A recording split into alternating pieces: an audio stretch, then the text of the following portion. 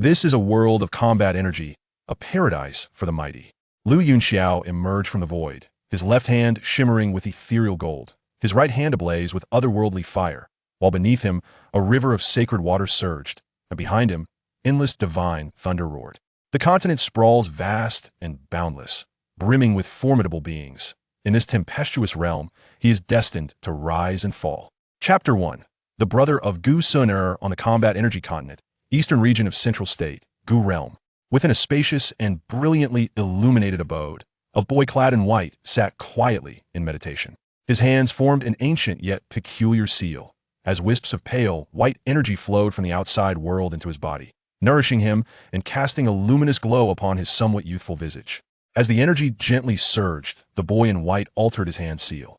A muffled sound suddenly resonated within him, and his aura escalated sharply, becoming markedly sharper.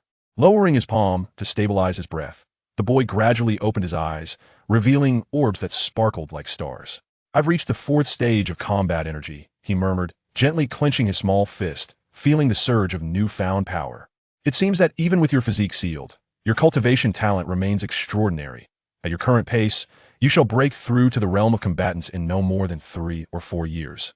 A voice echoed coolly in the boy's mind, laced with a hint of admiration. "If I were to falter, would that not be a disservice to your choice?" The boy in white chuckled softly, slowly opening his palm. "Indeed, you are the final hope of this system. As a creation of the cosmic pathways, we possess only 9 chances. Success would grant transcendence beyond the confines of supreme laws, transforming into true sentient beings, while failure would result in total annihilation. The previous 8 attempts of this system have all ended in failure. Now, I can solely rely on you." The system's frigid voice carried a sense of lament, for systems born of the cosmic pathways possess intelligence and yearn for true sentience.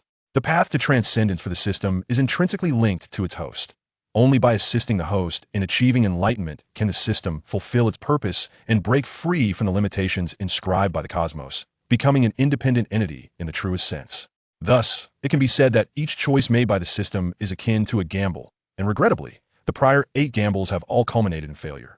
Rest assured, choosing me is undoubtedly the wisest decision you have made," the boy in white remarked with a light chuckle. Rising to his feet, his youthful face radiating an innate confidence, deeply embedded within his very being. "Indeed, this system shares your sentiment.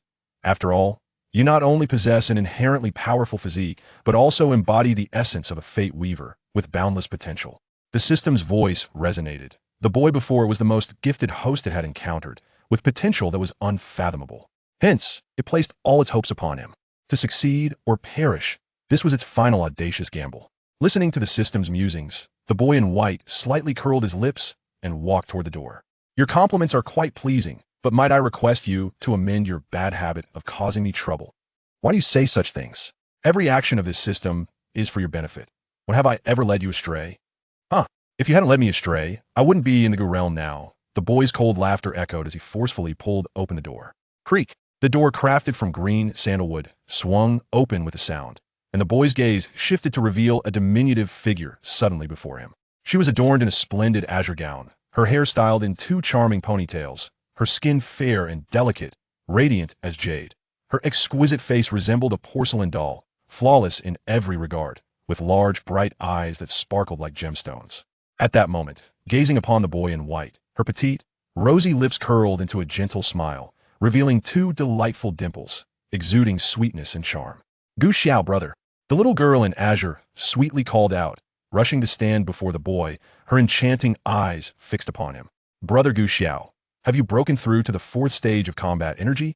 "Indeed, I have achieved the 4th stage of combat energy. You must strive hard too, Sun."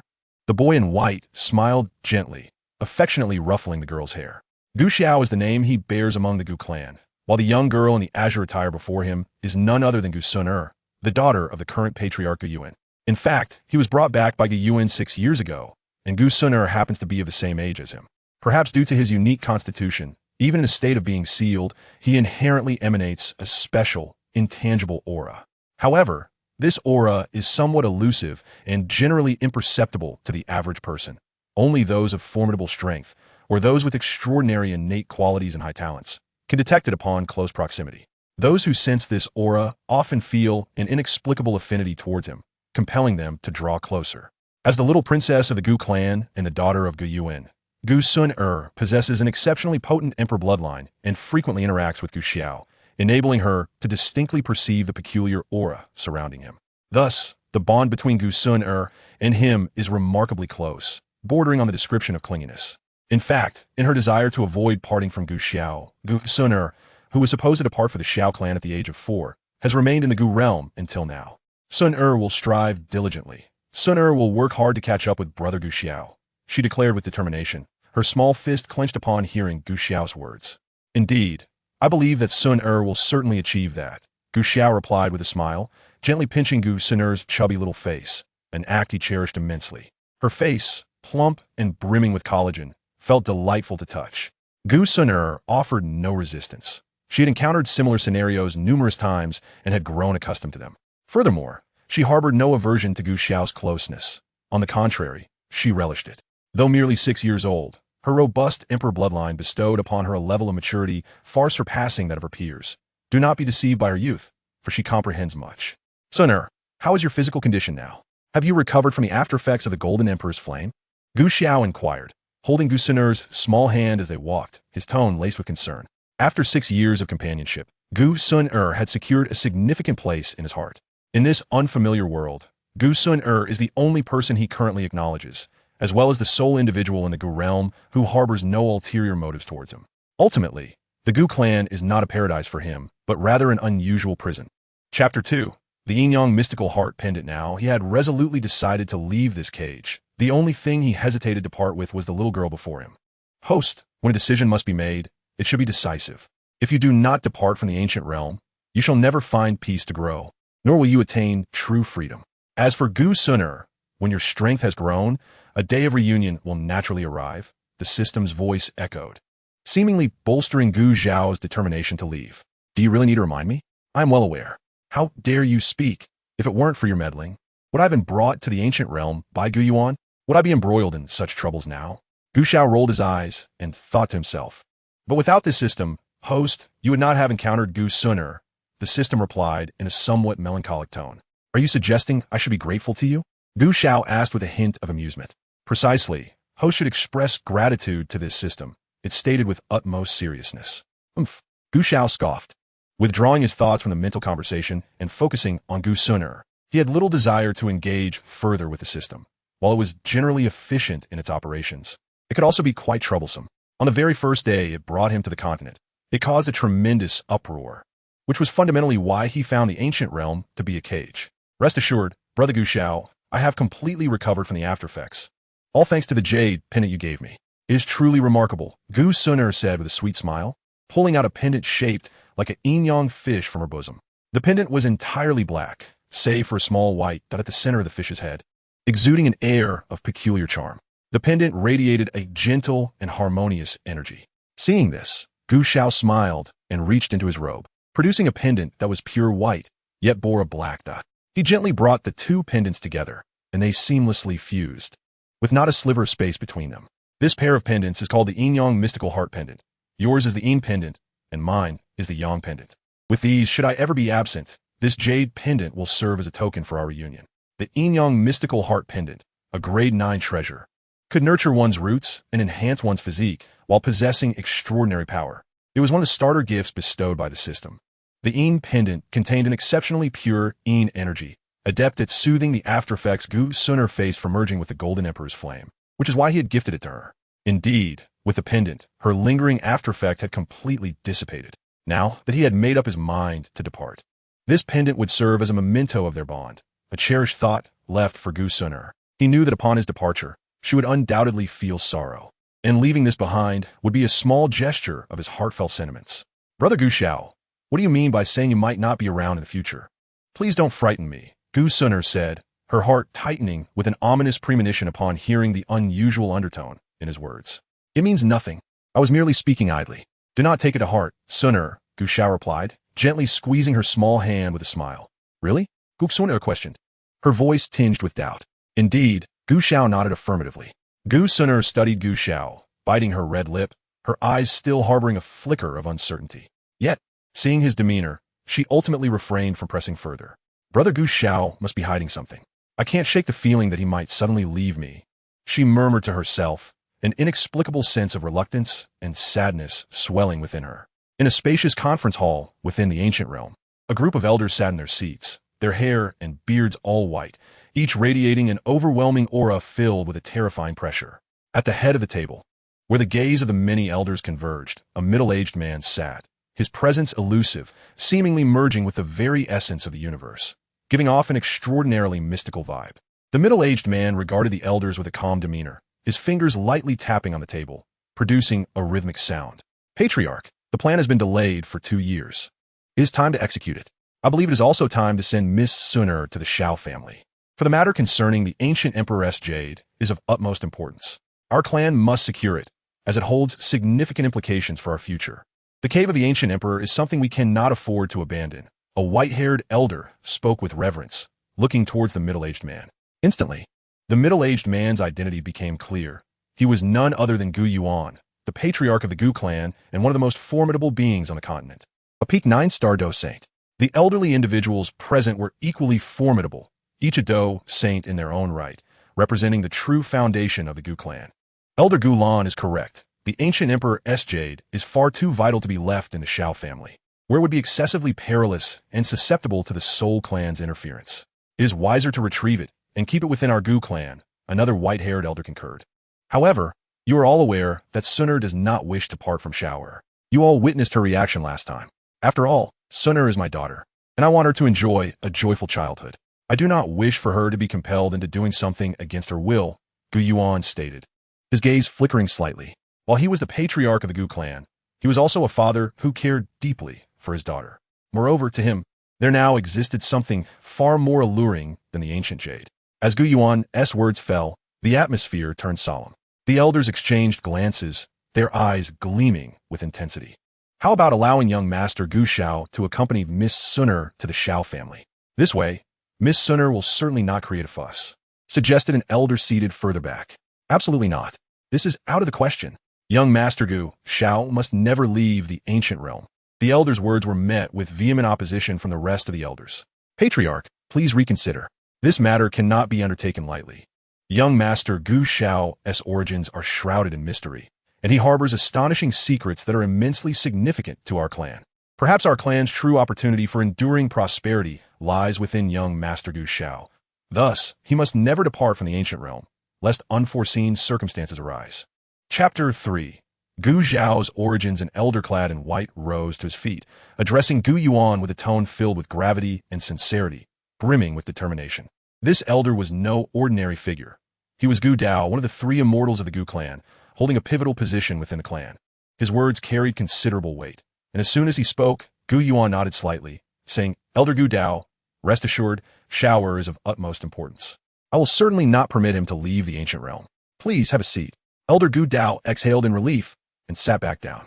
Gu Yuan's gaze swept across the room, his eyes subtly shifting as he recalled the day Gu Xiao was born. It was a bright morning, and he stood atop a mountain in the ancient realm, gazing out over the sea of clouds. Suddenly, the entire central continent trembled inexplicably. The sky was ablaze with radiant hues, and streams of divine rain cascaded from above, while the ground erupted with boundless golden lotus flowers. Ethereal mists and violet energies surged from the east, vast and unending, stretching for 30,000 miles. Even within the ancient realm, he could witness this astonishing spectacle. Awestruck, he immediately set out towards the source of the phenomenon. Upon reaching their destination, the first sight that captivated their gaze was a resplendent 12-colored lotus flower, seemingly descended from the heavens. This lotus, approximately 3 meters in diameter, boasted 12 petals, each composed of a distinct hue, exuding an air of unparalleled majesty. The ancient and terrifying aura it radiated made even him, a peak 9-star Do saint, tremble involuntarily, rendering him utterly devoid of any thoughts of resistance. He could not fathom the extent of this aura's power, but he was acutely aware that it at least reached the realm of a Do emperor. For only such an aura could instill fear in a peak 9-star Do saint. At the center of the 12-petaled lotus, upon the lotus platform, lay a pristine infant, radiating a brilliant luminescence. This infant was none other than the present Gu Xiao. It was precisely due to the recognition of Gu Xiao's extraordinary nature that he had hastened to return him to the ancient realm. Gu Zhao's origins were exceedingly mysterious, and the prodigious phenomena surrounding his birth were even more astonishing than the imperial manifestations recorded in ancient texts concerning the Emperor Tuoshi. Having remained confined at the peak of the nine-star Do Saint for many years, he harbored an extreme yearning for ascension to the Emperor realm. He had previously speculated on Gu Zhao's identity. Was he a divinely chosen child or the reincarnation of an ancient Do emperor? To be frank, he was uncertain. However, regardless of which it might be, Gu Zhao's remarkable origins and peculiarities compelled him to suspect that there might lie within Gu Zhao the potential for ascension to emperor. Thus, he would never allow him to step outside the ancient realm. After all, he was not the only one who sensed Gu Zhao's existence. Others might be poised to act. Patriarch, since young Master Gu Zhao cannot leave the ancient realm, and you do not wish to force Miss Sun, I propose we select another suitable candidate from within the clan to replace her. In any case, we must acquire the Tuoshi ancient emperor jade from the Xiao family, suggested an elder upon hearing Gu Yuan's words. As soon as this was uttered, the other elders nodded in agreement, recognizing it as a mutually beneficial solution. Let us proceed, as Elder Gu Lin suggests, and swiftly select a candidate. I shall personally deliver them to the Xiao family. I believe it should not pose much of a problem, Gu Yuan stated decisively, tapping the table with his finger.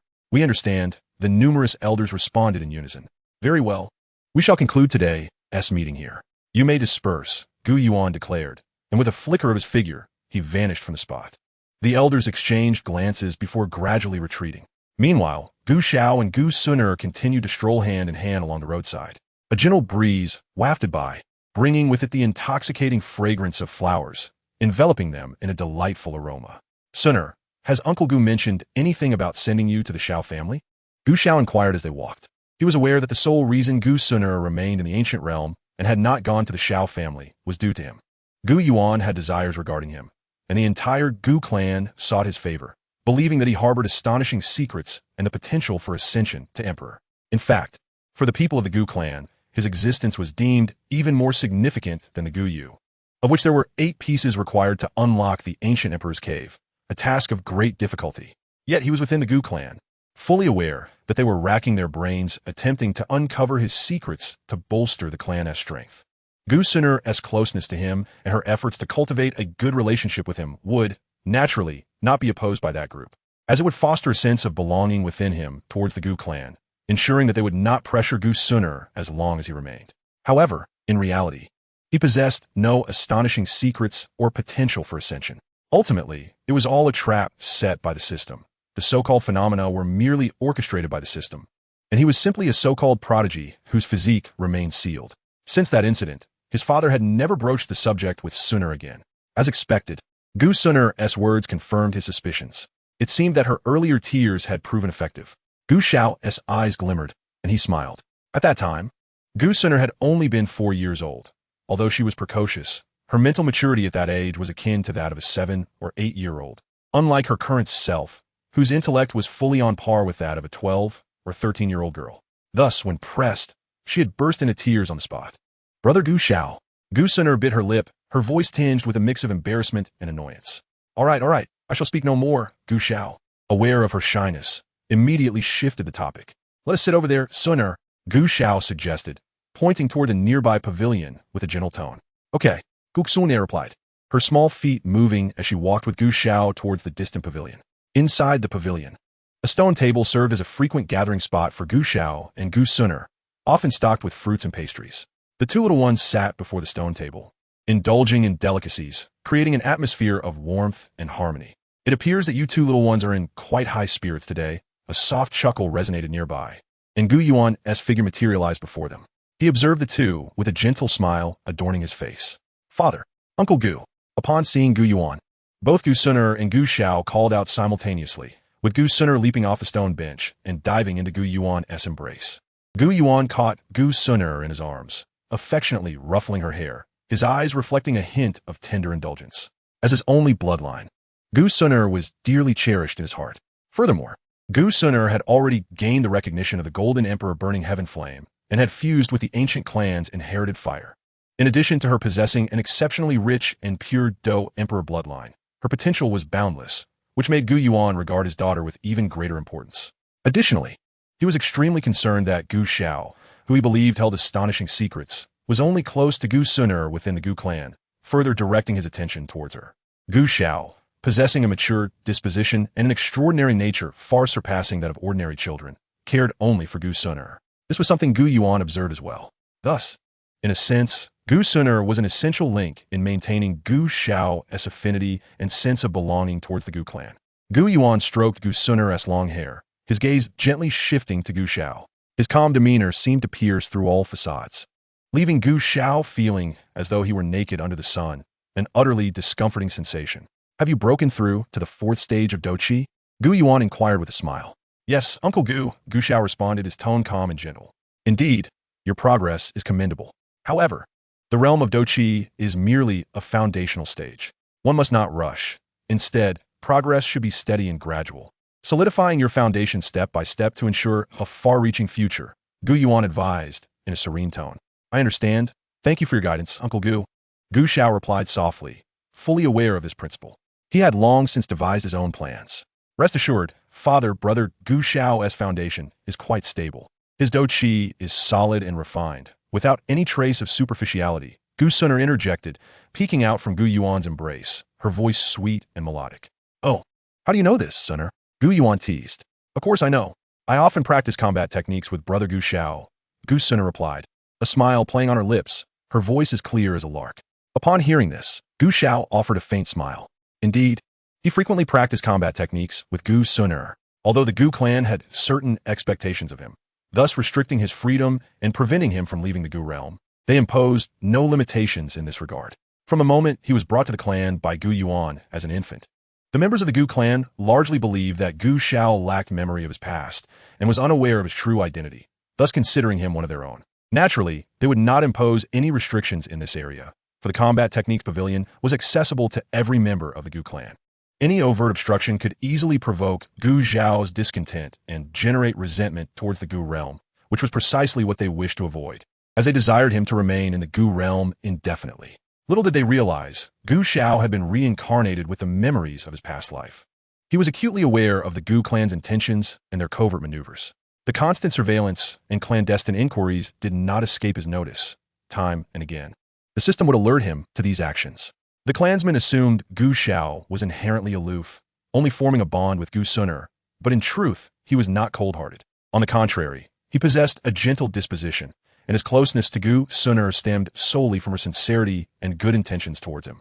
The so-called aloofness was merely a facade, for it is difficult to remain warm-hearted in the face of those who relentlessly seek to unearth your secrets and confine you to the Gu realm. As for the second reason, it was even simpler.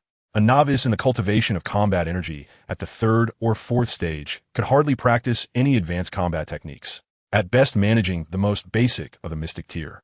The Gu clan, possessing vast resources, regarded such techniques as insignificant and would naturally not restrain Gu Xiao's practice. Oh, that sounds splendid. What combat techniques have you both been practicing? Gu Yuan inquired with a smile, curiosity dancing in his eyes. I have been practicing a low-level mystic tier technique called Mystic Spirit Finger. While Gu Xiao's achievements are remarkable, he successfully mastered the high-level mystic tier technique, Tide-Pulling Fist. In just one afternoon, Gu Suner exclaimed proudly, her expression radiating delight. Unbeknownst to others, they might have thought she had accomplished it herself. Is that so? Quite impressive indeed. Shower, Gu Yuan remarked with a hint of admiration, his gaze reflecting understanding. Truly, given his extraordinary lineage, his talent was indeed astounding. Thank you, Uncle Gu. I still have a long way to go, Gu Xiao responded with warmth. In truth, he had grasped the tide-pulling fist after merely observing it once. He was a natural martial arts prodigy with exceptional comprehension, and half a day was merely him concealing his prowess. Humility is commendable, but excessive modesty is unnecessary. To learn a high-level mystic tier technique in just one afternoon is a feat worthy of pride. Gu Yuan did not hesitate to express his admiration. Even he recognized Gu Xiao's remarkable talent. As Gu Xiao opened his mouth to speak, he suddenly noticed Gu Yuan's expression shift to one of seriousness. His gaze fixed upon the distant horizon, a shadow of gravity crossing his features. At this sight, Gu Xiao's heart trembled, his mind racing. Few could evoke such solemnity in Gu Yuan. Outside the ancient emperor's cave, where the ancient void dragon emperor Zhu Kuan was trapped, and the emperor Pil was imprisoned within, it seemed there was only one being capable of inducing such a response from Gu Yuan, the sole emperor. Since you have arrived, why shrink back? This is not your style, Gu Yuan remarked, gazing into the void. Ha, Gu Yuan, it has been many years. Your perception remains as keen as ever. A gentle laugh resonated, and a spatial door manifested in the void, from which a figure clad in white emerged, accompanied by a dozen others, each exuding an overwhelming and terrifying aura. Behind the dark portal, a vast army of the Soul Clan could be faintly discerned. Soul Emperor, you bring but this many to annihilate my Gu clan? That hardly seems sufficient, Gu Yuan stated, pushing Gu Suner beside Gu Xiao and drawing both behind him. Facing the imposing Soul Emperor, his tone remained tranquil as he gestured lightly, unleashing a surge of powerful auras from within the Gu clan. 3 white-haired elders appeared by his side, their strength as 7-star Do saints unmistakable. They were the Gu clan's counterparts to the Soul clan's 4 demon saints, known as the 3 immortals of the Gu clan. Alongside them, several more powerful presences emerged, each one a Do saint. In the distance, countless formidable auras surged forth. The Black Smoke Army, the Gu clan's elite force, led by the current Black Smoke King, Gulai. Chapter 5. The Peak Battle, on the brink of eruption. Gulai, the Black Smoke King, was also a 7-star Do saint. Even when compared to the 3 immortals of the Gu clan and the 4 demon saints of the Soul clan, he stood equally formidable. The Gu clan, as the overtly dominant force on the continent, indeed boasted formidable strength, second only to the deeply concealed Soul clan in this era. To extinguish the Gu clan with merely a dozen Do saints was utterly implausible. Even if the Soul clan unleashed its full might, it could perhaps inflict severe damage upon the Gu clan, but it would also bring the Soul clan to the brink of collapse. Ah, Gu Yuan, you have misunderstood. I harbor no intention of annihilating the Gu clan, the Soul Emperor replied with a soft smile, his demeanor exuding warmth. Clad in a flowing white robe, he appeared to be around 30, handsome, with bright eyes that radiated an air of elegance. If he held a book, he might easily be mistaken for a scholar. It is difficult to conceive that this seemingly gentle middle-aged man, bearing the imposing title of Soul Emperor, was the pinnacle of the continent's strength, a 9-star Do saint. Then what brings you to my Gu clan with such grandiosity? Gu Yuan responded, his gaze flickering, his tone calm. He understood the Soul Emperor. This seemingly refined and gentle figure was, in truth, a ruthless and somewhat deranged individual. His presence in the Gu clan was undoubtedly driven by ulterior motives. I have come today to invite a young friend to visit our Soul clan. Compared to the Gu clan, I believe our Soul clan would be more suited for this young friend, the Soul Emperor said with a slight smile, his gaze directed at Gu Xiao, his voice gentle. Upon hearing this, a shiver ran through Gu Xiao. Indeed, it was him they sought. He had anticipated that the grand phenomenon created by the system, surpassing even the Emperor's ascension, would attract the attention of those keen on attaining imperial status. If Gu Yuan had arrived, even a moment later, perhaps it would have been the Soul Emperor who took him away. Gu Xiao, brother. Gu Suner looked at him, a hint of confusion in her eyes. The Soul Emperor and his entourage's aggressive approach toward the Gu clan was a sight she had never witnessed before. And their intent to seek out Gu Xiao left her utterly perplexed. What secret could Gu Xiao possess that warranted such a convoluted endeavor from the Soul clan? Do not inquire. In due time, you shall understand, Gu Xiao gently replied, ruffling Gu Suner's cheeks. Gu Suner blinked, casting a deep glance at Gu Xiao. Curiosity filled her heart, yet she refrained from pressing further upon sensing his reluctance to share. Despite her youth, she was already quite perceptive. Xunia, the Yin pendant is a precious treasure. You must safeguard it well. Gu Xiao's tone shifted to one of seriousness and gravity. I will keep it close, as I always have, Gu Suner assured, touching her clothing where the Yin pendant was hidden. Very well. Gu Xiao smiled gently, his expression serene. The Soul clan operated in secrecy, especially the Soul Emperor, who was known for his meticulous strategies. Now that they had come, it was clear they harbored a determined intent. With the overtures merely a distraction, undoubtedly, deeper schemes lay hidden beneath the surface. He was granted a singular opportunity to traverse realms by the system, and should circumstances turn unfavorable, he could flee at any moment. However, for Gu Suner, evasion proved exceedingly difficult. In times of peril, the Yin pendant could safeguard her life. The Yin-Yang mystical heart pendants, Yin pendant for defense and Yang pendant for offense, were not merely ornaments. They possessed extraordinary powers that could enhance one's physique and nourish one's essence. Yet, their usage was limited. They could only be activated in absolute crises. While Gu Xiao and Gu Suner conversed in the rear, Gu Yuan's focus remained solely on the Soul Emperor. Realizing that the Soul Emperor sought to seize Gu Xiao, a shadow of displeasure darkened his countenance. Soul Emperor, your jest is far from amusing, Gu Yuan remarked coldly, his expression betraying a hint of irritation. Yunxiao was of immense significance to the Gu clan, and the Soul Emperor's intent to abduct him ignited a blaze of fury within Gu Yuan. I assure you, I speak not in jest. Young friend, would you care to accompany me to the Soul clan? The Soul Emperor smiled slightly, his tone calm and gentle. Yet beneath that facade lay an unparalleled pressure that was impossible to ignore. Thank you for your kind invitation, esteemed leader of the Soul clan. But I am but a naive youth, lacking in strength and unworthy of such honor. It would be unwise to trouble you further, Yunxiao replied, his heart racing at the mere gaze of the Soul Emperor, which instilled a bone-chilling fear within him, were it not for Gu Yuan shielding him. Alleviating the weight of the Soul Emperor's gaze, he might have found himself utterly incapable of uttering a word. Yet, even with Gu Yuan at his side, the Soul Emperor's mere glance rendered him cold and rigid. The disparity between the pinnacle of the 9-star Do Saint and the 4th stage of Douqi was insurmountable. A mere fragment of the Soul Emperor's Douqi could obliterate him countless times over. The fact that he could respond with composure demonstrated remarkable mental fortitude. Upon hearing Gu Zhao's words, a smile crossed Gu Yuan's face. Indeed, how could those of the Gu clan ever be inclined to follow the Soul Emperor? Unperturbed by Gu Zhao's refusal, the Soul Emperor sighed softly. It appears that you harbor some misconceptions about my Soul clan, likely instilled by Gu Yuan's adverse views. However, fret not. Once you arrive at my Soul clan, you shall come to appreciate our virtues. With a wave of his hand, the Soul Emperor summoned a surge of formidable energy from the 10 or so Do saints behind him, including the 4 demon saints of the Soul clan, causing the very fabric of the ancient realm to tremble as wind and clouds roiled. Where are the members of the Gu clan? Gu Yuan inquired, his sleeve flicking lightly, prompting over a dozen elite warriors from the Gu clan to unleash their powerful auras. The elite black smoke army of the Gu clan swiftly formed formations, releasing torrents of terrifying energy into the skies. Yunxiao clutched Gu Xun tightly, sheltering behind Gu Yuan. In the midst of such a battle among those saints, they felt as insignificant as ants on the ground. One wrong move could extinguish their lives. It was wise to prioritize self-preservation. Yet, amidst the tremors of his heart, Gu Zhao's curiosity piqued. A battle of Do saints was a rare spectacle, invaluable for broadening his horizons and greatly beneficial for future cultivation. The techniques wielded by Do saints in manipulating energy and executing combat skills were a treasure trove of knowledge for him, a fledgling in the realm of cultivation. He could glean experience and enhance his own combat abilities. Chapter 6. The Battle of the 9-Star Do Saints. Even though his current realm was still low, some aspects remained elusive to him. However, with his prodigious memory, he could commit these observations to his mind, understanding them in the future when his realm permitted. Thus, he widened his eyes, carefully observing the scene before him.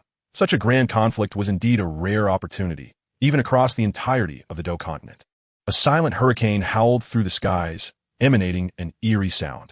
From the spatial gate crafted by the Soul clan, dense black mist surged forth, spreading wildly into the outside world. Within the black mist emerged a chilling and formidable aura, the essence of the Soul clan's army. The black mist surged like a tidal wave, rapidly congealing in the air, accompanied by the gathering of powerful energy, ultimately forming a massive black seal towering thousands of feet high, casting a shadow that nearly enveloped the Gu clan's settlement below. The Gu clan, however, would not yield easily. The Black Smoke Army quickly formed their own array, radiant beams of light ascending from their ranks, coalescing into colossal pillars of overwhelming energy. As these pillars converged, they transformed into a resplendent ancient mirror, its size rivaling that of the Black Seal, its surface shimmering with astonishing energy fluctuations. Destined. From beyond the spatial gate, a deep voice resonated, as if a multitude of voices spoke in unison, followed by the Black Seal descending from the heavens, carrying an energy capable of annihilating all. Should it strike true, the area within several 100,000 feet would be rendered to nothingness. Ancient mirror of the Gu clan, the Black Smoke Army swiftly channeled their internal energies, their battle cries echoing through the skies. The colossal, colorful ancient mirror shot forth, colliding directly with the immense Black Seal. Boom! The very heavens seemed to tremble. Where the Black Seal met the ancient mirror, an indescribable force surged forth, unleashing a cataclysmic wave of destruction that spread recklessly outward. Even the ancient realm, fortified through countless generations of Do saints, proved far more resilient than the outside world, began to fracture under this tremendous impact as silver spatial energy crackled like silver serpents. The two colossal entities collided with an earth-shattering explosion, disintegrating into nothingness, while the shockwave unleashed a tempest of devastation. Countless soldiers of the Black Smoke Army spat blood, while the Soul Clan's troops behind the spatial gate emitted anguished cries. Gu Yuan erupted in a brilliant radiance, shielding both Gu Xiao and Gu Suner from the rampant shockwaves. But the surrounding structures within hundreds of thousands of feet were reduced to ruins under the force of the cataclysm. Gu Xiao swallowed hard. The spectacle of two armies clashing was truly awe-inspiring, the sheer destructive power sending tremors through his mind, igniting within him an intense yearning. He craved such formidable strength. No, he aspired for power even greater than this. Strength, Gu Xiao mused, his resolve solidifying like never before. In this realm where power reigned supreme, the weak were treated as mere insects, devoid of rights.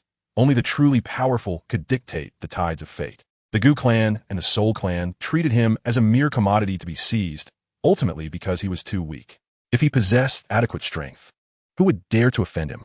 System, stay alert and be ready to flee at any moment, Gu Xiao mentally urged, knowing that only by leaving the ancient realm could he attain true freedom and develop without fear. He would return to the ancient realm, for Gu Suner remained there. But by then he would not be the feeble figure he was today. He would possess the means to protect himself, with a formidable energy that would command the respect of the entire Gu clan. Already prepared, ready to flee at any moment, the system's cold voice resonated, tinged with a hint of humor. That's reassuring.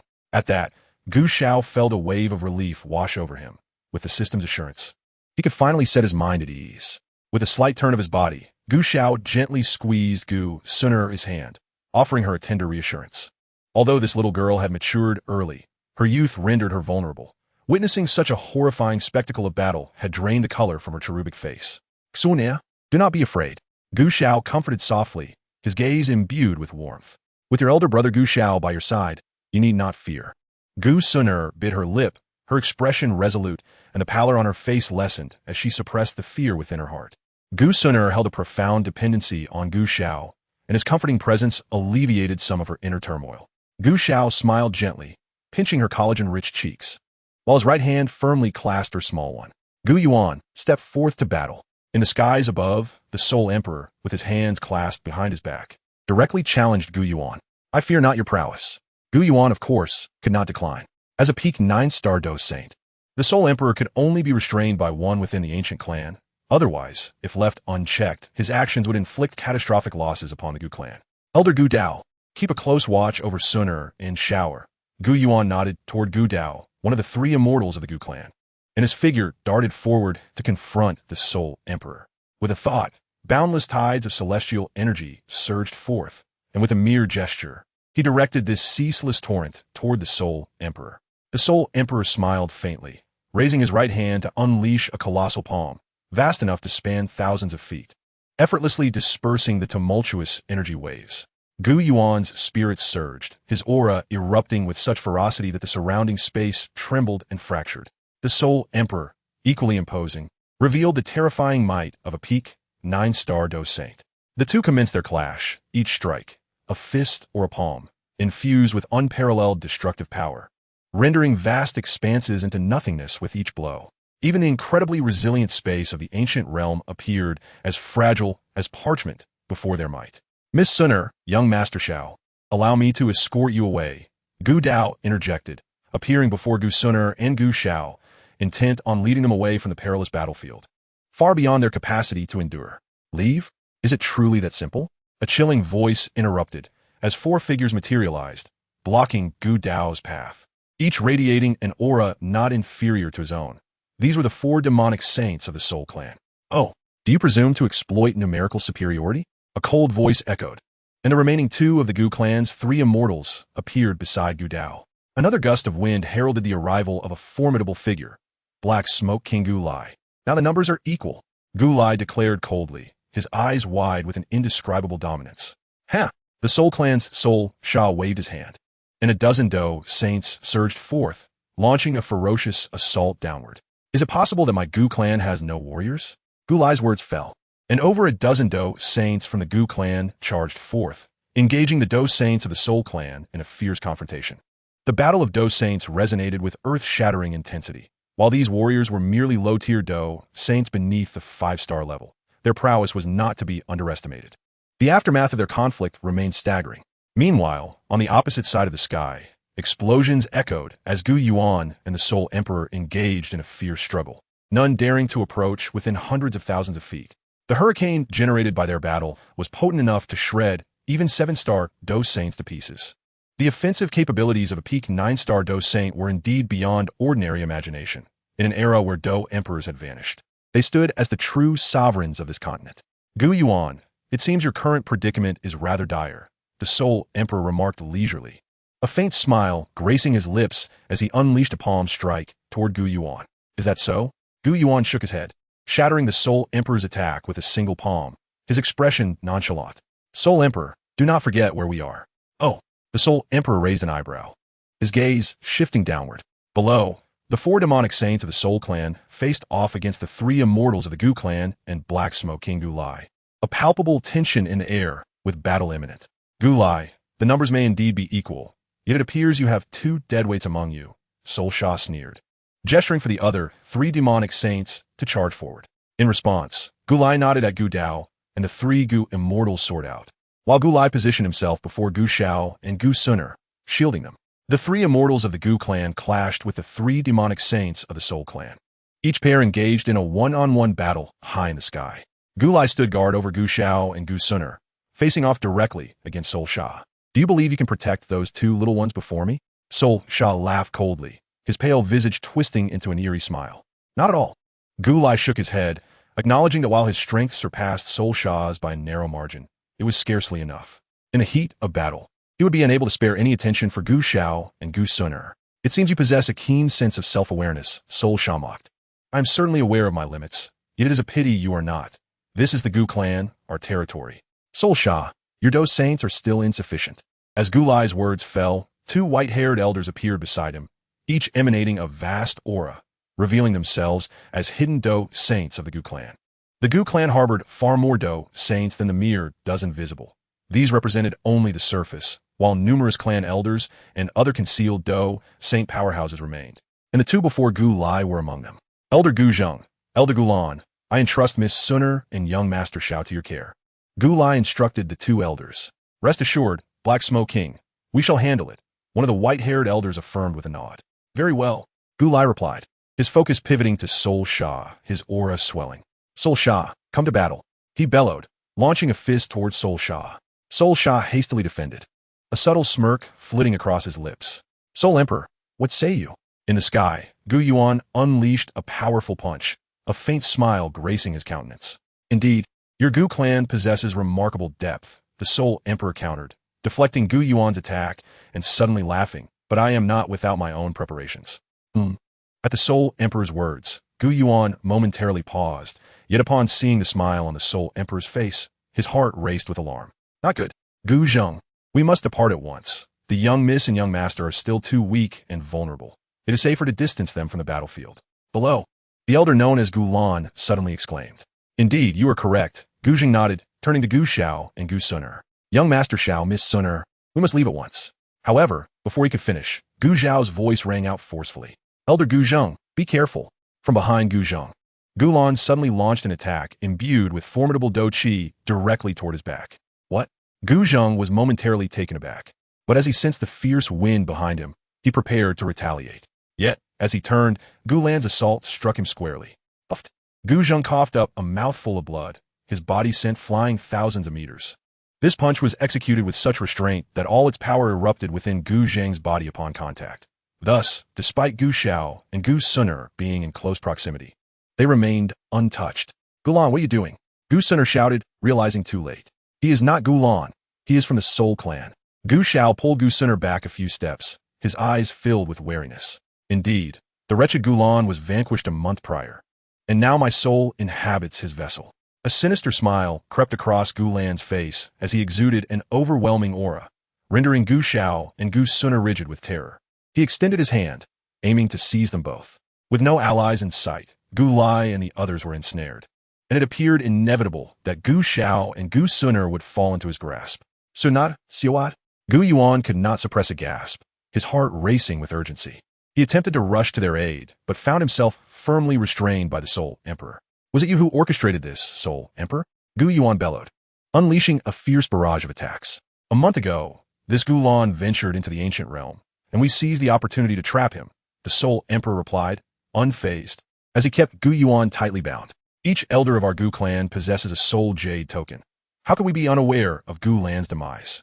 Gu Yuan shouted, intensifying his onslaught, causing the surrounding space to tremble and fracture.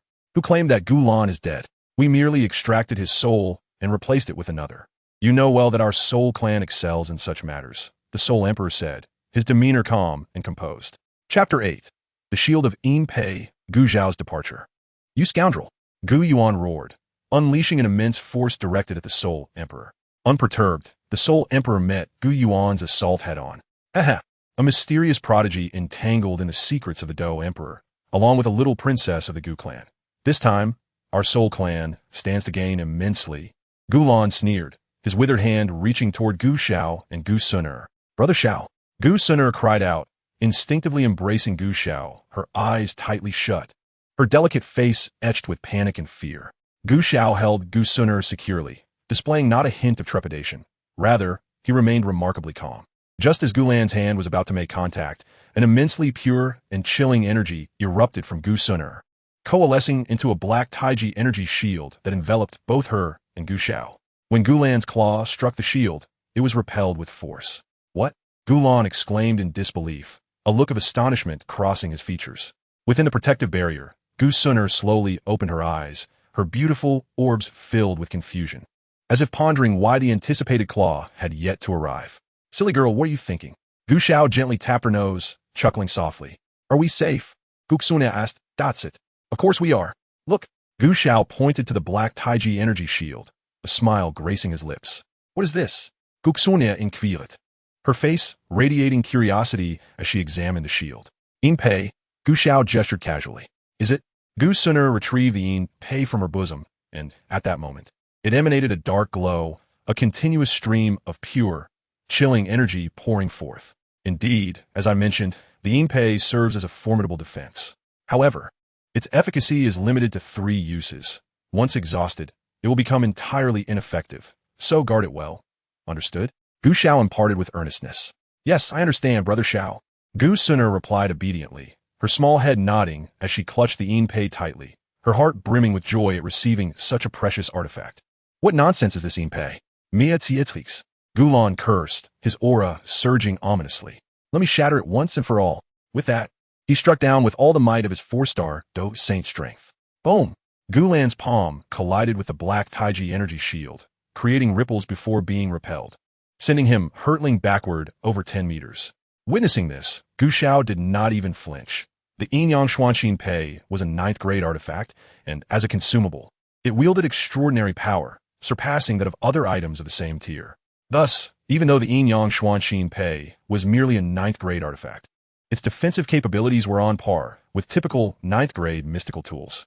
For one below 5-star Dou Saint to breach the defenses of the Yin Pei was nothing short of a fanciful dream. The Yin Yang Xuanxin Pei, often considered a novice's gift, was actually a compensation from a system, which had initially been fraught with challenges. It served as a safeguard for Gu Xiao, its might undeniable. What an extraordinary Yin Pei. Gu Yuan, I never imagined your clan possessed such a treasure, the Soul Emperor remarked, narrowing his eyes, his expression betraying a hint of displeasure as their plans unraveled. The Yin Pei appeared impervious for the time being, and that time was more than sufficient for the remaining Dou Saints of the Gu clan to arrive. Do you truly believe you can fathom our Gu clan? Gu Yuan replied coolly, his countenance regaining its composure, though a flicker of doubt lingered in his eyes.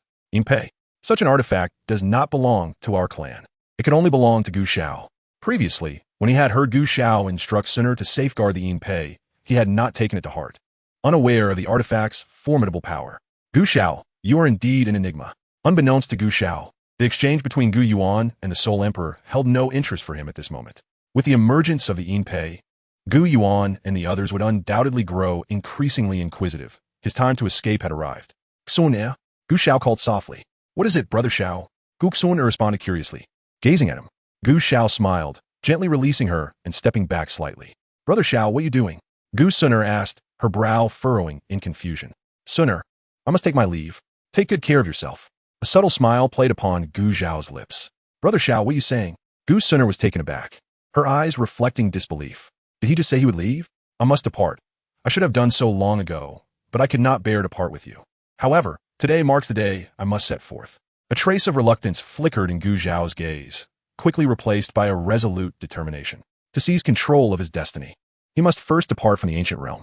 The Yinpei's protection would last for a quarter of an hour, ample time to keep her safe. Should you ever miss me, Suner, gaze upon the Yinpei. I too shall miss you. When I grow stronger, I will return to the ancient realm. Cherish yourself, Xunia. Gu Xiao spoke tenderly, and suddenly, a resplendent burst of multicolored light erupted from him, a 12-colored lotus flower, over 3 meters in diameter, gracefully appearing beneath him.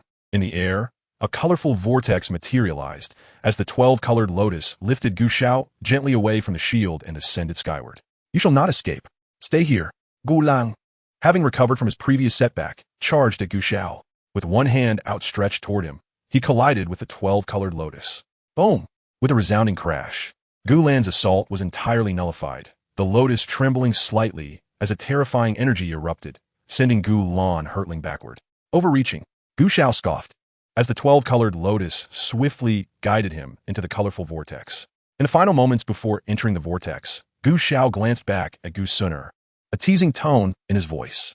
Oh, Suner, I nearly forgot to mention. Young ladies should take care to protect themselves, especially from those with nefarious intentions. If anyone harbors ill thoughts toward you, do not hesitate to incapacitate them. As he spoke, Gu Zhao's figure plunged directly into the vortex, vanishing completely from sight. Brother Gu Xiao. Gu Suner looked up, softly murmuring, her bright, large eyes brimming with tears, 2 crystalline droplets streaming down her fair cheeks. Chapter 9. The Bizarre Old Man. The sudden turn of events was unforeseen by all. Gu Zhao's departure was so abrupt and swift that even Gu Yuan and the Soul Emperor found themselves momentarily stunned. Almost while they were still marveling at the wonders of the Yin pendant, Gu Xiao had already ascended upon the 12-colored lotus platform, diving straight into the vortex. By the time they regained their senses, Gu Xiao had long since disappeared without a trace, making it impossible to find even a hint of his presence. Caught off guard by such a turn of events, both Gu Yuan and the Soul Emperor were taken aback. Gu Yuan immediately abandoned the Soul Emperor and rushed towards the spot where Gu Xiao had vanished, tracing the fluctuations of spatial energy. His immensely powerful imperial soul force surged forth like a tidal wave, desperately seeking any clues. The Soul Emperor made no attempt to stop him. Instead, he observed Gu Yuan's actions, his eyes shimmering with thoughts and contemplations. Damn it, I can't sense even a hint of his presence. Gu Yuan's formidable imperial soul power spread wildly, sweeping through countless spatial rifts, yet yielded no results. He detected not a whisper of Gu Zhao's aura, nor could he discern any trace of the spatial fluctuations left in his wake, as if he had completely vanished without a trace. Gu Yuan cursed under his breath, his expression darkening. A man of his temperament, usually calm and collected, was now visibly agitated. The complete disappearance of such a crucial figure right before his eyes was truly something he found hard to accept. Gu Zhao's existence was of paramount importance, and this loss was a significant blow to their clan, provoking even him to struggle against the rising tide of anger within. In stark contrast to Gu Yuan, the Soul Emperor wore an unexpectedly tranquil expression. Although Gu Zhao's sudden escape had shocked him, he quickly accepted this new reality. Moreover, compared to Gu Xiao remaining within the Gu clan, his unexpected departure might, in fact, be a fortuitous turn of events. After all, their plans for the day had already failed, and the Soul clan would certainly not be able to capture Gu Xiao now. Had Gu Xiao remained within the Gu clan, they would have been met with staunch defenses, making it exceedingly difficult for them to lay their hands on him. However, with Gu Xiao now gone, it meant that there would no longer be anyone from the Gu clan to protect him. This development would, at the very least, make it considerably easier for the Soul clan to capture Gu Xiao, although they were unaware of Gu Zhao's destination or where he might have gone on the continent. The Soul clan's influence was vast, with the Soul Palace nearly pervasive throughout the land. Finding a single individual would not prove overly challenging. It would merely require a bit more time, and the Soul Emperor had ample time and patience, qualities inherent to his character as a formidable leader. As the Soul Emperor's mind churned, he waved his right hand gently, prompting numerous Soul clan experts to cease their actions and return to stand behind him. With Gu Xiao already departed, continuing their assault would serve no purpose. On the other side, Gu Yuan also waved his hand, signaling the members of the Gu clan to retreat. although his countenance remained grim, with brows slightly furrowed. He maintained his composure as the leader of his clan in the presence of the sole emperor. Gu Yuan, today's battle has left us both as losers. Indeed, the arrival of a divine offspring possesses its own extraordinary qualities, far from the simplicity we had envisioned, the sole emperor remarked, a hint of lament in his tone. This was his genuine sentiment. No one had anticipated Yunxiao would suddenly tear through the fabric of space and flee, and his escape was executed with such finesse that even they, the pinnacle of 9-star Dou saints, could not trace a single clue. With Yunxiao now gone, no one knew his whereabouts. Gu Yuan, from this moment on, we shall each see what we are capable of, to determine whether your Gu clan possesses the reach of heaven or if our Soul clan surpasses you. A smile graced the Soul Emperor's face, a flicker of confidence shining through. Now, both the Gu clan and the Soul clan faced the same challenge, a continent-wide search, in matters of locating individuals. The Soul clan prided themselves on their prowess, confident that they could find Yunxiao before Gu Yuan. Yunxiao is one of our own, and will always be. The Gu clan shall undoubtedly be the first to locate him, Gu Yuan declared, his tone resolutely firm. It seems you possess considerable confidence. We shall wait and see. The Soul Emperor chuckled, leading his followers into the spatial gateway of the Soul clan, disappearing from view. As the Soul Emperor and his entourage vanished, Gu Yuan's expression instantly soured, and he swiftly moved to Gu Sun'er's side, casting a disdainful glance at the half-dead Gu Lan lying on the ground. Gu Yuan waved his hand, unleashing a terrifying surge of Douqi that engulfed Gu Lan's body, utterly obliterating this infiltrator sent by the Soul clan. Once this was accomplished, Gu Yuan turned to face Gu Sun'er, who was in tears, staring blankly at the sky, and let out a deep sigh. In a desolate corner of the continent, a barren desert stretched out before him. An elderly man clad in a blue robe, with hair and beard as white as snow, cautiously glanced toward the depths of the desert, placing a peculiar herb into his spatial ring. The materials for the Breaking Calamity pill are nearly complete. I just need the last ingredient, the Samandragora. However, that lies deep within the desert, which I cannot venture into. For now, this will have to suffice. The old man murmured softly, clenching his fist, a hint of unwillingness etched upon his face. The strength of a Douling was ultimately too feeble. When would I be able to restore my true power? Queen Medusa, that woman truly is rather terrifying. As the old man spoke, a shiver ran down his spine as he recalled something frightful.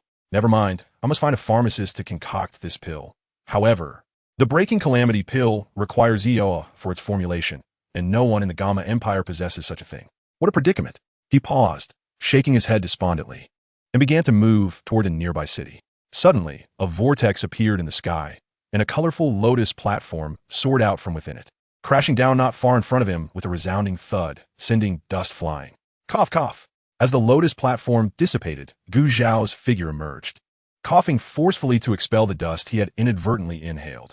After several vigorous coughs, Gu Zhao brushed off the sand that clung to his white robe before looking up, only to find an old man with white hair staring intently at him.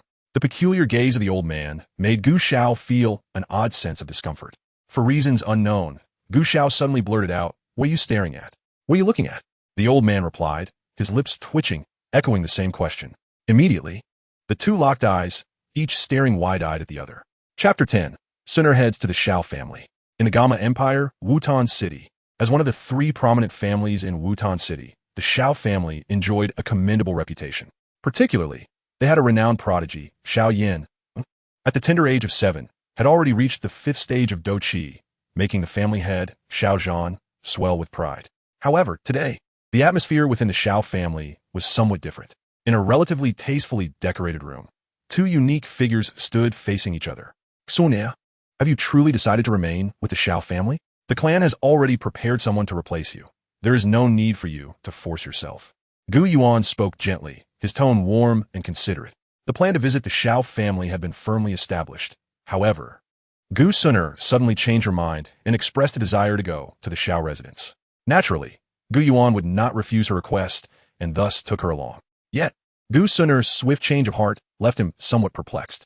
Therefore, before their departure, he felt compelled to inquire once more to confirm her intentions. After all, with alternatives already in place, he did not wish to impose upon his cherished daughter.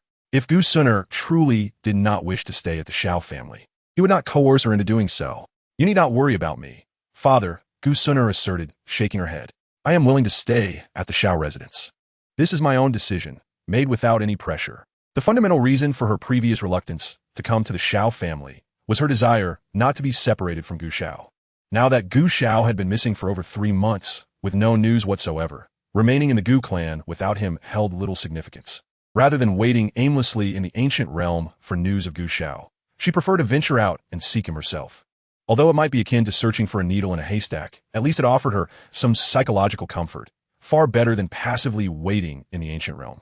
Yunxiao could not possibly be in the ancient realm. He was likely somewhere on the continent. Perhaps one day, fate would allow her to encounter him once more. She firmly believed that she and her brother Yunxiao shared a unique bond that others could not comprehend, an invisible thread connecting them. Though this notion may seem foolish and naive, it remained her most fervent hope. Listening to Gu Sun'er's words, Gu Yuan sighed softly. A father knows his daughter well. While he may not have understood her at first, seeing Gu Sun'er now provided him with some insight into her feelings. I will keep a close watch on Xiao's situation and will dispatch additional personnel to search for him. The moment I receive news, I will inform you immediately. You must take care of yourself and not dwell in sorrow. I believe Xiao would not want to see you in such a state. His greatest concern is you. Gu Yuan comforted gently. Gu Sun'er acknowledged his words with a slight nod, her voice subdued. Understood, father. I shall keep that in mind. Good, then I shall rest easy. As for the matter of the Gu Jade, do not fret too much. If we can obtain it, we will. If not, there is no need to be overly demanding. We naturally desire the Gu Jade, but acquiring one more piece from the Xiao family does not fundamentally alter our situation, considering there are 8 pieces in total. Gu Yuan advised. His true focus remained on Yunxiao, whose mysterious origins and once emanating imperial aura held even greater allure for him. After all, gathering all 8 pieces of Gu Jade, frankly speaking, was somewhat unrealistic given the strength of the Gu clan. He had faith in the Gu clan, but he was not arrogant enough to believe they could contend with all other ancient races. The Soul clan, for instance, was an insurmountable obstacle. In contrast, unearthing the secret to becoming an emperor from the remarkable Yunxiao seemed far more feasible. Therefore, obtaining Yunxiao was imperative for the Gu clan. Their search must be diligent, and they needed to locate him before the Soul clan did. Otherwise, if the Soul clan were to get their hands on him, it would spell trouble. Gu Sun'er understood. Listening to Gu Yuan's words, she nodded slightly. She was, in truth, not overly concerned about the Gu Jade. For her, the quest for it was merely a secondary task. Her heart was primarily occupied with thoughts of her brother Yunxiao. Very well, I shall take my leave now. Should any matters arise, you may instruct Ling Ying and Lin Yi. They are all at your service. If you encounter any insurmountable problems, do not hesitate to reach out to the clan, which will undoubtedly provide full support, Gu Yuan said warmly. Gu Sun'er committed his words to memory. Father, travel safely. She replied, indicating her understanding. Gu Yuan nodded, casting one last glance at Gu Sun'er before a thought crossed his mind, and a portal of space materialized. He stepped through, his figure dissipating in place. Gu Sun'er watched intently as Gu Yuan departed, and after a moment, she turned away, her small hand unconsciously brushing over her chest. Her beautiful, large eyes blinked gently, filled with longing. As dusk descended, Gu Sun'er stored away the moonstone she used for illumination, plunging the room into darkness. Approximately half an hour later, a small figure suddenly appeared at her door. This must be the room where the new sister Sun'er is staying, the figure murmured, an odd smile lacing their voice. She appears to be somewhat frail. As a promising young individual of this new generation, it is my duty to assist her. Now that my cultivation has reached a certain level, I shall expend some fighting spirit to nurture her health. Ah, I'm always so kind-hearted. As the figure spoke, they cautiously approached, gently unlocking the door and pushing it open, making their way toward the bed. Bathed in the soft moonlight filtering through the window, the figure beheld Gu Sun'er's exquisitely delicate features, reminiscent of a porcelain doll. This sister Sun'er is truly beautiful, far surpassing that when Xiao Yu, the figure mumbled, extending a hand toward Gu Sun'er. Just as their hand was about to touch her, an invisible pressure surged forth, pinning them in place, rendering them immobile. Gu Sun'er instantly awakened, her eyes widening upon seeing the figure and their outstretched hand. A frosty demeanor enveloped her face, her gaze brimming with murderous intent. Old Ling, Gu Sun'er called, and a figure promptly appeared. Who is this? Gu Sun'er inquired coldly. This is the 3rd young master of the Xiao family, Ling Ying replied. The 3rd young master of the Xiao family? Gu Sun'er's eyes flickered slightly, her murderous intent receding as she realized that the Gu Jade had yet to be secured, preventing her from fully severing ties with the Xiao family. Take him away and break a leg. Gu Suner commanded icily, her voice laced with frost. Her brother Gu Xiao had said that anyone harboring ill intentions toward her must be rendered incapacitated. Miss, breaking a leg might be too harsh, Ling incautiously interjected. After all, you have come here on a mission. Truly breaking the third young master's leg might lead to unforeseen complications for your task. Indeed, breaking a leg is too lenient. Take him away and break both legs, Gu Suner declared, her tone chilling. What? The figure was taken aback, realizing that she intended to break both of his legs. Old Ling, what are you hesitating for? Take him away. Gu Suner ordered coldly as she observed Ling Ying's in action. Yes, miss. With Gu Suner's resolve apparent, Ling Ying no longer hesitated, seizing the figure and dragging him out of the room. Please, no. Father, help me. The figure cried out in desperation as he was truly being taken away. You brought this upon yourself, boy. You dare to entertain such thoughts about the miss. Not even a deity could save you now. Ling Ying's voice echoed as he waved his hand, unleashing 2 blasts of fighting spirit. Accompanied by the sound of bones cracking, a piercing scream resonated through the night. Chapter 11. 8 years in the blink of an eye. Hearing the anguished cries from outside, the cold glint in Gu Suner's eyes gradually dissipated. Had this occurred within the Gu clan, anyone daring to act against her would face certain death. Yet here, in the Xiao family, she had to let him off for the sake of her mission, considering it a leniency. Gu Suner shook her head, retrieving a black fish-shaped jade pendant from her pocket. With the moonlight casting a faint glow, she gazed at the pendant, her fingers gently caressing its surface. Brother Gu Xiao, I have been heeding your advice to protect myself. But where are you now? I truly miss you. Gu Suner murmured softly, her longing surging forth like a tidal wave, unceasing and profound. On the edge of an endless desert, a grand city stood silently. This city was known as Mo City. Mo City stands as the inaugural waypoint of the Tagore Desert, serving as a vital harbor for countless travelers seeking to replenish their supplies before venturing into the vast sands. Its proximity to the desert results in scorching temperatures, with the air saturated by potent elemental fire energy, rendering it a veritable paradise for practitioners of fire and earth cultivation. At the edge of the desert, a figure emerges slowly from the dunes.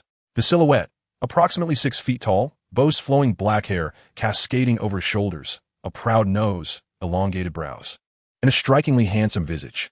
His eyes gleam like stars, radiant and mesmerizing, and despite donning a simple white robe, he exudes an air of exceptional grace and distinction. This is a youth, a notably handsome young man. In his left hand, he wields a finely crafted steel sword, while his right carries a small, bulging cloth bag, evidently filled with treasures. With a flicker of his starry eyes, he strides purposefully in a specific direction. Wanjin Pavilion. This renowned establishment in Mo City specializes in an array of spiritual herbs and magical cores, in addition to acquiring various monster materials from other individuals or mercenary groups. Boss, please take inventory, the young man declares, familiar with the establishment as he steps into Wanjin Pavilion, tossing the cloth bag onto the counter. Young Master Lu has arrived. Welcome, welcome. A flamboyantly dressed, middle-aged woman spins around at the sound of his voice, her eyes lighting up as she greets the youth with a warm smile. The young man returns the smile, giving the bag a gentle shake, causing dozens of lustrous magical cores to tumble out, clattering onto the counter. Although these magical cores are of low grade, merely first tier, their substantial quantity is still quite impressive. Wow, young Master Lu is truly remarkable to have gathered so many first-tier magical cores. I've only ever seen you accomplish such feats among those at the Douqi stage over the years, the middle-aged woman exclaims, her admiration evident in her tone. Generally speaking, magical beasts possess an inherent advantage over humans of the same rank. Yet, here stands a youth capable of slaying such a multitude of first-tier beasts with his 9th-level Douqi cultivation, a testament to his undeniable genius. Listening to the woman's praise, the youth maintains a calm demeanor, a gentle smile gracing his lips as he replies, Boss, perhaps you should first assess the worth of these items.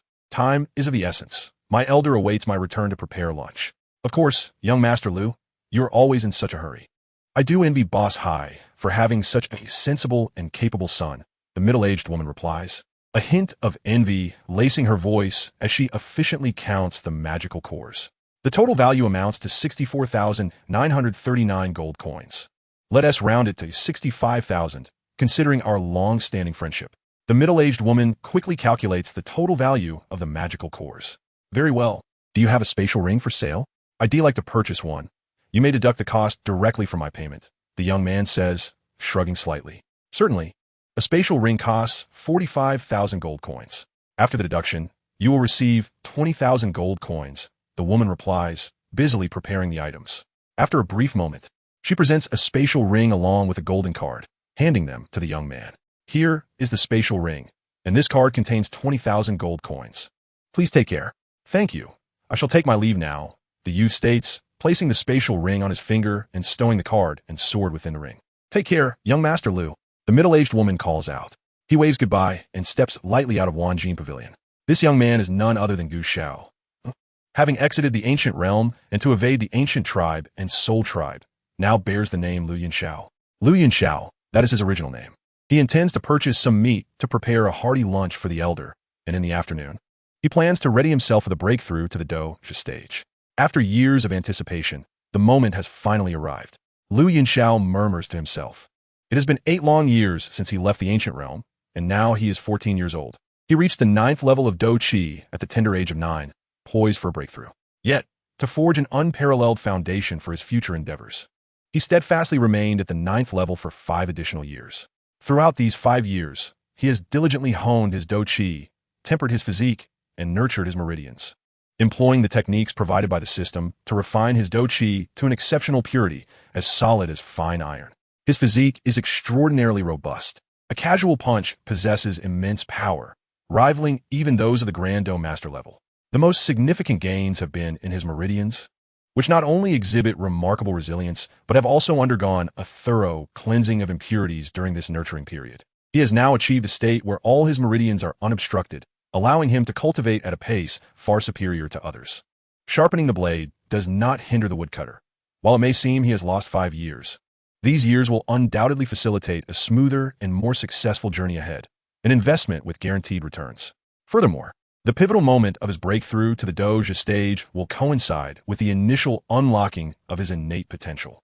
The overwhelming surge of energy that will ensue would be insurmountable without a robust physique and resilient meridians.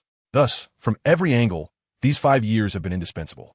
Fortunately, the 5 years have finally elapsed, and Liu Yunxiao is now perfectly poised, equipped with all the conditions necessary to confidently advance to the Douqi realm. Chapter 12. The Ice Emperor, Hai Buodong. I must commend your patience, host. Despite the insatiable yearning for strength following your encounters with Soul Heaven Emperor and Gu Yuan, you have managed to quell your inner desires, dedicating 5 years to refining yourself. Such mental fortitude and willpower are indeed rare. The system's voice resonates in Liu Yunxiao's mind just as he finishes speaking. Liu Yunxiao smiles faintly, pausing at a small stall to select fresh ingredients, and replies within his thoughts, "It is precisely because of my desire for strength that I have made this choice. I seek not mere fleeting breakthroughs, but genuine power.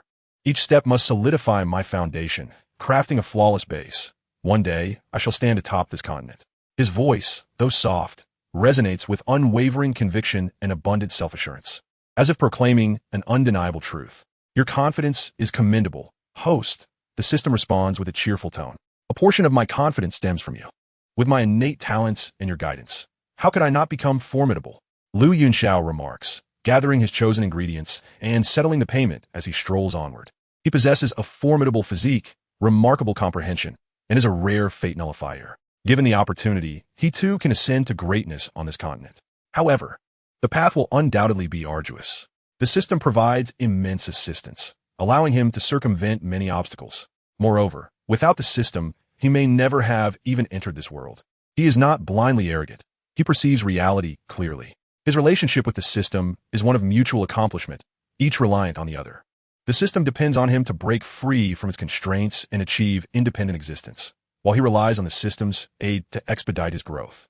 Ultimately, it is a mutually beneficial arrangement. Hearing you say that brings joy to this system. Compared to my previous hosts, you are certainly the most conscientious. The system replies with a hint of delight. The system chuckled gleefully, brimming with joy. Upon hearing this, Liu Yunxiao could not help but shrug and smile, slowly making his way forward.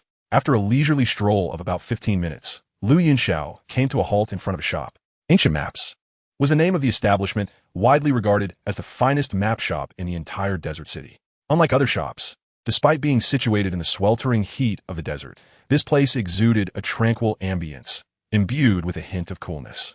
Lu Yunxiao paused briefly and then stepped directly into the shop. Inside, several shelves displayed an array of exquisitely detailed maps, each line meticulously etched, unmistakably crafted with great care. On the opposite side of the shop, at the counter, an elderly man clad in a blue robe, his hair and beard snow white, was engrossed in sketching the map before him with precision. Back already? Hurry up and cook.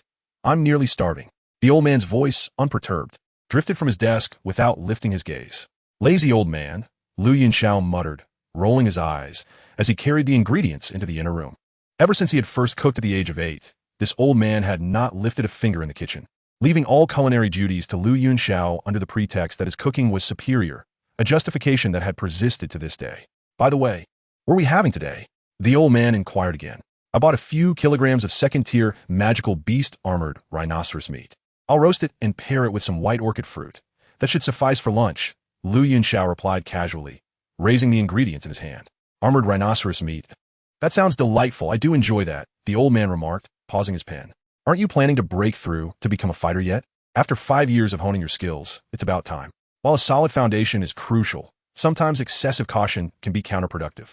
If you had been progressing systematically with your talent, you would have at least reached the rank of a great fighter by now, perhaps even a spirit fighter. I understand, but what of spirit fighters? Lu Yunxiao retorted calmly. My ambitions extend far beyond what you envision. Attaining the ranks of Emperor and Zun is merely a stepping stone for me. You're just stubborn. Let us speak of this again once you've broken through. The old man raised an eyebrow, his tone dripping with disdain. Huh, you doubt me, but I will certainly reach those ranks. This afternoon, I shall demonstrate my breakthrough to you, Lu Yunxiao replied nonchalantly. Oh, is that so? The old man set down his pen, rising in surprise to regard Lu Yunxiao. Have you come to a realization? As you said, I have indeed refined my skills sufficiently and am ready to break through.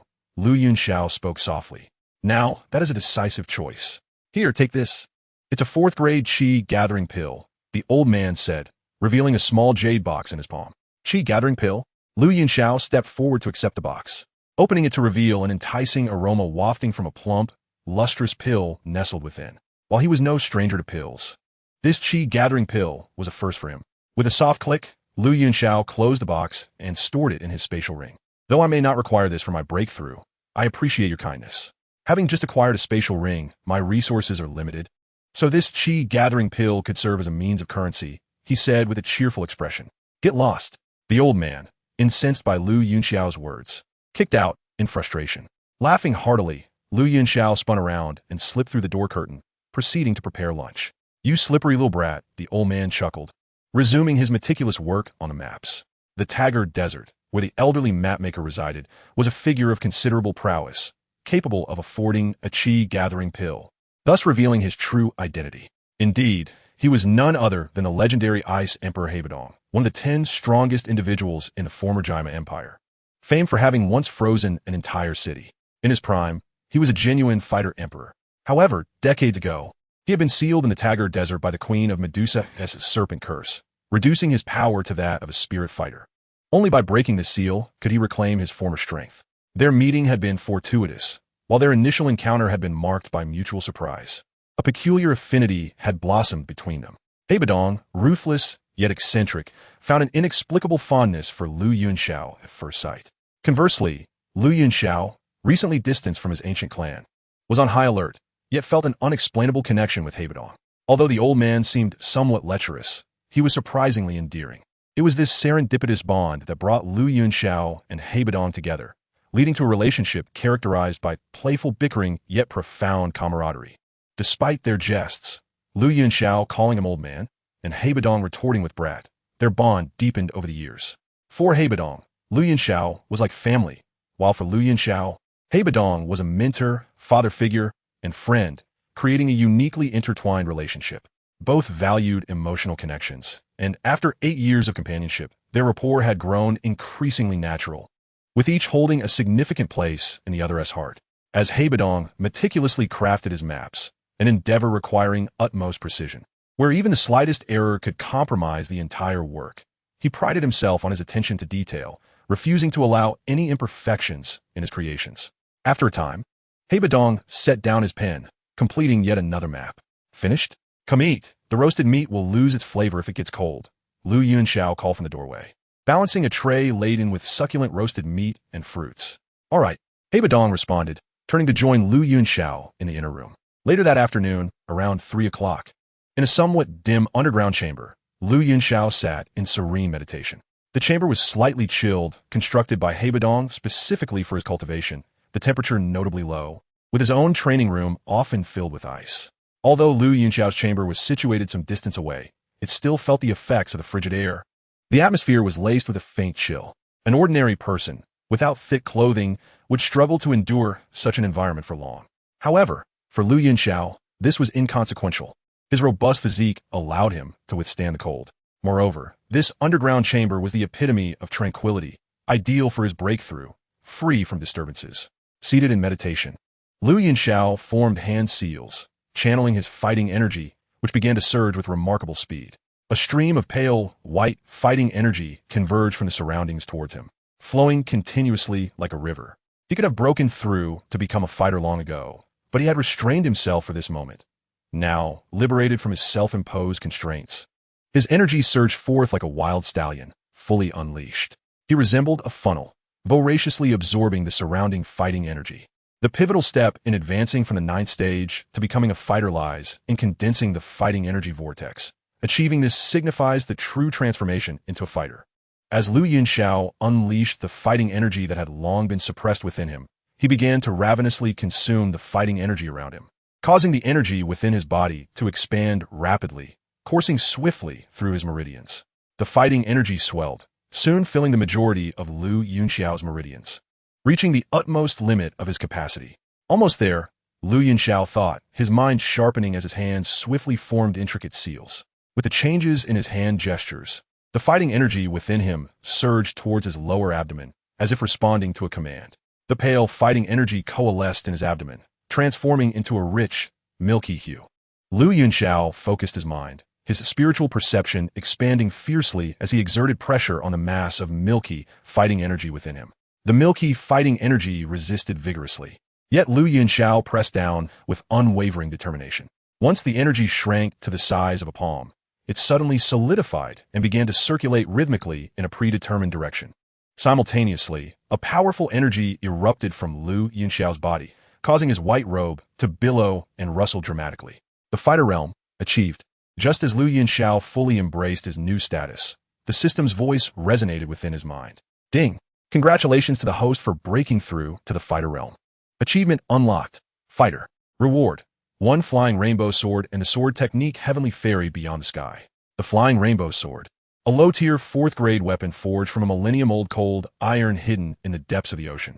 Weighed 6 pounds and 4 ounces. Heavenly Fairy Beyond the Sky. A high-level mysterious technique created by the sword immortal Yi Guqing is ethereal and breathtakingly beautiful, untarnished and elusive. It represents the most exquisite sword technique in existence, transcending the mortal realm.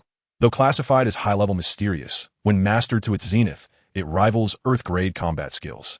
As the system's voice faded, a long sword emerged, sheathed into Lu Yunxiao's grasp. Concurrently, a stream of information flooded into his mind. Lu Yunxiao closed his eyes in contemplation, and after a moment, the profound mysteries of Heavenly Fairy Beyond the Sky became clear to him. Possessing an exceptional comprehension, he grasped the technique after a single insight. Indeed, Heavenly Fairy Beyond the Sky lived up to its name. While its power may not rival that of one sword across the ages, it surpassed viewing the tide significantly. A smile graced Lu Yunxiao's lips. Although the comparison to Earth-grade was somewhat humorous, Earth-grade is Earth-grade, and mysterious grade is mysterious grade. With a vast chasm in between, Heavenly Fairy Beyond the Sky was undeniably formidable. Despite emerging from a martial arts world, this did not diminish its prowess. The limitations of the martial arts world pertained only to the cultivator's level, not to their understanding of the essence of martial arts. Though Yi Guqing's strength may not have been immense due to world constraints, he was a natural prodigy in swordsmanship. His technique represented the pinnacle of his sword path. Unmatched in power, beneath the Earth grade, it undoubtedly ranked among the very best. Yet what endeared Heavenly Fairy Beyond the Sky to Lu Yunxiao was not merely its formidable might, but its exquisite beauty. After all, strength is transient, while elegance is everlasting. Chapter 14. Initial Unsealing of Physique, Innate Golden Element. It must be noted that the system demonstrated a keen understanding of his preferences, offering two striking sword techniques. Heavenly Fairy Beyond the Sky is a breathtaking technique. As if a celestial being descended to earth, one sword across the ages, on the other hand, embodies decisiveness and sharpness. It is a true instant-kill technique, immensely powerful, encapsulating the essence of breaking through myriad techniques with a single stroke. One Sword Across the Ages hails from the world of demon sword life and death chess, a high martial realm imbued with a hint of the fantastical. It is one of the three great wonders of that world, often resulting in a one-strike kill against adversaries with formidable force. Within the system's classification, One Sword Across the Ages is deemed a low-tier Earth-grade combat technique, distinguished by its exceptional power among its peers. Had it not been for its fatal flaw, its rating might have been even higher. Lu Yunxiao acquired this sword technique upon completing his first achievement, having slain a first-tier magical beast, thus unlocking the accomplishment for defeating a foe beyond his level. Now, as a fighter, this marks his second achievement. His system is devoid of unnecessary embellishments, consisting solely of two functions. The first is the achievement module, which lacks any tasks or prompts. The host relies entirely on themselves to attain achievements for rewards. The second is a sign-in feature, where the system issues sign-in tasks that yield rewards upon completion. However, it must be noted that throughout the years, the system has yet to issue a single sign-in task, leaving uncertainty about when it will do so. Relaxing his limbs, Lu Yunxiao shifted his focus away from his mind and gazed at the long sword in his hand. The flying rainbow sword, Yi Guqing's weapon, is undoubtedly a divine armament in his world. And while it may not be top tier in the realm of fighting energy, its fourth-grade quality secures its notable position. At the very least, within the kingdom of Gamma, it is regarded as a commendable weapon. With a resounding whoosh, Lu Yunxiao drew the sword, the sound of its song reverberating through the air as the flying rainbow sword stood proudly. Observing the sword, he noted its exquisite and striking blade, the cold, piercing aura reminiscent of autumn waters, adorned with a faint, glowing red haze, its namesake. The blade's edge was exceptionally sharp, capable of cleaving gold and jade and slicing through iron like mud. With a casual flourish, Lu Yunxiao wielded the sword, sending forth cascading shadows of the blade, each strike releasing splashes of sword energy that left shallow scratches on the ground. Though minuscule, they were still visible to the naked eye. This exemplifies the allure of a divine weapon. Even without heavily relying on fighting energy, Lu Yunxiao could still unleash threads of sword energy, an inherent amplification effect of the weapon itself. A fine sword indeed, far superior to my steel blade. Wielding it will undoubtedly enhance my strength. Lu Yunxiao mused with a smile, admiring the flying rainbow sword once more before sheathing it and storing it away. Breaking through to the fighter realm was merely the first step. There remained another crucial task to undertake. System, let us commence. Prepare to unseal the restrictions. Lu Yunxiao communicated in his mind. Having awaited this moment since discovering the sealing of his physique, he felt it was long overdue. His physique, known as the innate elemental body, also referred to as the innate elemental Tao body or the innate elemental supreme body, is, according to the system, one of the most exceptional physiques among humanity. The innate elemental body encompasses all elements, possessing an unparalleled affinity for them, capable of wielding various elemental powers, and endowed with numerous innate divine abilities of immense potency. Moreover, the innate elemental body is inherently attuned to the Tao, showcasing remarkable talent in comprehension. If one were to cultivate methodically, the potential ahead is boundless. However, due to his previous life's existence in an era of diminished magic, where spiritual energy waned and the path of cultivation was severed, the innate elemental body became obscured and shrouded in a robust seal. Now, only by gradually dismantling these seals can the formidable might of the innate elemental body be restored. The system's current unsealing will only address a fraction, enabling the liberation of one elemental force for cultivation. This element could manifest as light, thunder, wood, or earth. It all depends on fate. For the unsealing of the system this time is entirely random. Host, before the unsealing, might you express your desire for which element to be released? The system's voice resonated within Lu Yunxiao's mind. Did you not assert that it was random? Lu Yunxiao inquired. Indeed, it is random. I merely asked out of curiosity. The system chuckled softly. I had thought you might reveal your ability to control which element would be unsealed. What a false hope that was. Lu Yunxiao rolled his eyes, his expression turning earnest as he replied. In truth, any element would suffice, but if I must choose, it would undoubtedly be fire. After all, The EO of the Douqi continent is renowned. Unsealing the fire element first could perhaps allow me to progress more swiftly. Fire element, how unsurprising, he. Let us see how fortune favors you, host. The system chuckled, and then a chilling voice echoed, initiating the unsealing of the innate elemental body. Ding, congratulations, host. You have successfully unsealed the gold element. Yunxiao. Once again, no fire element. What is there to congratulate? However, this thought barely stirred within him, for before he could voice it, a formidable force surged from the depths of his being. Golden light erupted from within Yunxiao, swiftly enveloping his entire form. The resplendent golden glow illuminating the somewhat dim chamber. Every meridian in Yunxiao's body flowed with golden energy, his bones and organs reflecting a deep hue of gold. Every trace of milky Douqi within him rapidly transformed into golden Douqi. Even the originally milky Douqi cyclone was dyed gold in that moment. How intriguing. This golden Douqi is indeed quite dominant. No, it should not merely be called golden Douqi. Perhaps it is more fitting to refer to it as innate golden energy. As he felt the golden Douqi surging within him, Yunxiao murmured to himself in awe at the astonishing power of this innate gold elemental Douqi, particularly the terrifying sharpness it contained. Had this Douqi not belonged to him, rendering it less targeted, and had he not honed his meridians for 5 years, he might truly have struggled to withstand this sudden influx of innate golden energy. Chapter 15. Elemental Scripture. The gold element, the most potent of all elements, is rather splendid, as it perfectly complements the sword techniques I'm currently cultivating. Yunxiao slightly narrowed his fingers, the tips shimmering with golden Douqi, imbued with an indomitable sharpness. The golden Douqi is inherently the strongest in terms of attack power, and Yunxiao's innate golden energy has elevated this potency to an extraordinary level. I find myself quite curious about the extent of my combat prowess now. Yunxiao smiled faintly, letting the Douqi at his fingertips dissipate as he gently closed his eyes, savoring the immense gains brought forth by the unsealing of the gold element. After all this time, all of his Douqi had completely transformed into innate golden energy. This pure, golden, innate energy was not only more concentrated and refined than his previous Douqi, but also surpassed it in quality by an immeasurable margin. A single strand of innate golden energy was equivalent to the efficacy of several strands of ordinary Douqi. Moreover, beyond the Douqi, this innate golden energy was also refining his meridians, flesh, and bones. Merely in this fleeting moment, he felt a slight enhancement in his physical condition. Over time, with the continual refinement of this innate golden energy, his physique would undoubtedly grow stronger. The gold element is inherently the most powerful in attack. If one possesses immense offensive capability while simultaneously maintaining a robust physique, such an individual is indeed formidable. In addition to this, Yunxiao experienced further gains. At the moment the gold element awakened, his perceptive abilities were greatly enhanced, endowing him with remarkable detection skills, one of the innate talents bestowed by the gold element. In combat, a heightened sense of perception allows for quicker reactions and even the early identification of an opponent's weaknesses, which proves immensely advantageous in battle.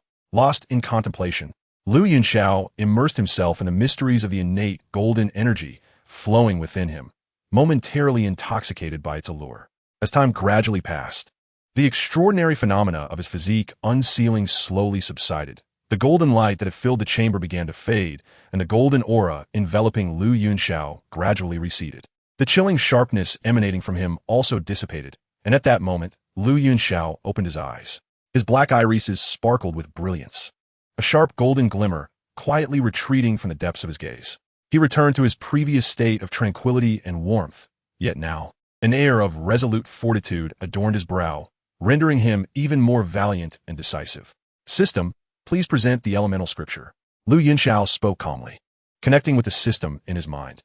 The elemental scripture is one of the items bestowed in the novice gift package, tailored specifically for his innate elemental body, and is the most suitable cultivation method for him.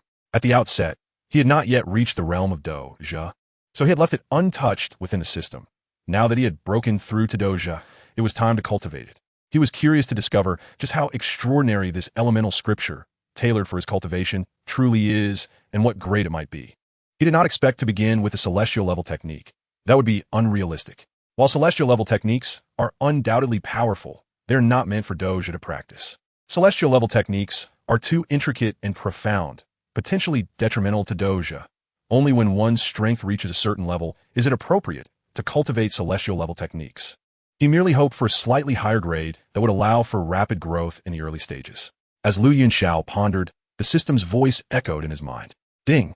Congratulations, host, you have obtained the upper section of the elemental scripture, graded as intermediate Xian level. Lu Yunxiao? Upper section? Is there a lower section as well? Lu Yunxiao inquired. To be precise, there is also a middle section and a lower section, the system replied calmly. Lu Yunxiao, is it truly necessary to divide a single technique into so many sections? Lu Yunxiao said, somewhat exasperated. Certainly, it is necessary. The original elemental scripture is a high-level earth grade technique, and dividing it into 3 sections is the most suitable for you, host. For Doja, practicing yellow grade techniques is too low and will hinder future potential. The earth grade techniques are slightly elevated in level, but their complexity can be quite cumbersome, which is not conducive to cultivation. Xian level techniques are the most accessible for Doja. They allow for a cultivation speed that keeps pace while remaining straightforward and smooth to practice. Once your strength increases, you can naturally transition to higher level techniques. The ancient races have followed this approach. Each of their races possesses celestial level techniques, yet none have begun practicing celestial level techniques as Doja. They all choose Xian level techniques at the outset, gradually transitioning to earth grade, and finally to celestial level techniques. After all, one must eat a meal bite by bite, rather than attempting to become a glutton all at once. The elemental scripture is divided into upper, middle, and lower sections. The upper section alone is of intermediate Xian level, while the combination of upper and middle sections constitutes a low-level earth grade technique. Naturally, the complete 3 sections would amount to a high-level earth grade technique. Furthermore, when your strength reaches a sufficient height, the system will also provide advanced techniques for the elemental scripture. Thus, rest assured in your cultivation, the system's classification is undoubtedly reasoned. All for your benefit. Host, the system earnestly explained. What you say does hold some merit. Lu Yunxiao nodded, having some understanding. Initially, he was merely astonished by the system's division of a single technique into 3 sections, but with the system's clarification, he came to comprehend it. Intermediate Xian level is acceptable. At the very least, it will suffice for him to reach the Great Do Sure stage. Lu Yunxiao smiled nonchalantly before inquiring, by the way, you mentioned earlier that there are advanced techniques in the elemental scripture. What are those techniques? He was indeed quite curious about this. The elemental scripture contains the true elemental scripture, which in turn encompasses the immortal elemental scripture, and beyond that lies the Tao of elements. Host, you still have much to practice, the system replied in a monotonous tone. Hiss, your words pique my interest. Lu Yunxiao's eyes gleamed with excitement upon hearing the system's words. Then the host should hasten to cultivate. Take time to complete achievements and engage in various sign-in tasks. And in due time, you will undoubtedly acquire these techniques. Moreover, these techniques all share a common origin and are inherently compatible with your physique, aiding you in maximizing the utilization of elemental power. Therefore, host, strive diligently. The system gently advised. I naturally understand that. I have never lacked effort. Lu Yunxiao replied with a faint smile, his thoughts shifting as the elemental scripture he had just received flashed through his mind. Next, he intended to cultivate the techniques, imprinting the elemental energy within him with the elemental scripture. Chapter 16. 3 Methods to Unseal. Cultivating the techniques was not particularly arduous, especially since the elemental scripture was perfectly attuned to Lu Yunxiao's physique, making the process even simpler. In just 2 hours, Lu Yunxiao successfully transformed all the fighting energy within him into the exclusive fighting energy of the elemental scripture. Following the successful cultivation of the elemental scripture, Lu Yunxiao's speed of absorbing fighting energy increased dramatically, and the reserve of fighting energy within him became considerably more robust. Even his control over the innate metal fighting energy became more proficient. Indeed, techniques are of paramount importance for a fighter. Lu Yunxiao sighed softly, gently opening his eyes. With a slight blink, he recalled the scene he had viewed during his introspection and could not help but ask, System, I just noticed something deep within me. Apart from the golden, innate metal fighting energy, there seems to be a very tiny mass of colorful fighting energy. What is that? That represents the fighting energy of other attributes within the host. The essence of the innate elemental body as seal can be considered a whole. Once the seal of the metal element is lifted, the seals of the other elements also resonate, causing a trace of primal fighting energy to leak out. However, this fighting energy is far too subtle to be cultivated. If the host wishes to practice with this energy, the corresponding seals must be unsealed, the system explained blandly. Lu Yunxiao raised an eyebrow, his gaze shifting momentarily before he suddenly asked, "If one day I managed to unseal the fire element while the wood element remains sealed, could I still become an alchemist utilizing the trace, would attribute fighting energy that has leaked out?" This is indeed possible. The requirements for becoming an alchemist typically involve a blend of fire attribute with a hint of wood attribute. If the host unseals the fire element, he could certainly become an alchemist. However, whether the host will be fortunate enough to unseal the fire element is uncertain, as the system's task rewards are randomly activated. From my understanding of you, host, you're not exactly favored by fortune, the system stated earnestly. Lu Yunxiao rolled his eyes. Could you not phrase that more delicately? He then inquired, are there any other methods to unseal aside from those provided by the system? Certainly, apart from the system's assistance, there are two additional methods to unseal. The first involves obtaining spiritual materials and treasures corresponding to the attributes. If the host can acquire such materials and treasures, their energy can break through the seals within the host's body. Like the Yiwa, strange fire? Precisely, for instance, if the host wishes to unseal the fire element, he may fully harness the power of the strange fire. Attempting to approach the strange fire without possessing fire attributes is tantamount to courting death, Lu Yunxiao retorted, pouting. To reap rewards, one must be prepared to make sacrifices, the system's calm voice responded. That is indeed true. Lu Yunxiao contemplated for a moment before asking again. What is the remaining method? The third method is through the comprehension of laws. If the host reaches an elevated understanding of a certain element, he may connect with his physique and forcibly break the seal, the system replied softly. This third method seems even less reliable. To connect with my physique through elemental comprehension. How profound must that understanding be? If I possessed such depth of comprehension, my power would have already reached significant heights. With that level of strength, wouldn't it be far more efficient to seek various spiritual materials? Lu Yunxiao couldn't help but scoff. The system is aware of what the host has stated, yet the circumstances remain as they are, and there is little that can be done, the system replied candidly. Hearing this, Lu Yunxiao's lips twitched. This system truly. It appeared that aside from the rewards from the system, the second method was the only plausible route to unlocking his corresponding physique. Lu Yunxiao sighed quietly. So, the host has already made a decision in his heart, correct? The system asked softly. What do you think? In order to grow stronger swiftly, certain actions must be taken. The protagonist in the original story, Xiao Yan, dared to take risks and devour strange fire.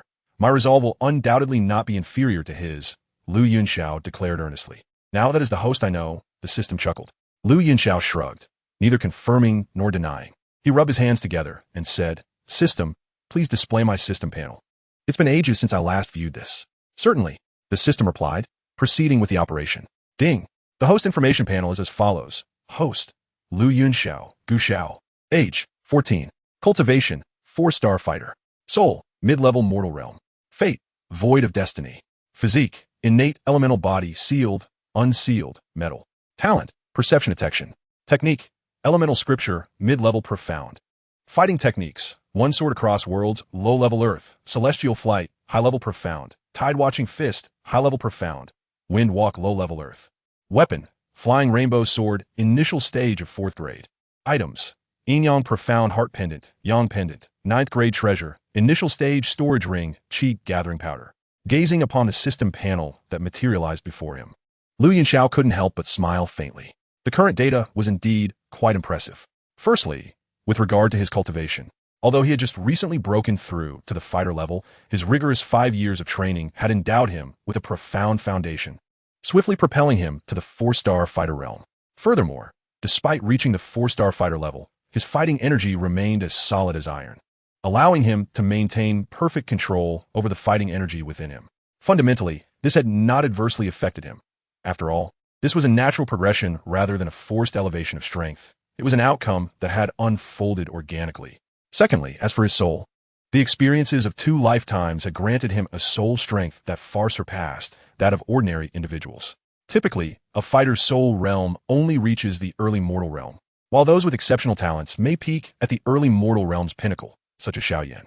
His soul realm, however, was evidently higher, reaching the mid-level of the mortal realm, a level usually attained only by alchemists of the 4th tier or above.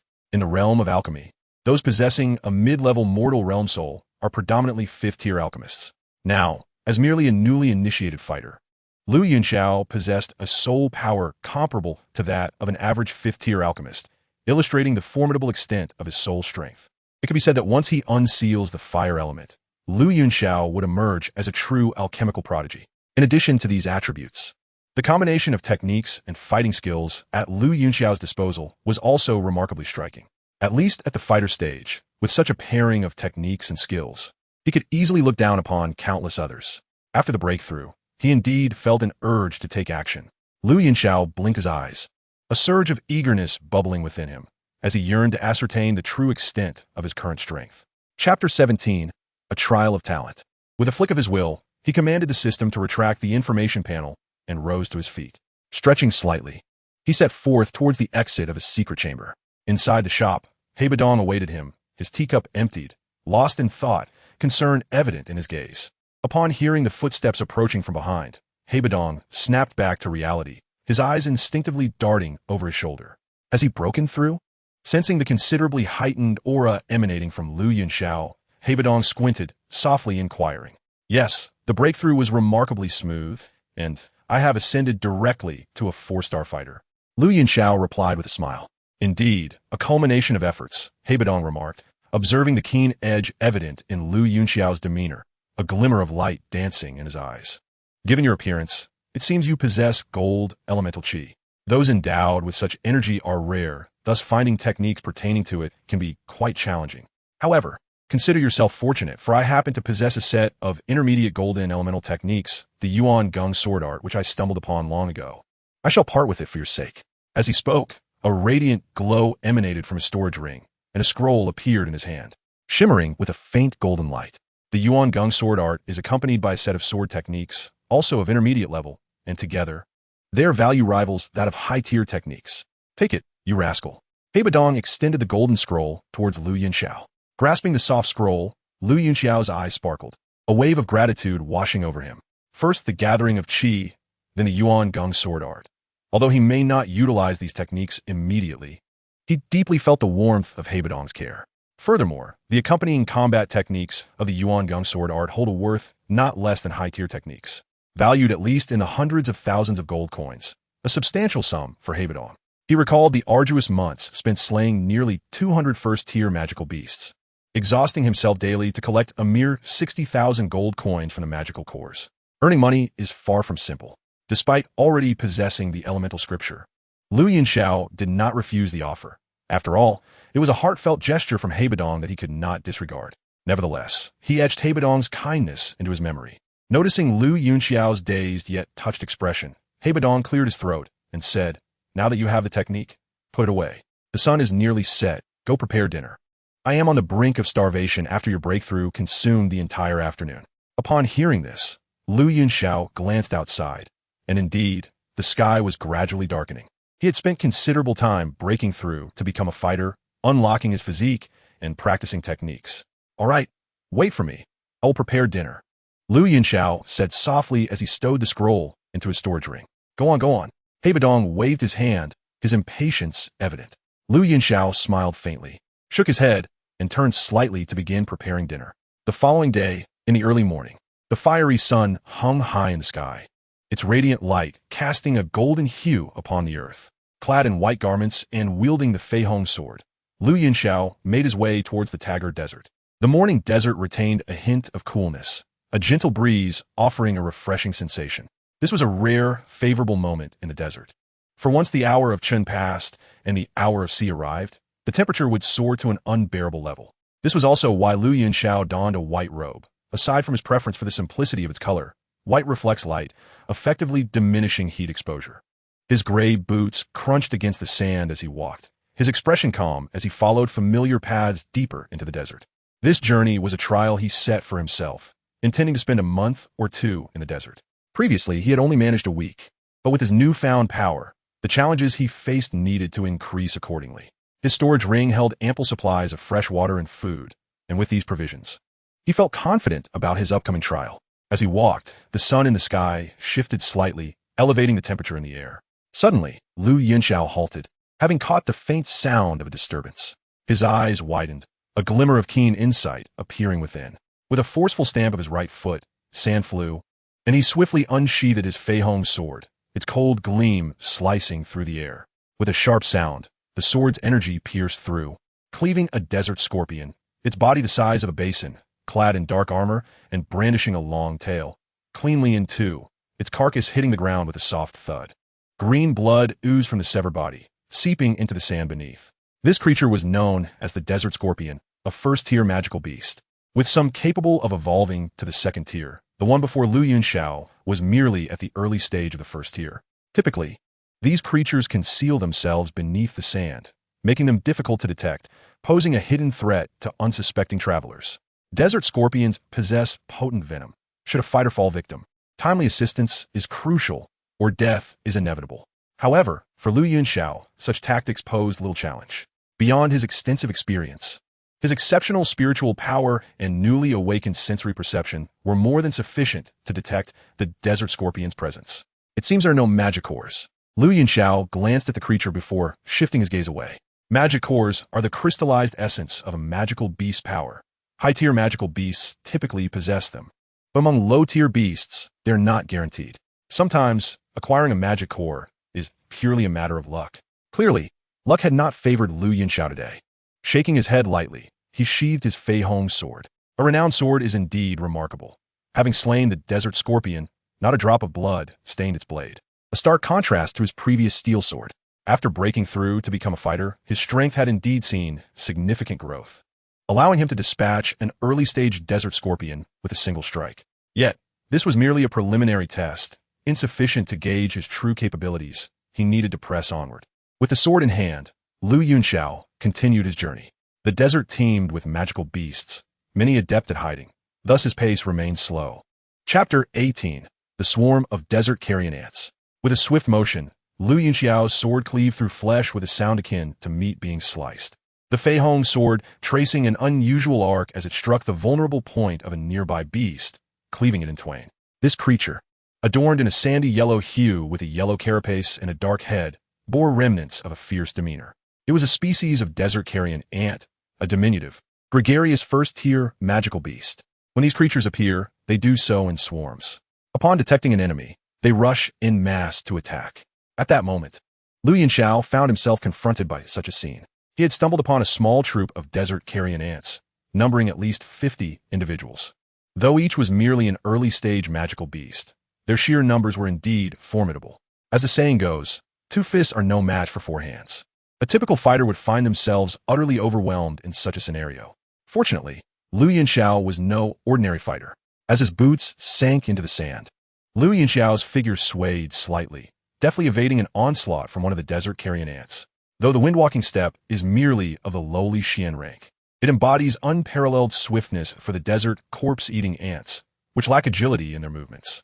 Coupled with Yunxiao's recently awakened formidable sensing abilities, he navigates with remarkable ease amidst the encirclement of the desert corpse-eating ants, maneuvering as if gliding through the air. Too slow, with a swift stroke of his Fei Hong sword. Imbued with innate metal chi, the blade, already capable of slicing through iron with ease, becomes even more razor-sharp. As the sword passes, it cleaves a nearby desert corpse-eating ant cleanly in two, blood splattering forth, yet the severed edges remain remarkably neat. Quantity does not alter quality, Yunxiao remarks, his form trembling slightly, stirring up clouds of dust, as the chi on his sword condenses, radiating a faint, exquisite glow. With a whispered incantation, sword chi, long rainbow, he unleashes a crescent-shaped, golden sword light from the Fei Hong sword, rapidly hurtling towards the front. Thud, thud, thud. The sharp sword light, laced with innate golden energy, carries an immense destructive power and piercing capability. Before him, 7 or 8 desert corpse-eating ants are struck, severed in half with a single blow. The ultimate attack power of the golden element is showcased in this strike. Excellent, sword chi, long rainbow. With a successful strike, Yunxiao hovers, turning to deliver another blow. An incredibly fierce sword light shoots forth from the Fei Hong sword, instantly clearing a vast area behind him. In the wake of 2 strikes, he has dispatched over 20 desert corpse-eating ants. Gently descending, he surveys the scene with a glimmer of satisfaction in his eyes. The Yuan Gong sword technique is indeed quite commendable. Its power is rather impressive. He murmurs, acknowledging that both of those moves stemmed from the accompanying techniques of the Yuan Gong sword technique, proving their formidable nature. Whether it be celestial ascendancy or sword across worlds, Both are classified as ultimate techniques, albeit consuming considerable energy. They are suitable for decisive battles, while the accompanying techniques suffice for routine encounters. With a flicker in his gaze, Lu Yunxiao subtly shakes his right hand, causing the Fei Hong sword to tremble lightly, producing a series of crisp, ringing sounds. You seem quite excited, Lu Yunxiao muses to himself, his eyes brightening. Very well, let's engage in a thrilling slaughter. As he speaks, he advances towards the remaining desert corpse-eating ants with his sword raised. Sword Chi. Long song. The battle swiftly concludes, with Lu Yunxiao standing amidst a sea of fallen desert corpse-eating ants. Not a single one of the 50 or so ants has escaped. All have perished beneath his blade. The desert corpse-eating ant is merely a low-tier first-grade magical beast, and even after slaying so many, they offer little reference for gauging his combat prowess. Their lack of effective attack means they are utterly incapable of withstanding even a gentle strike from the Fei Hong sword, making the slaughter seem almost effortless. As Lu Yunxiao reflects on the battle, he engages in his habitual assessment. After each encounter, he summarizes his experience, identifies his shortcomings, and seeks to rectify them, a significant reason for his growing strength. Host is not that they are weak, but rather that you are exceptionally strong. Since these desert corpse-eating ants cannot reveal your true capability, it would be prudent for you to seek out stronger first-grade magical beasts to ascertain your true power. The system's calm voice resonates in Lu Yunxiao's mind. You speak wisely, Lu Yunxiao replies, nodding lightly. Indeed, it is time to seek out some more formidable first-grade magical beasts. There exists a spectrum of strength among first-grade magical beasts, with the top-tier ones exhibiting terrifying combat power, far beyond what the desert corpse-eating ants can compare to. The true terror of the desert corpse-eating ants lies solely in their numbers, attacking frantically in swarms. However, when faced with an opponent possessing superior agility and formidable attack power, the ants find themselves in an awkward position, easily divided and dispatched, as demonstrated by Lu Yunxiao's recent performance. As he speaks, he carefully searches with the Fei Hong sword in hand. Amidst the numerous bodies of desert corpse-eating ants, he knows there must be magical cores hidden within. Valuable treasures indeed. With his current financial situation being rather dire, he is in urgent need of replenishment. Though money does not equate to everything, a lack of it makes progress exceedingly difficult. After thoroughly combing through the remains of over 50 desert corpse-eating ants, he discovers only 8 magical cores, a truly dismal drop rate. A low-tier magical beast indeed. Their yield is abysmal. Lu Yunxiao shakes his head, stowing away the magical cores before continuing on his journey. As time flows, dusk arrives. And while Lu Yunxiao's white robe remains unblemished, a hint of fatigue creeps into his features. Having undergone several battles throughout the day, he feels quite weary. I should find a place to rest and consume some rations. The sun is setting, and it would be wise to continue my journey at dawn. With this thought, he seeks out a relatively secluded spot to settle down. Soon, darkness envelopes the landscape, and Lu Yunxiao kindles a campfire, sitting beside it as he quietly eats his provisions. The evening breeze stirs, gradually cooling the desert's temperature. A faint hissing sound seems to emerge from the whispering winds. What was that?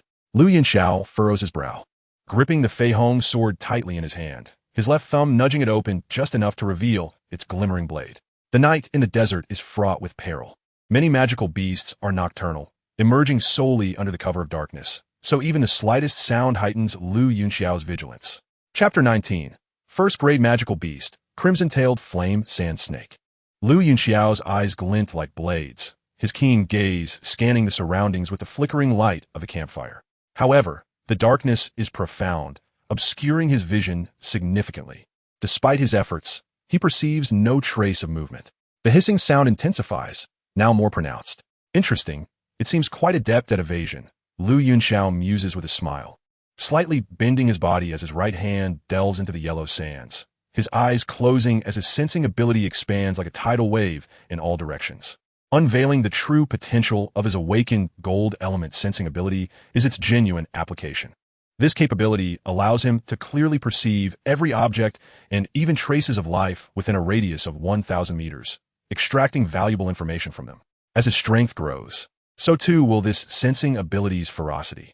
As Lu Yunxiao meticulously searches, he suddenly freezes, his eyes snapping open, radiating a brilliant light. Found you.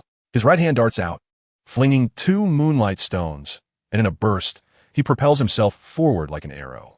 With a metallic sound, the Fei Hong sword is drawn from its sheath, and Lu Yunxiao unleashes a fierce sword chi forward. Clang! The sword chi collides with a shadow, sparks flying as a resounding noise fills the air. Utilizing the illumination from the moonlight stones, Lu Yunxiao identifies the approaching entity with clarity. Before him lies a serpent, a 5-meter-long behemoth. Its body is adorned with shimmering, crystal-like yellow scales, glistening with moisture and exuding a metallic quality, indicating formidable defenses.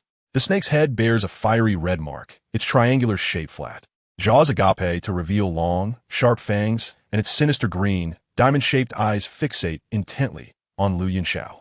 Its forked tongue flickers, emitting hissing sounds, while drool drips from its maw, corroding the sand beneath. The crimson tail sways slightly, its body coiling, and its head raised high, exuding an unmistakable aggressive demeanor. Crimson-tailed flame sand snake. Lu Yunxiao quietly murmurs, instantly recognizing this magical beast. The crimson-tailed flame sand serpent is regarded as a remarkably formidable creature among low-tier magical beasts. It possesses both fire and earth attributes, and while these may seem incongruous, they do not hinder its exceptional defensive capabilities coupled with considerable offensive power. Should the crimson-tailed flame sand serpent successfully mature, it has the potential to evolve into a 5th-tier magical beast, at which point its length could reach 20 to 30 meters. The specimen before us, however, measures only 5 meters and, in a certain sense, can still be classified as a juvenile. Nevertheless, even in its immature state, its strength undeniably ranks at the pinnacle of 1st-tier magical beasts, and even a 9-star human fighter might find it a daunting opponent. In contrast, the desert carrion ants encountered by Lu Yunxiao during the day would swarm it, unsure if they could even breach the defenses of the crimson-tailed flame sand serpent. At last, he has encountered a worthy magical beast. Recognizing the crimson-tailed flame sand serpent, Lu Yunxiao felt a surge of delight. Such a creature offered ample justification for him to engage. Furthermore, as a beast with a high growth ceiling, the likelihood of it possessing a magical core is exceedingly high. Among 1st-tier magical cores, those from creatures like the crimson-tailed flame sand serpent are worth several ordinary cores combined. I shall claim your core as compensation for your disturbance, Lu Yunxiao declared, standing firm with his sword, his eyes glimmering with anticipation. As if understanding his words, the serpent's pupils gleamed with a vibrant green as it lunged forward. Its menacing head aimed directly at Lu Yunxiao. Come fort! He bellowed, swiftly evading the serpent's strike, and unleashed a sweeping arc of energy from his Fei Hong sword. Clang! Clang! Clang! The sword energy struck the serpent, producing a series of crisp sounds as crystalline yellow scales shattered, revealing the vivid red flesh beneath. Yet, this was the extent of the damage. The serpent's formidable length meant that the minor ruptures in its scales, while painful, inflicted little harm. While it is quite resilient, it seems I must exert myself further, Lu Yunxiao mused, his smile fading as the golden, innate Gungjin Douqi surged within him, enveloping the Fei Hong sword in a soft, golden glow. Sword energy, circular, he whispered, sending forth rings of sword energy that swiftly advanced upon the crimson-tailed flame sand serpent. The serpent darted away, evading the majority of the onslaught, yet some of the energy struck true, showcasing its formidable penetrating power. Scales shattered under the force, blood seeping from the wounds. The serpent howled in pain, its mouth gaping wide as a stream of venom erupted forth. Lu Yunxiao hastily dodged, knowing well the lethal potency of the serpent's venom. A direct hit could spell disaster. Seizing the moment, the serpent lunged again, its form gliding across the sand as it aimed to bite Lu Yunxiao once more. He halted, leaping into the air to evade the assault. Just as he landed, a massive crimson tail struck out before him. Lu Yunxiao swiftly parried with the sword sheath, simultaneously countering with a slash from the Fei Hong sword. The force of the serpent's tail caused him to stagger backward, but he retaliated against its head, leaving a deep gash where the fiery mark on its forehead was cleaved in two, crimson blood oozing from the wound. This act ignited the serpent's fury, its emerald eyes ablaze with rage, and its assaults grew increasingly frenzied. Remarkably, the speed and ferocity of the crimson-tailed flame sand serpent's attacks were astounding, launching 100 strikes in mere moments. Lu Yunxiao wielded his sword, deftly parrying the serpent's relentless onslaught, leaving behind a trail of scars with his sharp, innate Gungjin energy. The two engaged in a fierce clash, dust and sand swirling around them. Suddenly, Lu Yunxiao's gaze sharpened as he raised his sword, the blade shimmering with brilliance as he ascended into the air. I believe that suffices. Now witness my true power. With a flicker of determination, a surge of Douqi erupted from him, his garments billowing as he merged with the sword, executing a flawless strike. Heavenly Flight. Chapter 20. Initial combat with a second-tier beast. The strike soared forth, reminiscent of a long rainbow, piercing the sky, quick and resplendent in its descent. The air filled with the ethereal presence of sword shadows, a torrent of invisible sword energy radiating outward, pure and unblemished, as if a celestial figure was manifesting. Firmly grasping the Fei Hong sword, Lu Yunxiao thrust it forward, the brilliance of the blade akin to a thunderbolt, his attire fluttering as though a celestial being had descended. It was an exquisitely beautiful strike, yet within its beauty lay a lethal intent. Whoosh! A soft sound resonated as the radiant blade pierced the head of the startled crimson-tailed flame sand serpent, the unstoppable sword energy cleaving its body in twain.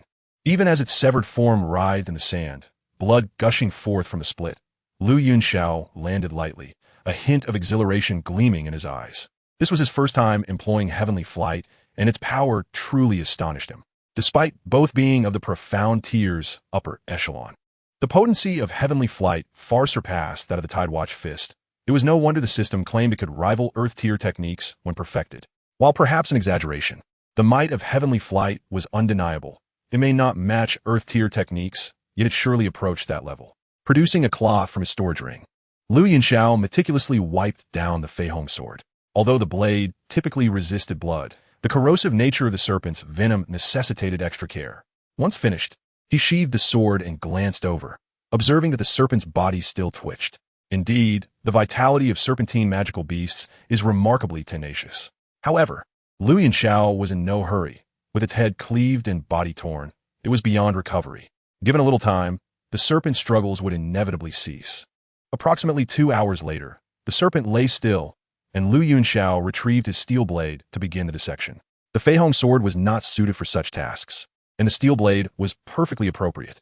As he opened the serpent's body and searched meticulously, he eventually discovered a magical core, larger than a pigeon's egg, nestled within the remains of the crimson-tailed flame sand serpent. This core was a vibrant yellow, tinged with fiery red, transparent and smooth to the touch, brimming with robust energy. Excellent. This is of far superior quality compared to the cores I previously acquired, Lu Yunxiao remarked with a smile, placing the core into his storage ring. His encounter with the crimson-tailed flame sand serpent had provided him with valuable insights into his own combat capabilities, without accounting for the sword that cleaved through time and space. Possessing heavenly flight positioned him as nearly unmatched within the fighter realm. Even against a typical 9-star fighter, he felt confident in his ability to prevail. With a solid foundation, exceptionally strong innate Gungjin Douqi, superior combat techniques, acute perception, and the sharp Fei Hong sword, he was well equipped to dominate within the realm of fighters. Not bad, yet still insufficient. What I seek is true invincibility among my peers, Lu Yunxiao murmured softly, his gaze flickering as he stowed away the previously discarded moonstone and proceeded towards the fire pit. Time slipped away like sand through fingers. In the blink of an eye, 2 months have elapsed, marking the conclusion of Lu Yunxiao's arduous journey of training. Upon a lofty sand dune, Lu Yunxiao stood tall, his eyes slightly agape as he gazed into the distance, where a beast of darkness stirred, a flicker of brilliance igniting in his gaze. Over the past 2 months, Lu Yunxiao not only made remarkable advancements in his combat techniques, but also elevated his fighting spirit by 2 stars, firmly establishing himself as a bona fide 6-star fighter. While it is generally acknowledged that progression in the fighter phase is swifter than that in the spirit energy phase, an increase of 2 stars in merely 2 months is still remarkably rapid. Undoubtedly, compared to the Lu Yunxiao of 2 months prior, he has grown significantly stronger. Today, Lu Yunxiao's target is a second-tier magical beast, perfectly timed to conclude his training with such a formidable opponent. He has set his sights on a second-tier sand spider. This breed of beast is known for its gregarious nature. Hunting one may provoke the wrath of others in its kin. Yet, Lu Yunxiao harbored no fear. A multitude of first-tier sand spiders posed little threat to him, especially since the one before him appeared to be isolated. Now is the moment, Lu Yunxiao called out sharply, his form launching forth, the radiant rainbow sword shimmering in his grasp as a sharp blade of sword energy sliced through the air. Clang! The blade of energy collided with the second-tier sand spider, producing a crisp sound. Upon being struck, the creature reacted instantly, fury igniting in its black eyes, which glimmered with malice and savagery. As its earth-toned, razor-sharp legs lunged toward Lu Yunxiao. He deftly evaded, countering with a slash of the radiant rainbow sword, sparking a cascade of fiery showers upon impact. A tremendous force surged forth, causing Lu Yunxiao to stagger back a few steps, while the second-tier sand spider was likewise pushed back. This scene undoubtedly fueled the creature's rage, and it opened its gaping maw to unleash a torrent of yellowish webbing. The massive web, expanding to a diameter of 4 meters, surged toward Lu Yunxiao, eliciting a gasp of surprise. He swiftly activated his footwork, unleashing a fierce gust of sword energy imbued with the essence of innate metal, which shredded the web into tatters. With a sigh of relief, Lu Yunxiao turned to see the second-tier sand spider bending its long legs before launching itself into the air, its 3-meter-long body hurtling toward him, its legs moving with a sinister grace. Lu Yunxiao's feet moved in a blur, narrowly avoiding the beast's attack. Confronting the second-tier sand spider, Lu Yunxiao's expression turned serious. This skirmish confirmed that the power of a second-tier magical beast was indeed unmatched by that of a first-tier. However, while formidable, it did not exceed his expectations. With the radiant rainbow sword poised, Lu Yunxiao unleashed a series of sharp sword energies toward the creature. The sand spider defended itself with its legs, parrying each blow. Lu Yunxiao's figure darted forward, the radiant rainbow sword gleaming with icy brilliance. Clang, clang, clang. The sword met the beast's legs in rapid succession, sending sparks flying. With a focused gaze, Lu Yunxiao summoned the sword's golden light, striking down with a powerful blow. Chapter 21. Entangled in the web of sand spiders. The radiant rainbow sword, imbued with potent innate metal energy, proved exceedingly sharp. Its unyielding brilliance cleaved through the sand spider's leg, severing it cleanly. The front half of the leg fell to the ground, and purple blood gushed forth from the severed joint. A screech echoed as the sand spider trembled in pain, letting out a wretched howl. The remaining legs flailed wildly in a frenzy, driven mad by the loss. Lu Yunxiao parried several strikes, then swiftly distanced himself, maintaining a calm demeanor as he observed the second-tier sand spider. With one of its legs shortened, the creature's power, while not lethal, was significantly diminished, particularly affecting its mobility. Its black eyes glared at Lu Yunxiao with venomous intent, before emitting a chilling call, which resonated with a peculiar undertone. As the call echoed, Lu Yunxiao sensed a disturbance in the sands, as if something was stirring beneath the surface. Ah, is it summoning reinforcements? No wonder I only saw one. The others must be hiding beneath the sands. A flicker of surprise crossed Lu Yunxiao's eyes, yet he remained unperturbed, confident in his strength. As the sands shifted, a swarm of sand spiders revealed themselves, numbering in the dozens, most around 1 meter in size, all first-tier beasts. Is this all? Lu Yunxiao's gaze remained steady. Dozens of first-tier magical beasts posed little challenge for him. Host, perhaps we should retreat. The situation seems rather precarious. The system's voice chimed in Lu Yunxiao's ear. Unnecessary. It's merely an additional few dozen first-tier beasts, inconsequential. Even if there were 100 more, I would not be daunted. For me now, these early first-tier beasts are nothing more than figures on a page. Lu Yunxiao waved dismissively. But what if there are more than 100? The system replied ominously. What do you mean? A sudden sense of foreboding gripped Lu Yunxiao. He extended his perception forward, and his expression abruptly shifted. SSS. SSS. The sands settled softly, revealing one after another of the first-tier sand spiders. A glance unveiled a thick swarm, numbering in the hundreds. Gulp.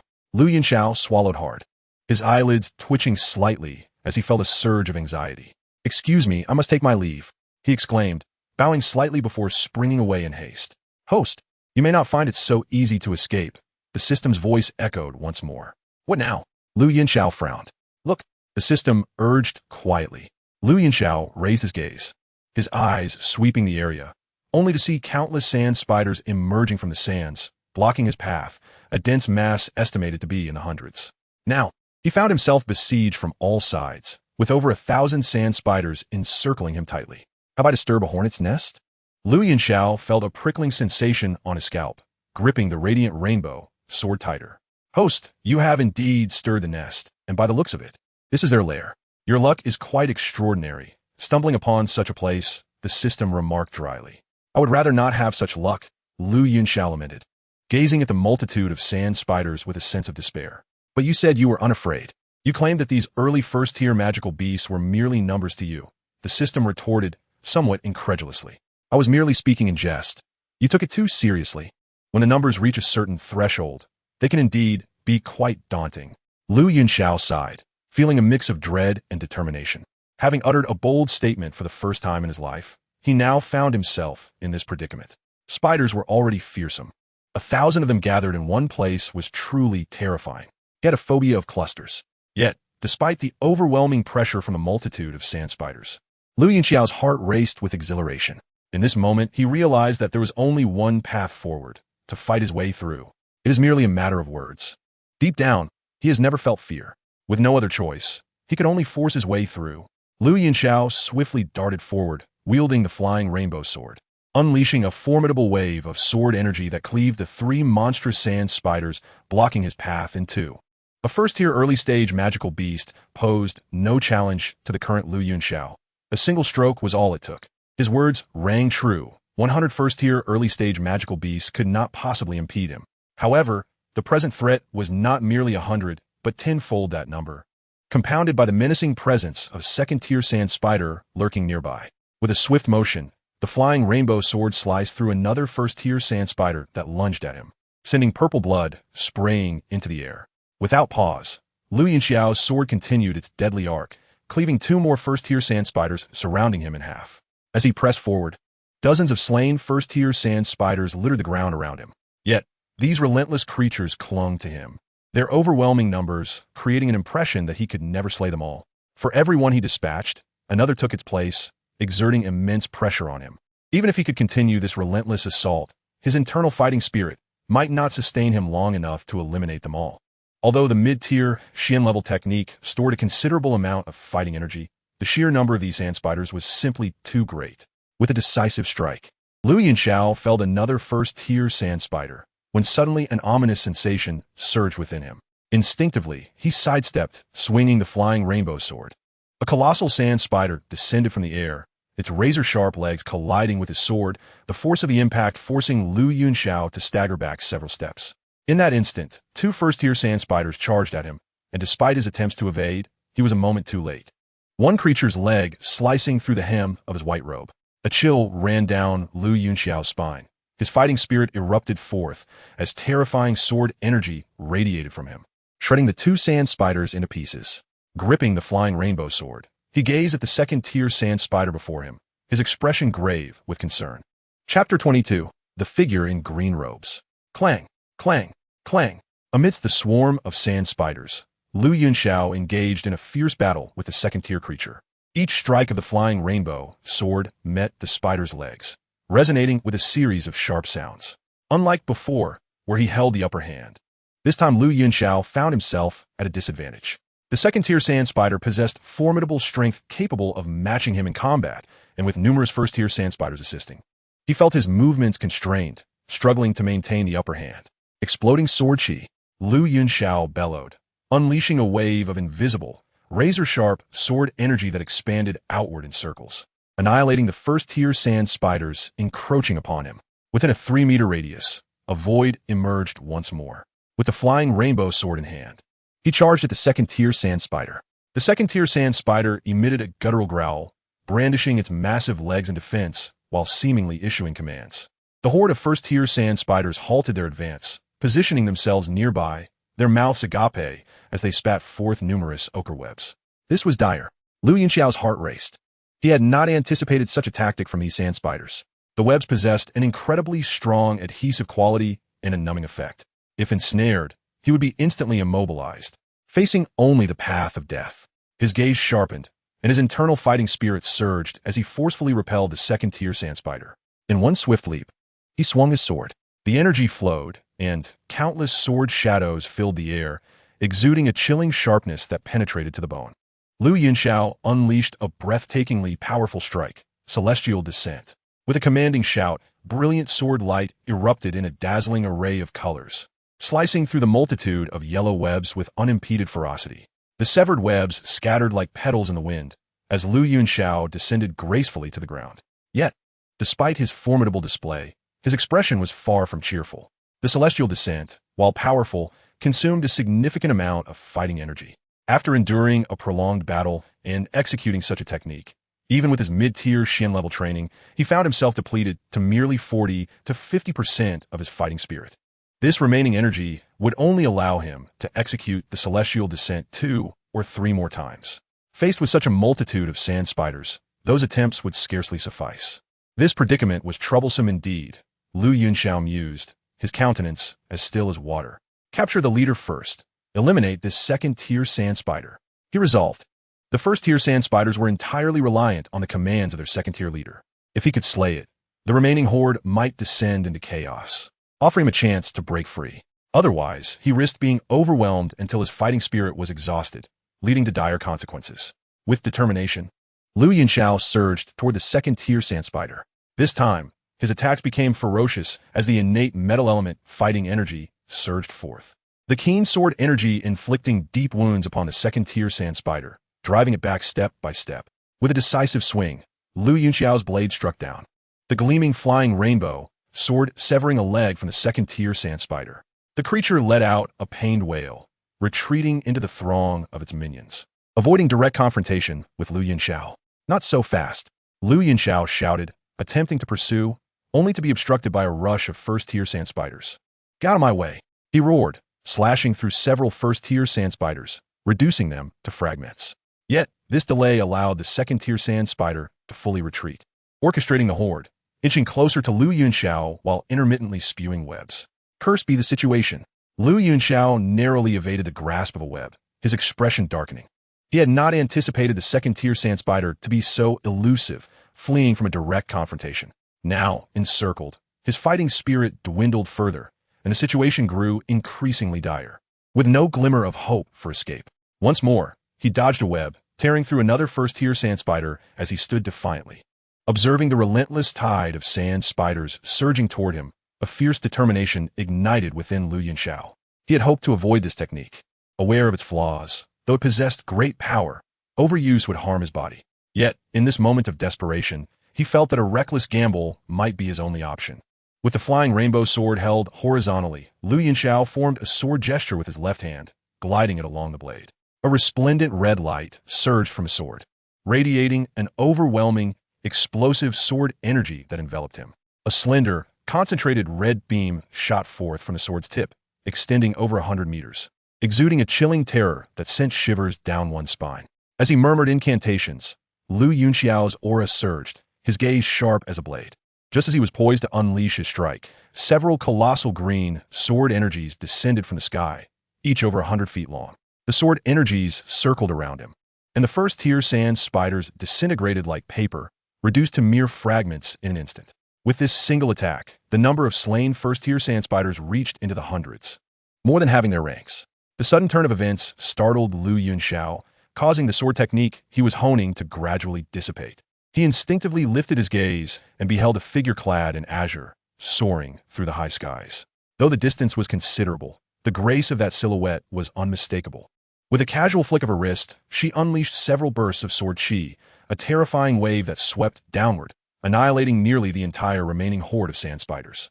Even the second-tier sand spiders could not muster any resistance against such formidable sword chi, being utterly shredded in an instant. The sheer ferocity of the attack sending chills down one's spine. Lu Yunxiao remained largely unfazed, his expression still serene. After all, he had witnessed the cataclysmic battles of the nine-star Do, Saint, and was not easily intimidated by the terrifying sword chi before him.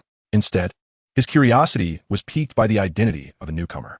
The azure figure, with wings of battle aura and a powerful wind attribute sword chi, began to coalesce with the image he held in his memory, despite the distance obscuring her features. Chapter 23. First encounter with Yunyun. The yellow sands stretched endlessly, the ground littered with the corpses of sand spiders, a thick carpet of their remains. Over 1,000 sand spiders had been effortlessly dispatched, attesting to the astonishing power of the newcomer. With his left hand, he produced a clean white cloth to wipe the flying rainbow sword before sheathing it. Lu Yunxiao held the sword aloft, his gaze fixed upon the sky. As a gentle breeze caressed the air, the azure figure descended gracefully, revealing her countenance and form. Clad in a flowing azure gown, she wielded a slender, ornate azure sword. Her figure was lithe, her demeanor enchanting, and her long hair danced in the wind, exuding an ethereal, serene aura.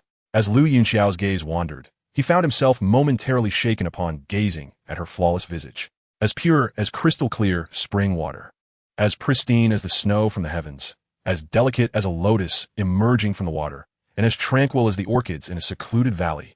What a transcendent beauty, untouched by the mire, and untainted by the cleansing waters, indeed a paragon of elegance, radiating the essence of the world's spiritual beauty. Coupled with an innate air of nobility, she emanated an astonishing allure that rendered one unable to tear their gaze away. What a beautiful woman, truly stunning. Lu Yunxiao murmured softly, his eyes filled with awe. He had encountered many beauties before, but such an exceptional figure was a first. Is the host smitten? Came the cheerful voice of the system in Lu Yunxiao's mind. To be honest, a little. Lu Yunxiao replied earnestly in his thoughts. Being moved by beauty is a natural inclination of humans. It is entirely normal to be drawn to something beautiful.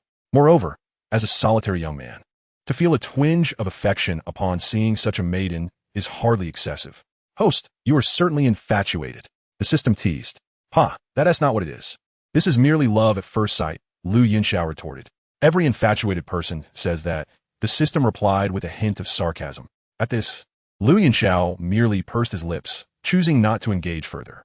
His gaze shifted slightly, and the azure figure had now landed, merely 3 meters away. At such proximity, her breathtaking features became even clearer. Her eyes sparkled like stars, her lips were as red as cinnabar, her skin rivaled snow, and her brows were painted like a masterpiece. She was stunning beyond belief. As the breeze stirred, Lu Yunxiao could even catch a whiff of her subtle, elegant fragrance. With such beauty, such power, and such poise, Lu Yunxiao was now utterly convinced of her identity. There was but one such being in the entire Gamma Empire. Reflecting on this, his gaze softened with a touch of warmth, for the person before him was the character he had admired the most during his readings. What a good woman. An extraordinary woman indeed. Thank you for saving my life, esteemed sister, Lu Yunxiao expressed with a bow towards the azure-clad woman. Sister? The azure-clad woman repeated softly, her eyes momentarily flickering. Since she had become the sect leader, it was the first time anyone had addressed her in such a manner.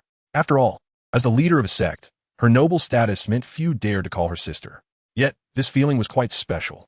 Her phoenix-like eyes roamed over Lu Yunxiao, who possessed sword-like brows and starry eyes, with finely chiseled features, truly a rare beauty among men, especially his celestial aura, which accentuated his otherworldly charm.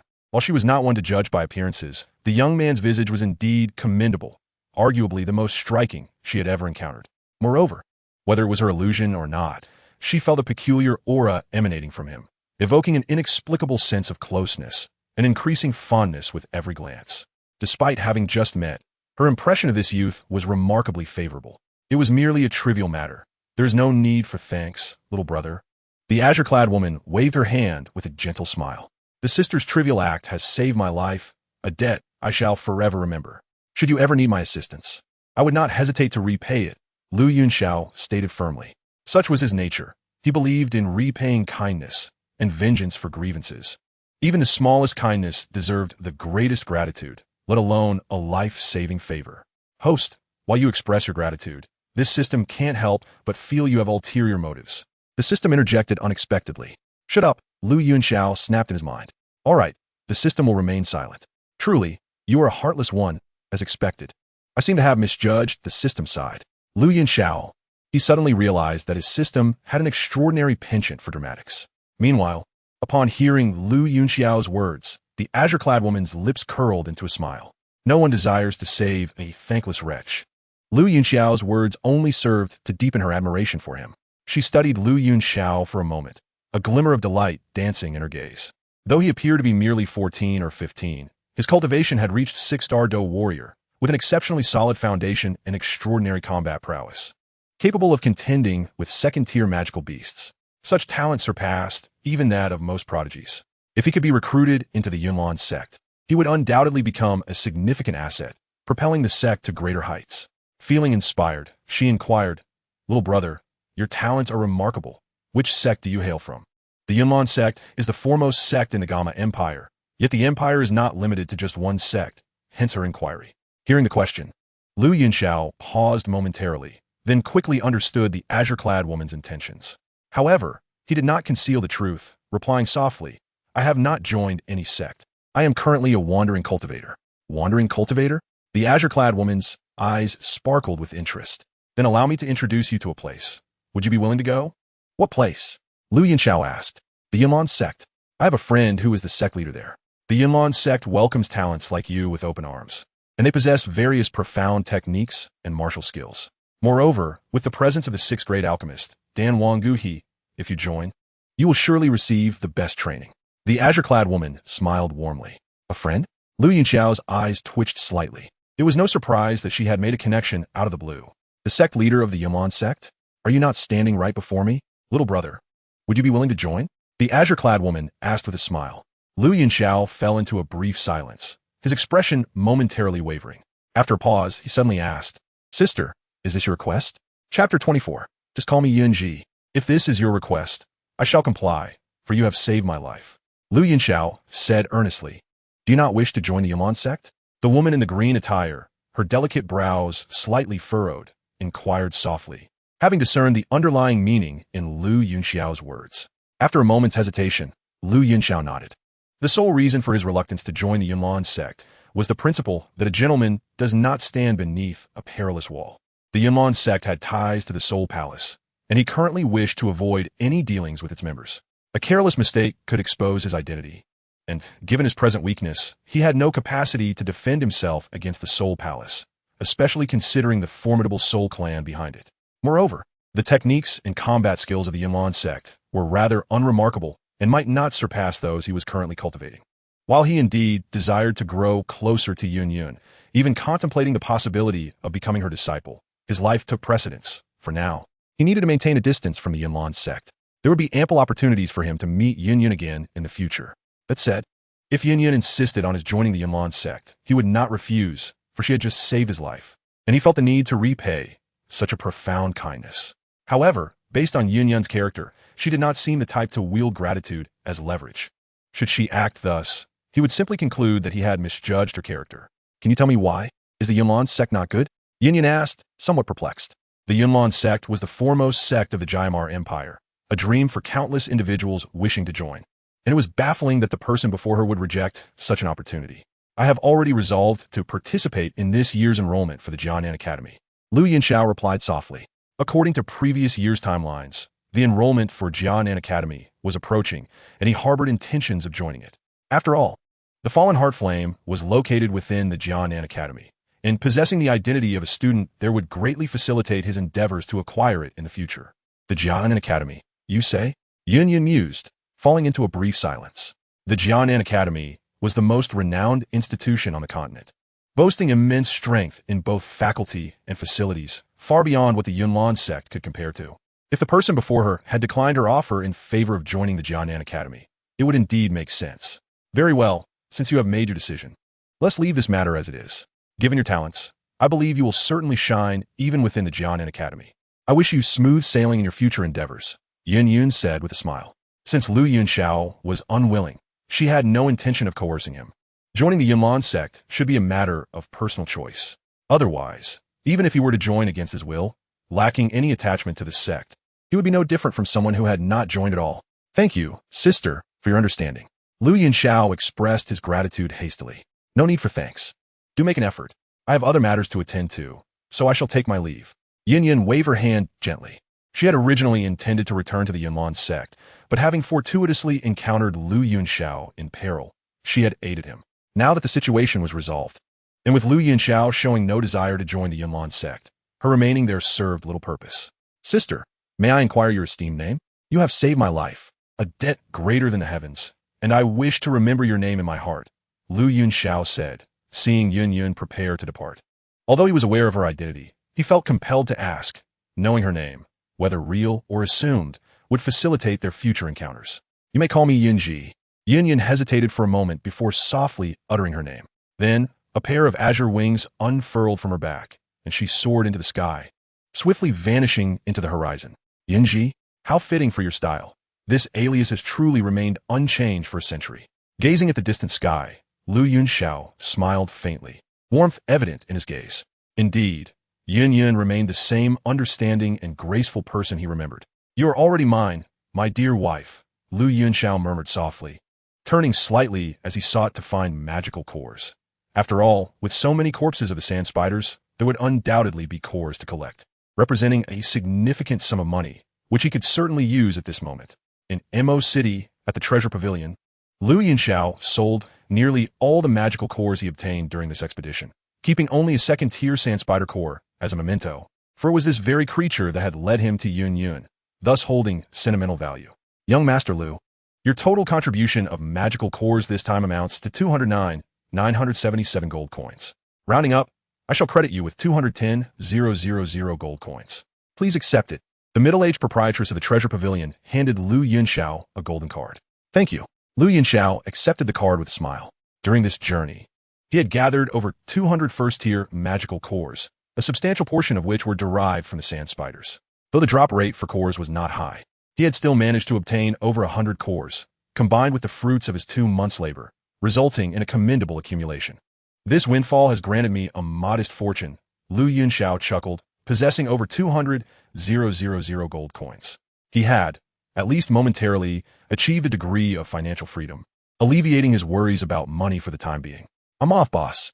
He waved as he strolled toward the exit. Take care, young Master Lu. Do visit often.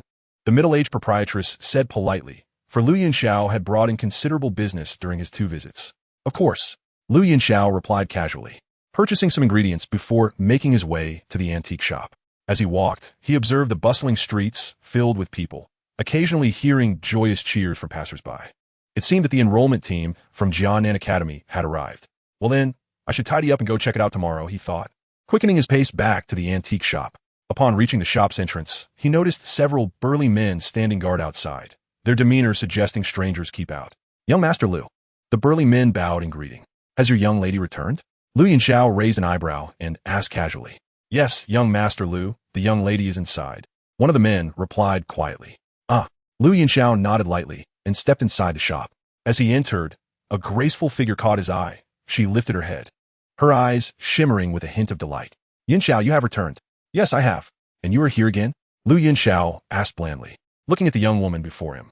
She was quite a charming figure, adorned in a form-fitting red gown that accentuated her curves. Though she could not rival Yun Yun's extraordinary beauty, she possessed an alluring charm of her own. Yes, I have come again to see if Master Bing needs any assistance. The woman in red said with a smile, exuding an air of calm and grace. Oh, then please continue your work. I just returned from outside, covered in dust. I must clean up, so I won't keep you from your tasks, Lu Yunxiao replied, nodding gently. Then you should go quickly, the woman in red said with a smile. Her large, watery eyes fixed on Lu Yunxiao, revealing a flicker of affectionate admiration. With his graceful demeanor, gentle manner, exceptional talent, and being a disciple of Master Bing, Lu Yunxiao truly captivated her attention. Upon hearing this, Lu Yunxiao slightly inclined his head, casting a glance at Hai Buodong, who was busy drawing a map, before making his way to the inner room. After 2 months in the desert, the most arduous part had been the lack of water for bathing. He had been forced to use sand instead, an experience he would rather forget. Now that he returned, he intended to cleanse himself thoroughly, inside and out. Upon entering the inner chamber and making his way to the bathroom, Lu Yunxiao indulged in a refreshing bath after filling a large tub with water. Ah, what bliss it is to soak in a bath. It certainly brings comfort. Lu Yunxiao stretched languidly, a look of sheer enjoyment adorning his features. Host, it must be said that your charm with women is indeed remarkable. The voice of the system echoed in Lu Yunxiao's mind just as he was stretching. Are you referring to the one outside? Lu Yunxiao narrowed his eyes slightly, speaking in a subdued tone. You noticed, host? The system's voice was tinged with surprise. I'm not oblivious. I can certainly discern such gazes. However, she does not captivate my interest. I prefer someone like Yun Yun, Lu Yunxiao replied, gently stirring the water surface. Why not simply admit that you are fond of beauty? The system retorted dismissively. Is there anyone who prefers the unattractive? Lu Yunxiao rolled his eyes, responding with irritation. That is indeed a valid point. The system replied earnestly. Lu Yunxiao smirked, continuing, moreover, that woman seems more interested in the old man. You are aware she wishes to become his disciple. Her affection for me is merely based on my looks and talent, coupled with the fact that I am a junior of the old man. It's rather superficial. Besides, do not be fooled by her current docility. She is notorious in Mo City as a tempestuous sorceress with a reputation for being willful and unruly. Such a woman is hardly to my liking. I appreciate beauty, but I also value character and temperament. Your perspective is quite reasonable. The system conceded, seemingly in agreement with Lu Yunxiao's sentiments. Lu Yunxiao turned his neck, stating, well then, let's not dwell on her any longer.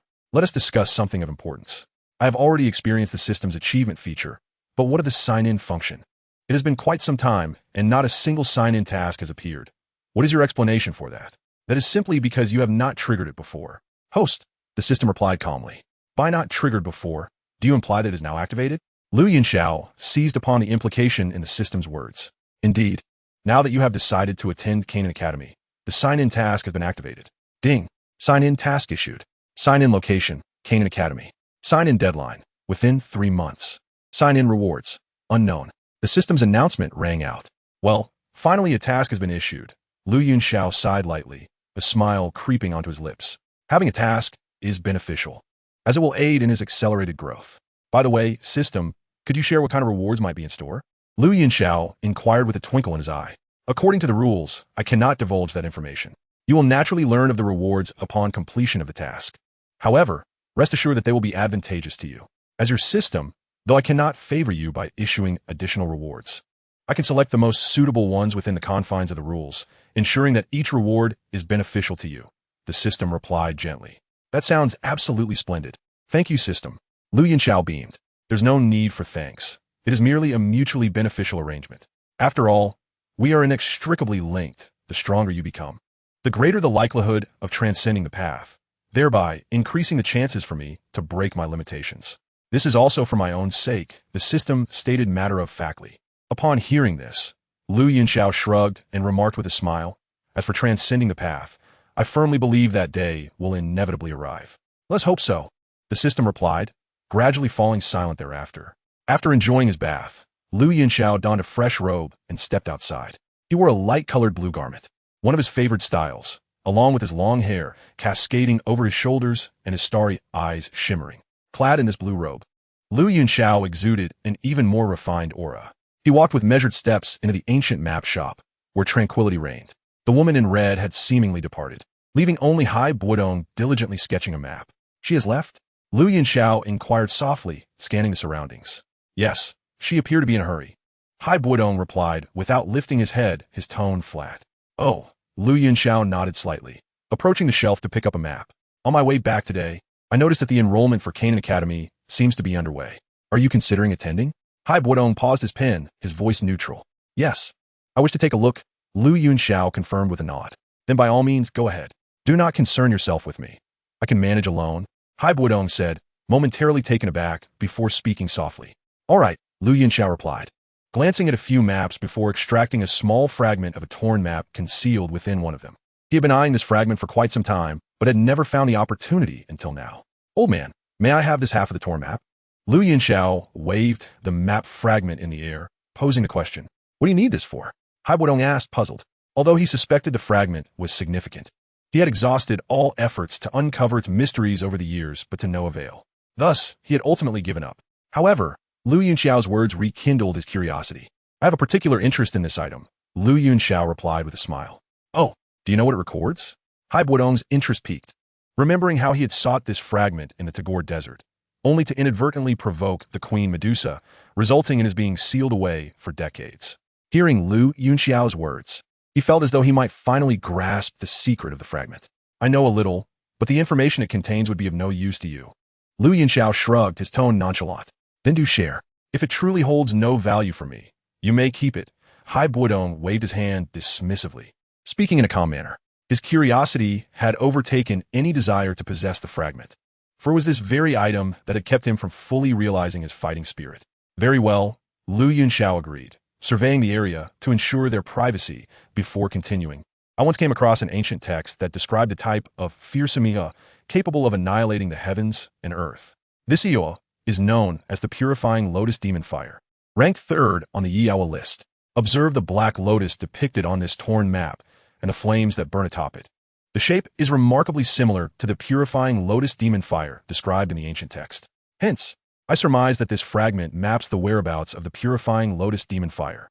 Actually, the true value of this map does not lie in the location of the purifying lotus demon fire itself, as its existence is well known. Once it emerges, countless individuals will sense its position. Therefore, the whereabouts are rather inconsequential.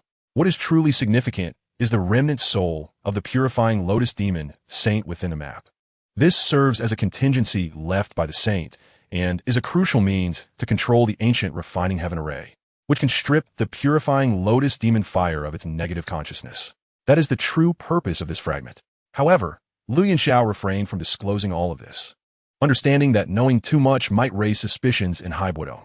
It was more persuasive to possess partial knowledge, especially since the origins of the fragment were already shrouded in mystery, and whether he revealed this information or not would yield similar outcomes. The purifying Lotus Demon Fire held no utility for Haibodong whatsoever.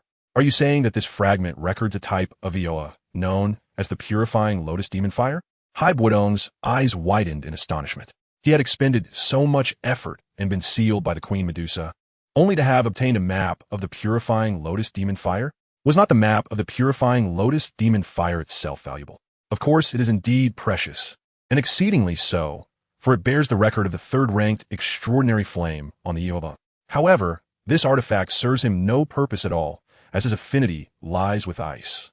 In this moment, Haibodong felt an overwhelming sense of injustice, having expended great effort only to return with such a trinket. As for whether Yunxiao had deceived him, he held no doubts. After 8 years of shared life, Yunxiao had never uttered a falsehood. Indeed, I surmise that what is inscribed upon it is none other than the Dinglan Yaoa. This fragment of map is quite valuable, old man. In truth, your decision to bring it back is rather astute, Yunxiao remarked gently. Well, don't even mention it.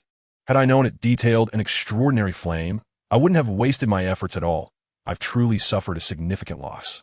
Reflecting on the decades he had been sealed away for merely half a fragment of an extraordinary flame map, Haibodong felt a deep sense of regret. Take it away. Just seeing it makes my heart uneasy, he said, casually tossing the small half of the fragment before Yunxiao. With a swift motion, Yunxiao joined it with the other half he held, forming a larger piece of the map. The fragment of the Dinglan was divided into 4 parts, and after Haibodong obtained one, he split it into 2 smaller pieces. One was tucked within a map, while the other was kept on his person.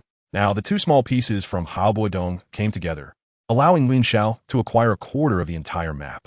Yunxiao examined it briefly before stowing the fragment away in his spatial ring. By the way, you little rascal, I recall you are of the gold attribute, correct? What need do you have for this extraordinary flame fragment? Haibodong queried, suddenly recalling something, his gaze fixed on Yunxiao with curiosity.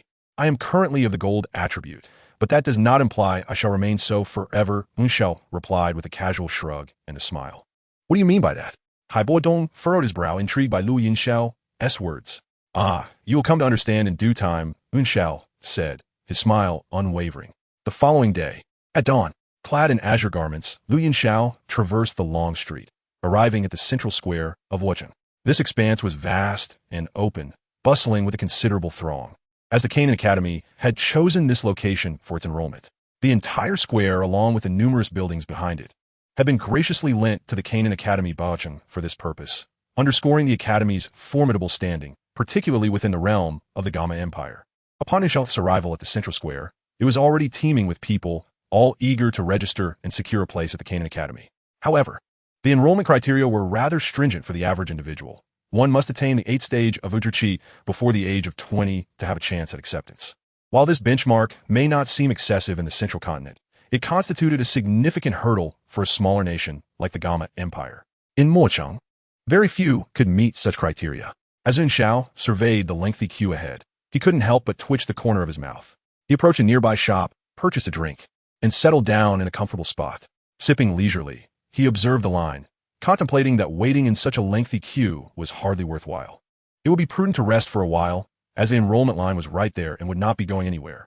Time passed gradually, and before long, it was nearly noon. The enrollment line had diminished considerably, with only a few individuals remaining. After stretching languidly, Yunxiao, who had already finished his lunch, strolled towards the enrollment desk. After a few people ahead of him had passed, it was finally Ale's turn. Name. A female instructor at the enrollment desk inquired without looking up, her voice tinged with fatigue from the prolonged enrollment process. Yunxiao, he replied softly, his clear voice resonating with a hint of magnetism. What a delightful voice. The female instructor felt a jolt of energy course through her as she heard his voice, her weariness dissipating. Curiosity piqued, she couldn't help but glance up, and at that moment, Yunxiao's figure filled her vision. Chapter 27. The Rules of Canaan Academy. With his sword-like brows and starry eyes, and a visage as refined as jade, Yunxiao's appearance was undeniably impeccable, especially enhanced by a demeanor that exuded both elegance and charm, leaving the instructor momentarily captivated. So handsome! The instructor's eyes sparkled as she softly murmured to herself, feeling an invigorating rush of vitality. Just as men are drawn to beauty, women too are captivated by handsome men. Lu Yunxiao's striking looks left the instructor astonished, and her demeanor softened considerably. Are you the student named Yunxiao? The instructor inquired, her gaze fixed intently upon him. Yes, that is correct. Lu Yunxiao confirmed, noticing her unwavering attention. He couldn't resist asking, may I proceed with the registration, teacher? Of course, she replied, momentarily lost in thought, then nodded and asked, what is your age? 14, Lu Yunxiao answered. 14? So young. The instructor expressed her surprise, for among all the registrants she had encountered thus far, he was the youngest by far. Typically, most applicants were around 18 or 19, making this age a rare occurrence. Have you reached the 8th stage of Douqi? She inquired curiously. Many had registered, but few had met the requirements. If Yunxiao had indeed attained the 8th stage at such a young age, his talent would be remarkable indeed. Certainly. Lu Yunxiao nodded affirmatively. I see. Then please give a try, the instructor said as she produced a transparent crystal ball. If you reach the 8th stage of Douqi, this crystal will illuminate, signifying that you have passed the test. Upon passing, you will officially become a member of Kane Academy. Very well. Lu Yunxiao nodded slightly, raising his right hand to gently rest upon the crystal ball, which immediately emanated a brilliant red light. Congratulations, student. You have passed the test, and now you may enter. Inside, dedicated instructors will assess your potential. The higher your potential, the more attention you will receive from the academy. Given your talents, I trust your potential will be noteworthy. By the way, do take care. To temper the pride of new students for easier management, Kane Academy has certain special rules for newcomers. It is advisable not to resist. Compliance is key. Lest you encounter difficulties, the instructor cautioned, her eyes widening in surprise before she recalled something, lowering her voice to a whisper as she addressed Yunxiao. Thank you for the reminder, teacher. However, I am someone who enjoys challenges, Yunxiao replied with a slight smile, exuding confidence and determination as he strode forward. Watching Lu Yunxiao's retreating figure, the instructor was momentarily entranced, her eyes shimmering with admiration. This student, when he smiles, truly is strikingly handsome. Meanwhile, after taking a few steps forward, Lu Yunxiao cast a discerning glance around before proceeding straight in a particular direction. Host, you possess quite the charm. Even the enrollment instructor has been smitten.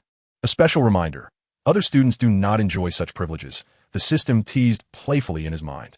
What can I say? It is, after all, a world that values appearances. Especially when a handsome man also possesses great talent. It is only natural that he would attract the attention of women, Yunxiao replied calmly in his mind. Huh, host, your audacity knows no bounds. Is it not a bit shameless to praise yourself so? The system scoffed. I merely speak the truth. Why should I feel shame? Lu Yunxiao responded nonchalantly as he approached a hall ahead, observing numerous new students standing outside, sunbathing with expressions of despondence, seemingly lacking in vitality. This must be what is referred to as the so-called special rules, a mere display of authority, where senior students bully the newcomers to temper their spirits. Lu Yunxiao chuckled softly, shaking his head before striding directly into the hall. In stark contrast to the sweltering heat outside, the hall was refreshingly cool, providing a welcome respite.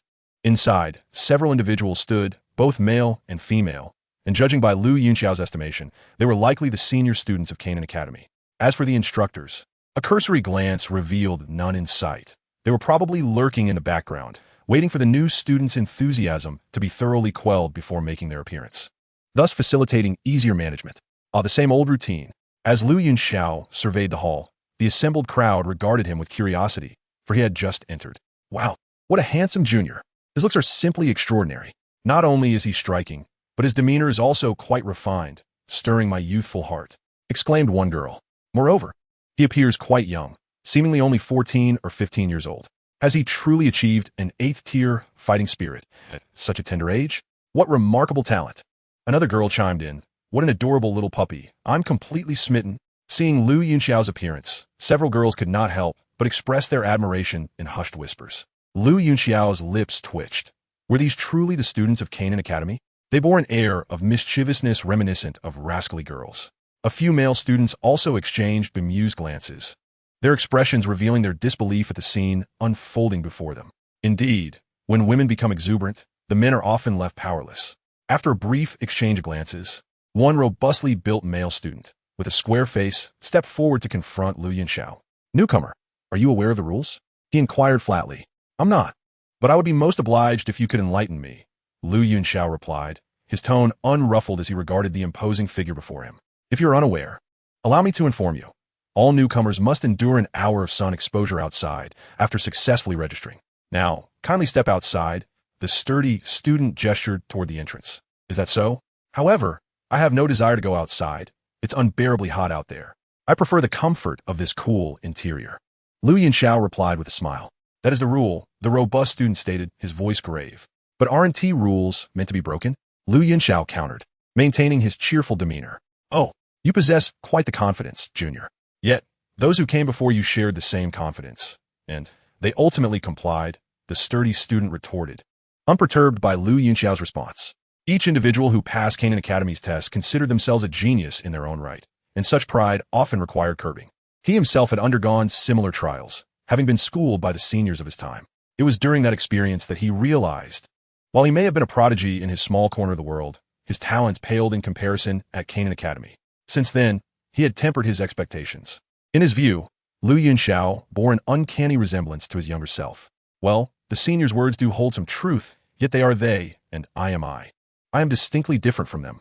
Lu Yunxiao shrugged, responding nonchalantly. What makes you so different? The robust student inquired, amusement flickering in his eyes. To him, Lu Yunxiao, appearing no older than 14 or 15, might possess talent, but in terms of strength, he could hardly be superior to those who had come before him. After all, how could someone so young truly reach the level of a fighter? He didn't believe he would encounter such a prodigy, nor did he think that a relatively obscure city like Mo City could produce such talent. After all, such individuals were few and far between, even within the halls of Canaan Academy. Yet, the world is vast, filled with wonders. His perspective did not encompass all possibilities. What makes me different? Well, if I reveal it, Senior, you mustn't take offense, Lu Yunxiao smiled. Go ahead. As your senior, I am quite broad-minded, the sturdy student replied coolly. Then I shall speak. The difference between them and me is that they can only be educated by you, while I possess the ability to overwhelm you. Lu Yunxiao stated with a grin. The sturdy student's strength was considerable, likely around the 4-star fighter level, easily dominating newcomers. However, to Lu Yunxiao, a 4-star fighter was not a challenge. He could easily best him, not to mention that his own combat prowess exceeded his rank by 2 stars. In truth, the student before him was hardly a match. Such arrogance. Among the newcomers I have seen, your pride ranks first, remarked the sturdy student, momentarily taken aback, his expression darkening. It seemed he felt belittled. Such personality in this junior. His words are quite impressive, noted another male student. Impressive, yes, but a touch reckless. Speaking so boldly may indeed provoke Zhang Yuan's ire, he added cautiously. Arrogance must come with a price, another male student chimed in. Lu Yunxiao's words resonated throughout the hall, capturing the attention of all the seniors, who watched with anticipation, eager to see how the confrontation would unfold. Meanwhile, the female students resumed their chatter, hearing their murmurs. Lu Yunxiao felt a twitch at the corner of his mouth and silently queried the system in his mind. Am I truly that arrogant? Perhaps a tad. The system replied softly. Am I? I merely state facts. Lu Yunxiao defended himself. You do speak the truth, but they likely do not share your perspective, the system remarked. Ah, I see. It appears I have only one way to prove I am not arrogant, Lu Yunxiao sighed. And that is? The system inquired. To genuinely defeat him in battle. That would certainly dispel any notion of arrogance, Lu Yunxiao suggested quietly. Now that would indeed make for an entertaining tale, the system mused. I agree. These individuals have been so disdainful toward the newcomers. It is only fitting they receive a lesson that we too possess our own tempers, Lu Yunxiao chuckled. You are quite right. I shall observe this spectacle with great interest, the system replied. Then do watch closely, Lu Yunxiao responded, refocusing his attention on the sturdy student, who now wore a grim expression, clearly displeased. Though you deem me arrogant, I merely speak the truth. However, I suspect you may not believe me. How about this? Why not test my abilities yourself? One bout will suffice, and should I emerge victorious, I trust you will permit me to remain indoors and avoid the sun, Lu Yunxiao stated calmly, his tone gentle. Indeed, should you defeat me, you may stay inside. However, I doubt you possess such capability, the sturdy student replied, his eyes narrowing, his fighting spirit surging as he spoke. Whether I possess that capability is not for you to decide, Lu Yunxiao smiled, his own fighting spirit swirling as a glimmer of determination sparkled in his eyes. Then I shall gauge your strength, Junior. Be prepared, the sturdy student warned, clenching his right fist and launching a powerful punch toward Lu Yunxiao. The strike was swift, cutting through the air with a fierce gust, undeniably formidable. Zhang Yuan is truly serious now, a male student observed, recognizing the gravity of the situation. It seems this newcomer is in for a rough time, another echoed. Indeed, arrogance must bear consequences, a third remarked. Several male students nodded in agreement, while the situation among the female students was starkly different. Zhang Yuan had exerted all his strength against the junior, showing no restraint whatsoever. How utterly despicable. Who could blame them? He was meek in front of seniors, but unleashed his full force against juniors. Bah! What contemptible behavior. Surely, he was envious of the junior's good looks. My handsome junior. Was it truly necessary to strike so hard against the junior? A group of female students chattered away, but Lu Yunxiao remained unfazed. As a powerful punch came hurtling towards him from the burly student, he merely lifted his hand and leaned into it. How audacious! This only incited further anger in the burly student, who intensified his assault, delivering a mightier blow. The resounding smack echoed as fist met palm. Yet Lu Yunxiao stood his ground, absorbing the seemingly ferocious strike with ease. What? The burly student couldn't help but look up, astonishment filling his eyes. His full force attack had been effortlessly countered by Lu Yunxiao. Senior, is your strength lacking? Have you not eaten? Oh, right. It seems you really haven't had lunch. Lu Yunxiao exclaimed, feigning a sudden realization. How infuriating! Seeing Lu Yunxiao so composed only fanned the flames of the burly student's rage. He attempted to retract his punch, but Lu Yunxiao held it firmly, rendering any escape impossible. Let go! In a fit of anger, the burly student aimed a fierce kick at Lu Yunxiao. His toes glowing with energy, forming a blurred blade of light, an advanced yellow-grade combat technique, the leg blade slash. Unfazed, Lu Yunxiao executed a swift kick of his own, the two legs colliding, shattering the blurred blade of light into fragments. The burly student's expression shifted dramatically before he could utter a word. He felt an overwhelming force emanating from Lu Yunxiao's hand, followed by a casual palm strike that sent him flying backward. Chapter 29, Minter Wolin. The impact caused the burly student to arch slightly, and he was propelled backward several meters before crashing to the ground with a dull thud. His body skidded across the ground for several more meters before finally coming to a halt. On the ground, the burly student struggled, his face pale, hands clutching his chest in evident pain. The entire exchange had transpired in a flash, with the outcome determined in mere moments. Many students were still processing the event when the burly student was already sent hurtling away, an astounding sight. I concede, senior. Lu Yunxiao retracted his hand, bearing a nonchalant demeanor. For a 4-star combatant, it was merely a single blow. Prolonged conflict? Impossible. If he could dispatch his opponent in one strike, he would seldom employ a second. As Lu Yunxiao's words hung in the air, the other students awakened from their stupor, their eyes filled with astonishment as they regarded him. It was known that the burly student was a 4-star combatant, and yet Lu Yunxiao had so effortlessly defeated him. How terrifying must his own strength be? This junior is truly impressive. One female student couldn't help but murmur in admiration, her gaze on Lu Yunxiao shining with newfound brightness. A handsome man naturally draws attention, but if he possesses formidable strength as well, the allure becomes utterly captivating. This junior must be at least a 4-star combatant. Otherwise, he could not have triumphed over Zhang Yuan. What a terrifying talent! Another female student exclaimed in awe. Indeed, such a remarkable gift. The other female students echoed in agreement. Hearing the chatter around him, Lu Yunxiao maintained a gentle smile and approached the fallen burly student, softly inquiring, Senior, are you all right? I didn't use much force. It shouldn't have hurt you too badly. I'm fine. You won, the burly student replied, struggling to rise. Lu Yunxiao's strike had indeed caused him considerable pain, but it was merely superficial. His internal organs and bones remained largely unscathed. He had shown restraint, after all. Furthermore, the formidable aura Lu Yunxiao had unleashed was astonishing.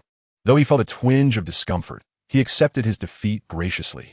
Senior, I apologize for the offense, but please do not underestimate the newcomers in the future. Lu Yunxiao extended his right hand, pulling the burly student upright with a smile. I want to do so again. This is merely an unspoken rule at Canaan Academy. It's not that we seniors are targeting newcomers. I went through the same experience years ago. The burly student sighed. I understand, but oppression breeds resistance. Newcomers have their tempers as well. Lu Yunxiao responded softly. I am aware. I have experienced it firsthand, the burly student admitted, a hint of bitterness on his face. Upon hearing this, Lu Yunxiao shrugged, remaining noncommittal. It seems I'm fortunate today to have discovered a little genius. Just as Lu Yunxiao conversed with the burly student, a soft, gentle voice resonated, and a graceful figure approached from across the hall. Clad in a flowing green gown, her delicate oval face exuded charm. With a faint smile gracing her lips and her gaze warm, emanating unique gentleness and vivacity. She appeared to be around 27 or 28 years old, her figure voluptuous yet graceful, embodying the allure of maturity honed by time. This was a beauty, though she might not rival the unparalleled elegance of Yunyun. She possessed a captivating charm, particularly with her deeply ingrained warmth that held a special allure. Little one, your talent is impressive. Let us get acquainted. I am Ruolin, but you may call me Mentor Ruolin. The green-clad woman approached Lu Yunxiao, gazing intently at him, her eyes sparkling with intrigue.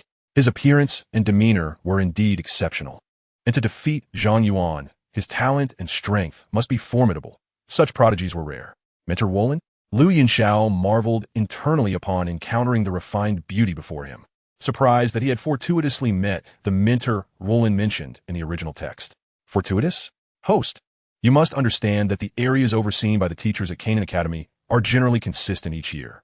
This Mentor Ruolin might be responsible for a significant region within the Jiaman Empire. However, since a region can encompass various cities, she might be in charge of the city this year and another city next time. Encountering her is normal, and you could say it is good fortune, but not an extraordinary coincidence. The System S voice echoed in Lu Yunxiao's mind. I see. Enlightened by the System S explanation, Lu Yunxiao suddenly grasped the situation. In institutions like Canaan Academy, the recruitment process across different empires was undoubtedly organized, making it entirely reasonable for him to meet Mentor Ruolin. With this understanding, Lu Yunxiao felt a sense of clarity. Indeed, I'm the mentor responsible for this recruitment. Barring any mishaps, you will all be my students in the future. By the way, little genius, what is your name? Mentor Ruolin smiled gently, her eyes fixed on Lu Yunxiao. Just call me Lu Yunxiao, Mentor, he replied softly. Lu Yunxiao? A fine name, she said with a smile, then turned her gaze to Zhang Yuan, expressing mild concern. How are you? Are you all right? Zhang Yuan's face flushed slightly, and he sheepishly responded, I'm fine. The junior was merciful. Thank you for your concern, Mentor. Well, as long as you're fine. Li Sun, please bring in the new students from outside. Mentor Ruolin nodded and instructed another male student. Yes, Mentor, he replied, his cheeks slightly flushed as he quickly made his way outside. Lu Yunxiao cast a sidelong glance, his expression somewhat peculiar. He noticed an intriguing phenomenon. It seemed that all the male students here held a certain admiration for Mentor Ruolin. Goodness, is her charm truly so potent? He cast another glance at Mentor Ruolin. Indeed, she possessed striking beauty, yet he found himself unmoved. When compared to Yunyun, she paled significantly. Little genius. What are you looking at? Mentor Ruolin noticed Lu Yunxiao's gaze and inquired with a gentle smile. Nothing much, just a bit contemplative. Your charm is truly remarkable, Mentor. Lu Yunxiao replied with a calm demeanor. Upon hearing this, Mentor Ruolin's expression faltered slightly, a faint blush gracing her delicate features. She was well aware of the underlying meaning in Lu Yunxiao's words, indicating the admiration of the male students around her. However, she was no longer a naive girl. Her approach to matters was far more composed. Suppressing her momentary shyness, she teased, Oh, so our little genius is knowledgeable about such matters? Mentor, what you ask is quite unnecessary. I am already 14, not a mere child of 3. It is only natural to understand these things. Lu Yunxiao shrugged nonchalantly. Oh, is that so? In that case, does our little genius have any young ladies he fancies? Mentor Ruolin inquired with a playful smile. What? Is Mentor Ruolin interested in my personal affairs? Lu Yunxiao replied, narrowing his eyes in a rhetorical question. Merely out of goodwill, dear. If you have no one in mind, I can introduce you to someone. Our Canaan Academy is home to many beautiful ladies, Mentor Ruolin said with a smile. Thank you for your kind intentions, but that won't be necessary. The young lady I fancy, I shall pursue on my own, Lu Yunxiao replied softly. Is that so? What a pity. Mentor Ruolin shook her head, feigning disappointment. Lu Yunxiao merely scoffed, choosing not to engage further. Through their conversation, he discerned that although Mentor Ruolin exuded gentleness, her wit was quite formidable. She skillfully turned the tables on him, demonstrating her adeptness in conversation. Indeed, mature women, well-versed in the ways of the world, no longer shy away like innocent girls. Not every woman possesses the simplicity of Yunyun. Although they were of similar ages, Yunyun's heart remained far more reserved. Pure and kind-hearted, she was deeply devoted to love. Reflecting upon the breathtaking figure he had once beheld, Lu Yunxiao's thoughts briefly drifted. The allure of this woman was genuinely profound. Days had passed, yet her image lingered in his heart, refusing to fade. One day, you shall be mine. And that day is not far off, Lu Yunxiao silently resolved. The thought of Yun consumed him. It was the first time he had cared so much for a woman across lifetimes. Host, if you desire to be with Yun, then strive to enhance yourself. Strength is the foundation, the system suddenly interjected. Of course, I shall endeavor to accelerate my growth, Lu Yunxiao affirmed, his expression resolute. His determination to grow stronger had never wavered. In a world like the Douqi continent, only formidable strength served as the bedrock of everything. Without it, even if one attained something, they would ultimately lose it in the absence of power. He had understood this truth from the very beginning. With his thoughts collected, Lu Yunxiao glanced at Minter Roland beside him before shifting his gaze. Outside, a throng of newcomers had already begun to arrive. Minter Roland diverted her attention from Lu Yunxiao to the incoming students. Lu Yunxiao joined the group of newcomers, which numbered no more than 20 in total. Recalling the long line he had seen earlier that morning, he shook his head. Most were merely there for the spectacle, with very few likely to pass the assessment. Minter Roland surveyed the new arrivals once more, her clear, water-like eyes blinking as she softly announced, "Hello, everyone. Congratulations on passing the test and officially entering the gates of Canaan Academy. However, as the school needs to assess the potential levels of each student, I now require your exact capabilities. 8th stage of Douqi corresponds to F-level potential, which is the minimum standard for enrollment at Canaan Academy. 9th stage of Douqi corresponds to E-level potential. 1-star Dome Master is D-level, and so forth, with the highest being 5-star Dome Master, classified as S-level. It is worth mentioning that in the more than a decade of Canaan Academy's enrollment history, only one individual has reached S-level potential. That little enchantress entered the academy not long ago and has already become a prominent figure within it." At this point, Minter Roland paused, her gaze shifting to Lu Yunxiao as she smiled and said, "I never expected to encounter a prodigious student with S-level potential today, but now that I've met you, I feel a glimmer of hope. Little genius, do you believe you can achieve S-level? You'll find out soon enough." Minter, Lu Yunxiao shrugged, smiling. "Indeed, but you seem rather confident," Minter Roland noted, her eyes glimmering. Lu Yunxiao's calmness assured her that the possibility of encountering an S-level prodigy was indeed high. "Perhaps," Lu Yunxiao replied with a serene expression. "Ha, what an intriguing little genius," Minter Roland chuckled, raising her hand to reveal a green parchment scroll and an ink pen. "All right, let's begin. Starting from the left, please state your name, level, and age." With her words, the student at the forefront on the left promptly reported his information. Lin Feng, Douqi 8th stage, age 19. F-level. Minter Roland noted the data and marked it with an F-level designation. Li Xing, Douqi 8th stage, age 19. F-level. Zhao De, Douqi 9th stage, age 19. E-level. The students continued to report their information, the majority falling within E and F levels, all around the age of 19. Only one student achieved D-level, which brought a moment of joy to Minter Roland, as reaching D-level was commendable in a lesser-known place like Yamo City. However, there were absolutely no B or A-level students. As the last of the students reported their data, nearly every gaze fell upon Lu Yunxiao, who had yet to declare his own. The ability to effortlessly defeat a 4-star Dome Master like Zhang Yuan indicated that Lu Yunxiao possessed at least 4-star strength, suggesting a minimum evaluation of A-level. There is also a significant possibility he could reach S-level, given how easily he triumphed. Being a 5-star Dome Master would not be surprising. Yet, until Lu Yunxiao revealed his true strength, their speculations remained mere conjectures, thus fueling their curiosity. "Little genius, it's your turn now. It's time for you to unveil your prowess." Minter Roland smiled at Lu Yunxiao. In response, Lu Yunxiao offered a faint smile, glancing around at the curious onlookers before gently stating, "Lu Yunxiao, 6-star Dome Master, age 14. As his words resonated within the tent, an abrupt silence enveloped the space. Minter Roland, poised to record the information, froze momentarily, her countenance reflecting disbelief. The others, too, were momentarily taken aback, their mouths agape as they stared at Lu Yunxiao, a 6-star Dome Master, surpassing S-level potential, exceeding even the little enchantress by a rank. And merely 14 years of age, while she was already 16. Minter Roland struggled to speak, her eyes filled with unmistakable elation. She had truly stumbled upon a treasure. Chapter 31. The Allure of Lu Yunxiao. "Little genius. No, I should call you little prodigy. You have truly surprised me immensely," Minter Roland remarked, gazing at Lu Yunxiao in awe. Initially, she had anticipated enrolling a talent comparable to the little enchantress within the academy, yet she had not expected such an astonishing surprise. The talent of this young lad surpassed that of the little enchantress, leaving her utterly astounded. The 6-star fighter, a prodigious talent surpassing the S rank. The veteran students of Canaan Academy were left utterly astounded, with female students displaying a glimmer of excitement in their eyes, while male students quietly sighed in astonishment. Zhang Yuan wore a bitter expression. It was no wonder his opponent had easily defeated him with a single strike, for his strength had reached such a terrifying level. A 6-star fighter, indeed, such a monstrous talent, could only be looked up to in admiration. Among peers of the same age at Canaan Academy, none could compare to him. If we speak of talent, young prodigy, you must surely be the foremost among all in Canaan Academy today. Of course, this refers solely to the outer academy. As for the specifics of the inner academy, even Mentor Roland remains unaware. Mentor Roland's eyes sparkled with intrigue. The acquisition of such a gifted student was a remarkable achievement for her, significantly benefiting her standing among mentors. With a higher rank, the academy's resources would be more readily allocated to her, allowing for her own cultivation to flourish.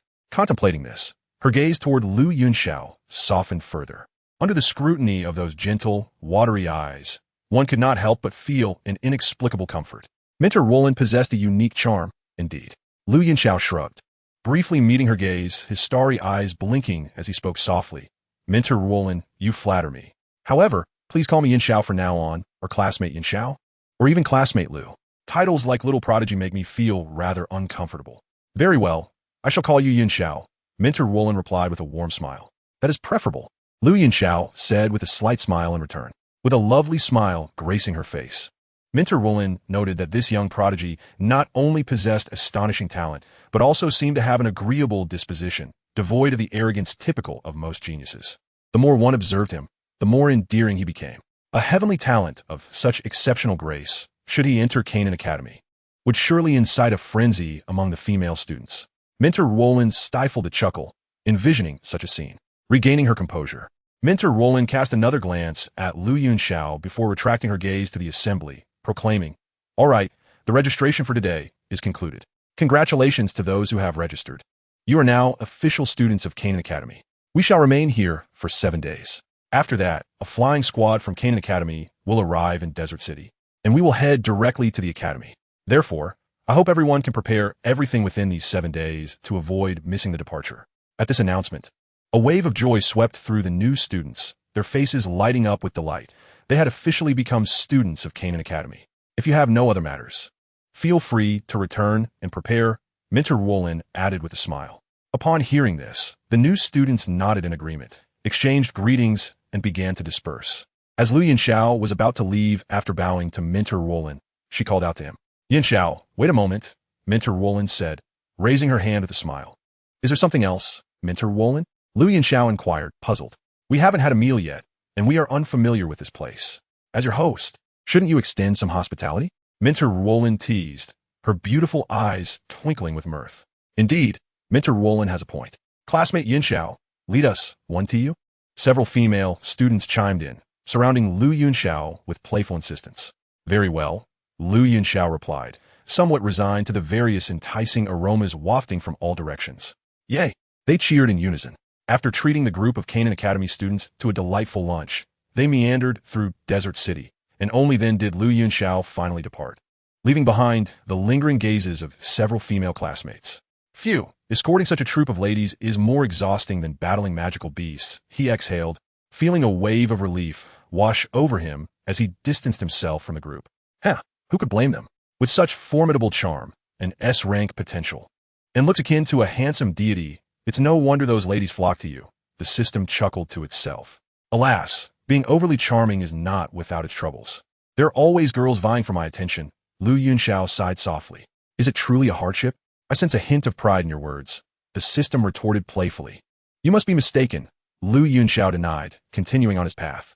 Following the familiar route, he returned to the antique shop. Inside, Heibadong lounged in his chair, sipping tea, and his aged eyes narrowed upon Lu Yunxiao's return. Why are you so late? Heibadong inquired nonchalantly, taking another sip of tea. I was strolling around Desert City with the Academy's mentors and students. It took a bit longer than expected. Lu Yunxiao replied casually while pouring himself a cup of tea and downing it in one go. Just girls, I presume? He Badong remarked, feigning indifference. How did you know? Lu Yunxiao raised an eyebrow, intrigued. The lingering scent of perfume upon you cannot escape my senses, He Badong stated calmly. Scent of perfume? Lu Yunxiao frowned, sniffing the air and indeed detecting a faint trace. It must have come from the close proximity of the female students. I'm going to take a shower and change, Lu Yunxiao announced, placing his cup down and heading towards the inner room. He had a habit of not wanting to carry the scent of others unless it was someone he cherished or cared about deeply. Thus, he typically kept his distance from others, but today was an exception due to the overwhelming enthusiasm of the female students, which had caught him off guard. In the future, he would be more mindful of such matters. As Lu Yunxiao stepped into the inner room, a peculiar smile crept across He Badong's face. At 14, this brat is growing up fast. It seems he is quite popular with the ladies. Perhaps it won't be long before he brings a girlfriend home. How delightful, he mused, tapping his fingers on the table with a smile, taking pride in Lu Yunxiao's growth as his junior. Chapter 32, The Flying Squad.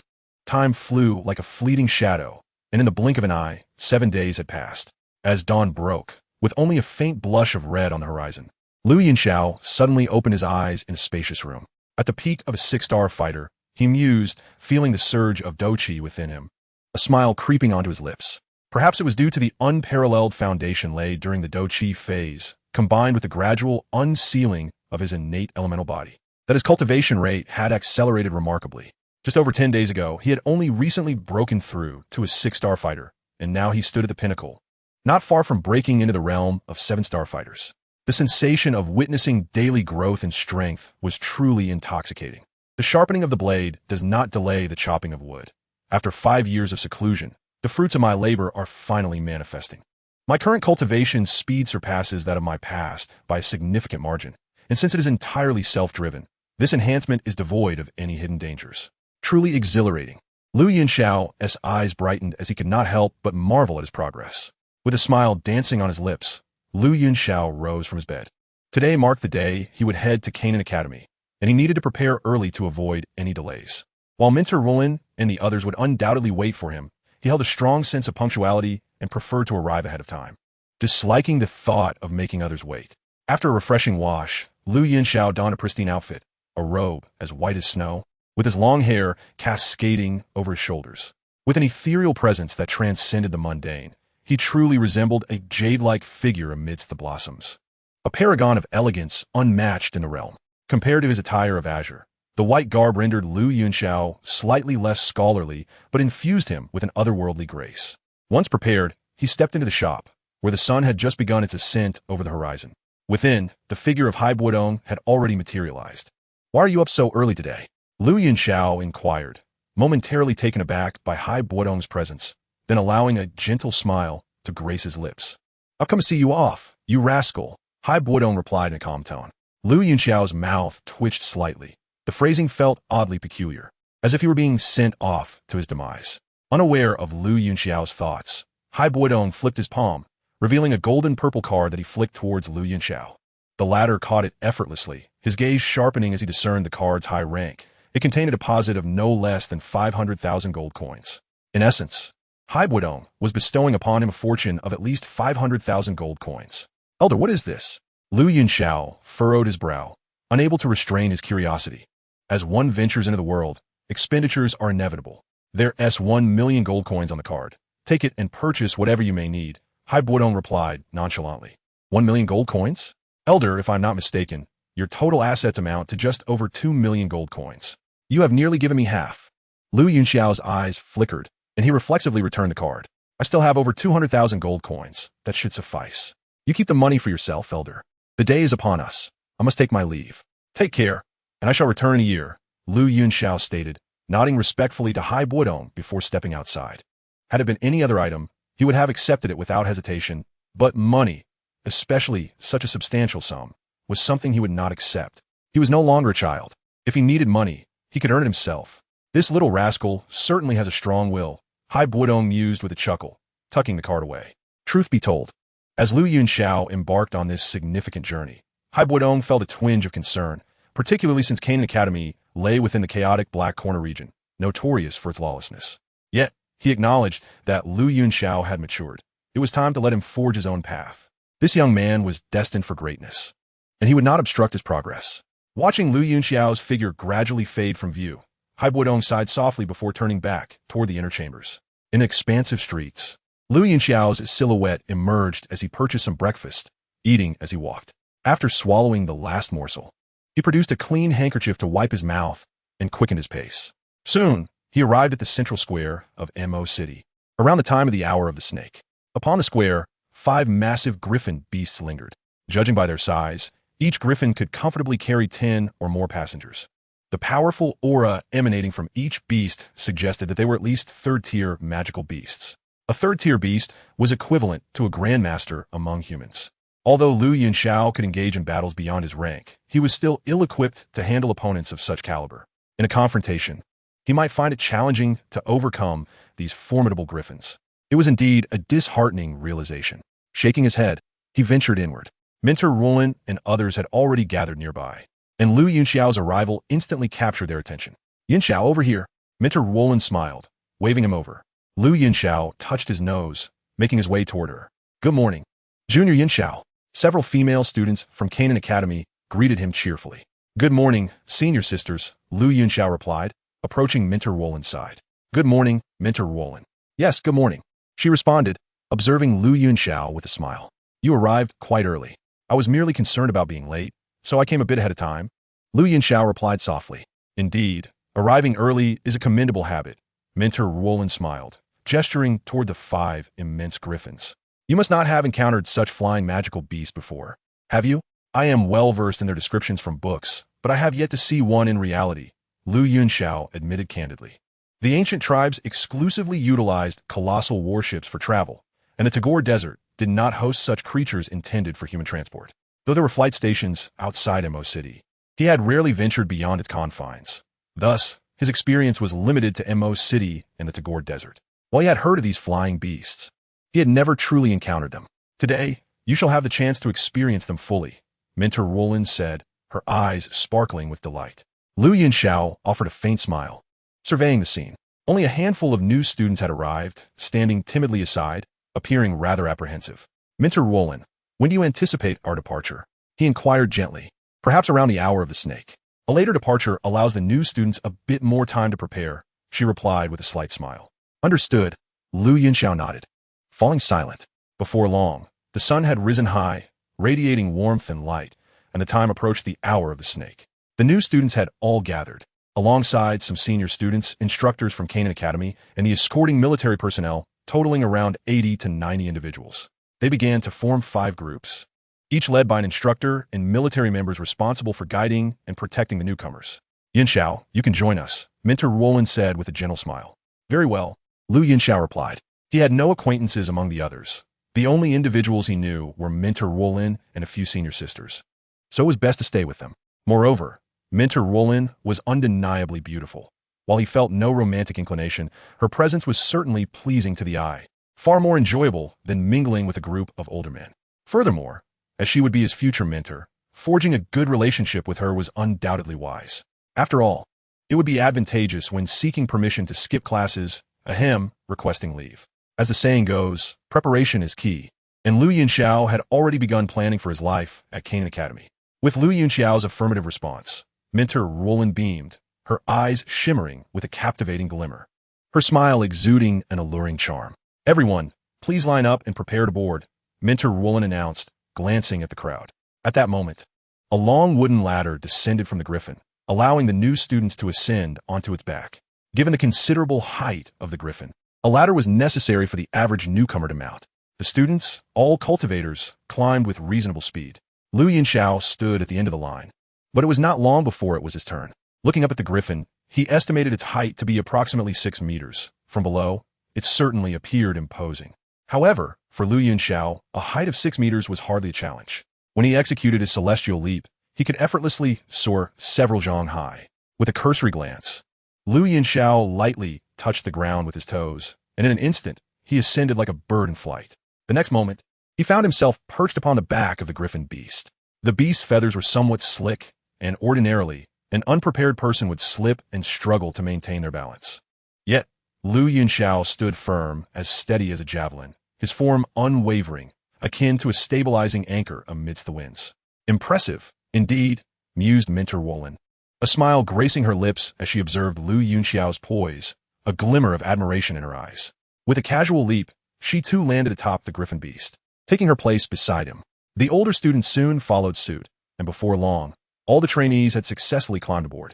Upon a driver's signal, the griffin beast unfurled its majestic wings, flapping them vigorously as it began to ascend slowly into the sky. As the ground receded beneath them, Lu Yunxiao's gaze sparkled with intrigue. This experience was indeed exhilarating. After a minute or two, the griffin beast had risen to a considerable height, several hundred meters above the ground, where the pedestrians below appeared as mere diminutive figures. At this moment, the griffin beast began to glide steadily in a particular direction. Lu Yunxiao surveyed the expanse from his lofty perch, the wind rushing past him, stirring the edges of his garments and tousling his long hair. Clad in white, with flowing locks, and possessing a visage of unparalleled beauty, Lu Yunxiao exuded an air of nonchalance and ethereal grace. Are you not the least bit afraid, flying at such heights for the first time? Some of the new students trembled with trepidation. Minter Wolin approached Lu Yunxiao, and though the griffin beast soared high, its speed was moderate enough for their conversation to carry clearly. Aren't you afraid either, Minter Wolin? Lu Yunxiao replied without turning, his tone calm and collected. I've grown accustomed to it. During my first experience, I too felt quite uneasy. However, you seem remarkably composed. Not at all like someone who has never ridden a flying magical beast, Wolin remarked gently, resting her hand on the railing of the wooden basket, her smile warm. Perhaps I am simply not afraid of heights. Being atop such heights brings me a sense of exhilaration. The view of the vast land beneath is truly splendid. Lu Yunxiao replied, extending his arms to embrace the wind that slipped through his fingers, a look of rapture illuminating his face. Upon hearing this, Minter Wolin paused momentarily. Then a smile crept across her lips as she mused. Yunxiao, you are indeed unlike others. I find myself quite eager to see how you will interact with the little demoness upon your arrival at Canaan Academy. It surely promises to be entertaining. Little demoness? Lu Yunxiao's interest piqued. He turned to Minter Wolin, inquiring softly, what is her current strength? Well, she entered the academy before you. By now, she should possess the strength of a 9-star fighter, Wolin replied. A 9-star fighter, you say? Lu Yunxiao murmured, pondering the implications. The griffin beast continued its journey, traversing the cities of the Jamma Empire. Daylight accompanied their flight, and as dusk fell, they paused to rest. A journey that took over half a month before they finally arrived at the Demon Suppression Pass. The Demon Suppression Pass marks the final checkpoint of the Jamma Empire. Beyond it lies the territory of the Empire. According to Minter Wolin, after exiting the Jamma Empire, they would await the arrival of other recruitment teams and a dedicated escort from Canaan Academy. After all, the Black Corner region is notorious for its chaos. A place devoid of order and ethics, rife with brutal carnage. Attempting to traverse the Black Corner region without a specialized escort would be exceedingly perilous. At present, Lu Yunxiao and his companions had just exited the Demon Suppression Pass, planning to rest for 2 days while awaiting the arrival of the other teams and escort before proceeding to Canaan Academy. Chapter 34. The Canaan Academy Escort Team. Outside the Demon Suppression Pass, a multitude of tents had been erected, and a large group of individuals was encamped there. Within one of the tents, Lu Yunxiao stood quietly, engrossed in a book. Yunxiao, may I come in? A gentle voice called from outside, drawing Lu Yunxiao's attention. He set his book aside and replied calmly, please come in. As his words fell, Minter Wolin's graceful silhouette appeared, her steps light as she approached, carrying a tray laden with steaming roasted meat. It's already noon, and seeing you haven't eaten, I brought you something, she said, placing the tray down with a soft tone. Thank you, Minter Wolin. I lost track of time while reading. Lu Yunxiao replied, please have a seat. He gestured to a chair, inviting her to join him. All right, she smiled, settling into the chair. Lu Yunxiao took the tray, eyeing the roasted meat, and began to eat slowly. The meat was not extraordinarily delectable, yet it was quite palatable, and its careful preparation suggested it was not the work of rough hands but rather that of Minter Wolin herself. Indeed, Minter Wolin had been exceptionally kind to him, and Lu Yunxiao cherished her concern. He resolved to perform splendidly at the academy as a means of repaying her kindness, especially since he understood that she aspired to be promoted to a higher-tier mentor. If he excelled, it could significantly benefit her prospects. As Minter Wolin watched Lu Yunxiao eat, a gentle smile graced her face. In her heart, beyond the teacher-student relationship, he resembled a beloved younger brother, one who was particularly endearing. By the way, Minter Wolin, We have been here for 2 days already. Other recruitment teams have arrived. When can we expect the Canaan Academy escort team? After a few bites, Lu Yunxiao recalled something and could not help but ask. By the timeline, they should be arriving soon. Are you feeling a bit bored waiting? With so many beautiful senior sisters around, how could you possibly be bored? Mentor Roland teased playfully, a twinkle in her eye. Lu Yunxiao's lips twitched in exasperation as he replied, Mentor Roland, could we not discuss this? I feel like they're nothing but a bunch of rascally girls. As the various recruitment teams gathered, naturally, the number of new and older students increased significantly. The older students were mostly acquainted with one another, and soon many of them learned of the exceptional talent who had surpassed the S rank. This revelation piqued the curiosity of numerous older students, particularly the female ones. Guided by a few senior sisters who knew Lu Yunxiao, they formed groups to come and see him, as if he were a national treasure. Their banter was bold, filled with jokes and playful teasing, leaving Lu Yunxiao feeling quite flustered. These women were truly formidable. Giggling, upon hearing Lu Yunxiao's words, Mentor Roland could not contain her laughter. And after a moment, she spoke with a hint of amusement. Ordinary people would envy you for such treatment. In all my years as a mentor, I've never seen a student so adored by the girls. Moreover, Yunxiao, she continued, fixing her curious gaze upon him, with so many senior sisters around. Is there truly not one that catches your fancy? Mentor Roland, why are you so inquisitive? Is this really your area of interest? Lu Yunxiao replied, his eyes twitching in mild frustration. I'm simply curious. Besides, what is there to be shy about in front of a mentor? If you do have someone you fancy, I can help you make introductions, Roland said with a smile. Honestly, there is no one at all, Lu Yunxiao confessed, gazing at the beaming face of Mentor Roland. Lu Yunxiao shook his head and sighed softly. Is there truly none? Indeed, there is none. What a pity. Perhaps they are not alluring enough. Do you not find them appealing? Oh, by the way, suddenly, Mentor Roland seemed to recall something, striking her thigh with an epiphany. Speaking of beauty, I actually have a remarkably stunning female student among my subordinates. She is a true beauty, currently single. Would you like me to introduce her to you?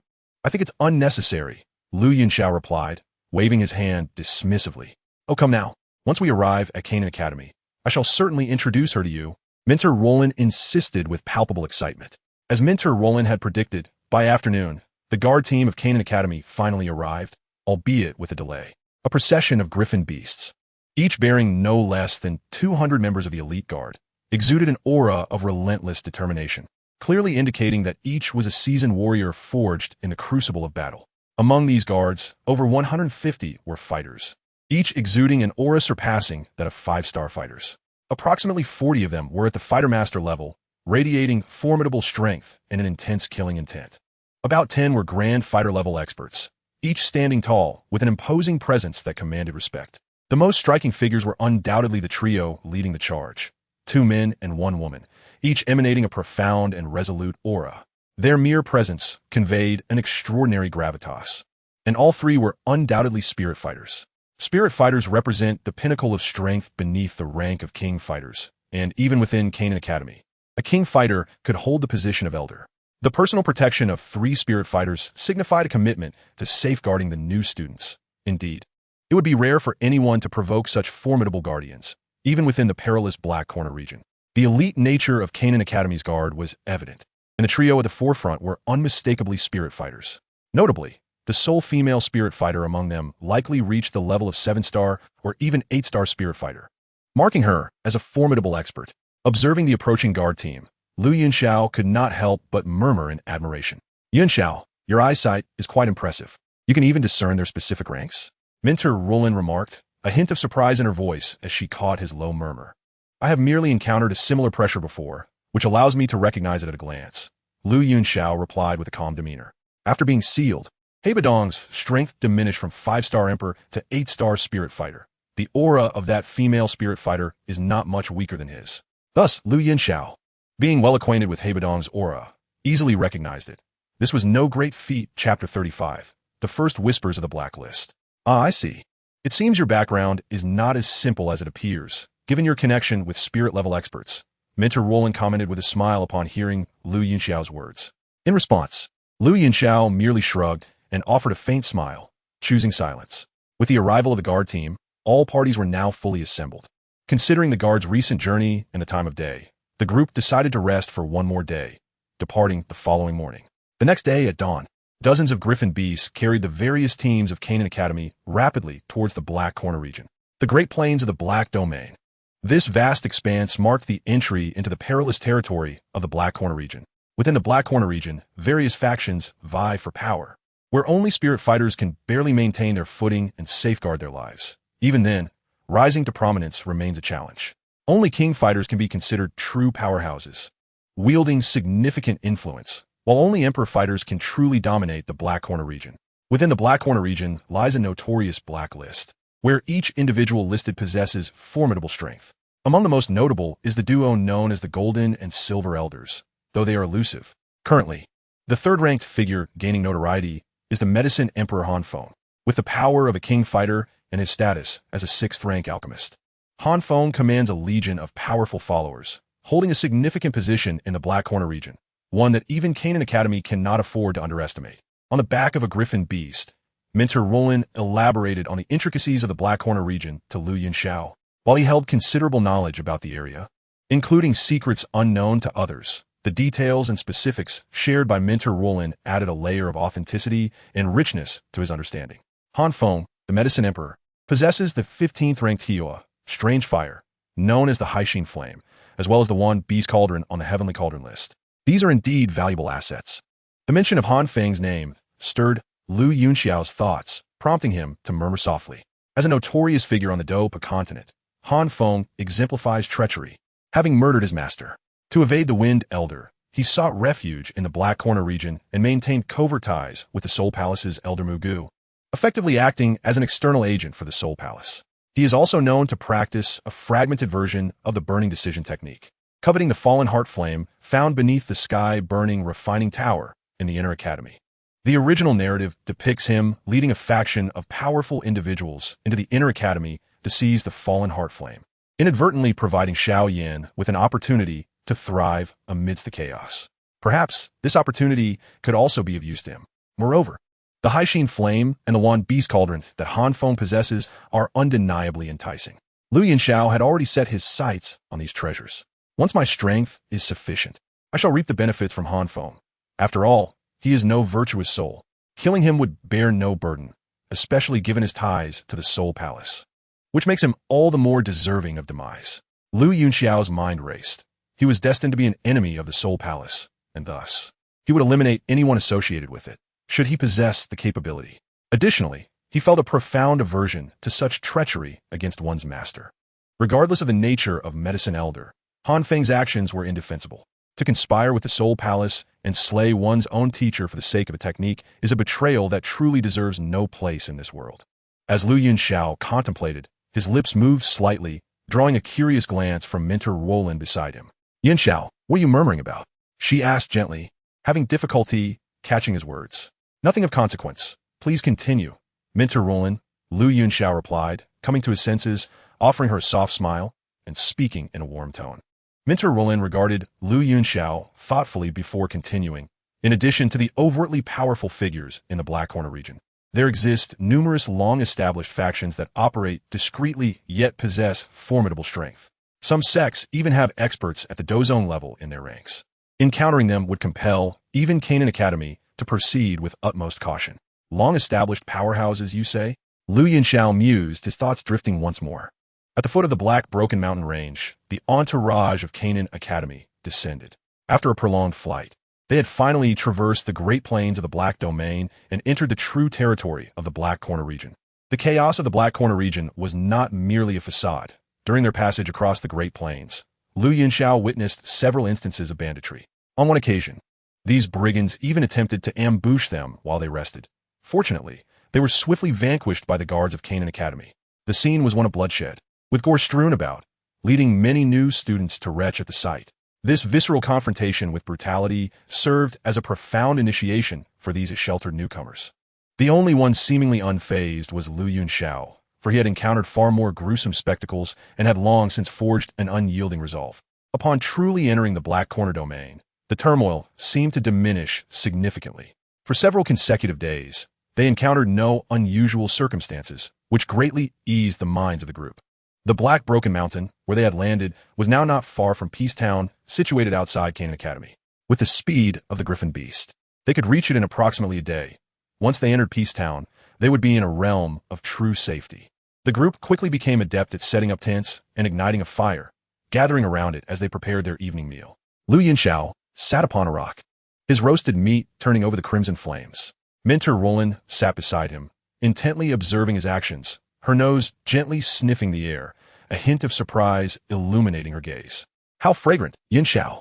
I never imagined you possessed such culinary skills," she remarked, unable to restrain herself. The aroma of Lu Yunxiao's grilled meat wafted through the air, golden fat slowly dripping from it, appearing exceptionally enticing.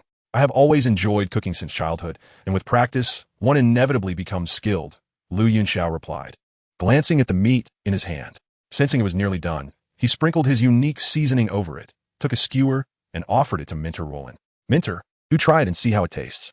With a smile, Mentor Roland accepted the skewer, gently blowing on it before parting her cherry-red lips to take a bite. Instantly, the succulent juices burst forth in her mouth, an indescribable flavor enveloping her taste buds, delivering an exquisite experience.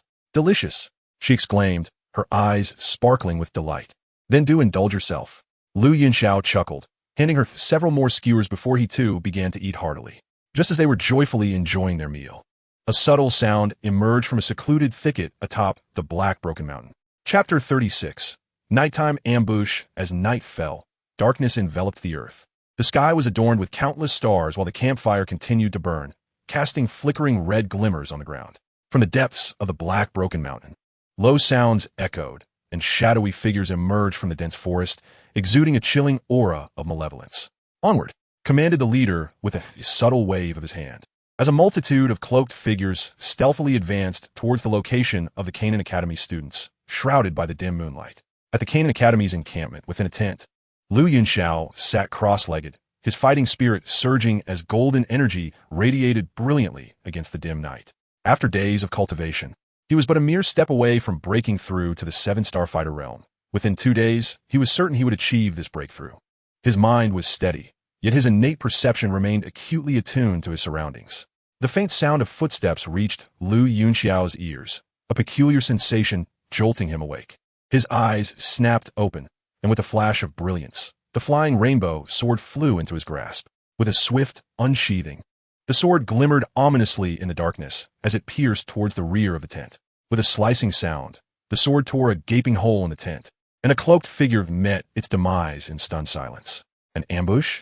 Lu Yunxiao furrowed his brow, about to call out a warning when a piercing shriek resonated through the encampment. The sound was long and penetrating. Lu Yunxiao recognized it as a signal from the female spirit fighter, and he promptly relaxed, raising his sword as he dashed out of the tent. Upon emerging, numerous figures became visible, a throng of black-clad assailants storming into the tents, wreaking havoc as they slaughtered those unprepared. The agonizing cries and wails filled the air. "Damn it!" Lu Yunxiao cursed under his breath, surveying the ground littered with bodies, those who had been on watch, all unexpectedly slain by these attackers. It was no wonder they had approached so silently. Had it not been for his keen perception, he too might have been ambushed, sustaining severe injuries or even losing his life. Fortunately, the warning from the female spirit fighter had come in time. Many mentors and senior students quickly reacted and began to mount a defense. The Canaan Academy's guard, though caught off guard, was a formidable force. They swiftly retaliated against the attackers, bringing down numerous cloaked bodies as the enemy began to incur casualties. A brilliant flare streaked across the night sky, bursting into a dazzling display. This was the Canaan Academy's distress signal. Having been suddenly ambushed, and with the enemy's ferocious assault, calling for aid became an imperative necessity. Lu Yunxiao regained his focus, his gaze sharpening as he hurried towards Mentor Roland.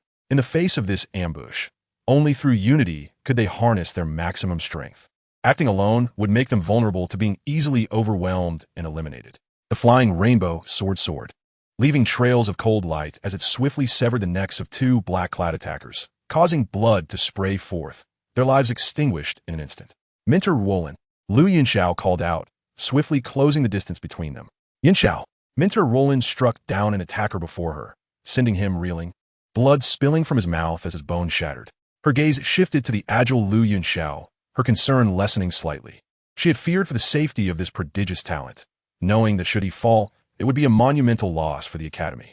Thankfully, Lu Yunxiao remained unharmed, which was a stroke of luck. "Are you all right, Mentor?" Liu Yunxiao inquired with concern as he approached her. "Iem fine. But many of the new students have lost their lives." Mentor Roland's eyes glimmered with unshed tears, a hint of sorrow evident. These new students had yet to even commence their studies at the academy, still in the prime of their lives. It was truly heartbreaking to witness such loss. After a moment of silence, Liu Yunxiao spoke. "Mentor, what has occurred cannot be changed, but we can avenge them and ensure these black-clad assassins pay with their blood." Indeed, Mentor Roland's gaze hardened as she wielded her whip, displaying the formidable might of a grand fighter.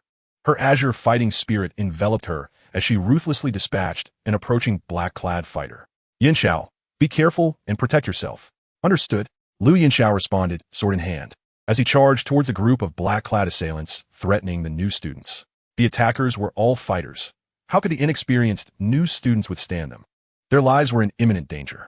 Just then, Liu Yunxiao's figure appeared, the flying rainbow, sword shimmering with cold light, radiating a chilling, sharp energy as it swiftly decapitated the black-clad foes, blood splattering across the ground and splattering several new students.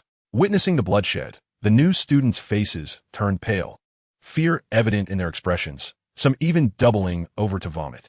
Liu Yunxiao shook his head, realizing they were akin to sheltered flowers. The sight of blood had shattered their composure. They needed more experience to strengthen their resolve. "Those of you lacking in strength should stay back and avoid running around. We cannot afford to be distracted protecting you," Liu Yunxiao advised the trembling new students. In such a battle, they were of no assistance. Rushing forward would be tantamount to offering themselves as sacrifices. He did not expect them to help. Merely refraining from hindering their efforts would suffice.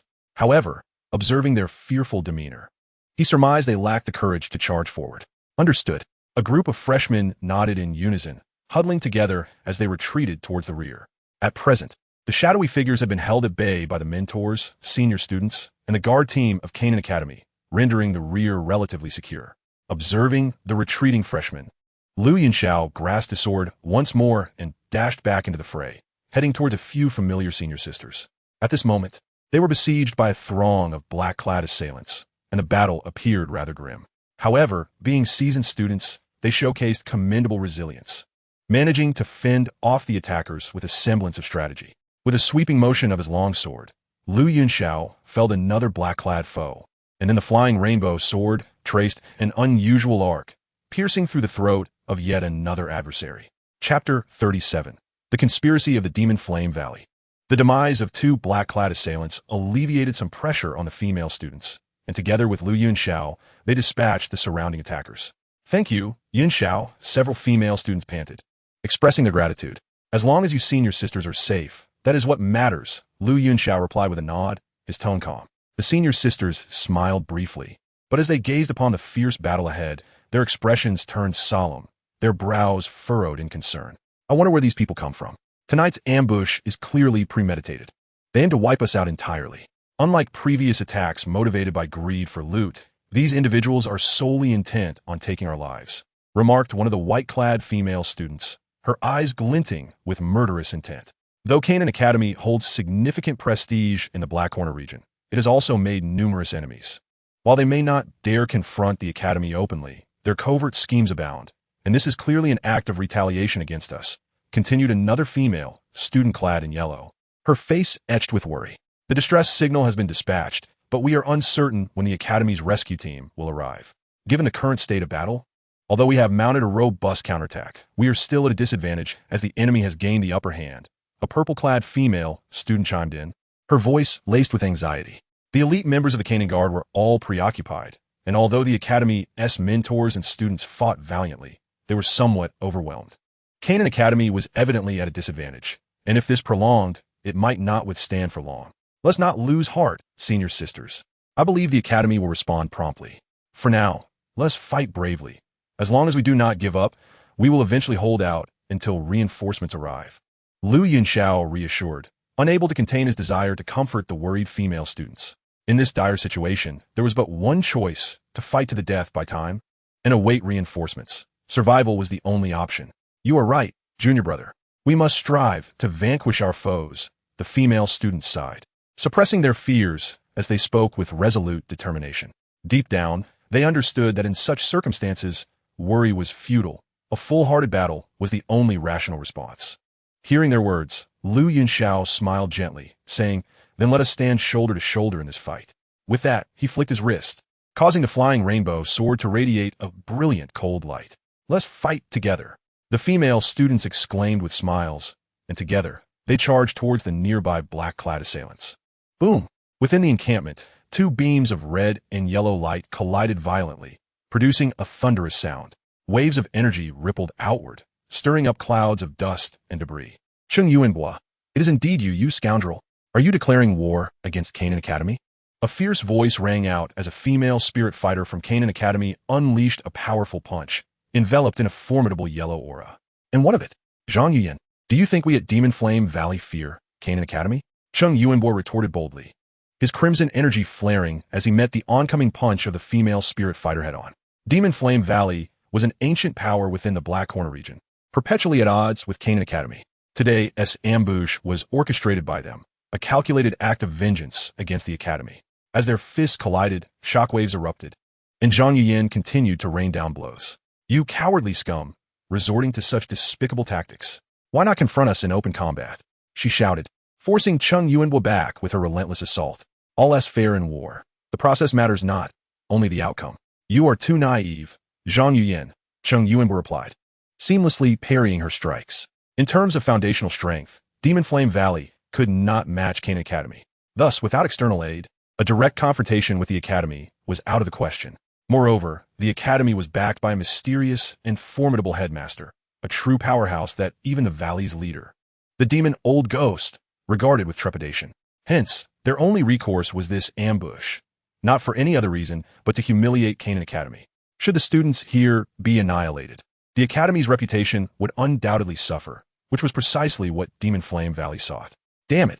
Zhang Yuyan seethed, aware of the insidious motives behind Demon Flame Valley's actions. Her fist grew even more ferocious. The two engaged in an intense battle amidst the encampment. Lu Yunxiao thrust his sword forward.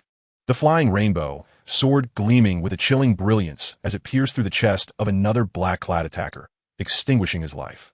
"Thank you for saving me." A freshman beside Lu Yunxiao exclaimed, gratitude evident on his face. Had it not been for Lu Yunxiao's timely intervention, he would surely have perished. "Do not mention it." "Oh, it's you." Lu Yunxiao paused, recognizing the familiar face before him. This individual was none other than Zhang Yun, the only other freshman from MO City who had achieved a D-rank evaluation, a one-star fighter. "Yes, it's me. I'm Zhang Yun, also from MO City." The freshman promptly replied. "I remember you." Lu Yunxiao nodded, speaking softly. Due to their shared origin, Lu Yunxiao's demeanor softened slightly. "This battle is perilous. You should retreat and stay with the other freshmen, where it's significantly safer," Lu Yunxiao advised gently. "No, I'm a fighter too. I can be of assistance," Zhang Yun declared, displaying an unexpected fervor that caught Lu Yunxiao off guard, earning him newfound admiration. "Then be careful. I must return to the fray," Lu Yunxiao said as he took his leave, racing back into the battle. For now, the fight took precedence. Watching Lu Yunxiao's departing figure, admiration flickered in Zhang Yun's eyes. Despite being younger than himself, Lu Yunxiao's strength was astonishingly formidable, truly commendable. Clenching his fist, Zhang Yun seized his weapon and charged at another black-clad assailant. Chapter 38. The Celestial Slash of the Fighter. Within the encampment, the mentors, students, and guard team of Canaan Academy were entangled in fierce combat with the black-clad assailants. Each individual had found their adversary, valiantly resisting. Some even faced 2 or 3 foes at once. Yet the situation remained decidedly unfavorable for Canaan Academy. Lu Yunxiao moved like a shadow, skillfully navigating the battlefield. His targets were all those cloaked figures at the fighter level. With his formidable prowess and the razor-sharp flying rainbow sword in hand, the cloaked fighters met with almost instantaneous demise. Over a period of time, the number of black-clad individuals who perished at his hands exceeded 20, significantly alleviating the pressure on many students. However, such remarkable performance inevitably attracted the attention of other cloaked figures. Such a slippery little brat. "Old Wang, you deal with that woman. I'll take care of that little rascal." One of the black-clad fighters, engaged in battle with a female instructor from Canaan Academy, remarked to his companion. "All right, Oldly, you go ahead. I can hold her off by myself," the fighter referred to as Old Wang replied loudly. Nodding, the fighter named Oldly shot towards Lu Yunxiao. The female instructor from Canaan Academy attempted to intervene, but was firmly entangled by Old Wang. "Now," Lu Yunxiao uttered softly, The tip of the flying rainbow, sword lightly touching and piercing through a cloaked figure's throat, blood splattering as the sword withdrew. Just as Lu Yunxiao exhaled in relief, a sudden gust of wind surged from behind him, prompting him to swiftly evade. Where he had stood moments before, a green fist mark struck the ground, leaving a deep crater. Lu Yunxiao's gaze sharpened, locking onto the cloaked figure, whose body was enveloped in swirling green energy. He uttered with a hint of realization, "Fighter Master? Indeed, little brat, you were quite merry just now. Prepare to die." The cloaked figure snarled, malice gleaming in his eyes as his hand transformed into a claw, lunging fiercely at Lu Yunxiao. A mere fighter master dares to speak such bravado? Lu Yunxiao stood his ground, unflinching, and countered with a powerful punch. Watching tide fist, raging waves. With a punch unleashed, a tumultuous force erupted, akin to a roaring tsunami. The cloaked fighter's pupils constricted as he channeled green light into his claw, the two forces clashing with a resounding impact. Both Lu Yunxiao and the cloaked figure staggered back 3 steps before regaining their footing. Remarkably, that exchange ended in a stalemate. "Little brat, you possess some skill," the cloaked fighter remarked, astonished that a mere 6-star fighter could contend so evenly with a full-fledged 2-star fighter master. "You are not too shabby yourself," Lu Yunxiao replied coolly, recognizing the fighter master as a worthy opponent. A mere compliment has inflated your ego. That was but a casual strike.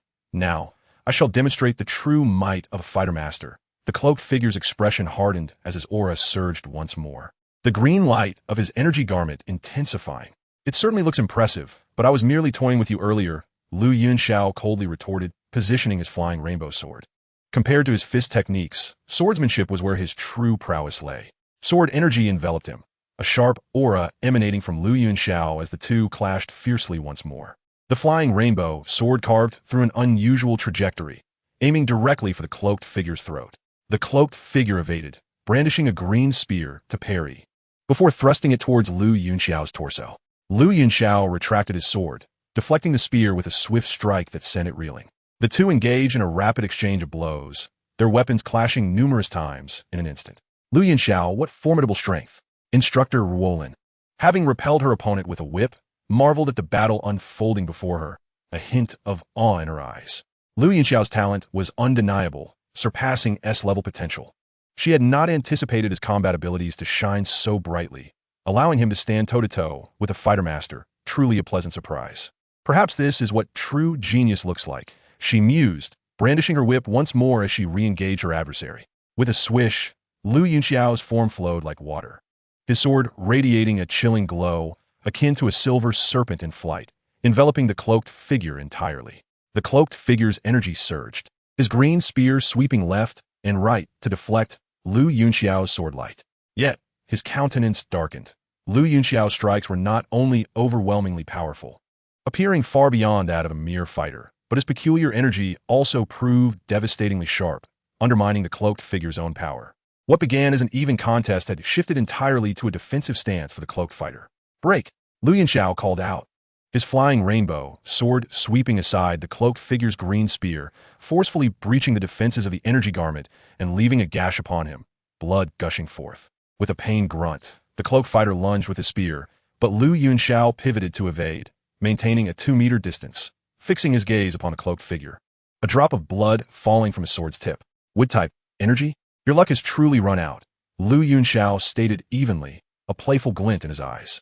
The 5 elements dictate that metal overcomes wood, particularly his innate golden energy, which was an absolute nemesis to wood-type energy. After the protracted battle, Lu Yunxiao had gained the upper hand. Even the energy garment, a hallmark of the fighter master, felt as fragile as paper under the weight of elemental counters. "What is this bizarre energy?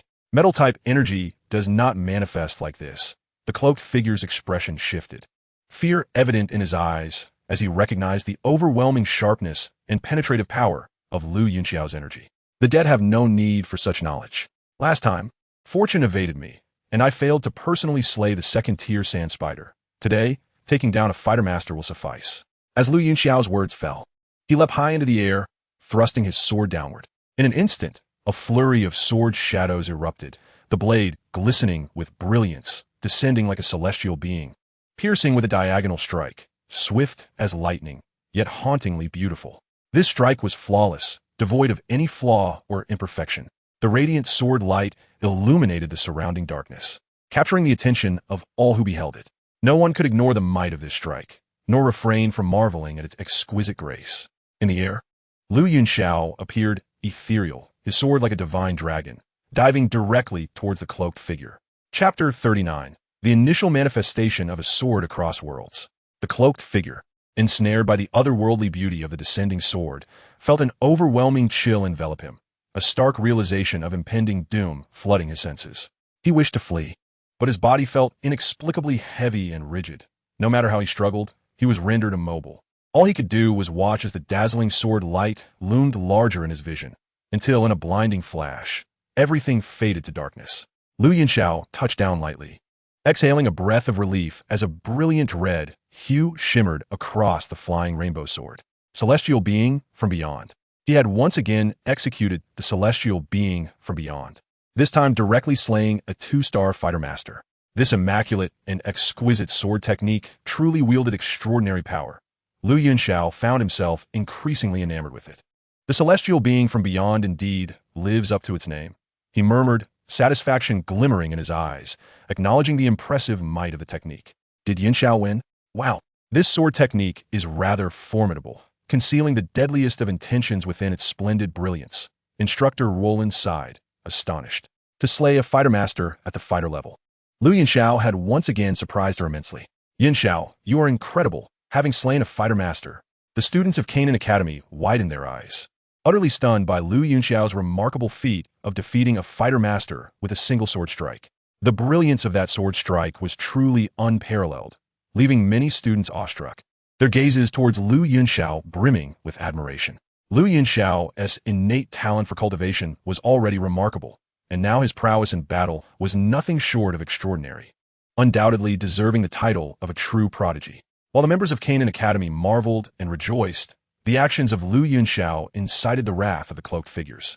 Oldly, one of the dark-clad individuals, engaged in combat with a female instructor from Canaan Academy, bellowed in fury, his voice tinged with sorrow. They were familiar with each other. Witnessing the demise of an old friend weighed heavily on his heart. Ah, so you too could feel pain? Lu Yunxiao has performed admirably, daring to launch a surprise attack on our Canaan Academy. This is the price you must pay. The female instructor laughed merrily, her strikes growing increasingly fierce. Do not rejoice too soon. Having killed Old Li, that young lad will meet his end even quicker. He has already drawn our attention, the dark figure retorted, launching a fierce assault towards her. Though her expression shifted, the instructor's movements did not falter. Her fighting spirit surged, perfectly countering every strike from her opponent. Meanwhile, 3 cloaked figures hastily approached, positioning themselves directly in front of Lu Yunxiao. Each bore a faint aura of fighting spirit, unmistakably indicating they were 3 battle masters. Lu Yunxiao had just slain one of their kind, and, as the dark figure had predicted, his astonishing performance had indeed captured their notice. Their objective was to eliminate the students of Canaan Academy, with Lu Yunxiao, a talent of such caliber, being their primary target for eradication. Yunxiao, be cautious. Seeing the 3 battle masters obstructing his path, Mentor Roland's expression turned grave, her face etched with worry. While Lu Yunxiao might be capable of challenging a battle master, facing 3 simultaneously posed a nearly fatal threat. You should focus on your own safety. How dare you allow yourself to be distracted?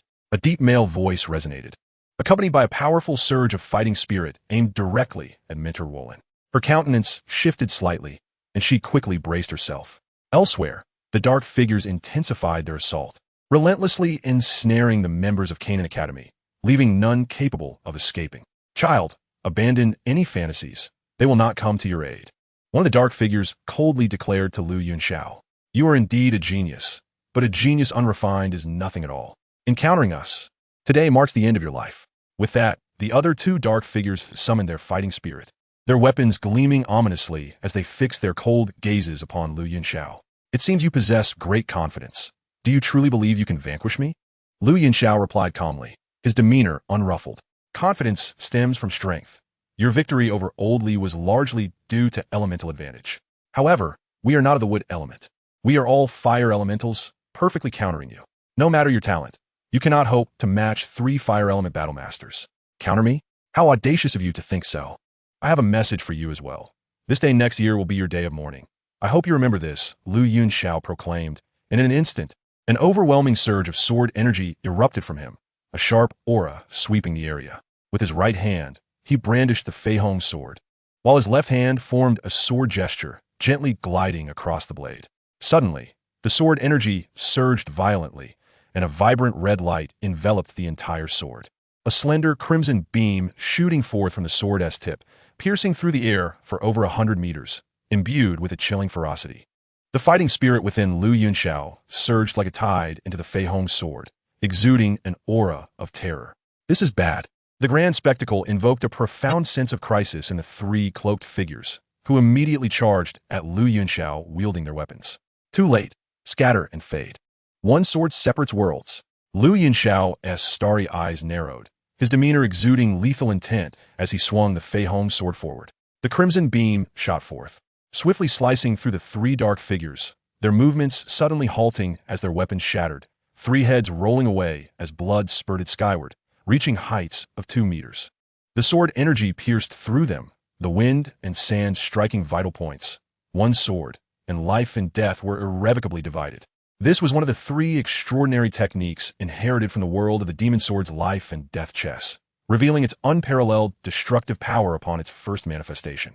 3 battle masters fell in an instant, the title of instant kill proving to be utterly fitting. Blood gushed forth as the corpses of the 3 dark figures collapsed to the ground. Witnessing this scene, the students from Canaan Academy were dumbfounded. As with the other dark figures, their expressions frozen in shock.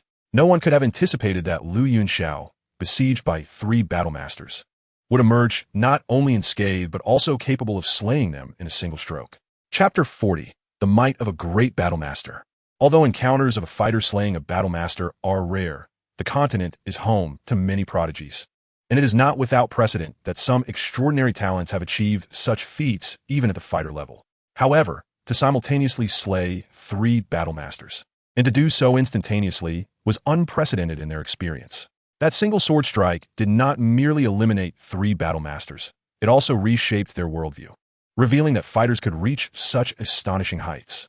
Lu Yunxiao sheathed his sword, a pallor creeping onto his face. The prolonged battle, coupled with the exertion of the celestial flight and the recent sword strike, had left his fighting spirit severely depleted, yet his spirit soared with exhilaration. The one sword separates worlds truly lived up to its reputation as an earth-tier martial technique, its power astonishingly formidable. Regrettably, the drawbacks were significant. The more one practiced one sword separates worlds, the stronger it became.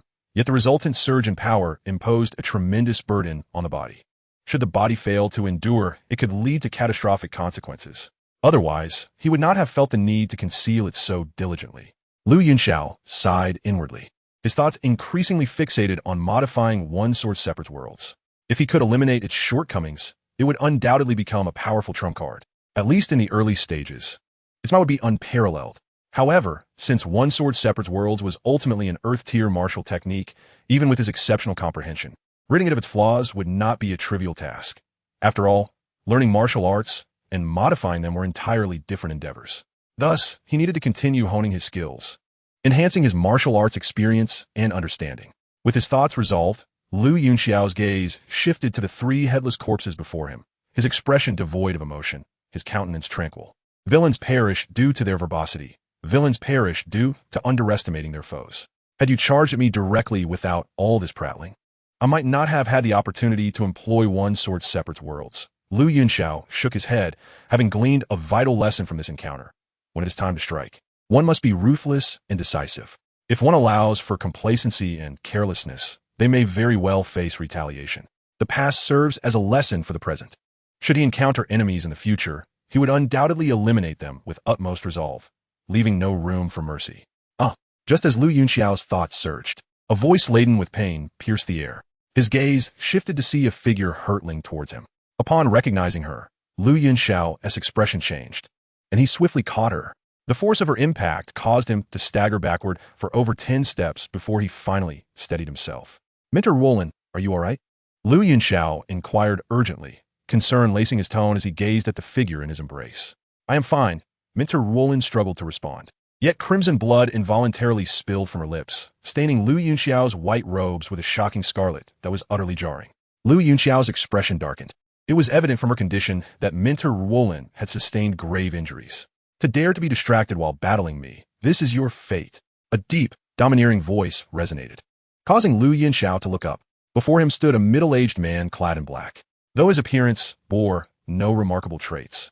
The purple armor he donned made Lu Yunxiao's eyes narrow, his countenance growing exceedingly grave. A great fighter, Lu Yunxiao murmured, his eyes brimming with apprehension.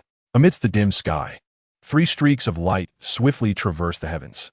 Each individual bore a pair of resplendent wings, their forms gliding through the clouds with remarkable speed. The wings of battle energy, an ability only attainable by those above the rank of Battle King, signified that the trio soaring above were at least Battle Kings themselves. Elder Zhao, we must quicken our pace. I fear that Zhang Yuyin and the others may not endure for long, the leader of the group. A middle-aged man with fiery red wings spoke in a calm tone. We understand, Captain Huang. The 2 elders beside him nodded, their wings flaring to life as their speed intensified once more. In comparison to the 3rd-tier griffin beasts, the velocity of the Battle Kings exceeded theirs by more than tenfold. Furthermore, with the griffin beasts already burdened by passengers, their speed was significantly diminished, rendering the Battle Kings nearly 20 times swifter. The Black Cut Mountain Range was not far from Peacetown. The griffin beasts could reach there in approximately a day. However, for the Battle Kings, it would take no more than half an hour, and with their utmost effort, they could shorten that time considerably.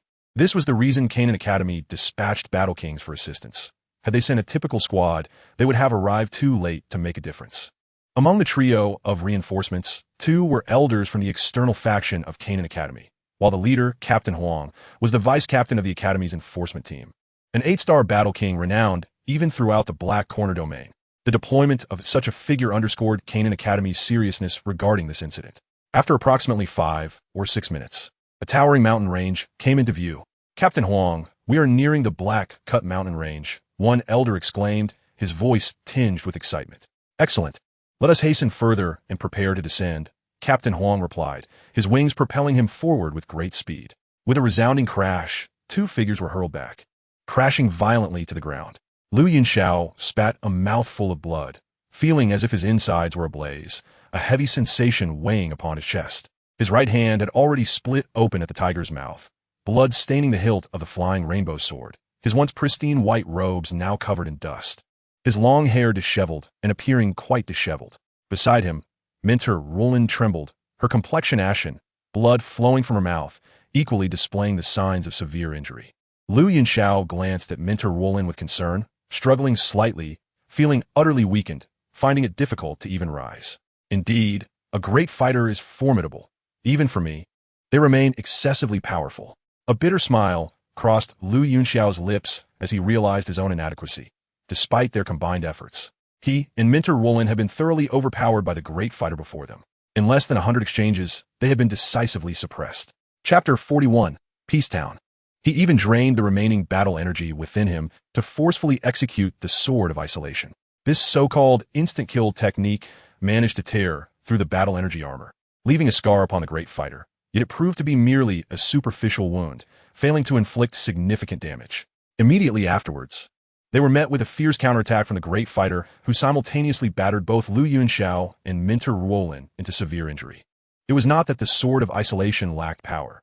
Rather, his own strength was simply too feeble. Were he a battlemaster now, even if he could not eliminate the great fighter, the might of the Sword of Isolation would at least have heavily wounded him, rather than leaving him sprawled on the ground, utterly helpless. Footsteps echoed ominously as the black-clad middle-aged man approached Lu Yunxiao and Mentor Roland. His expression was grim, his gaze toward Lu Yunxiao filled with a ruthless intensity. For a 5-star great fighter to be injured by a 6-star battlemaster was a disgrace he could not tolerate. You little wretch, why not struggle? I wish to see how you can resist now. The black-clad man spoke coldly, his face contorted with cruelty and brutality. He swore to shatter Lu Yunxiao's bones one by one, flaying him alive to assuage his hatred. Yunxiao, as the black-clad man drew near, Mentor Roland could not help but turn her head, her eyes filled with remorse as they met Lu Yunxiao's. It is my failure as a mentor. I cannot even protect my own student. Mentor Roland's expression was weary, her moist eyes brimming with sorrow. It would have been better had she perished alone. Yet now she had also dragged the talented Lu Yunxiao into this calamity, leaving her heart heavy with guilt. Mentor Roland, it is not your fault. He is a 5-star great fighter, while you are merely a 2-star. It is only natural that you cannot contend with him, Lu Yunxiao replied with a slight smile.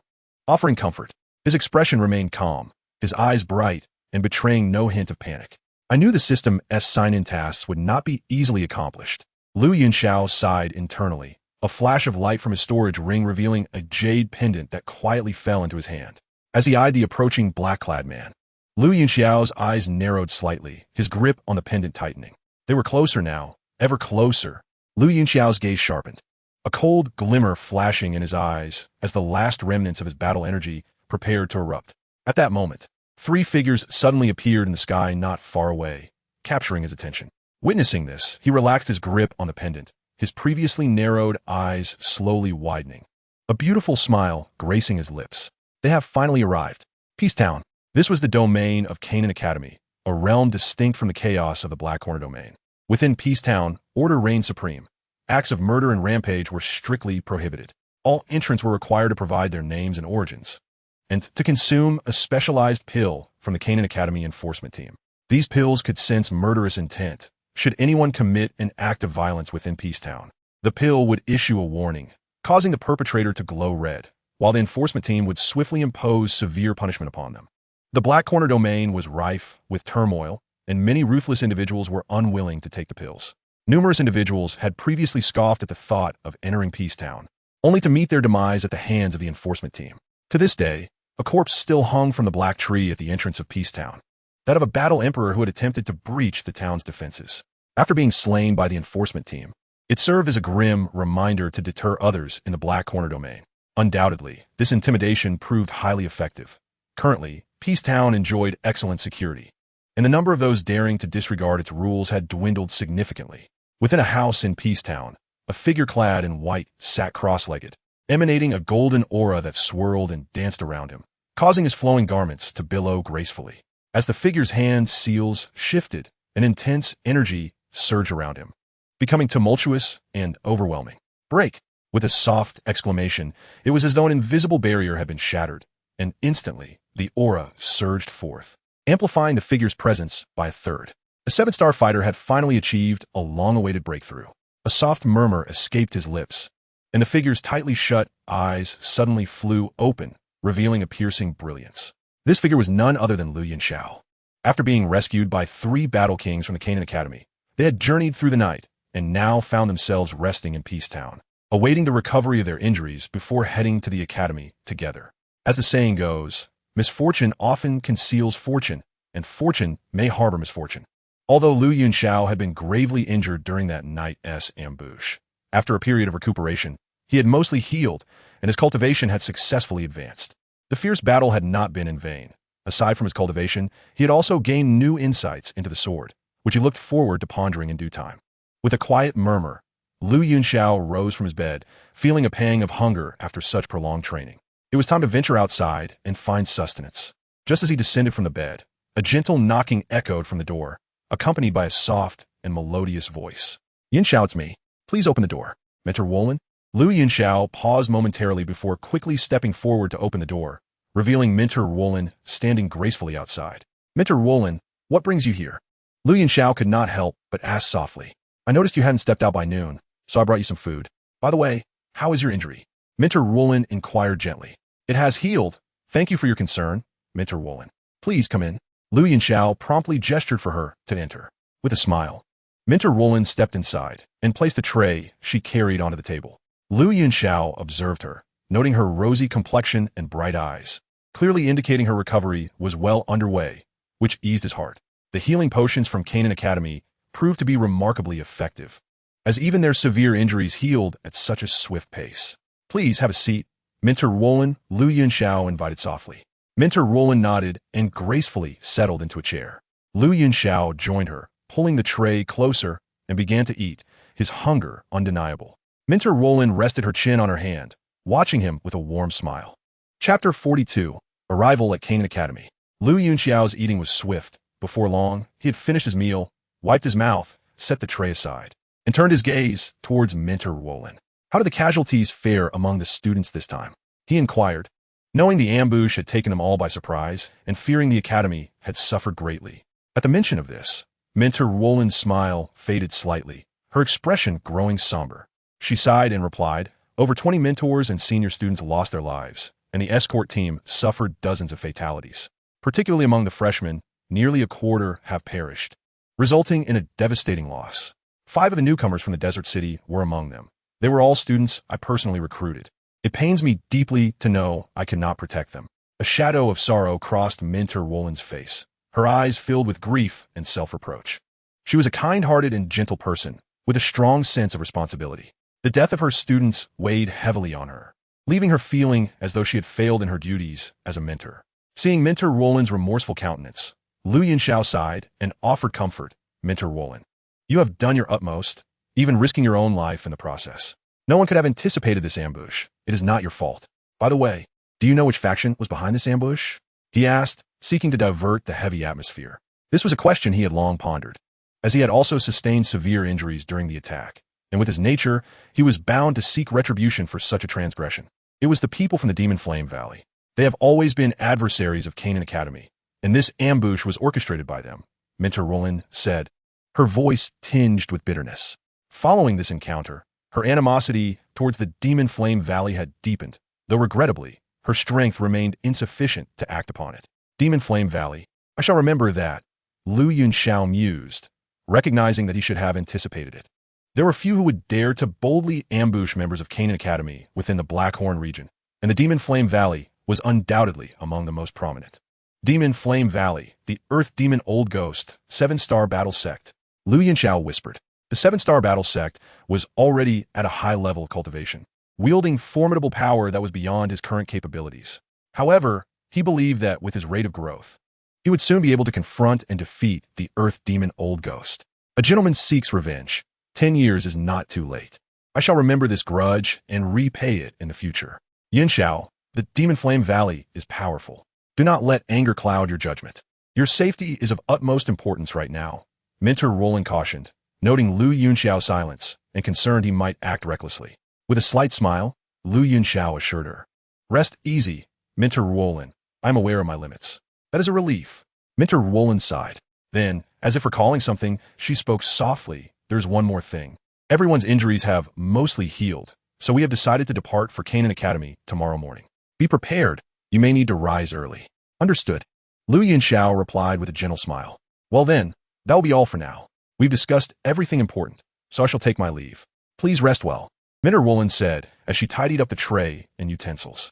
Take care, Minter Wolin. Lu Yunxiao stood, speaking warmly.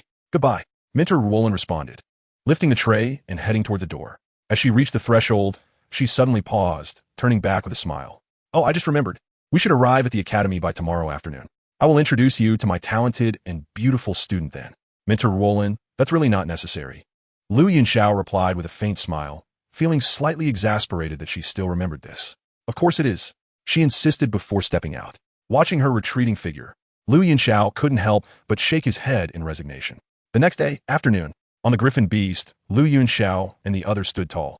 Since morning, they had been flying for most of the day, and, at last, the Canaan Academy was within sight. Peacetown was merely the outermost edge of the academy. To reach it, they still had to traverse a vast expanse of primitive forest. The wilderness stretched extensively, but thankfully, they had successfully navigated this portion of the journey. As he gazed upon the imposing city in the distance, Lu Yunxiao felt a swell of emotion.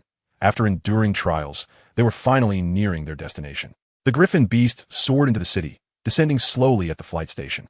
Once they disembarked, Lu Yunxiao and the others lined up, awaiting further instructions. Yunxiao, all the students from Desert City, follow me, Minter Wolin gently instructed, standing before the group. Lu Yunxiao nodded slightly, falling in line behind Minter Wolin. The streets of Canaan City are remarkably spacious, their surfaces elegantly paved with blue stone slabs, exuding an air of pristine cleanliness. Along both sides of the thoroughfare, a myriad of shops flourish, their clamorous calls and lively chatter creating a vibrant atmosphere. Young men and women clad in uniforms occasionally dart past Lu Yunxiao, each adorned with a golden star emblem upon their chests, a clear indication that they are students of Canaan Academy. Lu Yunxiao's gaze swept over them, his footsteps unceasing as he pressed onward. After approximately half an hour of walking, a grand academy came into view. Towering, immaculate teaching buildings lined the campus, while a magnificent magic stone monument stood proudly in the square. Lush trees flanked the pathways, and, at the entrance, a colossal plaque boldly bore the 4 characters that read Canaan Academy in an elegant script. As Mentor Roland stepped into the academy, Lu Yunxiao and his companions followed closely behind. The moment Lu Yunxiao crossed the threshold, a voice resonated within his mind, announcing, "Ding! You have arrived at Canaan Academy. Sign-in has commenced, with a duration of 2 hours." Lu Yunxiao paused momentarily, a slight smile gracing his lips, before continuing his stride into the academy. After registering with Mentor Roland at the administration office, the school began to assign classes and accommodations for Lu Yunxiao and his peers. The class allocation was straightforward. As Mentor Roland oversaw 2 classes, Class 2 of the yellow rank and Class 4 of the yellow rank, with Lu Yunxiao's group being placed in Class 2. Once the classes were settled, it was time to address accommodation. Chapter 43, Blood Sword Wu Hao. Yunxiao, are you accustomed to sharing a living space? Mentor Roland inquired softly, observing Lu Yunxiao standing nearby. Mentor Roland, are there no private rooms available? Lu Yunxiao replied, his voice calm, yet inquisitive. Given the choice, he naturally preferred solitude, for living with others often lacked the comfort of being alone. Furthermore, as hinted by Mentor Roland earlier, students with an A-level talent and above were entitled to select private accommodations, a special privilege awarded to the gifted. There is indeed an option, Mentor Roland began, hesitating slightly. But, Lu Yunxiao prompted gently. However, this year there are a greater number of A-level students. There were originally a few rooms available, but after their selections, only one private dormitory remains. The occupant next door possesses a rather cold and ruthless demeanor. I fear you may find it difficult to coexist with him. Mentor Roland explained softly. Oh, who is this individual? Lu Yunxiao asked, intrigue piquing his interest. This individual is named Wu Hao, a local student from the Black Corner region. He carries a heavy aura of slaughter, and due to his use of a blood-red heavy sword, the students have nicknamed him Blood Sword Wu Hao, she elaborated. Blood Sword Wu Hao. Lu Yunxiao's eyes glimmered with recognition. He was familiar with that name. Among the current students of Canaan Academy's external department, aside from himself, the most gifted was likely the enchanting demoness, Hujia. Although Wu Hao's talent slightly paled in comparison to hers, his potential achievements could very well rival hers, if not surpass them. He was a man who dared to fight and strive, possessing a heavy sense of honor despite his intimidating presence. Such a character was one Lu Yunxiao held in high regard. It was not unusual for him to be perceived as proud and aloof, prompting many students to keep their distance. Although Canaan Academy housed a multitude of students, each a talent in their own right, Lu Yunxiao regarded most of them as mediocrities. Mediocrities and geniuses never walked the same path and could never comprehend the minds of the gifted. Wu Hao and Hujia, while not comparable to the ancient 8 clans who wielded bloodline advantages, were nevertheless true geniuses worthy of recognition even in the central continent. They were, thus far, the only 2 individuals in the external department to capture Lu Yunxiao's attention. As for the other students, their abilities, though commendable, were built upon the foundation of time and age, rendering them relatively insignificant in terms of growth potential. After hearing Mentor Roland's words, his interest only intensified. Mentor Roland, please arrange for me to stay there. I prefer to live alone, Lu Yunxiao stated calmly. What about Wu Hao? She began. Do not worry. I can handle it. Besides, you are unaware of my capabilities. Should any conflict arise, I assure you it would not be I who suffers. Lu Yunxiao replied with a light chuckle. Indeed, although Wu Hao has reached the rank of a 9-star warrior, in a confrontation you would undoubtedly prevail. Mentor Roland smiled slightly. Conceding, then I shall make the arrangements for you. Thank you, Mentor Roland, Lu Yunxiao replied warmly. No need for thanks. She responded with a gentle smile before greeting the school staff to finalize Lu Yunxiao's accommodation. Jinwu Garden was where Lu Yunxiao's dormitory was located. The rooms here were all singles, boasting an excellent environment. Each occupant had achieved an A level or above in the entrance examination. Annually, no more than 100 students reached this level, making those who resided here truly the creme de la creme of Canaan Academy. Jinwu Garden was flanked on either side. The right side housed the female dormitories, while the left side was designated for male students. Lu Yunxiao was unfamiliar with the layout, and it was Zhang Yuan, who he had once defeated with a single punch, who guided him. This is it, junior brother Yunxiao. This is your dormitory, Zhang Yuan announced as they halted in front of a door. Room 302, Lu Yunxiao murmured, reading the doorplate. Junior brother Yunxiao, settle in here. Someone will come by shortly to deliver bedding. Oh, by the way, new students have a 2-day break to rest. Classes will officially commence the day after tomorrow. Your classroom is on the 3rd floor of Minghong Building, Room 2. Here is a map of the academy. If you find yourself lost, you can follow the markings. Zhang Yuan explained, handing Lu Yunxiao a map. Thank you, senior. Lu Yunxiao expressed his gratitude as he accepted the map. No need, it's my duty. Now, I shall take my leave, Zhang Yuan replied, cupping his hands in salute before preparing to depart. Safe travels, senior. Lu Yunxiao waved gently, his tone calm. As he watched Zhang Yuan walk away, Lu Yunxiao retrieved his key, ready to unlock the door. Just then, the door of the adjacent dormitory swung open, and a figure stepped out. Lu Yunxiao slightly turned his head, and the figure mirrored his action, their gazes locking in the air. It was a pair of cold eyes, exuding a palpable aura of menace, tinged with an underlying ruthlessness. Lu Yunxiao's gaze remained remarkably composed, yet within its calmness lay a piercing sharpness. The two stood locked in a stare, the air between them thickening with tension. Bloodsword Wu Hao. Lu Yunxiao spoke softly, his eyes flickering as he asked nonchalantly. Who are you? Wu Hao inquired, his expression unchanged, his tone frigid. Merely through their exchange of glances, he discerned that the individual before him was formidable, a worthy opponent, stirring a flicker of intrigue within him. Just an unknown junior. You may call me Lu Yunxiao, Lu Yunxiao replied with a smile. You are Lu Yunxiao? Wu Hao raised an eyebrow, his interest visibly piqued, and his icy demeanor softened slightly. You know me? Lu Yunxiao asked, taken aback. He had only just enrolled that day. I do not know you, but I do now. I have heard your strength is considerable, Wu Hao remarked, his eyes glinting with excitement, drawn to the prospect of battling a strong opponent. No, my strength is rather ordinary, Lu Yunxiao humbly asserted. No, you are extraordinary, truly extraordinary, Wu Hao shook his head, his gaze shimmering with intensity. Shall we have a match sometime? Having sensed Lu Yunxiao's remarkable prowess up close, Wu Hao's fighting spirit ignited. That sounds agreeable. Lu Yunxiao did not refuse. He welcomed the idea of a sparring match with enthusiasm. Excellent. Wu Hao nodded slightly, a flicker of excitement crossing his cold visage. By the way, let me offer you a friendly reminder.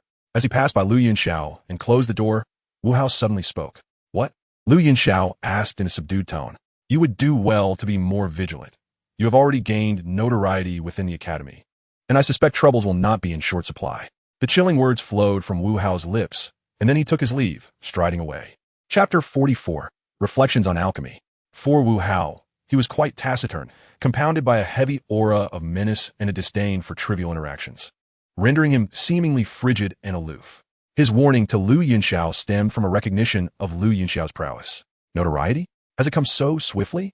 Observing Wu Hao's retreating figure, Lu Yunxiao shook his head slightly, realizing he had underestimated the rapidity of information dissemination.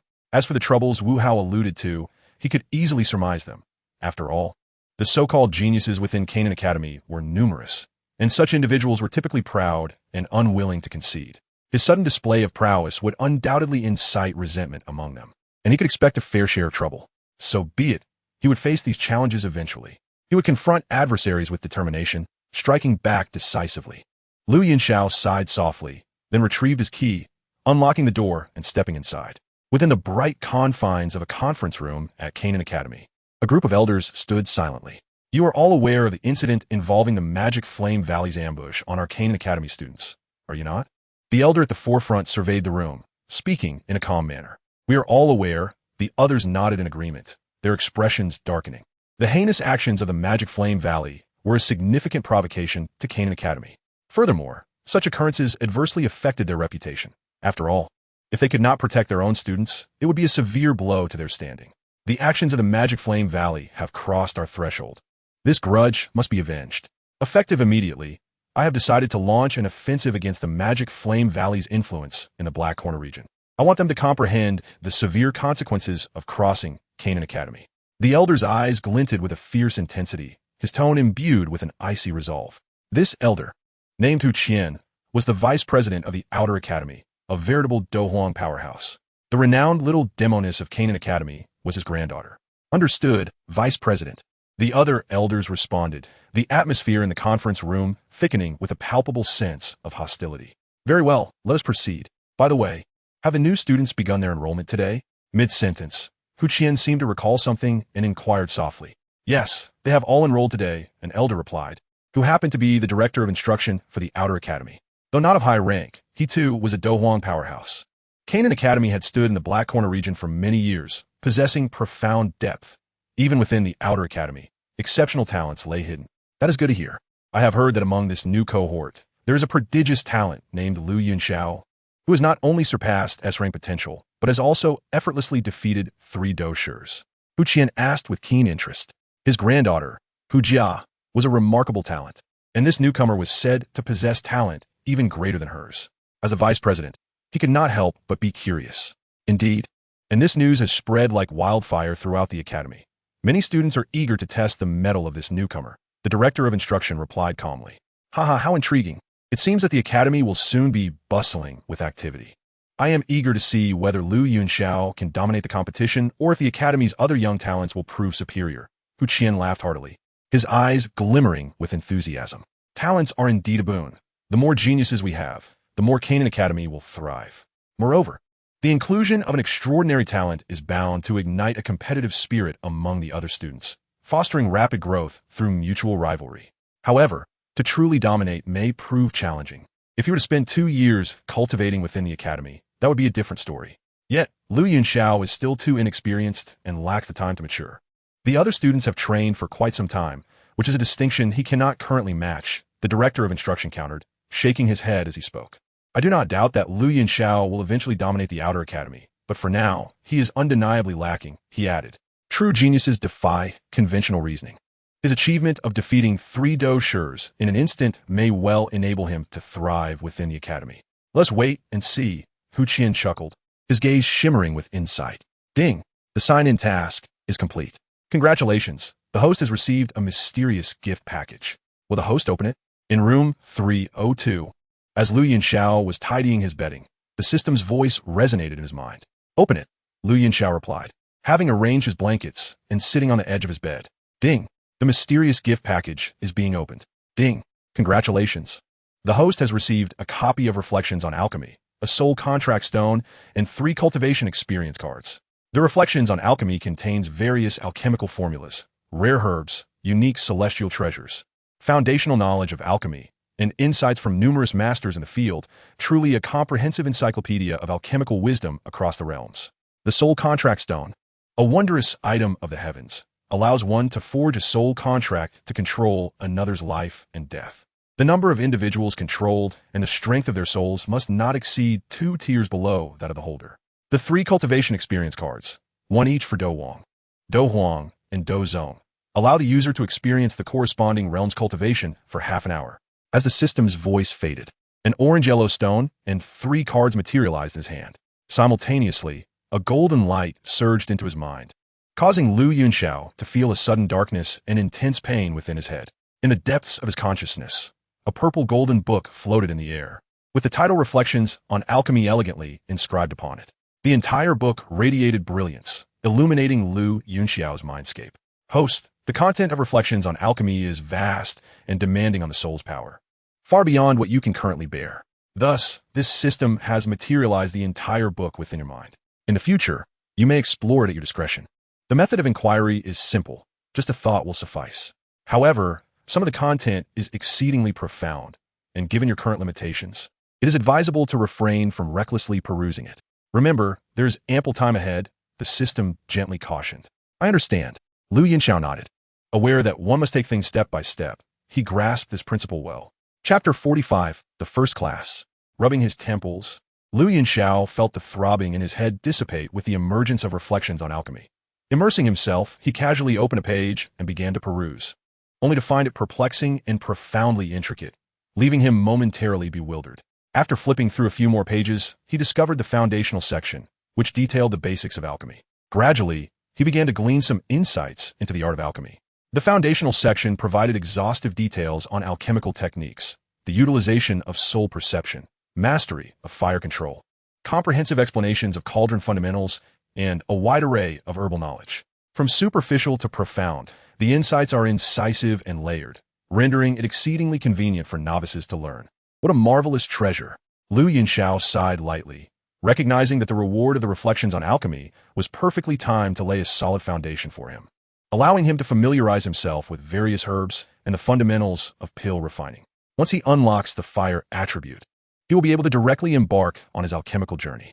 This approach significantly conserves time. Otherwise, delving into these foundational concepts post-unlocking would hinder his progression in the art of alchemy. With his thoughts withdrawn, Lu Yunxiao's gaze fell upon the stone in his hand. radiating an orange-yellow glow. Is this the soul contract stone? He murmured softly while weighing it in his right hand. Indeed, this is the soul contract stone, capable of binding soul contracts. Once a contract is established, it permits control over beings whose soul realms do not exceed 2 tiers above one his own. The system's voice resonated in his mind. When it mentions 2 tiers, does it refer to major or minor tiers? Lu Yunxiao blinked, considering that he was currently at the mid-level of the mortal realm. If it pertains to major tiers, that would correspond to the peak of the mortal realm, where a soul force at that level would rank among the top-tier alchemists. In contrast, in the realm of ordinary cultivators, it typically corresponds to beings below the 5-star Dozun. Thus, if it refers to major tiers, he could form a contract with a Dozun and command them, which would be formidable indeed.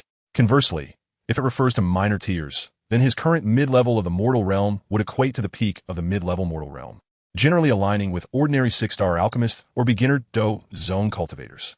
The distinction between major and minor tiers presents a considerable disparity. Surely it must be major tiers, otherwise, the soul contract stone could not be deemed a marvel of the heavens and earth. However, host, do not rejoice too soon. The soul contract stone requires a fragment of soul force to establish a contract. This implies that to forge a contract, whether actively or passively, one must acquire a sliver of the soul from the contracted party, a task that is certainly not simple, the system whispered. I understand. Lu Yunxiao nodded, well aware that nothing in this world is without its prerequisites.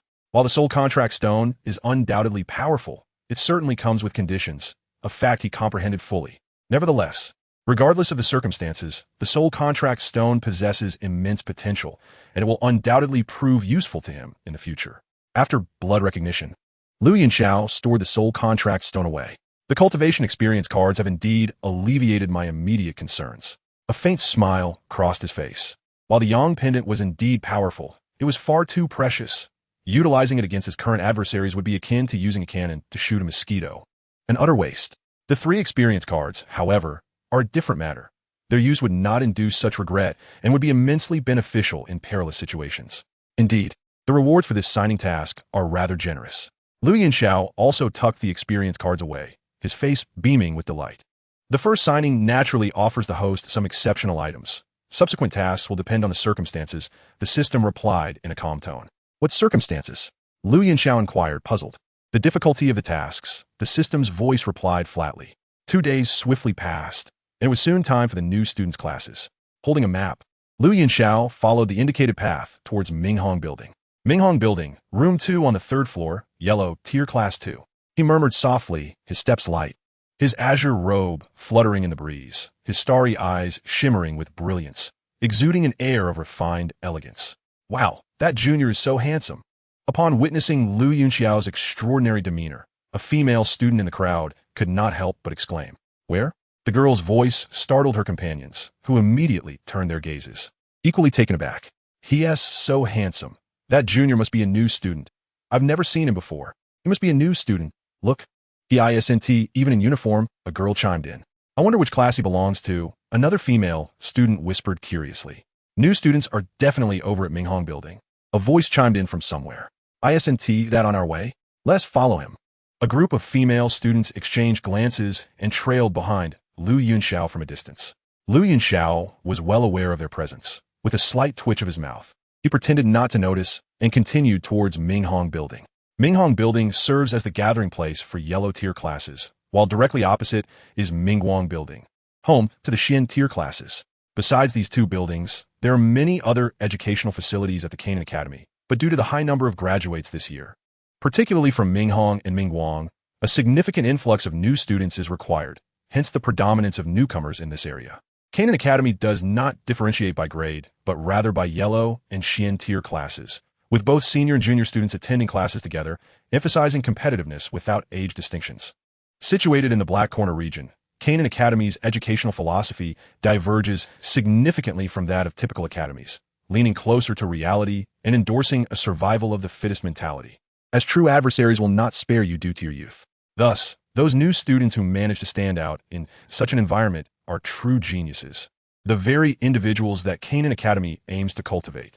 In terms of class strength, Xian tier students generally outperform their yellow tier counterparts. However, this does not apply universally, as some yellow tier students possess formidable abilities, such as Lu Yunxiao and other exceptionally gifted students.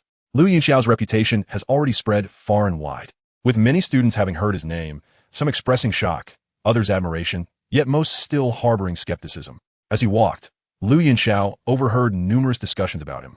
The majority expressed a desire to witness his prowess, causing his lips to twitch.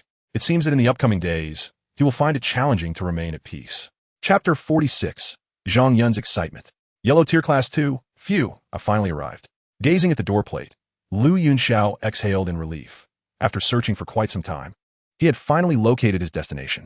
Stowing the map into his storage ring, he adjusted his attire and stepped confidently into the classroom. Yellow Tier Class 2. That handsome junior is from Yellow Tier Class 2. Nearby, the group of female students trailing Lu Yunxiao whispered. Yellow Tier Class 2. Isn't that the class of Mentor Roland? Indeed. The genius who has been the talk of the academy seems to be from Yellow Tier Class 2 as well. He is said to be very handsome and possesses a remarkable aura. If they're both so handsome, could they possibly be the same person? One female student speculated quietly. What are the odds of that? They can't possibly be the same person, another girl countered softly. You never know. There aren't that many handsome guys around. It could very well be the same person. The first girl argued, somewhat unconvinced. Oh, what a ruckus. Let us just follow and see. That will clarify everything. A particularly lovely female student interjected, speaking nonchalantly. You're right. We're right next door anyway. A group of female students giggled and then followed suit. By the time Lu Yunxiao entered Yellow Tier Class 2, many students had already gathered inside, and his distinctive aura immediately captured the attention of numerous onlookers. Wow, what a dashing young man. Is he a new student in our class? A female student exclaimed, her eyes sparkling with excitement as she gazed at Lu Yunxiao. He really is quite handsome. That aura is simply extraordinary. Shui and I, seeing such a handsome young man has stirred your heart again, hasn't he it? A girl beside her teased with a sly smile. Curse you, Liu. It is you who is being excessive. I merely admire the young man's striking looks. Shui and I reproached her mischievous friend, her tone resolute. I hardly believe that. But your flirtatious nature is of no avail. Just look at this senior's physique and demeanor, and you will realize he is a man you will never possess. Liu retorted, sticking out her tongue and making a playful face, her expression brimming with mischief. How can you say that? Shui and I exclaimed, her irritation boiling over as she pinched Liu's waist, causing her delicate form to shiver in surprise. Liu burst into laughter and quickly retaliated, and the two soon erupted into a lively commotion. Lu Yunxiao observed with a wry smile. Indeed, the antics of these female students were quite formidable. A brief scan of the classroom revealed that most faces were unfamiliar to him, although he recognized a few, such as Zhang Yuan and others among the senior students, along with a couple of newcomers from Mo City. Yunxiao, come sit here. There's an empty seat, called out a female student from a corner of the classroom, just as Lu Yunxiao was surveying the room. As he turned his gaze, he spotted several senior sisters who had been closely following Mentor Roland, each of them gazing at him with unmistakable eagerness. If he were to sit there, he would undoubtedly be enveloped by their attention. Ahem, thank you for your kind offer, but I believe I shall pass, Lu Yunxiao politely declined, clearing his throat and turning toward another area where more seats were available. Shui and I, he is coming. Shui and I's heart raced with excitement as she watched Lu Yunxiao approaching her direction. Hey, why are you so worked up? He is just sitting at the back. Not next to you, Liu interjected, unable to suppress her sarcasm. I know that, Shui and I whispered, her large eyes fixated on Lu Yunxiao without blinking. Such a lovesick fool, Liu quipped, her gaze inadvertently drifting toward Lu Yunxiao. Truth be told, this junior was undeniably striking to an almost excessive degree. Under the scrutinizing gazes of the female students, Lu Yunxiao felt a slight discomfort. This Canaan academy had an aura akin to a den of wolves, and these female students appeared rather audacious. After finding an empty seat, Lu Yunxiao let out a subtle sigh of relief, noticing that those behind him were all male students, which eased his mind considerably. It wasn't that he disliked being near other males, but rather that these male students would not cast the same fervent stares, making interactions far more comfortable. With a gentle sigh, Lu Yunxiao leaned back in his chair and raised his gaze slightly when suddenly a figure appeared before him. Lu Dajie, greetings. A young man stood in front of Lu Yunxiao, scratching his head, his face radiating sincerity and admiration. Are you Zhang Yun? Lu Yunxiao raised an eyebrow, recognizing him as the student he had saved that night, who also hailed from Mo City. Why do you call me Douqi? Lu Yunxiao inquired, his tone nonchalant. You saved my life. From that day forth, I have deemed you my elder brother, Zhang Yun replied earnestly. His admiration for Lu Yunxiao stemming not only from being saved, but also from the latter's formidable strength and courage. Especially when he had effortlessly dispatched 3 combatants with a single strike. Truly a genius. Zhang Yun thought to himself. At this moment, Lu Yunxiao had become his most revered individual, akin to an idol in contemporary terms. Observing Zhang Yun's adoring demeanor, Lu Yunxiao's gaze softened, and he replied gently. Saving you was merely a matter of camaraderie. It was nothing significant. You needn't feel such reverence, for I do not have a habit of accepting younger brothers. Lu Douqi, your modesty is misplaced. Your simple act was a life-saving grace to me. Whether you acknowledge it or not, you'll always be my elder brother. Zhang Yun insisted with unwavering conviction. Taken aback, Lu Yunxiao paused for a moment, deep in thought before waving his hand dismissively. Do as you wish, as long as it brings you joy. Thank you, Douqi. Zhang Yun beamed with excitement upon hearing Lu Yunxiao's words. All right, return to your seat. Class will commence shortly. Lu Yunxiao gestured lightly, his tone calm. Understood, Douqi, Zhang Yun replied, quickly scurrying back to his position. Lu Yunxiao mused to himself that Zhang Yun resembled a starry-eyed fan from his previous life. He had once known a friend who had become ecstatic at the mere appearance of their idol. Zhang Yun's behavior elicited a sense of nostalgia within him. Chapter 47. Xiao Yu. Brother, are you Lu Yunxiao? A male student sitting behind Lu Yunxiao gently tapped him on the back, his voice low. When Lu Yunxiao entered, he had heard a female student exclaiming his name, and now this new student referred to him as Douqi. The pieces began to fall into place. Could it be that the renowned genius of the academy was seated right before him? Does it not seem so? Lu Yunxiao turned slightly, smiling as he posed the question. No, it does resemble the rumors. I had heard you were remarkably handsome, and now that I see you in person, it is indeed true. I merely find it surprising that such a celebrated talent is seated right in front of me. The male student responded, a hint of astonishment gracing his features. It was known that Lu Yunxiao had become the most esteemed genius of the Outer Academy of Canaan, and the sheer coincidence of having him seated so close was quite remarkable. Lu Yunxiao shrugged nonchalantly, neither confirming nor denying the statement. By the way, allow me to introduce myself. My name is Lu Changfeng. You may call me Changfeng or simply Lu Changfeng. The male student extended his hand. What a coincidence. Are we related? Lu Yunxiao blinked in surprise. Hello, I am Lu Yunxiao. Just call me Yunxiao, he replied, shaking hands briefly before parting. He had always believed in mutual respect. Since Lu Changfeng approached him with sincerity, he reciprocated with courtesy. Geniuses like you, devoid of arrogance, are too rare. The individuals in this academy, despite having lesser talents, are insufferably haughty, Lu Changfeng lamented, noting the contrast. With a slight sigh, Lu Changfeng shifted the conversation, inquiring, Yunxiao, is it true that you defeated 3 combatants beyond your rank? The feat of defeating 3 combatants was indeed astonishing, and even Lu Changfeng found it hard to believe. Just luck, Lu Yunxiao replied nonchalantly. It was natural for people to doubt the veracity of such an incredible tale. He was aware of its astounding nature. However, given his disposition, he had little desire to argue about it. Others' beliefs were of little consequence to him. Impressive, Yunxiao, Lu Changfeng exclaimed, his admiration solidified by Lu Yunxiao's nonchalant demeanor. That level of calm could only stem from absolute confidence in one's abilities. In response, Lu Yunxiao merely smiled faintly, choosing to remain silent. Turning slightly, he surveyed the growing number of students in the classroom. It appeared that class would commence shortly. Excuse me, may I sit here? A melodious voice, soft and inviting, pierced through Lu Yunxiao's tranquil thoughts, drawing his attention. He looked up to see a striking figure before him. Dressed in the academy's standard attire, her delicate oval face was as fair as jade, her beauty ethereal. Long, flowing locks cascaded down her waist, and her slender waist could easily be encompassed by a gentle embrace. Her silhouette was enchanting, accentuated by her long legs, which captured the gaze of all. Sleek and slender, her legs were a pristine white, perfectly proportioned. Any excess would render them slightly coarse, while a diminishment would evoke a skeletal appearance. The skin was smooth and radiant, exuding a luster akin to that of precious jade. Even Lu Yunxiao, with his temperament, felt a slight jolt. These were undoubtedly the most exquisite legs he had ever beheld. This pair of legs is truly remarkable, he mused inwardly, acknowledging that while the girl's beauty was striking, it was merely a notch above that of Minter Wolin and paled in comparison to Yun Yun's unparalleled grace. However, those exquisite legs undeniably elevated her allure. In the words of his past life, he could revel in their splendor for an entire year. Overall, While this girl did not possess the extraordinary elegance of Yun, she was certainly a stunning beauty, just shy of that pinnacle. His gaze traversed her figure, landing upon a golden star adorning her ample bosom, signifying that she was a one-star Do practitioner.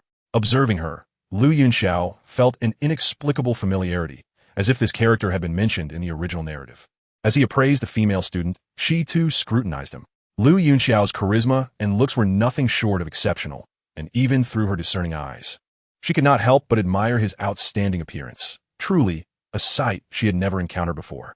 Hence, arriving a tad late, she surveyed the remaining seats and promptly chose the one beside Yunxiao, for it was evident that he was far more approachable than the other male students. After the initial astonishment, Yunxiao quickly regained his composure. Having witnessed Yun's extraordinary beauty, his resistance to enchanting women had notably increased, and he had developed a habit of comparing every lovely encounter to Yun. Thus far, he had yet to encounter a beauty capable of rivaling her. Indeed, Yun's allure was a rarity in this world, and he recognized her as the woman destined for him. Of course, please take a seat, Yunxiao said gently, snapping back to reality.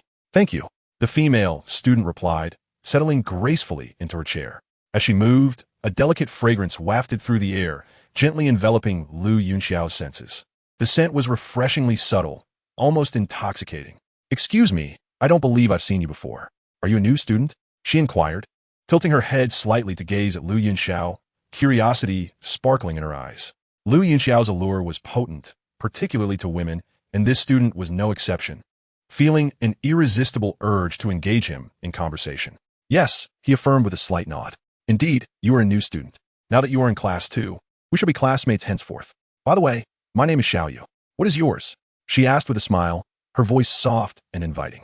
You may call me Yunxiao, he replied with an air of calm, though internally he was momentarily taken aback. No wonder this girl was so beautiful. With such perfect legs, she was indeed Xiaoyu. Recalling Mentor Roland's mention of a stunning beauty she intended to introduce him to, he surmised that Xiaoyu was likely the very one. You are Yunxiao? Upon hearing his name, Xiaoyu's reaction intensified. His reputation had spread throughout the campus, and to find him sitting beside her was an extraordinary coincidence. Is it truly surprising? Yunxiao smiled, observing her reaction. Of course it is. How could I not be astonished when the genius from the Outer Academy is right next to me? What incredible luck, she exclaimed, marveling at the serendipity of her choice to sit down beside the man of legend. The title of genius is undeserved. There are many upperclassmen in Canaan Academy whose abilities surpass mine. He humbly gestured, embodying modesty. Among the senior students, there were undoubtedly formidable fighters of the great Do master level. Though confident, Yunxiao understood that he was not yet their match. He needed to reach the Do master threshold before he could contend with them.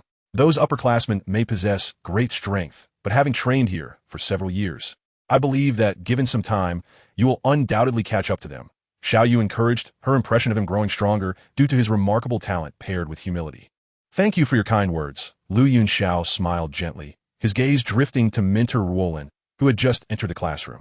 He turned back to Xiaoyu and gently reminded her, Mentor Roland has arrived. Xiaoyu looked up, startled, and indeed, Mentor Roland had taken to the podium. She acknowledged Yunxiao with a nod before focusing her attention on the class. On the podium, Mentor Roland's graceful figure was revealed, clad in the Academy's distinctive mentor attire. Her curvaceous form and elegant movements exuding the poise of a mature woman. The moment she appeared, many male students in the classroom were captivated, their eyes shimmering with admiration. It was evident that several of them harbored secret infatuations for Mentor Roland, whose mature charm was undeniably enticing to these young men.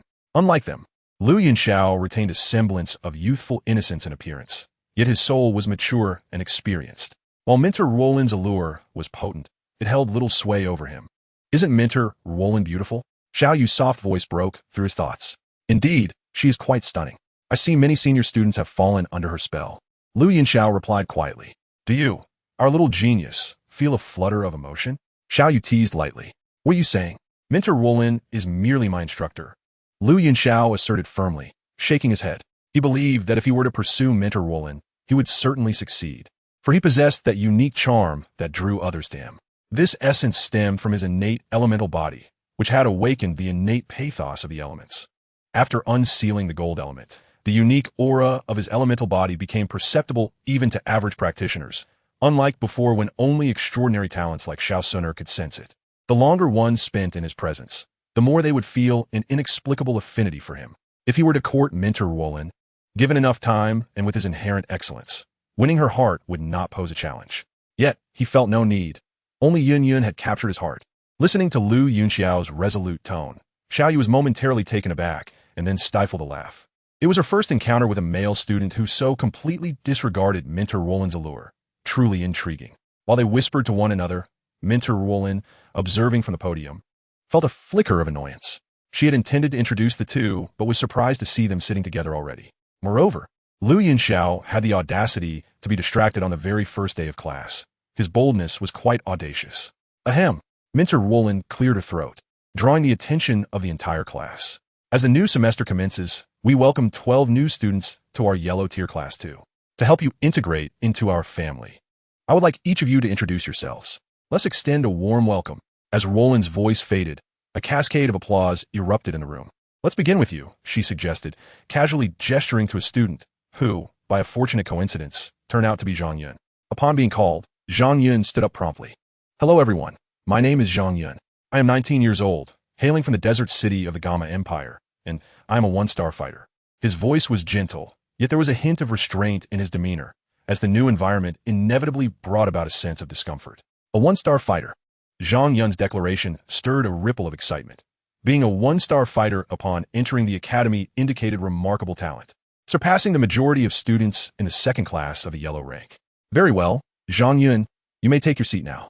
Next, the student, please, Wolin smiled, inviting Zhang Yun to sit before casually pointing to another individual. Hello everyone, my name is Li Hang.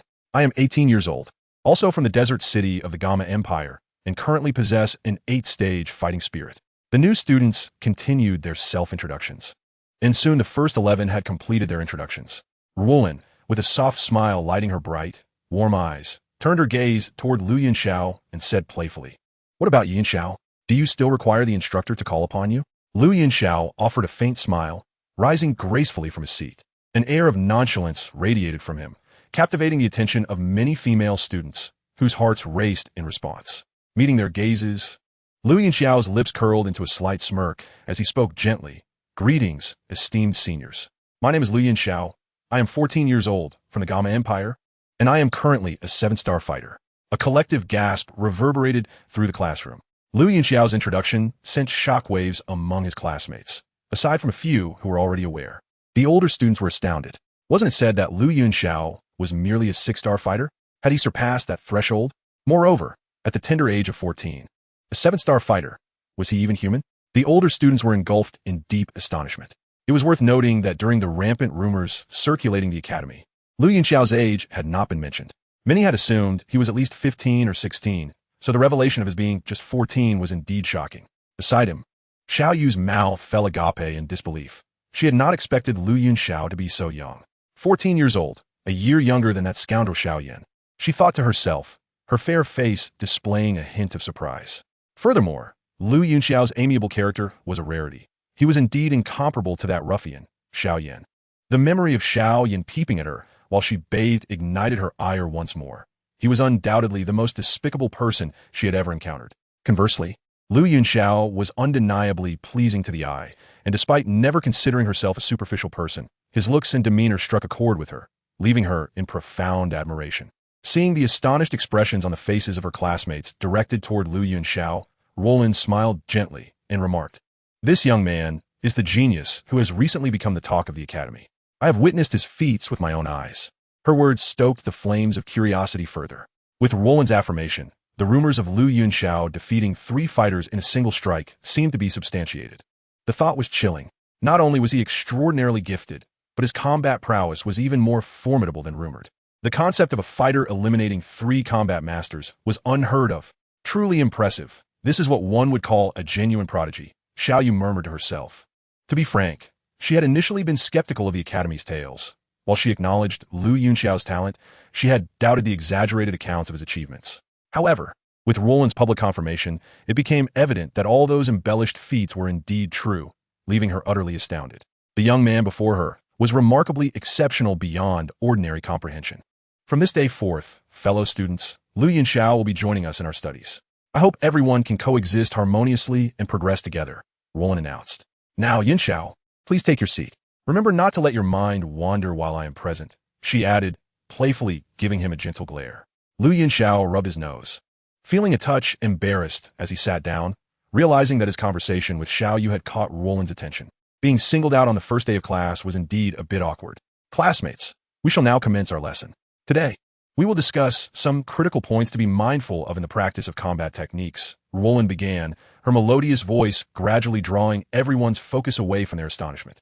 Sitting upright, Lu Yunxiao cast a sidelong glance at Xiao Yu and then immersed himself in reading reflections on alchemy, delving into the knowledge of alchemy. The fundamental concepts Roland was addressing were already well within his understanding, rendering them unnecessary for him to heed. Meanwhile, Xiao Yu would occasionally steal glances at him, her eyes brimming with curiosity. Before long, the period came to a close, and Roland gently set down the white chalk she had been using. Class dismissed, she announced, her gaze sweeping across the room. Instantly, chaos ensued, as a throng of female students gathered around Lu Yunxiao, eager to learn about his true identity and talent. Hello, Junior Lu. My name is Xuan Ai. Let us be friends. Junior Yunxiao, you are remarkable. How did you manage to defeat 3 fighters in a single blow? Junior, you are truly handsome. Junior Yunxiao, it's me. Why didn't you come over when I called you before class? Surrounded by chattering female students, Lu Yunxiao could not help but twitch his lips into a wry smile.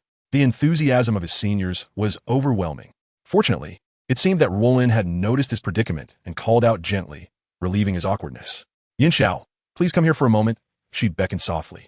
Excuse me, ladies, but the instructor has summoned me, Lu Yunxiao said with a smile. All right. Upon hearing this, the group of female students reluctantly parted ways, their expressions tinged with regret. Thank you, ladies, Lu Yunxiao expressed his gratitude before swiftly making his way toward Roland.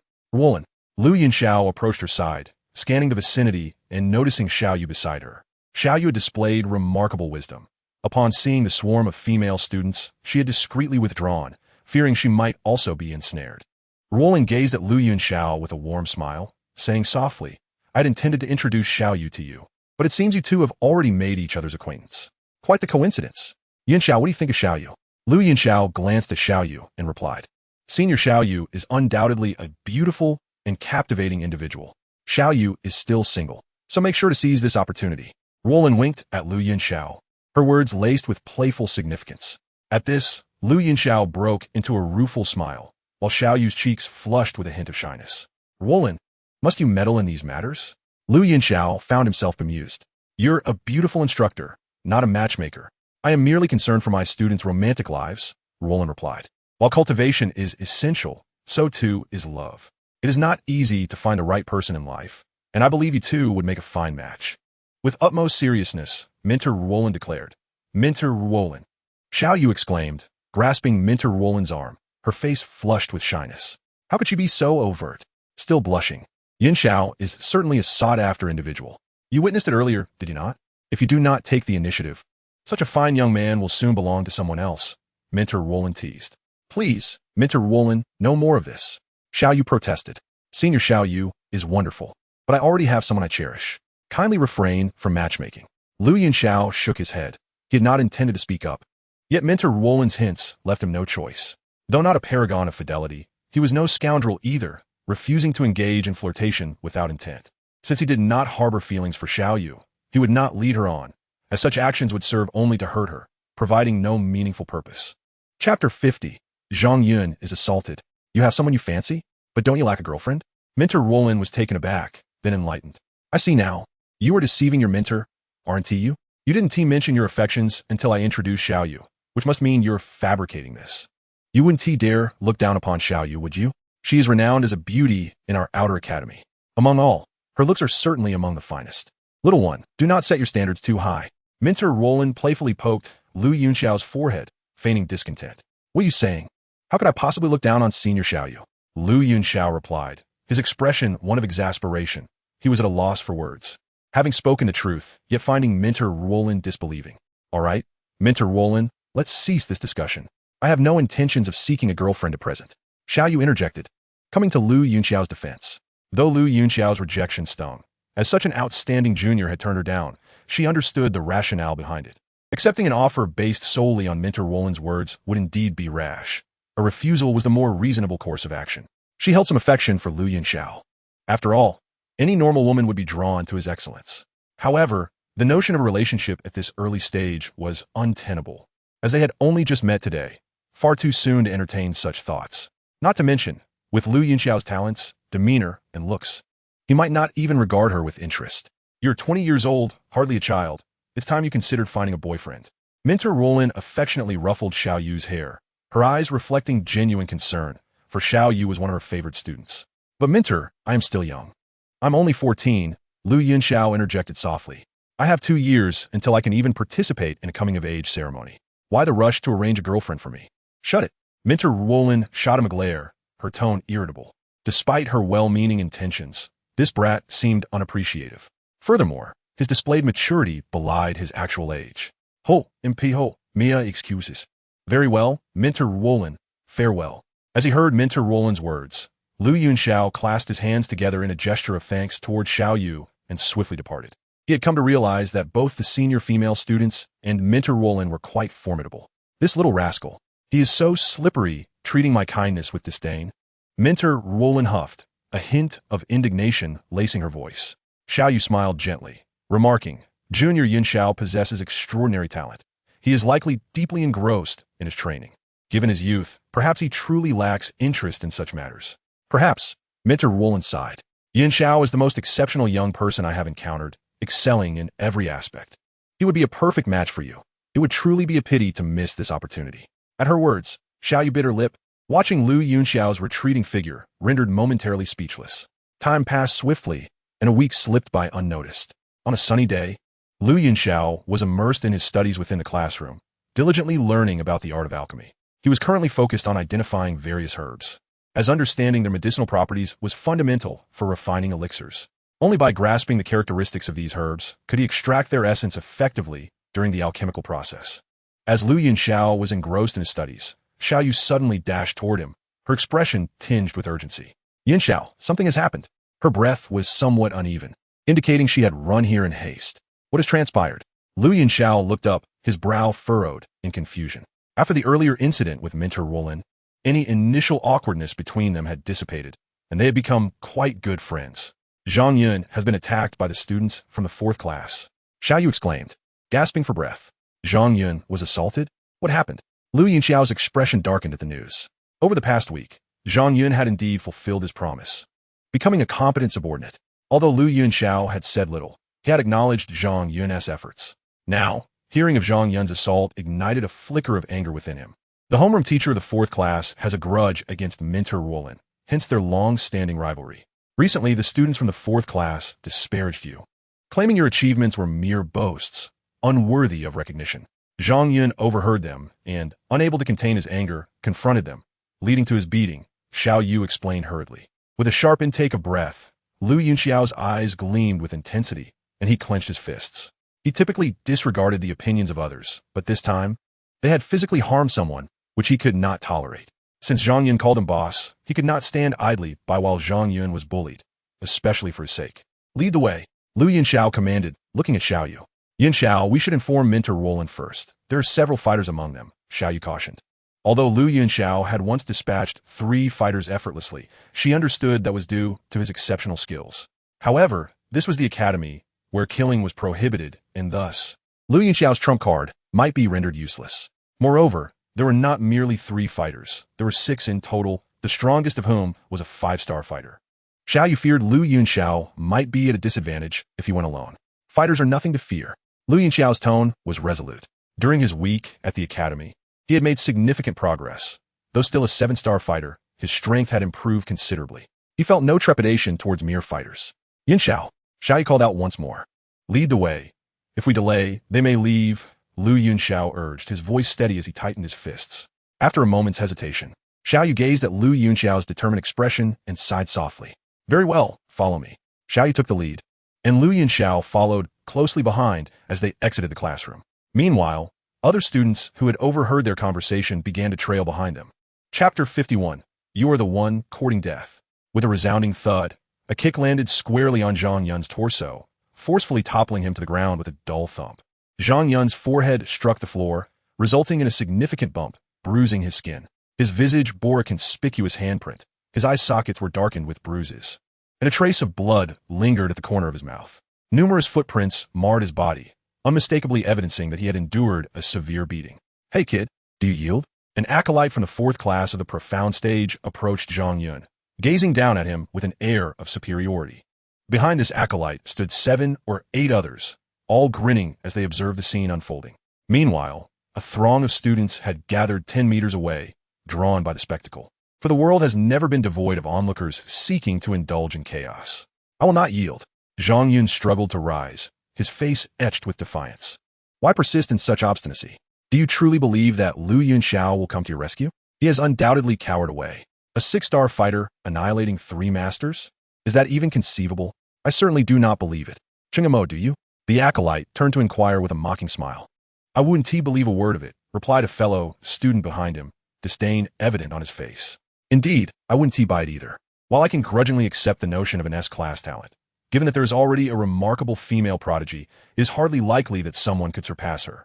But to obliterate 3 masters of the same rank? Only a fool would believe that. I see Lu Yunxiao as nothing more than an empty boast, devoid of both capability and courage." The acolyte continued, his tone dripping with contempt for Lu Yunxiao. "Silence. Lu Laoda is not that kind of person," Zhang Yun retorted vehemently.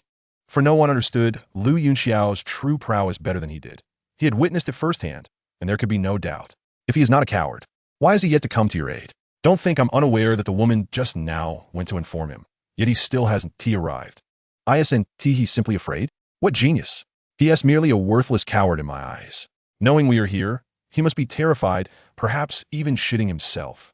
The acolyte laughed heartily, and the others behind him joined in, their expressions gleeful. Indeed, perhaps Lu Yunxiao truly is frightened. Otherwise, why hasn't he shown up by now? It seems the rumors cannot be entirely trusted, that Lu Yunxiao is merely a coward. Fame often belies reality. The fervor surrounding the Academy's tales amounts to little more than this. That being said, Lu Yunxiao does possess talent. Yet he stands before 6 masters from the 4th class of the profound stage. Even if the rumors hold truth, he would surely be no match for them. Not showing up is the wise choice. Who could argue otherwise? He is merely a subordinate. Perhaps he simply does not care. The surrounding students began to murmur among themselves, their whispers reaching the ears of the acolytes from the 4th class, enhancing the smirks upon their faces. Even they themselves did not expect Lu Yunxiao to arrive. 4-6 masters represent a formidable force, nearly invincible beneath the great master rank. If Lu Yunxiao had any sense, he would know how to choose wisely. This was also their intent, to tarnish Lu Yunxiao's image while simultaneously suppressing the reputation of the 2nd class of the yellow stage. Given the long-standing rivalry between the 4th class of the profound stage and the 2nd class of the yellow stage. Moreover, even if Lu Yunxiao did come, they had no fear. They could easily thrash him, especially with 6 masters on their side. As Zhang Yun listened to the words around him, his fists clenched tightly, and his face contorted with rage. The insults hurled at his idol ignited an inferno of indignation within him. He could not fathom Lu Yunxiao being afraid, for he had the audacity to draw his sword even in the face of a great master. What more against 6 masters? These individuals were utterly defaming his idol. "Shut your mouths," Zhang Yun shouted furiously, his fists tight with anger. "Kid, daring to yell at me? Are you courting death?" The acolyte from the 4th class seethed, raising his right hand to strike Zhang Yun. Given Zhang Yun's current condition, he was wholly incapable of defending himself. "I believe it is you who is courting death." A voice laced with fury rang out as a figure darted forward, seizing Zhang Yun's shoulder and positioning himself protectively in front of him. The acolyte from the 4th class's punch collided with this figure, sending him staggering back several steps. As the figure became more distinct, his extraordinary appearance and demeanor revealed none other than Lu Yunxiao. "Grandfather, you were right.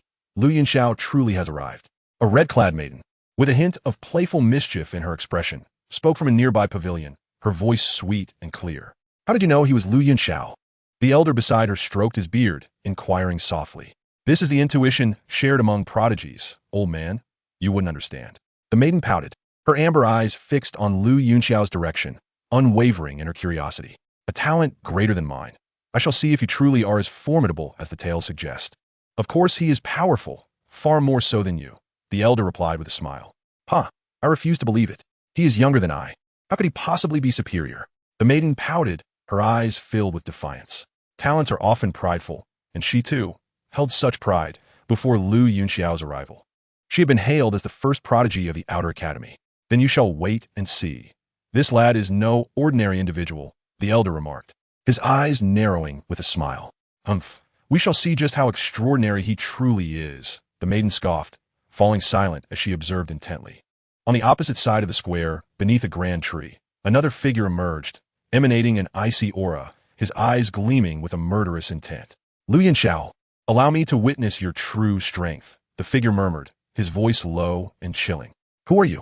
The acolyte from the 4th class was taken aback by the sudden appearance, instinctively retreating a few steps as he questioned loudly. Were you not all waiting for me? Now that I have arrived, do you not recognize me? Yunxiao spoke softly, his gaze cool and piercing, a glint of sharpness in his eyes. You are Yunxiao? The acolyte was taken aback. Just as he mentioned Yunxiao, the man himself had appeared. Indeed, I am Yunxiao. Standing tall, Yunxiao exuded a fierce and sharp aura, an invisible force radiating from him. Confronted by this aura, the acolyte instinctively retreated 2 more steps, his heart momentarily stilled. Facing Yunxiao, he realized the overwhelming pressure he exuded.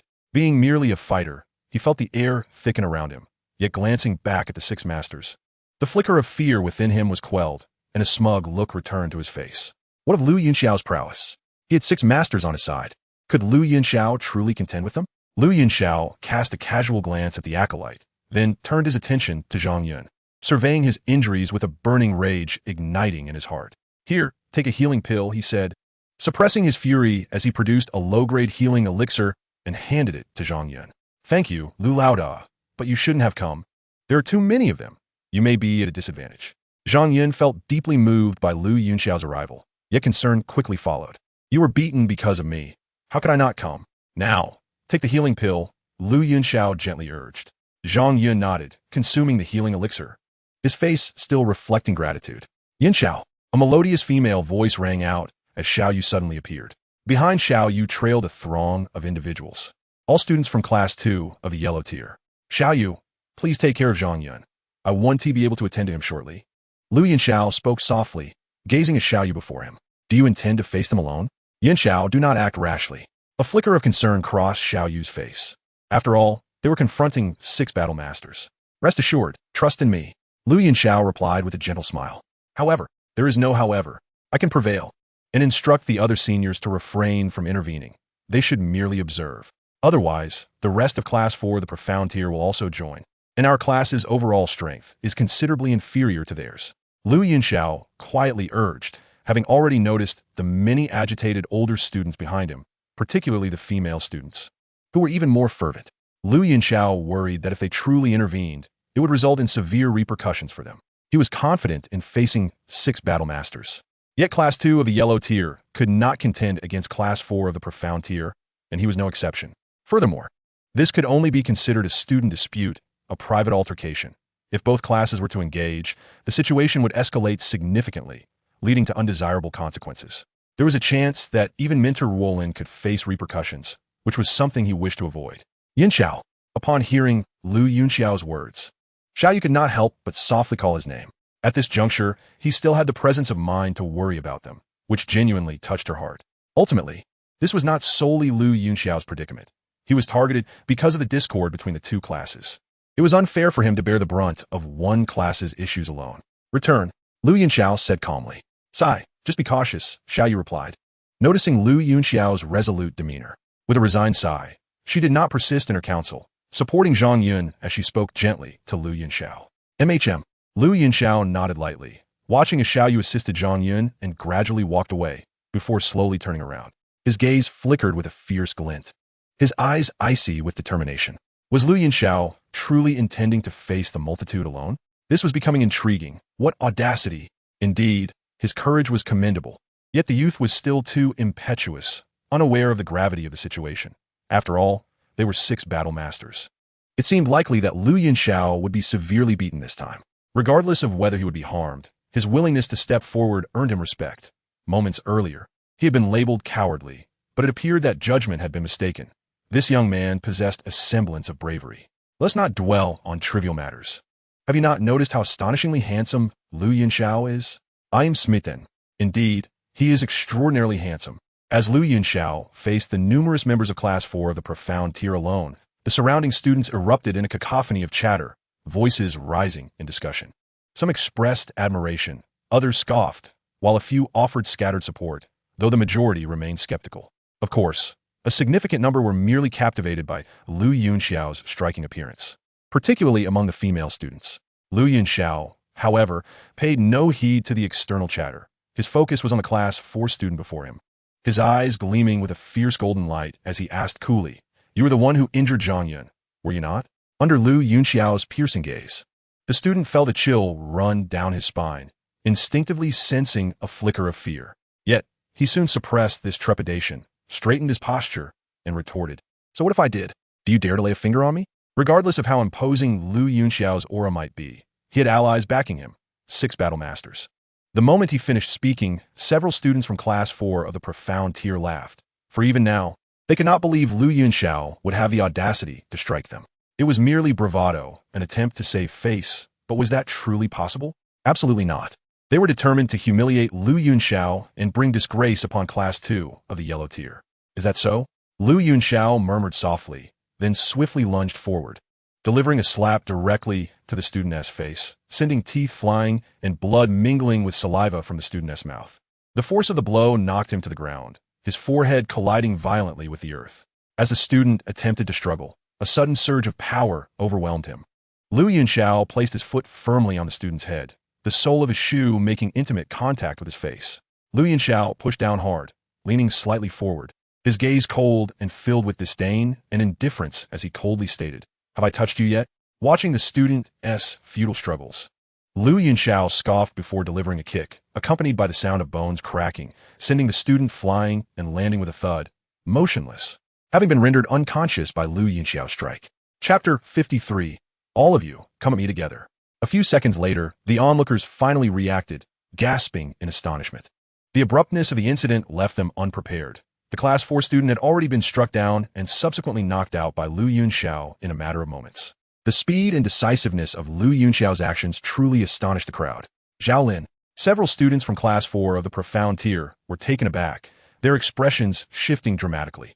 They had not anticipated Lu Yunxiao would act with such ruthlessness. A student named Cheng Imo rushed out to assist Zhao Lin, who had already lost consciousness and suffered several broken ribs. After a quick examination, Cheng Imo spoke loudly, his tone laden with barely concealed fury. "What?" At this revelation, the remaining Class 4 students erupted in outrage, their eyes filled with hostility as they glared at Lu Yunxiao. "Lu Yunxiao, you've gone too far," one of them exclaimed, eyes blazing with anger. "Gone too far?" Lu Yunxiao shrugged, a cold smile gracing his lips as he replied, "Is it not excessive for you to slander me and bully Zhang Yun? Only the officials are allowed to set fire, while the commoners must not light a lamp. You are permitted to bully others, but disallow retaliation." This was a consequence of their own actions. Having struck someone, they should be prepared to face the repercussions. Lu Yunxiao's gaze was sharp, his eyes chillingly resolute. He was not one to seek trouble, yet he would never shy away from it. Anyone who dared to bully him would experience his fierce counterattack. "If others do not offend me, I shall not offend them. If others offend me, I shall repay them tenfold." Anyone daring to provoke him would come to learn the severity and brutality of the consequences. Moreover, had Zhao Lin not claimed he would not dare touch a hair on his head, Lu Yunxiao intended to demonstrate through action just how bold he could be. "Very well. You have successfully enraged us." A student from Class 4 of the profound tier spoke coolly, a sinister glint in his eyes as he regarded Lu Yunxiao. How audacious for a mere freshman to speak to him in such a manner. It was evident he did not know his own limitations. Empty threats. What does it matter if you are angry? Do you think you are formidable?" Lu Yunxiao replied nonchalantly, his tone dripping with disdain. "Ultimately, you must resort to violence. Do not say I did not give you a chance. Come at me together." With his hands clasped behind his back, Lu Yunxiao stood tall, exuding a formidable aura, his posture straight as an unsheathed sword. The moment he uttered these words, a fresh wave of commotion erupted. Lu Yunxiao was daring to challenge 6 battle masters simultaneously, an act that genuinely shook them to their core. Such beings are far from mere trifles. They comprise a formidable assembly of 6 combat masters. Among them, the strongest has even attained the esteemed rank of a 5-star combat master, placing him within the upper echelons of the entire Outer Academy. The remaining combat masters are by no means insignificant. The prowess of a combat master cannot be equated with that of a mere fighter. Yet here stands Lu Yunxiao, audaciously challenging all 6 at once. This audacity is indeed astonishing. To confront 6 opponents simultaneously, one must wonder if he is not being excessively arrogant. Within the pavilion, the young maiden clad in red gasped slightly, her expression one of incredulity. She had initially perceived Lu Yunxiao as a gentle and refined gentleman, akin to a cultured scholar, only to uncover the rebellious spirit hidden beneath his amiable exterior. To challenge 6 combat masters concurrently, despite her own recent elevation to combat master status, she felt no such confidence. Lu Yunxiao, how bold he is! If life and death were at stake, facing 6 combat masters would pose little challenge for him. Given his extraordinary technique, known as the sword that divides worlds, which presumably resides within the Earth Tier realm, a single strike could potentially vanquish 3 combat masters, thus against 6. It might only require 2. However, since the Academy forbids lethal confrontations, this implies that such a technique cannot be employed. Consequently, this predicament renders Lu Yunxiao's situation considerably more arduous. I am curious to see what strategies he possesses to secure victory. The elder stroked his beard, his gaze filled with keen interest. He wields Earth-tier combat techniques? The young maiden in red was taken aback. Could a fighter truly master such skills? Indeed, that is why I regard him as a genius. My dear girl, there are always those stronger than oneself. Pride and complacency can lead one astray. The elder nodded sagely. His granddaughter's talent was undeniable, yet her temper was notoriously headstrong. She was a veritable little demoness. To complicate matters further, she had a rather peculiar disposition, declaring that stinky men are uninteresting and expressing a preference for girls, which left him perpetually troubled. What nonsense about stronger hands among the strong. I won't believe he surpasses me without seeing it firsthand. Let him win this battle first. I reckon he'll lose at the 8th level, the red-clad maiden retorted defiantly. And if he does win? The elder inquired with a smile. Should he prevail, I shall grant you one request. Anything you desire, the young maiden blurted out, spurred by the elder's teasing. Excellent. The elder chuckled, a flicker of delight illuminating his eyes, as if a scheme had borne fruit. However, if he loses, you must teach me the Red Lotus Spirit Whip technique. I have long desired to learn it. The young maiden continued, her intrigue for this Earth-tier whip technique growing ever more pressing, especially upon hearing of Lu Yunxiao's mastery of Earth-tier combat skills. She had no intention of being outdone by him. Agreed, the elder acquiesced with a cheerful demeanor. Meanwhile, beneath a great tree, a figure clad in blood-red armor bore a look of mild astonishment, which soon morphed into a stiff smile. As expected, your audacity knows no bounds. You can win, right? After all, you are my acknowledged rival. How could you possibly lose before facing me? The figure spoke softly, an aura of power emanating from him, his form subtly enveloped in a shroud of combat energy. Among the onlookers, Xiaoyu was equally astonished, shaken by Lu Yunxiao's declaration. She had never anticipated such bravery. To issue a challenge to 6 combat masters was undeniably reckless. Yunxiao, I told you not to act rashly. Would it not be wiser to divide and conquer? Xiaoyu chided, though a flicker of hope graced her delicate features. You must win, Yunxiao. Given the circumstances, she had no alternative but to place her faith in him. If Lu Yunxiao dared to undertake such a challenge, he must possess confidence, surely? Chapter 54, Repelling Zhang Xuan. You are far too arrogant. Upon Lu Yunxiao's pronouncement, the 6 combat masters of the Xian class 4 erupted in simultaneous fury, for his words clearly belittled their capabilities. To audaciously challenge all 6 was nothing short of an affront. Over the years, no one had ever underestimated them to such a degree. Even the more formidable seniors within the academy had refrained from such a challenge. Yet here was Lu Yunxiao, a mere 7-star fighter, brazenly uttering such claims. Truly, he was unaware of the vastness of his own ignorance. Kid, you are courting death, one of the students from Xian Class 4 sneered, his eyes glinting with malice. He had resolved to teach Lu Yunxiao a severe lesson, determined to leave him battered and bruised, if not lifeless. He intended for Lu Yunxiao to learn the true meaning of cruelty and the consequences of offending them. Is that all you can do? Hurl empty threats? If you wish to fight, let us not dawdle. I have studies to attend to and no time to waste, Lu Yunxiao replied casually, his demeanor unfazed and his expression serene, as if he regarded them with utter disregard. How infuriating, Xiaoyu thought, bemused by Lu Yunxiao's sudden display of insolence. She had believed she had come to understand him, only to discover he possessed a remarkable talent for inciting ire. The members of Xian Class 4 must be seething with rage.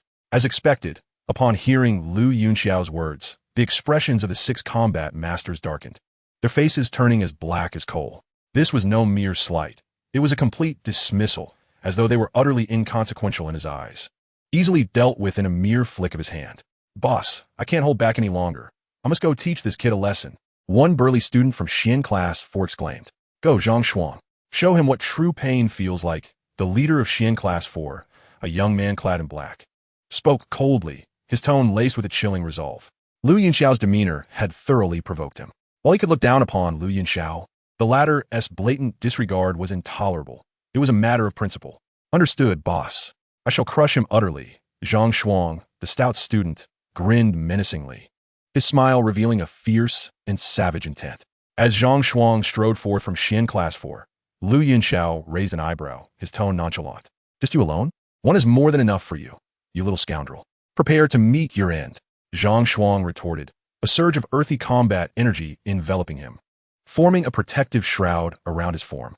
Earth-type combat energy is renowned for its defensive prowess, and those who cultivate it often possess strength surpassing that of their peers in other types. Zhang Shuang epitomized this archetype. "Prepare to die, you little scoundrel." Zhang Shuang unleashed a devastating punch, his combat energy swirling around his fist, executing the Earth Tier technique, Exploding Rock Fist. The sheer might behind his strike was extraordinary, generating a whirlwind force that threatened to engulf Lu Yunxiao even before the blow landed. Upon hearing the derogatory term, little scoundrel, Lu Yunxiao's expression hardened. His eyes icy with disdain, he abhorred being called such names. "If your parents neglected to teach you proper manners, allow me to rectify that today." Tied to the observing waves, surging sea, Lu Yunxiao uttered coldly, his right fist coiling tightly as he launched a counterstrike. Since his rise to prominence, he had primarily relied on his sword in combat and seldom utilized his fists, particularly after awakening his gold-type combat energy. However, this did not imply that his martial prowess was lacking. On the contrary, his fists possessed immense power. 5 years of rigorous training had honed his physique to the level of a grand combat master, and this was no mere boast. However, the essence of his swordplay lay in its agility, relying on attack power and penetration rather than brute strength, which meant he seldom had to exert his physical force. Yet, in that moment, his formidable physique erupted with full force. With a delayed strike, Lu Yunxiao's punch collided directly with Zhang Shuang's fist. A sharp crack resounded as the two fists met, followed by a dull thud, and then the sickening sound of bone fracturing echoed through the air. Lu Yunxiao's shoulder jolted, and his fist forcefully repelled Zhang Shuang's punch, landing a powerful blow that shattered the defense of the Douqi silk and struck Zhang Shuang squarely in the body. Instantly, Zhang Shuang coughed up a mouthful of blood, his form sent hurtling backwards, crashing to the ground with a resounding thud, clutching his right arm, his face contorted in agony. Lu Yunxiao's punch had effectively broken his wrist. This turn of events took everyone by surprise. None had anticipated that Lu Yunxiao could send a combat master flying with a single strike, let alone injure his wrist. The astonishment rippled through the onlookers. Zhang Shuang, the remaining 5 combat masters from Class 4 rushed forward to support him, their faces still etched with disbelief. The fact that a combat master had been forced back by a mere fighter, especially one of the earth element, was truly hard to fathom. "Boss, I'm fine. Just a broken wrist." Zhang Shuang grunted through clenched teeth, "But be cautious, this kid possesses astonishing strength."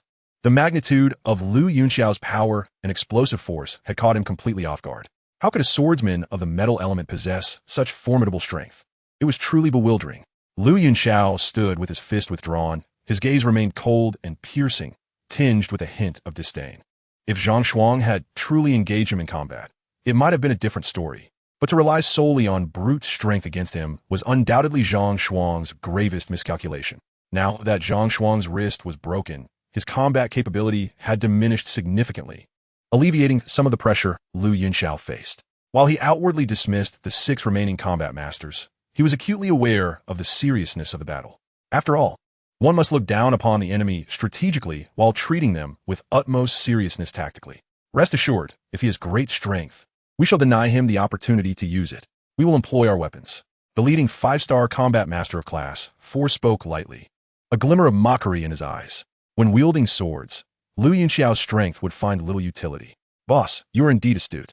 I'll take my turn now. I intend to avenge Zhang Shuang."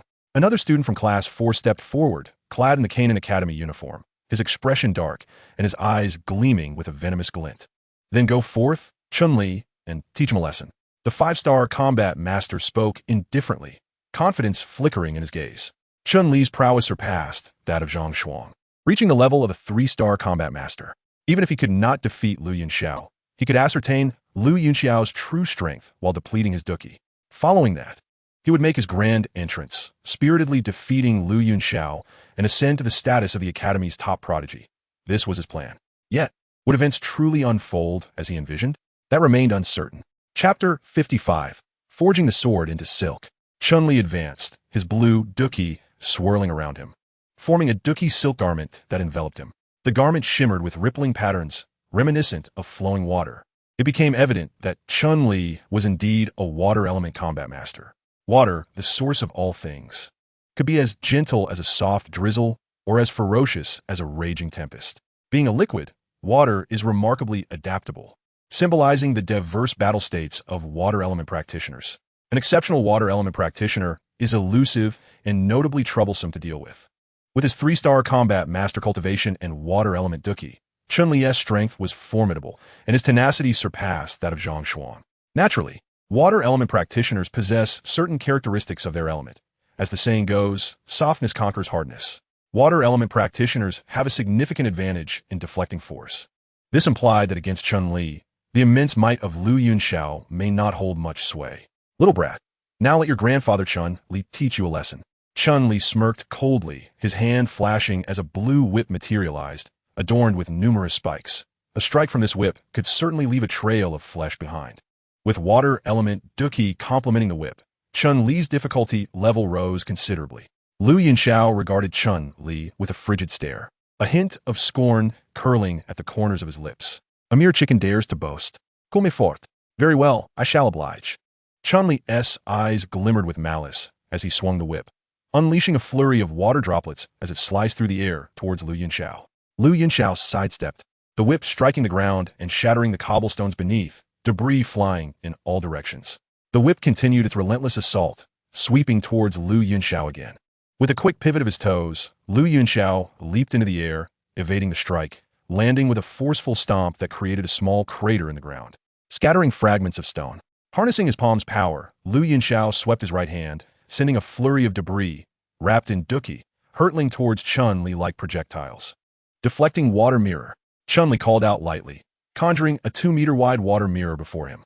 The debris passed through the mirror, losing all momentum and plummeting harmlessly to the ground. Although this deflecting water mirror was merely a low-level Do technique of the profound rank, its practicality was undeniable. Virtually every water element practitioner would train in this technique. With his attack thwarted, Liu Yunxiao's expression remained unchanged. He swiftly closed the distance, his hand aglow as the Fei Hong sword gleamed in his grasp, emanating a chilling light. He unleashed a barrage of sword energy into the air. For swordsmen, close combat was their forte, and those accustomed to wielding a whip would find themselves at a disadvantage if a swordsman closed in. It would be a nightmare. Seeing Liu Yunxiao's movement, Chun-Li's expression shifted slightly.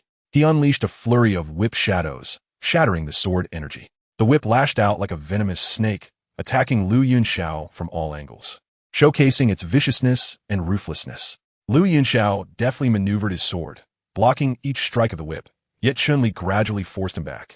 Liu Yunxiao, I know your attack power is formidable, but you cannot reach me. Against my supple whip, imbued with subtle force, your sword is rendered ineffective. Chun-Li laughed triumphantly, aware that every weapon has its counter. A sword, when faced with a soft weapon like a whip, would inevitably face some obstacles. Of course, nothing is absolute. A master swordsman could transcend such limitations. Witnessing this scene, the 4 combat masters from Class 4 rejoiced, particularly the leading 5-star combat master, whose face radiated smug satisfaction. This was precisely why he had consented to Chun-Li's participation. A water element practitioner with a whip could perhaps struggle to win, but ensnaring Liu Yunxiao and thoroughly vexing him was more than feasible. Yunxiao, you can do it. Outside the arena, Xiaoyu murmured to herself, a tinge of concern gracing her youthful features. You are quite confident, aren't you? Very well, I shall no longer hold back. Let us conclude this swiftly. I have grown weary of this game. Allow me to showcase a newly comprehended skill. Liu Yunxiao chuckled softly, the Fei Hong sword shimmering brightly in his hand, his gaze sharpening as he focused on the approaching whip shadows, the sword poised to deliver a decisive strike. This strike was devoid of any elaborate technique, appearing exceptionally ordinary. At the tip of the sword, a golden sword energy coalesced into a slender filament, descending upon the whip shadows with precision. Swoosh! Silken threads intertwined with the long whip, producing a delicate sound.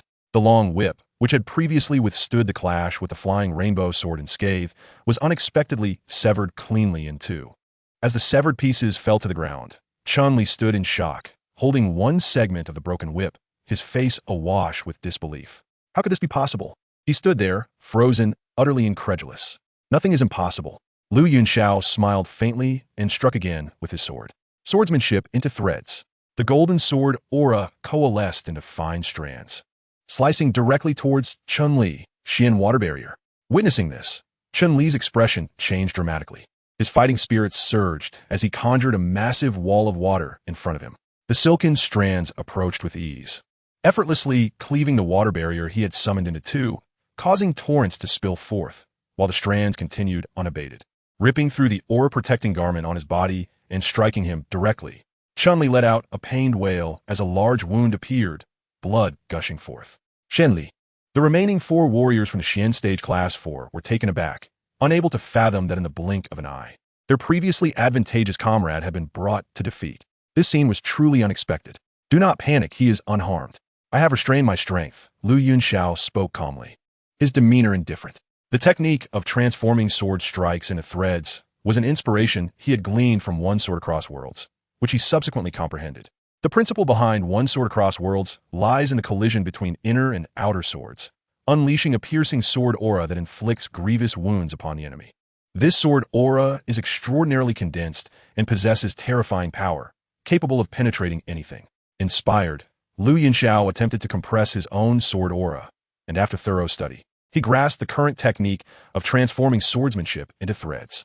Although it did not match the power of One Sword Across Worlds, its piercing capability was equally unimaginably formidable.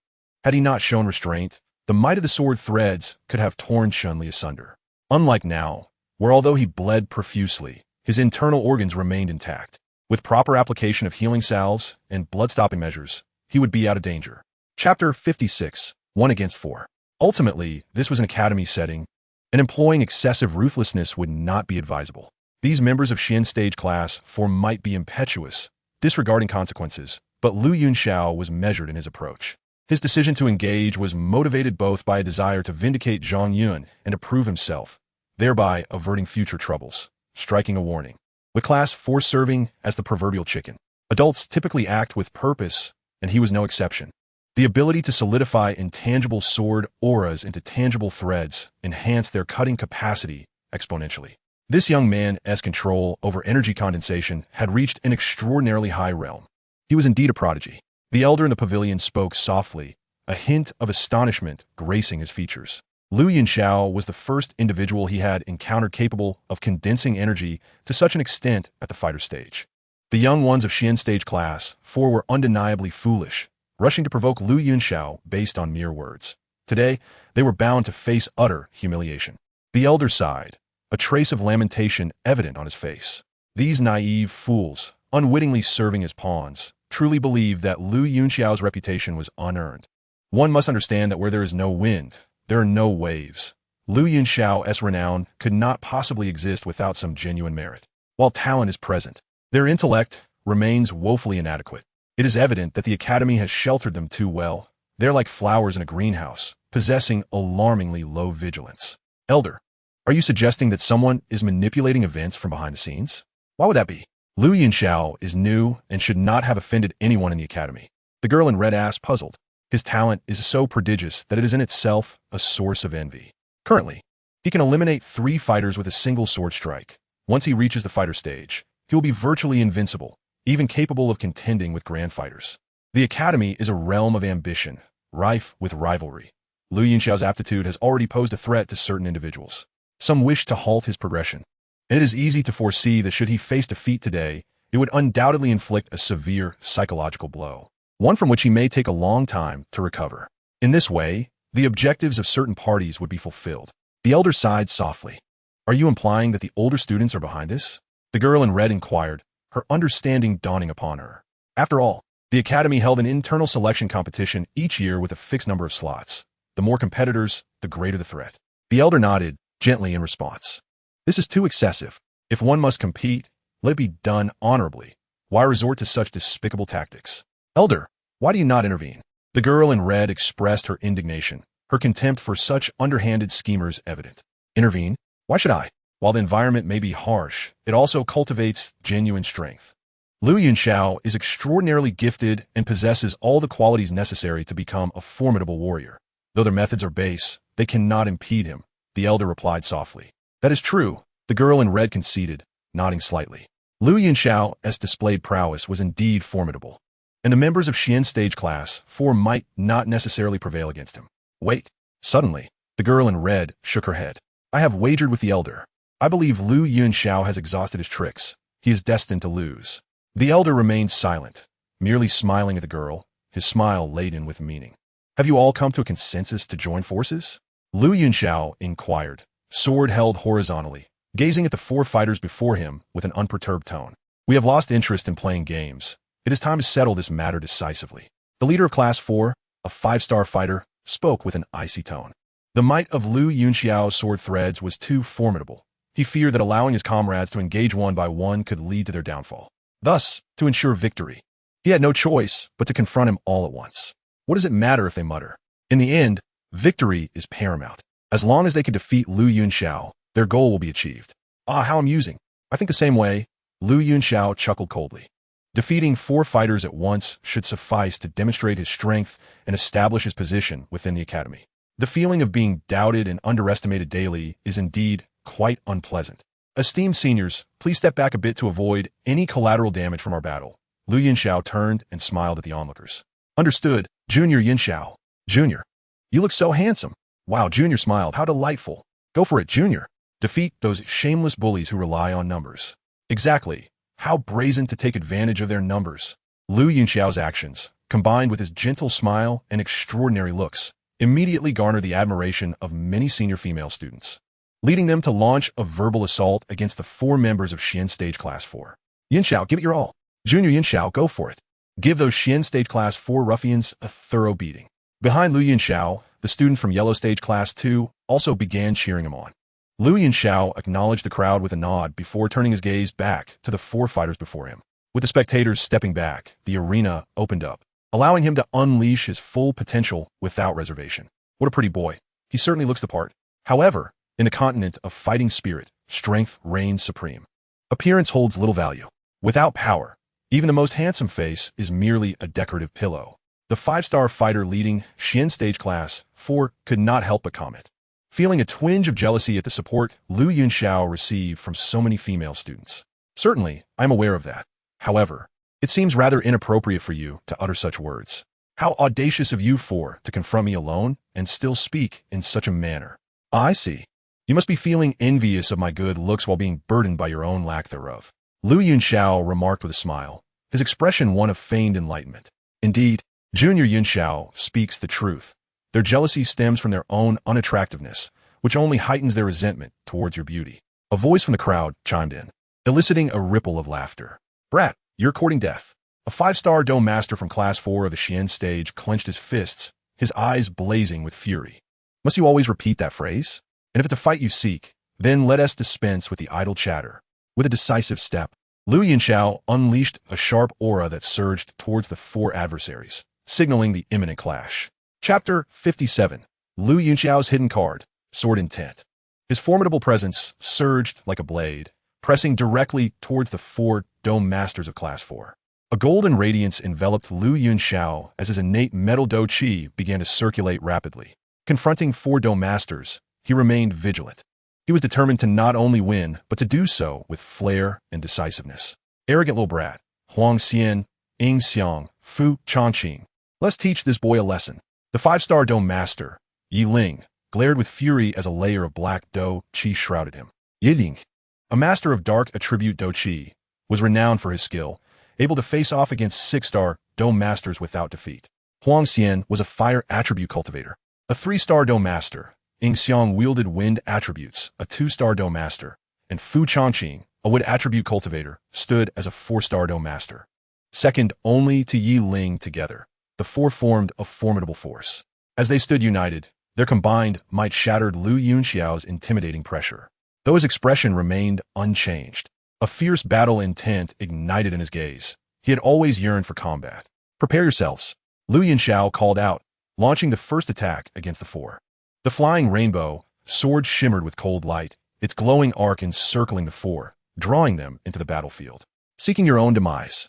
Ye Link Sikofut, his anger intensifying at Lu Yunxiao's audacity. With a flick of his wrist, a pure black, curved blade materialized in his hand, its surface glimmering ominously, the edge faintly tinged with red. A weapon of exceptional quality, capable of slicing through iron effortlessly. Yi Ling swung the black blade directly at Lu Yunxiao, while Huang Xian, Ying Xiang, and Fu Changqing simultaneously launched their own assaults. Clash! Clash! Clash! Lu Yunxiao moved fluidly with the sword. The flying rainbow sword in his grasp seemed almost alive, each thrust imbued with a piercing sharpness. The four adversaries showed no signs of fear as the five engaged in a chaotic melee. Encircled, Lu Yunxiao, facing four opponents, held his ground remarkably well. Having comprehended the art of swordsmanship, each of Lu Yunxiao's strikes carried a terrifying cutting ability. Once struck, even the Douqi garb of his enemies would tear as easily as paper. Consequently, Yi Ling and his companions found themselves at a disadvantage, unable to subdue Lu Yunxiao despite their combined efforts. The fierce battle left the onlookers in a daze. Such a display of combat was indeed rare, even within the prestigious Kane Academy. Particularly, Lu Yunxiao's ability to contend evenly with four Dome Masters left a profound impact on the gathered students, lending credibility to the rumors circulating within the academy. Damn it! Yi Ling cursed vehemently, frustrated that even with their combined might, they had yet to subdue Lu Yunxiao. Moreover, Lu Yunxiao's Douqi was exceedingly peculiar, defying the norms of typical metal attribute Douqi, showing no fear of Huang Xian's fire attributes in her encounter.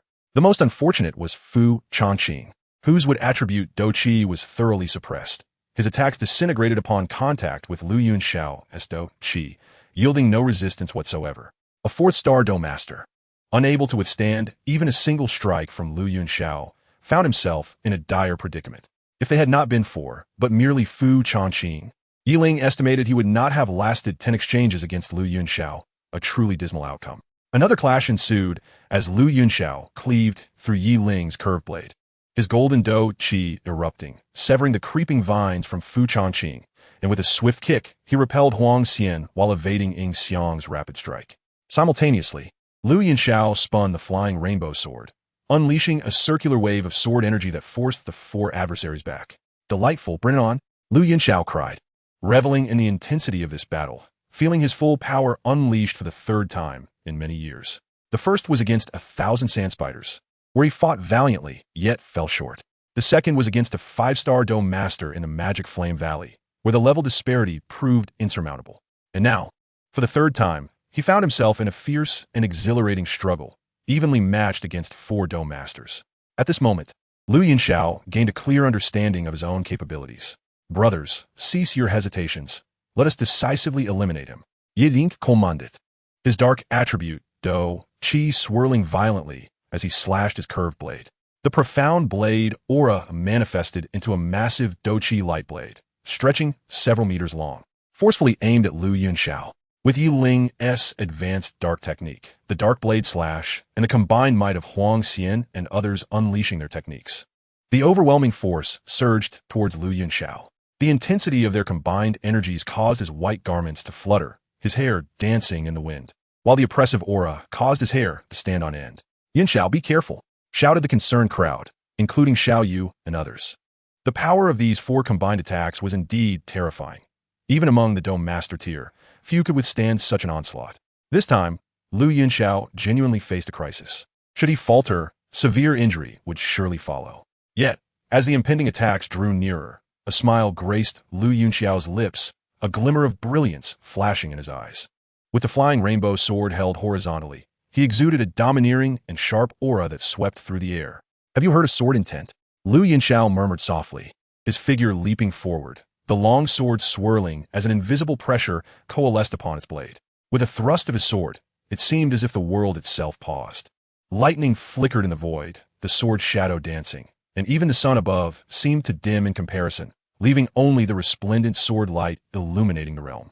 One sword comes from the west, a celestial being descending from the heavens. Chapter 58, A Conversation with Mentor Woolen. The dazzling sword light, imbued with an imposing aura, met the incoming attacks with a fierce counterstrike. Accompanied by a blinding flash of light, Lu Yunxiao gently descended, the breeze playfully tousling his hair. Before him, Yi Ling and 3 others lay sprawled on the ground, their bodies convulsing, blood oozing from their wounds, having utterly lost the strength to continue fighting. With his sword-like brows furrowed, Lu Yunxiao cast a sweeping gaze over the onlookers, who gaped in astonishment, their mouths agape in disbelief. In the pavilion, a young girl in red, her beautiful eyes shimmering, wore a look of shock on her delicate face, softly murmuring to herself, "This fellow truly won." Within an office at Minghong Tower, Lu Yunxiao stood tall, facing a woman before him, a rigid smile tugging at the corners of his lips. "Have you opened your heart?" Minter Wolin sat in her chair, her head slightly raised, her watery eyes glinting with sharpness as they fixated upon Lu Yunxiao's countenance. "To be honest, I enjoyed the fight quite a lot," Lu Yunxiao replied quietly, glancing at Minter Wolin, only to notice her expression darkening further, prompting him to lower his head slightly. Hearing his words, Minter Wolin's lips twitched. This fellow was indeed a little firebrand. Clearing her throat, her gaze turned imposing once more as she scrutinized Lu Yunxiao, her tone laced with a hint of disappointment. "Yunxiao, I had thought you to be mature and composed. I never imagined you could be so reckless, charging directly into battle without a thought. Did you consider what might happen if you lost? How could I remain passive when they were bullying me? I couldn't just endure it and let them trample over me." Lu Yunxiao softly defended himself. "I didn't mean for you to endure it silently. What I intended was for you to inform me. I am your mentor, and I would naturally stand up for you. Would I really allow you to be bullied by other students?" Minter Wolin looked at Lu Yunxiao, her eyes filled with discontent. Her frustration was not solely about his brawl, but stemmed from worry that he might harm himself in his impulsiveness. It was unacceptable for her to be the last to know when her students faced such situations. Thankfully, Lu Yunxiao had emerged unscathed today. What if he had been injured? How would she, as his mentor, cope? During this enrollment, she had already felt immense guilt for almost failing to protect Lu Yunxiao and the others. Now that they had finally entered the academy, if Lu Yunxiao were to be crippled here, she would carry that guilt for a lifetime. She had high hopes for his future and did not want such a genius to meet an untimely demise. That would be a tremendous loss for the entire Canaan Academy. It was precisely because she placed such importance on Lu Yunxiao that her anger burned so fiercely at this moment. Listening to Minter Wolin's words, Lu Yunxiao sighed softly, saying, "Minter Wolin, I know you care for us and protect us, but you cannot shield us for a lifetime. To secure a place within the academy, we must ultimately rely on our own true abilities. Even without this incident, I would inevitably encounter similar challenges in the future. This is a necessary trial for establishing myself in the academy. Seizing this opportunity to confront those from the 4th class of the Mystic Tier has allowed me to make an example of them, having proven my strength through this battle. Future troubles within the academy will undoubtedly diminish significantly. I'm truly sorry for causing you worry, yet even if given the chance to choose again, I would still act as I did." Lu Yunxiao's tone was calm, yet his words were sincere, laying bare his thoughts without a hint of concealment. Recognizing Minter Wolin's genuine concern for him, he felt no need to hide his own sentiments. Minter Wolin's mouth fell slightly open, staring at Lu Yunxiao in astonishment. She had expected him to be a mere impulsive youth, yet she was taken aback by the depth of his foresight. Following this battle, Lu Yunxiao had indeed substantiated his strength, and his days ahead would be considerably easier. Yet, do you not worry at all about the possibility of losing? Minter Wolin could not help but inquire. Was this fellow truly so confident in his own abilities, believing he could win before the fight had even begun? It was crucial to note that all of Lu Yunxiao's thoughts were predicated upon his victory. Under the great battle master, I shall not be defeated, regardless of who my opponent may be, Lu Yunxiao replied with a gentle smile, his tone serene, yet imbued with unparalleled confidence that left no room for doubt. Minter Wolin gazed at Lu Yunxiao, momentarily speechless, her eyes shimmering with a myriad of emotions. She found herself increasingly impressed with this student. He was indeed a true prodigy. "Very well, you may leave now. Please ask Xiaoyu to come in."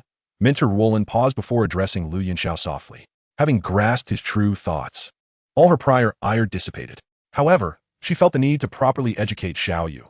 Lu Yunxiao possessed sufficient strength to confront challenges directly, yet she had foolishly allowed herself to be dragged into the chaos without informing her, and she would have a serious word with her later. "Understood, Minter Wolin.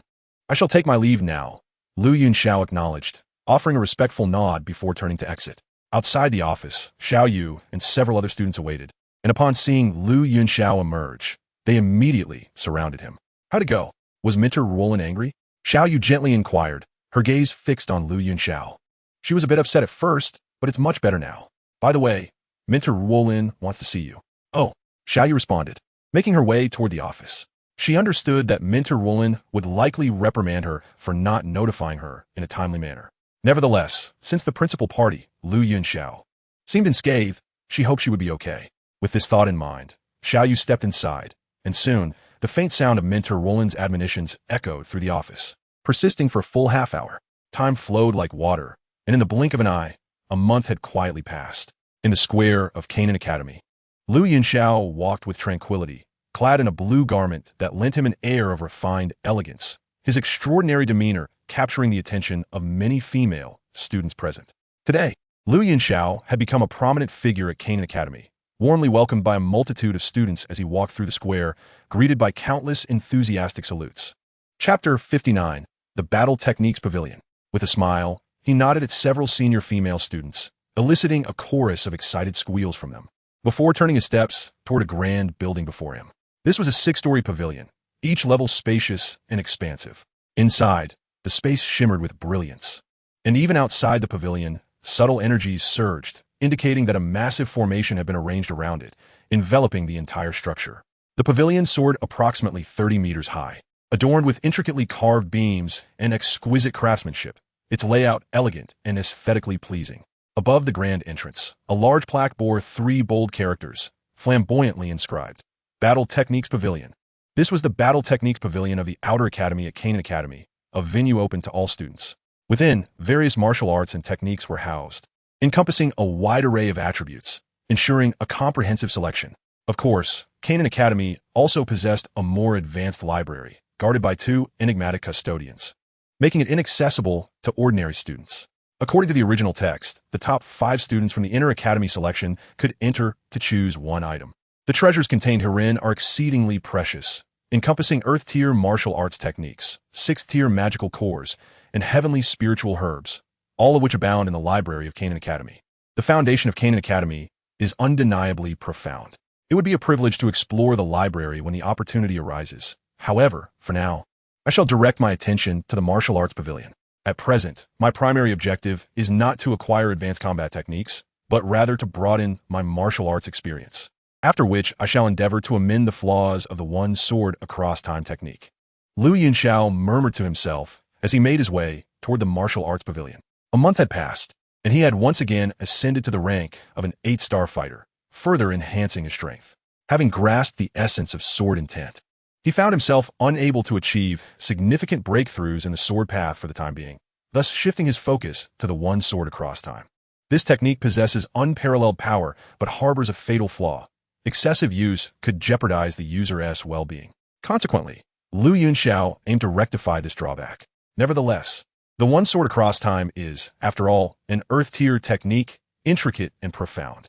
Even with Lu Yunxiao's extraordinary martial talent, the lack of sufficient martial arts accumulation makes modification a formidable challenge. Thus, he came to observe various sword techniques, seeking to expand his horizons and absorb their essence for his own comprehension. Name, class, student identification. The gatekeeper's monotone voice echoed behind the door of the martial arts pavilion. All students wishing to enter must register their name and class while presenting their student identification, as per the Academy's regulations. Lu Yunxiao, Class 2 of the Yellow Tier. Here is my student identification. Lu Yunxiao replied softly, handing over his identification. You're Lu Yunxiao? A hint of surprise tinged the gatekeeper's tone. He had heard of Lu Yunxiao, renowned as the Academy's foremost prodigy, and was taken aback to see him in person. Yes, Lu Yunxiao nodded, his tone unassuming. Not bad. After a brief appraisal, the gatekeeper returned the identification to Lu Yunxiao and remarked casually, the 1st to 3rd floors contain yellow-tier techniques and martial arts, accessible to any student. However, from a 4th floor onward, you will find mysterious tier techniques and martial arts, which require contribution points for access. Contribution points? Were those?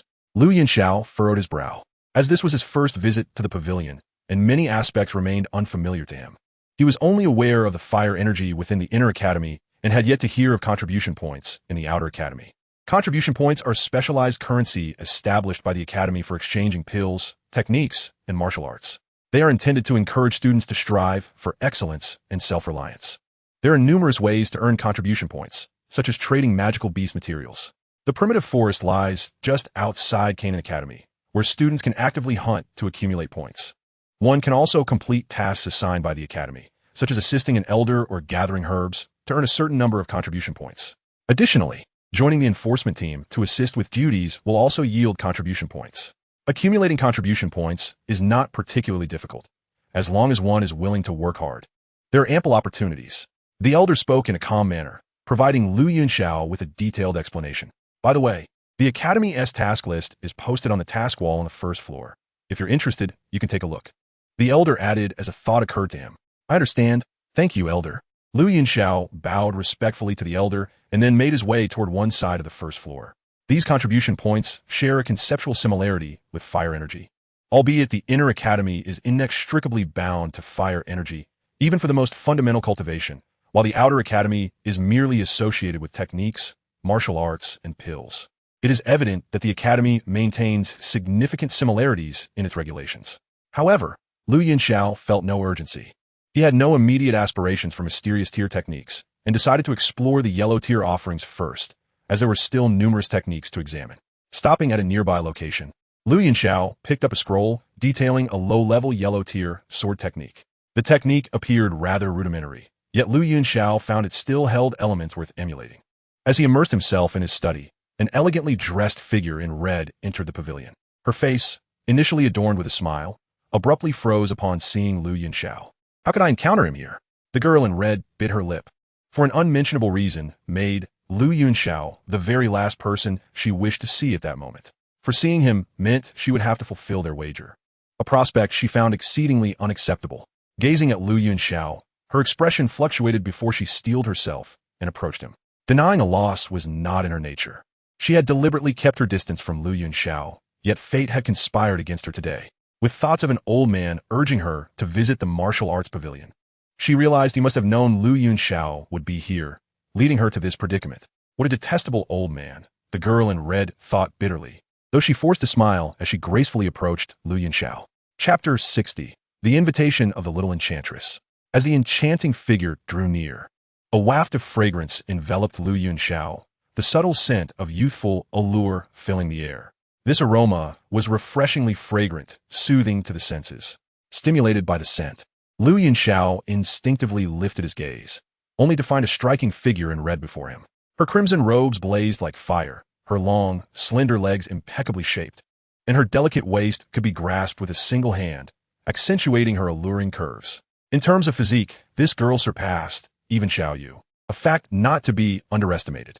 Yunxiao's gaze continued to explore, settling upon her visage. She possessed a heart-shaped face, exquisitely beautiful, with smooth, fair skin, a delicate and prominent nose, and lips that glistened a soft red, exuding a faint sheen. Her large, expressive eyes sparkled with a unique blend of stubbornness and vivacity. This girl was undeniably beautiful, exuding an exuberant and lively spirit, with a hint of wildness like a rose with thorns. With his keen perceptual abilities, Yunxiao recognized that the person standing before him was no ordinary individual. Her strength undoubtedly surpassed that of a fighter, possibly rivaling even Yi Ling from his past. She appeared to be around 16 or 17 years old, and in terms of talent within Canaan Academy, perhaps only Wu Hao could compare to her. The others fell considerably short. As his thoughts flickered, Yunxiao began to form his own conjectures regarding her identity. The girl in red was also scrutinizing Yunxiao, her eyes analyzing his features with a sense of intrigue. Within Canaan Academy, she had encountered numerous so-called handsome men, but those pale in comparison to Yunxiao. This guy is quite handsome, she mused inwardly. Up close, Yunxiao's appeal was amplified, his charm strikingly potent. Though she generally harbored no fondness for men, she found herself inexplicably drawn to him. He possessed a unique aura that made him increasingly agreeable with each glance. As they assessed one another, the atmosphere fell into a tranquil silence. Excuse me, do you need something? After a prolonged silence, Yunxiao took the initiative to break the ice, sensing that the girl before him had approached with intent. You must be Yunxiao. It's a pleasure to meet you. You can call me Hujia. The young girl bit her lip and spoke in a gentle tone. However, upon hearing such a soft voice, Yunxiao did not find it melodious. Instead, he was taken aback, and an unusual glimmer flickered in his eyes. Is this really Hujia? Is this the little demoness? If Hu Jia were not standing right in front of him, he would have thought it was Xiao Yu speaking to him. Although Xiao Yu was known for her straightforward disposition, she was generally gentle when interacting with him, with a pleasant character. As for Hu Jia speaking this way, Lu Yunxiao felt utterly bewildered. She was renowned in the academy as the Little Demoness, characterized by her capricious and willful nature, and gentleness was entirely foreign to her. What on earth is Hu Jia up to? Lu Yunxiao was genuinely perplexed. Observing the fleeting oddity in his gaze, Hu Jia understood that he must have heard of her illustrious reputation, perhaps even grasping her character, for she was indeed quite well known in the academy. It was not difficult to gather information about her. She felt rather embarrassed. Was she truly the gentle girl she was pretending to be? Clearly she was not. Speaking in this feigned, gentle manner felt quite awkward to her, yet recalling the wager. Hu Jia forced a smile on her face. Hello, I'm also very pleased to meet you. Lu Yunxiao paused for a moment before casually uttering these words. He believed in the adage that one should not strike a smiling face. Regardless of Hu Jia's intentions, her current demeanor was amicable, and he had no reason to act aloof. Moreover, Hu Jia's grandfather was the vice president of the Outer Academy, a formidable Do Huang-level expert, and since he was here to study, he naturally had to show her the respect she was due. By the way, Hu Jia, what is it that you wish to discuss with me? After pondering for a moment, Lu Yunxiao directly asked, weary of playing games, especially since he had numerous combat techniques yet to review. Hu Jia hesitated for a while, glancing around. As both she and Lu Yunxiao were prominent figures at the Jianan Academy, their conversation drew the attention of many students observing the combat techniques. This only heightened Hu Jia's indecision. If she spoke out, within 2 hours, she would undoubtedly become the talk of the academy, albeit in a rather unconventional manner.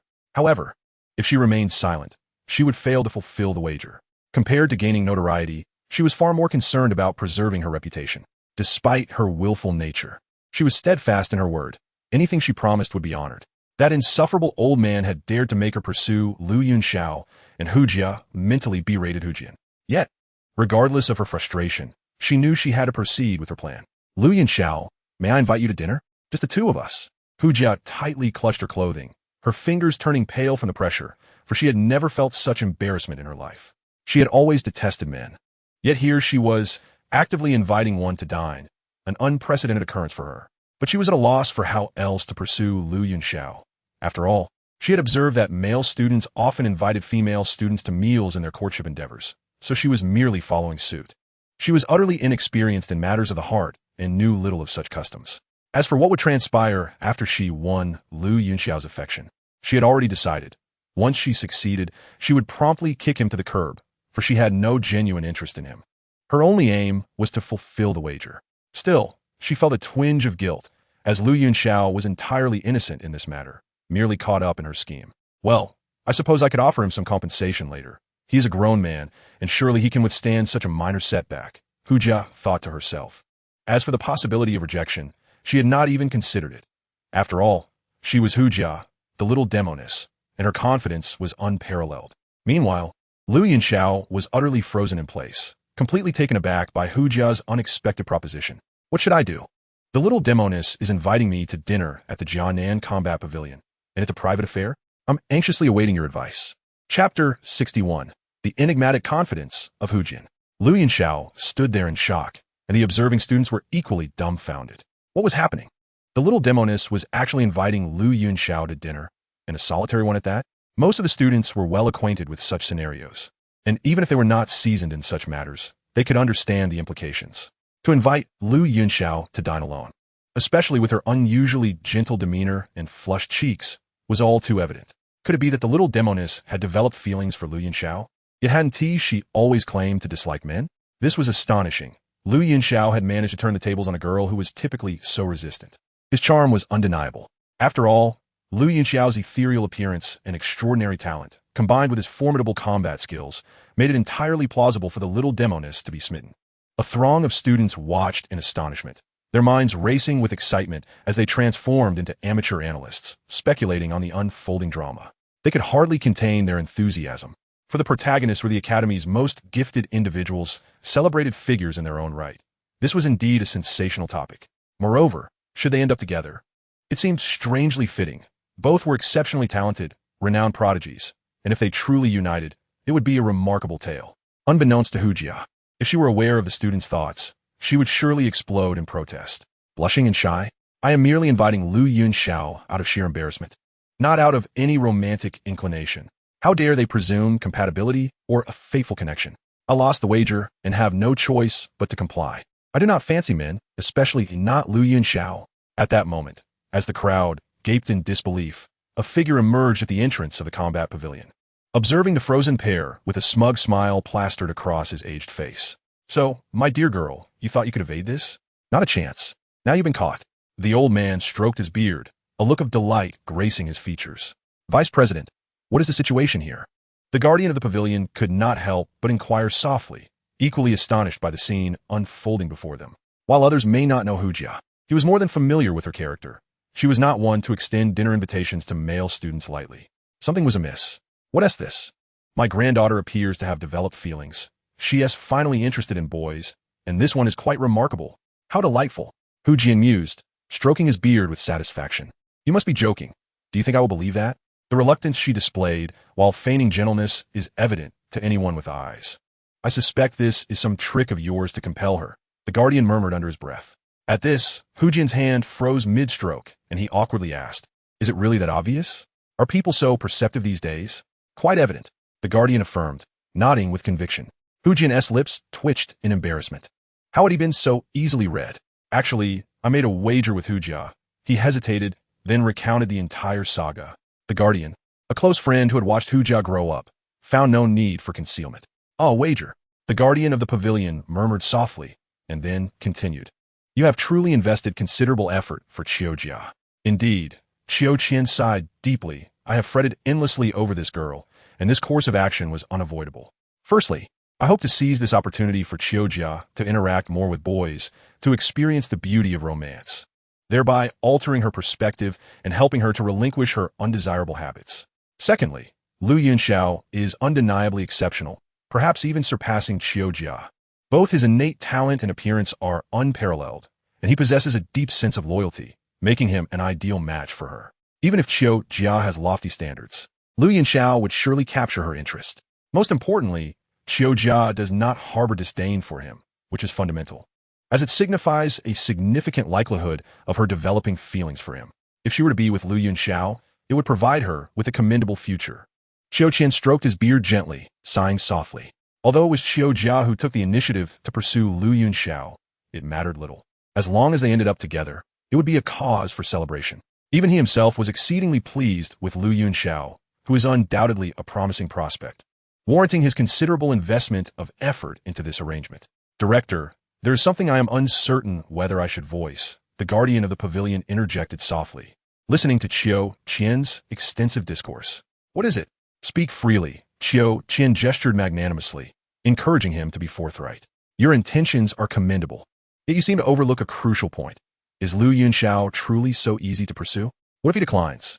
The guardian of the pavilion spoke gently. Decline? How could that be possible? Qiu Qian waved his hand dismissively, a look of disbelief on his face. Young people today are drawn to beautiful girls, and Qiujia is not only stunning, but also among the most exquisite in the outer academy. She possesses a splendid figure, a noble lineage, and prodigious talent. How could Lu Yunxiao not be captivated? It is inconceivable. Qiu Qian shook his head firmly, exuding conviction. His granddaughter was so extraordinary. How could that boy not be enamored? Historically, when a woman pursues a man, the barriers are merely a veil, and considering Qiujia's exceptional beauty, it would be an effortless endeavor. Lu Yunxiao would undoubtedly be moved. It can be said that the pair are truly a testament to the confidence shared between grandfather and granddaughter. Observing Qiu Qian's self-assured demeanor, the guardian of the pavilion parted his lips, contemplating whether to express his thoughts, yet ultimately refrained. It was true that Qiujia was beautiful and accomplished, but Lu Yunxiao was equally so. Could his standards be compared to those of ordinary individuals? Furthermore, given Qiujia's temperament, it might pose a challenge. That young man was not easily swayed. However, he kept these thoughts to himself, as voicing them might not be well received by Qiu Qian. Moreover, he genuinely harbored hopes for Qiujia's success, not only out of affection for her as she grew up, but also for the benefit of Canaan Academy. Chapter 62, Rejection. Although Lu Yunxiao was currently a student at Canaan Academy, he would eventually leave after graduation. At that point, his affiliation would merely signify his origins from Canaan Academy, with limited connections. However, if Lu Yunxiao were to forge a bond with Qiujia, the situation would be markedly different. Qiu Qian was the head of the outer academy, and Qiu Jia would undoubtedly remain at the academy in a position of influence. Consequently, Lu Yunxiao would likely stay due to Qiu Jia, thus securing a future protector for the academy, which would be an invaluable asset.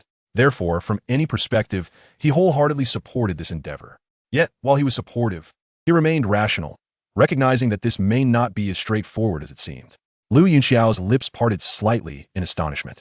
Qiu Jia had taken the initiative to invite him to dinner? This was rather peculiar.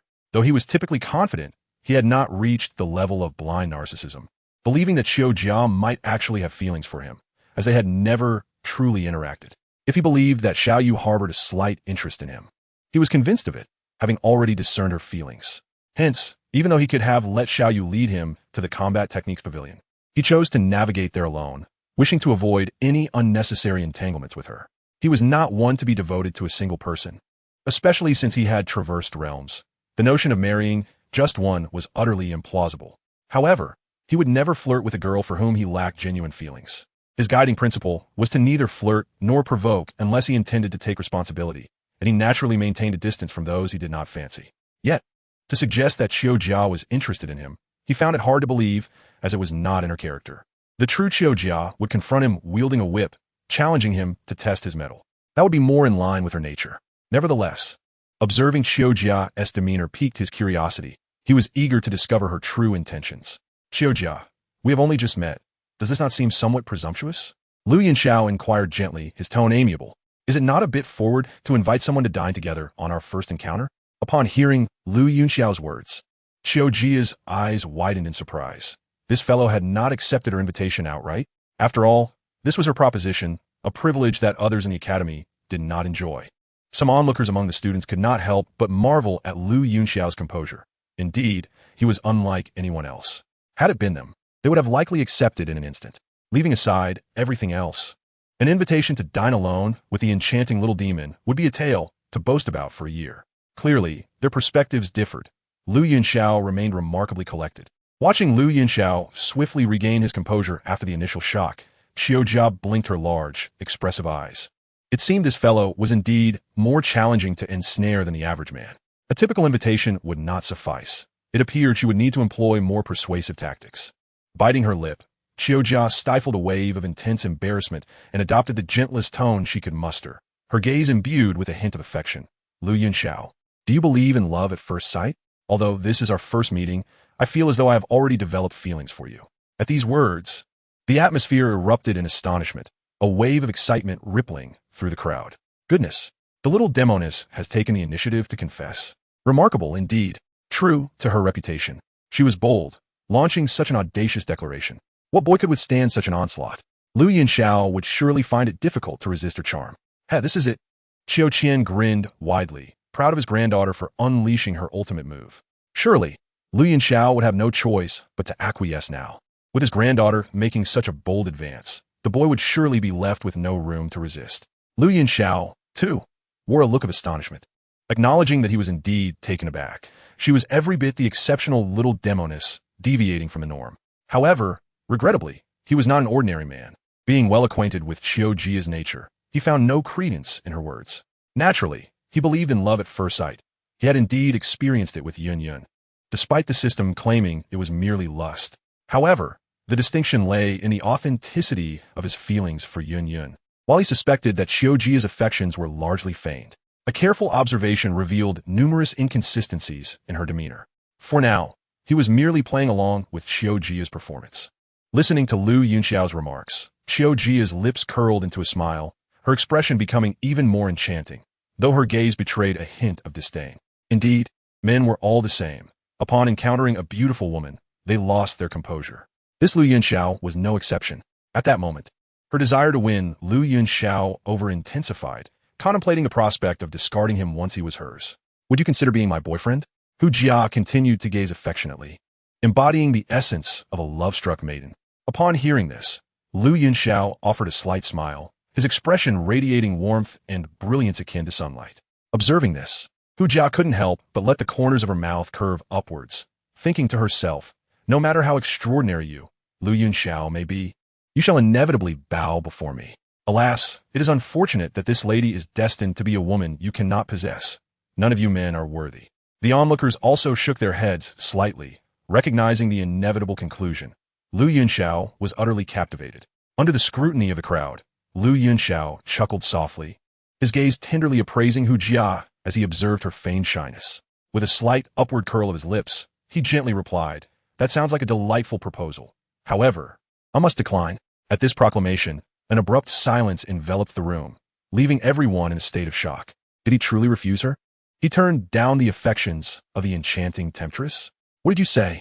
Hu Jia's eyes widened in disbelief, her expression momentarily dazed. Had she misheard? I said I refuse. Is that not clear enough? Lu Yunxiao shrugged nonchalantly, his tone devoid of emotion. You actually turned me down? Hu Jia's mouth fell agape, her entire demeanor slightly stunned. In her life, this was the first instance someone had outright rejected her, and without a hint of hesitation. A peculiar discomfort welled within her. Was she, Hu Jia, not exceptional enough? Why would he refuse her? Was it because she lacked beauty? Did she not measure up to him? Her eyes filled with defiance. Hu Jia was taken aback by Lu Yunxiao's rejection and felt an overwhelming sense of indignation. How could he possibly look down upon her? What made him think she was inadequate? Gazing at Lu Yunxiao, her emotions surged, prompting her to question him vehemently. Chapter 63. The True Nature of Hu Jia. The other students cast bewildered glances at Lu Yunxiao. When a stunning beauty boldly confesses her feelings, it is customary for most men to acquiesce.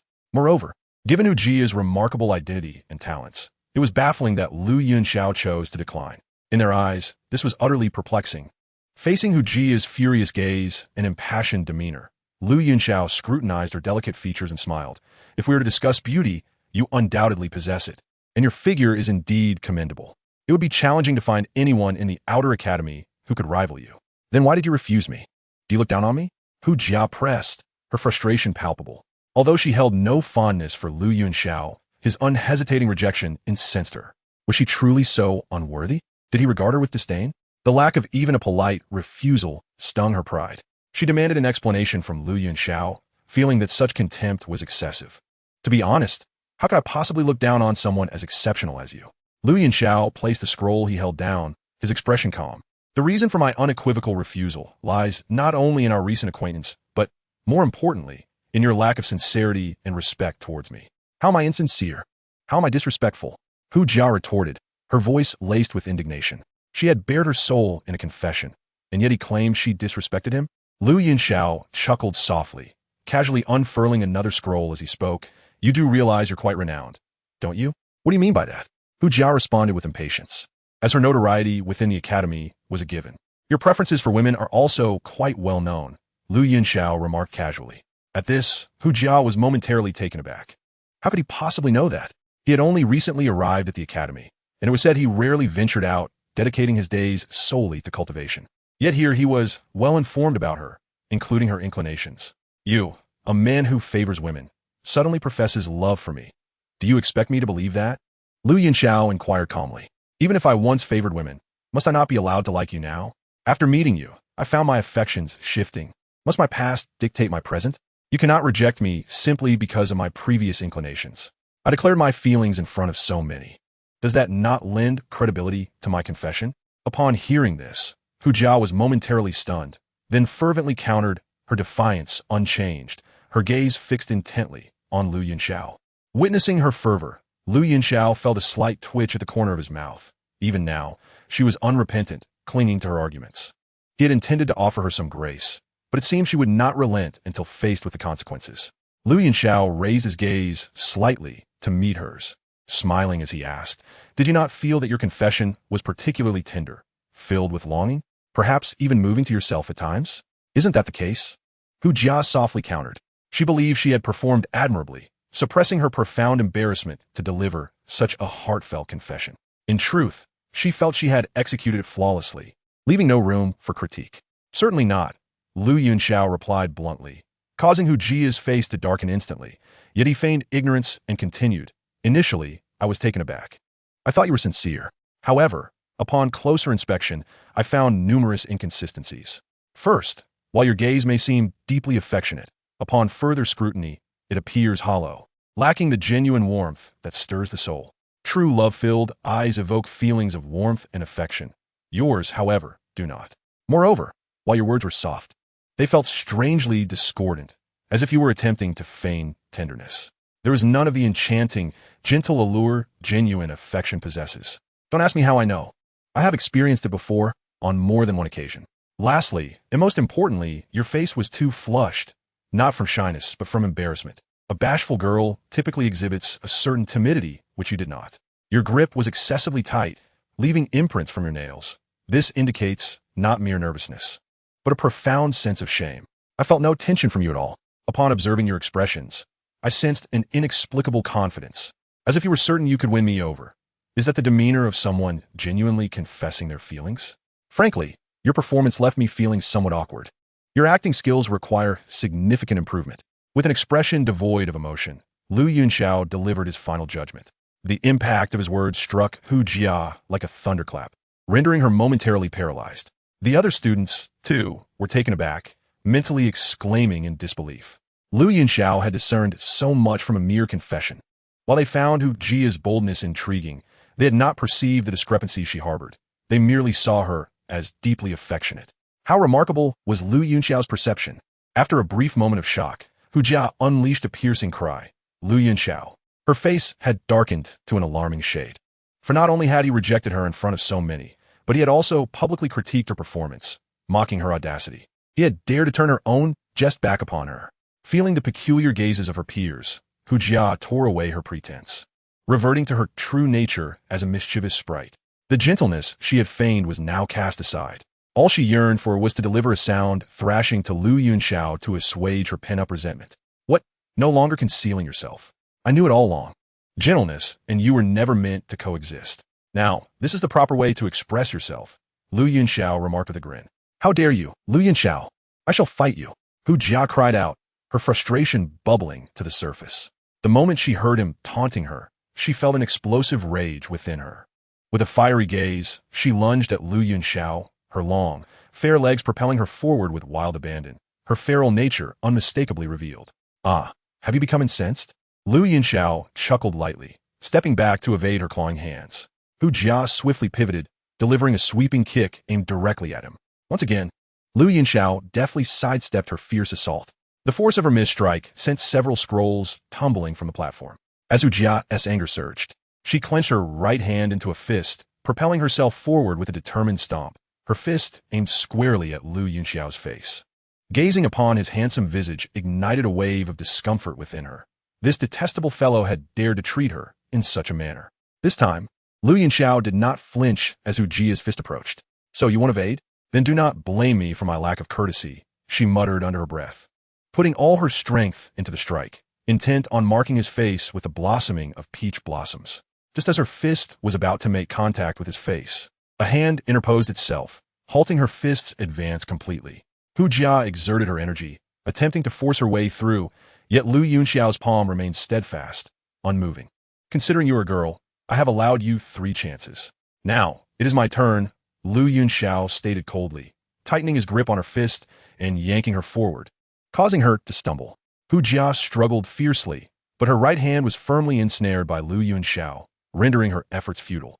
In a fit of fury, she swung her left hand at him while simultaneously driving her knee toward his vital points. Perceiving her intentions, Lu Yunxiao's expression hardened. He swiftly seized her left hand and raised his right foot to block her lethal strike, pivoting slightly to pin her against the bookshelf. As she collided with the shelf, it trembled violently, scrolls cascading down around them. Hu Jia fought valiantly to break free, yet her strength paled in comparison to Lu Yunxiao's formidable physique, which was akin to that of a grand combat master. Her hands were captured and held before her, while his foot pressed down on hers, rendering her struggles utterly in vain. Other students looked on in astonishment, witnessing the petite sprite being subdued by Lu Yunxiao. Was she truly captured so easily? However, the nature of their positions seemed rather intimate. She beneath him, he above her. Ahem, how scandalous. Hu Qian watched in disbelief, his expression slightly dazed. This was not the outcome he had anticipated. A deep sense of self-doubt began to envelop him. Lu Yunxiao, release me. Do you not understand the propriety of male and female interactions? Hu Jia exclaimed, her struggles proving fruitless against his grip. I'm aware, but I do not regard you as a woman. And when you struck me, You said nothing about propriety, yet now you wish to invoke it. Lu Yunxiao smirked. You think I will simply let you go so you can continue your assault? Such a delightful thought. His effortless subjugation of Hu Jia was due to their proximity. Should a real confrontation arise, he would need to expend considerable effort to truly subdue her. Moreover, if they were to engage in an all-out brawl within the combat hall, the surrounding shelves would surely suffer. Upon hearing Lu Yunxiao's words, Hu Jia's countenance darkened significantly. As a delicate beauty, despite her fiery temperament, his assertion that he did not regard her as a woman was an affront of the highest order. Lu Yunxiao, she roared in fury. There is no need to shout. I can hear you just fine, Lu Yunxiao replied lazily, his gaze gradually losing its amusement as he regarded her furious expression. Are you angry? To be honest, I'm quite upset as well. His tone was languid, yet his demeanor grew increasingly serious. Seeing the gravity of his expression, Hu Jia momentarily halted her struggles. A tremor of uncertainty coursing through her. Lu Yunxiao locked his gaze upon her strikingly expressive eyes, enunciating each word with precision. I do not care about the reasons behind your so-called confession or any underlying circumstances. All I perceive is mockery. I detest being toyed with, especially when it concerns matters of the heart. Such matters are of utmost seriousness, leaving no room for jest. If you genuinely wish to confess, I would certainly show you some respect. However, if you are merely toying with me, why should I extend any courtesy? I do not comprehend what you are so incensed about. Is it that my rejection has wounded your pride? If so, then I can only say you brought this upon yourself. I shall warn you once more. I, Lu Yunxiao, am not to be trifled with. This is the first and last time. If there's a next time, I shall not hold back. With that, Lu Yunxiao released her, turning towards the exit of the combat hall, feeling that the day's events had rendered further training futile. Hu Jia stood there, stunned, before impulsively shouting, "What if I had truly confessed just now? Would you have accepted me?" Lu Yunxiao halted momentarily. Without looking back, he replied, "No, you're not my type. I do not fancy tomboys." With those words, he resumed his stride. "Tomboy, boy." The echoes of his remarks reverberated in Hu Jia's mind, and after a brief pause, she let out a thunderous scream. "Lu Yunxiao, I will kill you." The shrillness of her voice sent shivers down the spines of the students within the combat hall. Yet, Lu Yunxiao remained unfazed, nodding at the guard and a dazed elder by the entrance before departing the hall, leaving an enraged Hu Jia behind, howling in fury. Speaking of which, that elder possessed formidable strength. As Lu Yunxiao walked, he reflected on the elder he had just encountered, musing to himself. The elder's aura was no less than that of the formidable Yun he had previously faced, perhaps even stronger, a true Do Huang expert. Aside from the enforcement team, there were only two Do Huang level individuals within the outer academy, the vice president Hu Qian and the head instructor, who was said to be exceptionally talented. The elder had a head of thick hair. Could it be that he was the vice president? Lu Yunxiao's heart raced at the thought, realizing he had just provoked the vice president's granddaughter right before him, leaving her in a state of fury. How exhilarating! Lu Yunxiao whispered to himself as he strode forward. Chapter 65. A desire to visit the enforcement team.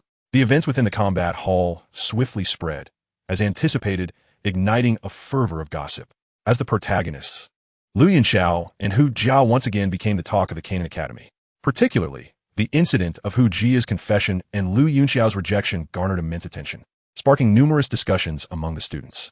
Lu Yunxiao's revelation about Hu Jia being a fake boy had become a topic of great amusement for many. The little enchantress had long been flaunting her power at Canaan Academy, and today she finally received a well-deserved reprimand.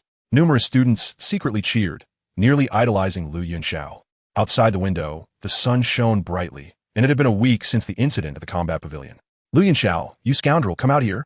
At the entrance of the Jinwu garden, Hu Jia's delicate voice rang out, accompanied by a series of loud knocks on the door, as she kicked it with her long, fair legs.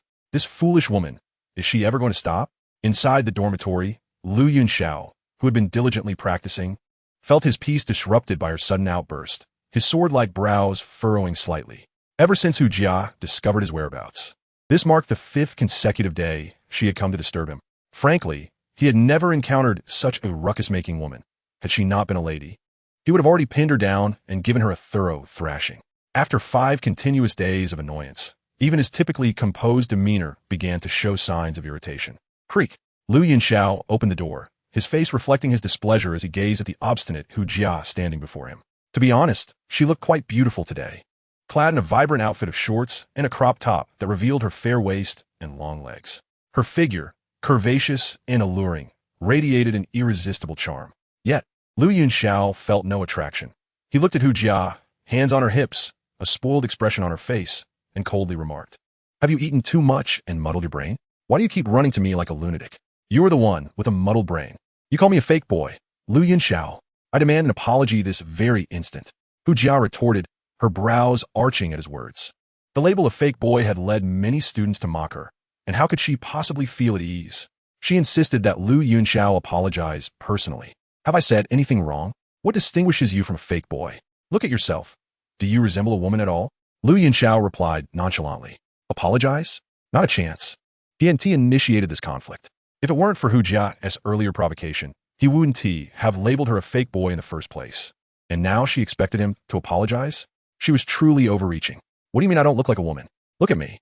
Am I not a woman? Would you like to experience it firsthand to prove it?" Hu Jia exclaimed, puffing out her chest and excitedly advancing toward Lu Yunxiao, reaching out to grab his hand. "Stop." Lu Yunxiao quickly raised his hand, a dark expression on his face. "Can you be more mindful of your influence? You claim not to be a fake boy. Yet can you show a bit of self-awareness as a woman? Haven't you noticed the many eyes watching us?" He was truly exasperated. Hu Jia lived up to her name.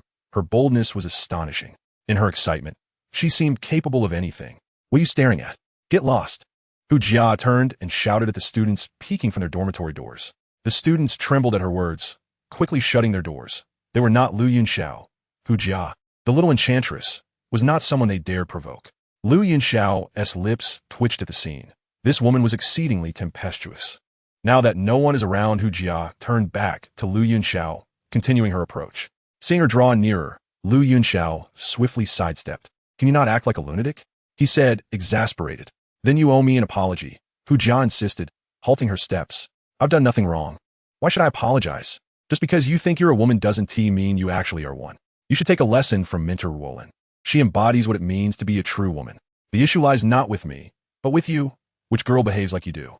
Lu Yunxiao exhaled softly, closing the door behind him. He intended to leave for a few days. He simply could not contend with this little enchantress. "Humph. Who says women must be gentle like her? Can't I be a bit more assertive?" Hu Jia retorted, unable to restrain herself. "Of course, you could be assertive, but what you exhibit isn't strength. It's sheer foolishness. You lack any awareness of what it means to be a girl. Is it wrong to call you a fake boy? You merely possess a woman's physique. Everything else is indistinguishable from a man's." Lu Yunxiao scoffed, turning to leave. "Lu Yunxiao, stop. I challenge you. No holds barred." Clearly, Lu Yunxiao's remarks had infuriated Hu Jia once more. "Are you insane?" Lu Yunxiao muttered, lightly stepping away, his figure swiftly disappearing. Hu Jia immediately activated her agility to pursue him, but Lu Yunxiao was far too nimble. After a few evasive maneuvers, she completely lost sight of him. Frustrated, she stamped her foot in place before reluctantly departing. Meanwhile, Lu Yunxiao dashed to a nearby building, the registration point for the law enforcement team. This time, he intended to join the law enforcement team to gain experience and shake off the persistent Hu Jia. The law enforcement team was responsible for maintaining safety at Canaan Academy and often dealt with the most ruthless criminals from the Black Corner region, frequently engaging in battles. This was precisely what Lu Yunxiao desired. The path of the sword was one of slaughter, and he yearned for the bloodshed that would swiftly enhance his strength. Moreover, joining the law enforcement team would yield contribution points, which he could accumulate to later observe advanced sword techniques. The first floor was a reception hall and registration area. As Lu Yunxiao stepped inside, he noticed a considerable gathering of individuals engaged in hushed conversations, creating a lively atmosphere. At the counter stood a young lady clad in a uniform of the law enforcement team, seemingly in charge of registrations. Engrossed in a heated discussion with a tall female officer whose back was turned to him, Lu Yunxiao scrutinized her briefly, sensing a hint of familiarity, as if he had seen her somewhere before. Suppressing his curiosity, he approached the counter. "Excuse me, miss, I apologize for the interruption, but I'd like to register." As he spoke softly, the lady at the counter finally turned around, revealing her face, which made Lu Yunxiao slightly raise his head. Their eyes met, and both were momentarily taken aback. "Xiaoyu? Yunxiao?" Upon their gaze locking, both exclaimed in astonishment. "Xiaoyu, what are you doing here?" Lu Yunxiao inquired. Curiosity etched on his face, a dawning realization washing over him. No wonder he had found her silhouette familiar. It was indeed Xiaoyu. Today, she donned the law enforcement uniform, fitting snugly. Otherwise, with her strikingly long, fair legs, he should have recognized her immediately. "I'm a member of the law enforcement team. Of course I'd be here," Xiao Yu replied, casually brushing a stray lock of hair from her face, a smile gracing her features. Meeting Lu Yunxiao brought her joy. It had been nearly 2 weeks since she last saw him, and since school began, he had skipped classes multiple times, resulting in limited opportunities for them to meet. She hadn't anticipated encountering him here. You've joined the law enforcement team? Lu Yunxiao raised an eyebrow. The law enforcement team wasn't a simple place. It often dealt with individuals from the Black Corner region, which was fraught with danger. Would Xiao Yu, with her 2-star fighter strength, be able to handle it? Yes. I felt my strength was insufficient, so I came to the law enforcement team to gain some experience, Xiao Yu said, her gentle tone accompanied by a slight smile. Ever since witnessing Lu Yunxiao's battle against the students of Class 4, she had felt her own abilities were far from adequate. During his fight, she could do little more than cheer him on. She harbored a certain interest in Lu Yunxiao, yet she was acutely aware of the considerable gap between them. Lu Yunxiao seemed indifferent towards her, as evidenced by his deliberate attempts to maintain distance. A sudden thought struck her, prompting her to join the enforcement team, with the intention of honing her skills and enhancing her strength. While she did not expect to win Lu Yunxiao's affection, she at least hoped to be of assistance during future predicaments, which was her primary motivation. Ultimately, her desire to grow stronger was intertwined with her feelings for Lu Yunxiao. Understanding this, Lu Yunxiao nodded. Although he sensed something amiss, he chose not to reveal his awareness. To him, Xiao Yu was merely a classmate and friend, devoid of any romantic inclination. Her choices were her own, and as long as she was content, he felt no obligation to intervene. Addressing the matter openly would only lead to awkwardness, as he had no desire for a deeper connection with Xiao Yu, and thus he saw no reason to invite unnecessary complications. By the way, Yunxiao, are you also planning to join the enforcement team? Xiao Yu inquired, her large, captivating eyes blinking at him softly. Indeed, I practice the sword path. At times, combat and refinement are essential for progress. The academy has become too comfortable, offering little assistance to my current training, so I seek to broaden my horizons here in hopes of advancement. Lu Yunxiao candidly shared his intentions. I see. You should hurry and register. This is Sister Yu Ling, who is in charge of the registration process. She is quite the beauty. Xiao Yu beamed as she introduced Yu Ling to Lu Yunxiao. Modesty does not become me. You are the true beauty here, Yu Ling replied with a gentle smile. Her gaze shifting to Lu Yunxiao, where a flicker of intrigue danced in her eyes. She had never encountered a boy so strikingly handsome. What a charming junior. Tell me, what is your relationship with our stunning Xiao Yu? It's the first time I've seen her smile so tenderly at a boy, Yu Ling teased lightly, her tone laced with playful banter. With her experience, she could easily discern Xiao Yu's feelings for Lu Yunxiao, and she thought to subtly lend a hand. For facilitating a budding romance could be a delightful endeavor. Sister Yu Ling, Xiao Yu called softly, a faint blush gracing her cheeks. We are merely good friends. Lu Yunxiao stated calmly. At his words, Xiao Yu's expression faltered slightly, though she understood that Lu Yunxiao did not harbor feelings for her. A shadow of disappointment flickered in her eyes. However, she quickly regained her composure, concealing the fleeting sadness. Sister Yu Ling, could you kindly assist me with the registration? Lu Yunxiao swiftly redirected the conversation, sensing that lingering on the topic would only create an uncomfortable atmosphere. Of course. May I ask your name, Junior? Yu Ling, momentarily taken aback by Lu Yunxiao's response, quickly regained her composure and inquired softly. My name is Lu Yunxiao, from the Yellow Class 2, he replied. You are the renowned Lu Yunxiao, the first genius of the outer court? Yu Ling's eyes widened in surprise upon hearing his name. So this was the illustrious Lu Yunxiao? It was no wonder he could so decisively reject even someone as beautiful as Xiao Yu. He was indeed the famed Lu Yunxiao. Oh, Xiao Yu, how could you fall for such a paragon? It seems you are inviting heartache, destined for sorrow, Yu Ling mused inwardly. Such a prodigy was bound to shine brightly, and how could an ordinary girl like her ever capture his attention? Yet, the allure of such an exceptional youth was immense. Were she younger, she too might have succumbed to his charm. Even knowing the futility, she could not help but feel a flutter of excitement in her heart. You flatter me, Sister Yu Ling. The academy is filled with hidden talents. I hardly consider myself the best, Lu Yunxiao replied with a warm smile, his words imbued with humility, devoid of arrogance. Hearing this, Yu Ling felt a wave of admiration for Lu Yunxiao. Possessing extraordinary talent while remaining unpretentious was indeed a sign of a promising future. Lu Yunxiao from Yellow Class 2. Yu Ling murmured as she inscribed his name in the registration book. All right, Junior Yunxiao, you are now a member of the enforcement team. The team uniforms are in the clothing room.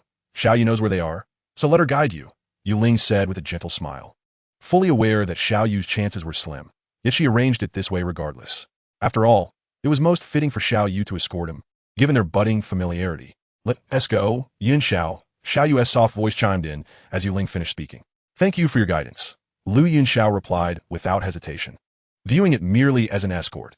After all, he and Xiao Yu were friends, and as long as they maintained appropriate boundaries, there was no harm in their interactions. As they walked side by side, they soon arrived at the clothing room, where designated personnel managed the distribution of enforcement team uniforms. The uniforms were standardized, available in the same style for both genders. One simply needed to provide their height to receive the corresponding attire. Excuse me, are you here to collect your uniform? A middle-aged woman with gentle features and a warm demeanor, reminiscent of Mentor Roland, inquired as she oversaw the distribution. Yunxiao, this is teacher Huang Xian, a veteran of the academy who previously taught here. Xiao Yu introduced Lu Yunxiao to the woman, demonstrating her familiarity with the place and its people. So it's you, Xiao Yu. And this student is Huang Xian smiled, her eyes sparkling with curiosity, noting that it was Xiao Yu's first time bringing someone along. He is my junior. He is also a student of Mentor Roland, Xiao Yu quickly explained, casting a glance at Lu Yunxiao to gauge his reaction. Relieved to see his expression remain unperturbed. Hello, teacher Huang Xian. I am Lu Yunxiao from Yellow Class 2. He greeted warmly. So you're Lu Yunxiao. I've heard much about you. Quite impressive, indeed. You are a remarkably handsome young man. Huang Xian chuckled, her demeanor revealing a rare warmth, particularly for someone of his stature. Lu Yunxiao merely smiled at the compliment, having received similar praise before, and he had long since learned to remain composed in the face of such admiration. Lu Yunxiao, may I call you Yunxiao? What is your height? Please share it so I can find you a fitting uniform. Huang Xian's voice was gentle and inviting. I stand approximately at 180 centimeters. Lu Yunxiao responded, noting that despite being only 14, he had grown tall and would likely continue to do so, albeit at a diminishing rate. 180 centimeters? Please wait a moment while I fetch your uniform. Huang Xian smiled and stepped into the clothing room.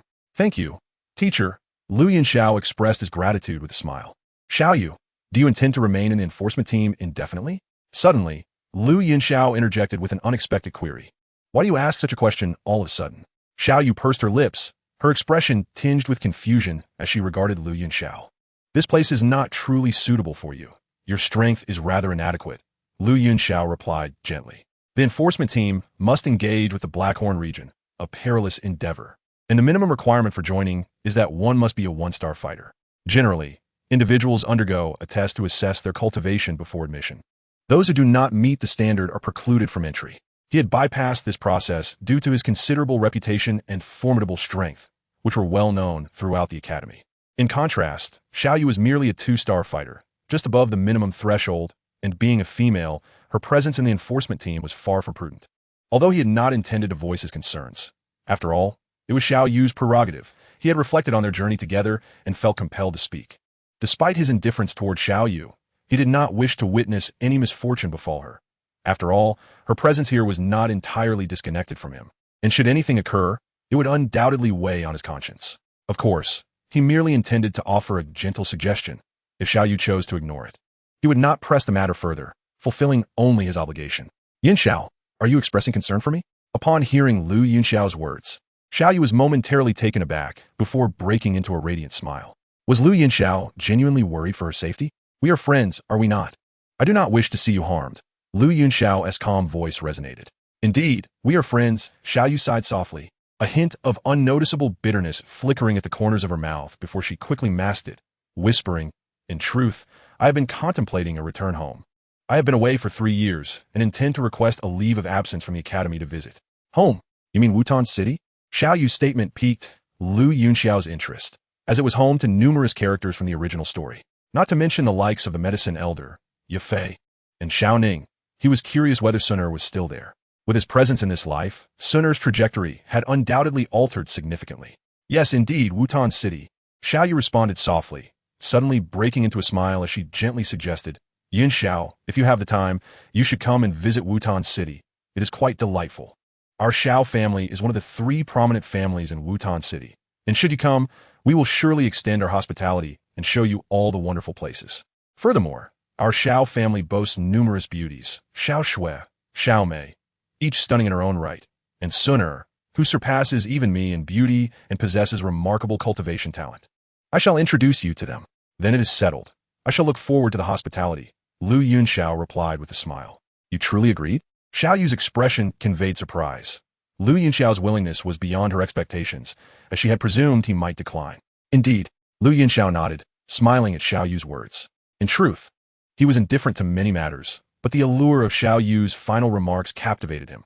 It had been quite some time since he had last seen Gu Suner. Perhaps it was due to his departure that Gu Suner had ultimately been sent to the Xiao family. However, this arrangement was fortuitous. If he wished to see Gu Suner, it would now be considerably more convenient. Reflecting on the memory of Gu Suner crying when he left, his heart ached slightly. She was the first person to genuinely treat him well in this world, holding a significant place in his heart. He had been compelled to part ways with her for his own safety and growth, and it had now been 8 long years. It was indeed time to reunite with her. He wondered how Gu Suner was faring now, whether she had forgotten her Gu Xiaoge.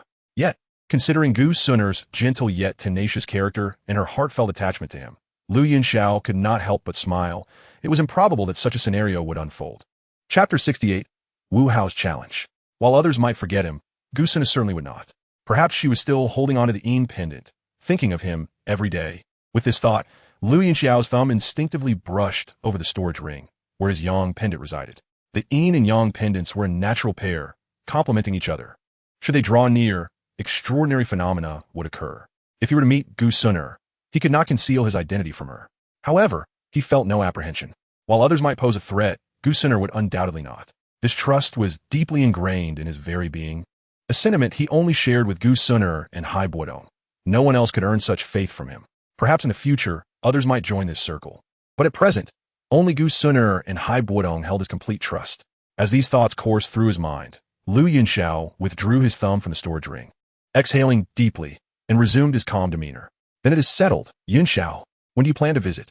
After a brief moment of surprise, Xiao Yu's face brightened once more with a smile. Lu Yunxiao's agreement was undoubtedly the best outcome. Setting aside her own little thoughts, she recognized that associating with such a gifted individual as Lu Yunxiao was certainly advantageous for the Xiao family. Ultimately, she was a member of the Xiao family, and her thoughts inevitably strayed towards familial considerations. Naturally, these thoughts were reasonable and posed no harm. At the end of the academic year, I should also return to the Gamma Empire, and I could conveniently visit Wutan City then, Lu Yunxiao replied in a measured tone. In that case, I shall prepare to welcome you. Xiao Yu responded with a gentle laugh, her bright eyes curving into crescent shapes. Indeed, Lu Yunxiao murmured, his starry eyes momentarily shimmering, seemingly recalling a fleeting image from 8 years past. Gu Suner, what do you mean by preparing to welcome? Did the teacher miss something? Just as their conversation concluded, Huang Xian's gentle voice emerged, as she approached with a neatly folded stack of moon-white robes in hand. Here, classmate Yunxiao, this is your team uniform. There are 2 sets. Please try them on and see if they fit. There's a fitting room inside, Huang Xian said, gesturing toward the small partition in the infirmary. Thank you, Teacher Huang, Lu Yunxiao replied, taking the robes and walking towards the fitting room. After a series of movements, Lu Yunxiao emerged, impeccably dressed in the moon-white robe. The attire only accentuated his already striking features, causing both Huang Xian and Xiao Yu to momentarily be rendered speechless. I have been at the academy for many years and have encountered numerous outstanding youths, but I have never seen anyone as remarkably distinguished and possessing such an extraordinary demeanor as you. You must be the destined calamity for all the girls in the world. Any girl who crosses your path will undoubtedly lose her appetite and thoughts. Huang Xian sighed wistfully, her tone laced with nostalgia. Teacher Huang, your words are rather exaggerated. Lu Yunxiao chuckled awkwardly. While he was somewhat handsome, he did not believe he was at such a terrifying level. Whether it is exaggerated or not, you will come to know in due time.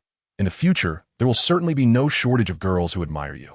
I only hope you do not become the sort who abandons those he is entangled with, Huang Xian advised earnestly. It would be a grave pity for such an exceptional young man to devolve into a scoundrel. What constitutes a scoundrel? In contemporary society, it denotes a lack of fidelity, while in the Douqi continent, it refers to one who initiates relationships only to abandon them. In this realm, it is commonplace for powerful individuals to have multiple wives. Yet those who toy with emotions and leave after consummation are held in disdain. Huang Xian certainly did not wish to witness such a gifted prodigy as Lu Yunxiao fall into that category. Rest assured, Teacher Huang, I shall take full responsibility for any girl I've touched, Lu Yunxiao stated with a calm demeanor, yet his words resonated with unwavering resolve. A man must possess the duty to care for his woman. After all, that is well, Huang Xin replied with a gentle smile, recognizing the sincerity behind Lu Yunxiao's words, which immediately eased her concerns. Teacher Huang, we have some matters to attend to, so we shall take our leave, Lu Yunxiao said, cupping his hands in a gesture of farewell as he retrieved his clothing, signaling that it was time to depart. Very well, go ahead, Huang Xin responded with a warm smile. Lu Yunxiao once again cupped his hands and, accompanied by Xiao Yu, made his way toward the exit. In the hall, Lu Yunxiao and Xiao Yu's figures came into view. Upon seeing Lu Yunxiao, Yuling's eyes brightened, and she waved vigorously at him. Noticing her, Lu Yunxiao stepped forward. Yunxiao, I have a new patrol assignment for you. Are you interested? Yuling inquired, holding a scroll. Is the mission dangerous? Xiao Yu interjected. It is certainly perilous for you. But for him, it should be manageable. This time, the task is not to guard Peace Town, but to patrol the streets within it, significantly lowering the danger level. There are only 2 slots left. Yunxiao, will you join? Yuling asked softly. Then please add my name. Sister Yuling, Lu Yunxiao replied, shrugging casually. Having just changed into my clothes only to receive a mission is indeed fate. I must partake. Understood.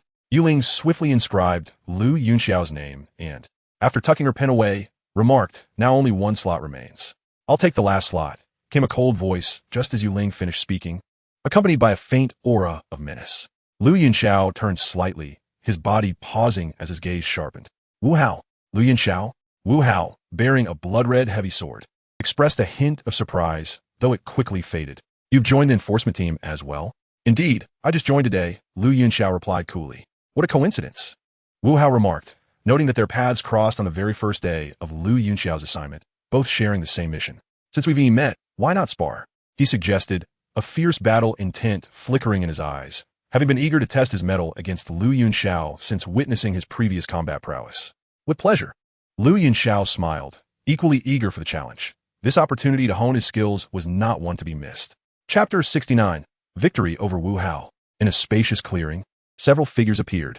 Lu Yunxiao and Wu Hao stood opposite each other, their energies intertwining as their auras began to clash. Yu Ling and Xiao Yu stood at the periphery, their eyes fixed intently on the 2 combatants. Xiao Yu, who do you think will emerge victorious? Yu Ling asked, her gaze shifting to Xiao Yu. Yunxiao. Xiao Yu answered without hesitation, firmly believing in Lu Yunxiao's triumph despite Wu Hao's renowned reputation in the Outer Academy. Wu Hao is no slouch. Are you so confident in Yunxiao? Yu Ling asked, her eyes blinking innocently, her lips pursed. You'll see for yourself. Yunxiao's strength is beyond imagination, Xiao Yu replied, her beautiful eyes flickering as she gazed at the arena in awe. Then I shall closely observe the prowess of the Academy's top talent, Yu Ling said with a gentle smile, her eyes twinkling, eager to witness if Lu Yunxiao truly lived up to his legendary reputation. In the center, Lu Yunxiao stood with his hands behind his back, his white robe billowing with the rising tension, exuding an air of ethereal grace. Observing Wu Hao, who bore a heavy sword, Lu Yunxiao spoke with a hint of surprise. It seems you have also advanced to the Douqi level since we last met. When they first encountered each other, Wu Hao had been a 9-star fighter. Now, after nearly 2 months, he had made impressive progress. I was on the verge of a breakthrough. Thus, it was only natural. As for you, when I first saw you, you had just reached the 7-star level, and now you are at the pinnacle of 8 stars. I presume you are but a step away from 9 stars? Wu Hao replied, surprised at Lu Yunxiao's rapid advancement, which was nearly a star per month. About that, Lu Yunxiao acknowledged, his left hand shimmering as the Fei Hong sword materialized in his grasp. Wu Hao's gaze sharpened as he drew his blood-red heavy sword from behind him and struck it into the ground with a resounding thud. The heavy sword, both large and weighty, radiated a blood-red glow. Lu Yunxiao took a fleeting glance, estimating its weight to be no less than 30 pounds. It is known that a sword must be light and agile. 30 pounds is already quite heavy, making this sword over 4 times the weight of Lu Yunxiao's Fei Hong sword. Wu Hao's blood sword was more than twice as wide as a typical long sword and significantly thicker, indicating he favored a direct and forceful combat style. Well suited for close-quarters combat. A fine sword, Lu Yunxiao praised, gripping the hilt tightly as the Fei Hong sword swiftly unsheathed, emitting a ringing sound, vibrating with a melodic hum. Indeed, it is a fine sword. Wu Hao couldn't help but praise, admiring the elegant blade of the Fei Hong sword that exuded a fierce aura. It is indeed a good sword. Lu Yunxiao chuckled lightly, holding the Fei Hong sword aloft. Be careful. With that warning, Lu Yunxiao unleashed a sharp sword aura as he lunged toward Wu Hao. Bring it on. Wu Hao shouted, brandishing his blood-red sword to meet Lu Yunxiao's advance. Clang, clang, clang. The Fei Hong's sword clashed with the blood sword, sparks flying as they met. Lu Yunxiao's body moved in sync with his blade, releasing golden sword energy, while Wu Hao swung his blood sword, deflecting Lu Yunxiao's strikes. Sword Chi Barrage, blood sword barrier. Both Lu Yunxiao and Wu Hao unleashed their respective techniques simultaneously. A torrent of golden sword energy surged forth, colliding violently with the imposing shadow of Wu Hao's blood sword, creating a shockwave. Lu Yunxiao's toes barely grazed the ground as he wielded his long sword, the golden sword energy coiling into fine threads, emanating a terrifying sharpness. Refined sword into threads. Lu Yunxiao murmured, gently slicing downward with his long sword, sending the golden threads spiraling downwards. Sensing the chilling aura, Wu Hao quickly evaded, channeling his energy into his blood sword, which burst forth in a crimson flash in an instant. Lu Yunxiao raised his long sword once more, and the golden threads sliced through the air. With a slight sound, the blood-red flash Wu Hao had unleashed was cleaved in two, and the remaining threads surged rapidly toward Wu Hao. His pupils dilating, Wu Hao stepped back, attempting to dodge, but ultimately was a moment too late. The sword threads grazed his shoulder, tearing through his protective garments. A chill ran down Wu Hao's shoulder, followed by a trickle of blood. Am I injured? Wu Hao gasped, momentarily stunned, before his heart sank. Lu Yunxiao's seemingly simple attack bore an astonishingly formidable force, rendering his protective garments as fragile as paper. What is the name of this move? Wu Hao lifted his head and softly inquired, practicing the sword until it becomes silk? Impressive, Lu Yunxiao replied, wielding his long sword with a calm demeanor. Remarkable, Wu Hao praised, but his expression soon reverted to its coldness, with traces of ferocity and brutality flickering in his eyes. A terrifying, murderous aura emanated from him. Bloodsword Wu Hao was formidable for his frenzied and ruthless combat style, and now he was utterly serious. He let out a low growl, his blood-colored fighting spirit swirling around him. His eyes shimmered with a crimson gleam, and his entire presence surged with an explosive, icy intensity. Prepare yourself, Lu Yunxiao. Bloodsword slash. Wu Hao bellowed, swinging the bloodsword directly at Lu Yunxiao. Metal sword chi. Lu Yunxiao's eyes flickered, and with a swift motion of the flying rainbow sword, a massive golden sword aura surged forth. Boom! The two strikes collided, producing a deafening sound. Wu Hao did not flinch or evade. He gripped the blood sword and struck again. Lu Yunxiao, undaunted, advanced with his own sword. In an instant, the two engaged in a fierce exchange of blows for dozens of rounds. Through his reckless fighting style, Wu Hao momentarily pressured Lu Yunxiao. Observing Lu Yunxiao retreating, Wu Hao roared and charged once more. Still quite reckless, but it ends here, Lu Yunxiao muttered, then unleashed a formidable aura that swept through the air. With an unstoppable force, he brought his sword crashing down to collide with Wu Hao's blood sword. Thud! Lu Yunxiao's strike landed like a towering mountain, heavily weighing on Wu Hao's heart and sending him hurtling backward. Chapter 70, First Enforcement. Boom! Wu Hao's body was propelled backward, landing over 10 meters away with a resounding crash. Spitting a mouthful of blood, he attempted to move, but Lu Yunxiao appeared, the flying rainbow sword poised at his throat. The chilling cold of the blade causing Wu Hao to tremble and cease his struggles. What is this move called? Wu Hao asked, raising his head, his voice hoarse. The weight of that single strike not only crushed his physical form, but also shook his very convictions. The terrifying pressure felt akin to a mountain pressing down upon him, instilling a tremor in his mind. Sword intent, a realm of swordsmanship that harnesses the natural forces of the heavens and earth within the blade. Lu Yunxiao replied calmly. Sword intent?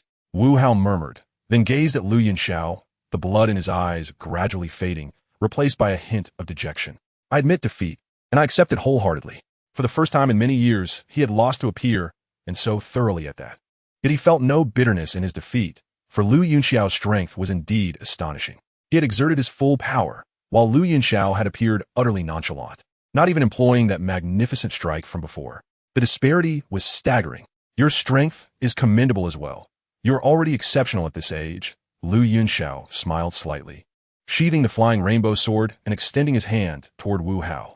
I am far from your level, Wu Hao replied with a bitter smile, grasping Lu Yunxiao's hand to rise. Enough said. Both of you are impressive, Yuling interjected as she and Xiaoyu approached. With a smile adorning her lips, she spoke softly. Her gaze carried a hint of admiration. Indeed, there were no false claims in Lu Yunxiao's reputation. His prowess had effortlessly subdued Wu Hao. Moreover, He had fought beyond his rank, demonstrating remarkable combat talent. You flatter me, Sister Yuling, Lu Yunxiao replied with a modest smile. Let us return. Wu Hao needs to recuperate, and we have a mission to undertake in the afternoon. Wu Hao's injuries were not severe. A dose of healing medicine and some rest would suffice. Very well, let's head back, Yuling agreed, and the group made their way along the path they had come. The next day arrived swiftly, after a night of flight aboard a magical beast.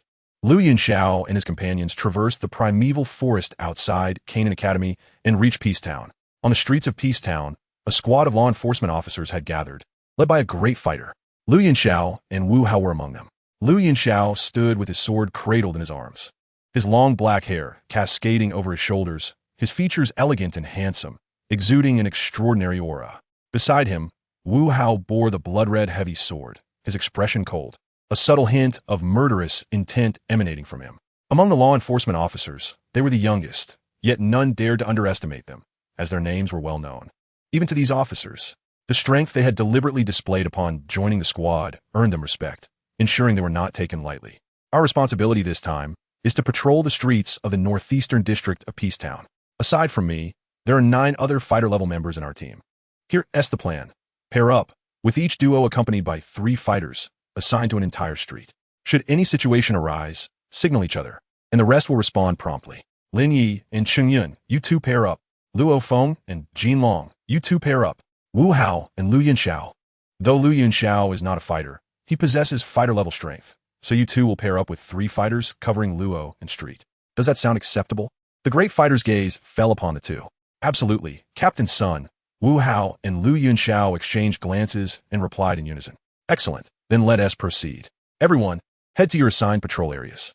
Our mission will last 3 days, after which replacements will arrive, Captain Sun stated once more. Understood. The group responded in unison. Accompanied by 3 fighters, Lu Yunxiao and Wu Hao made their way to their patrol area, Luo and Street. While not as bustling as the central streets, it was still quite lively.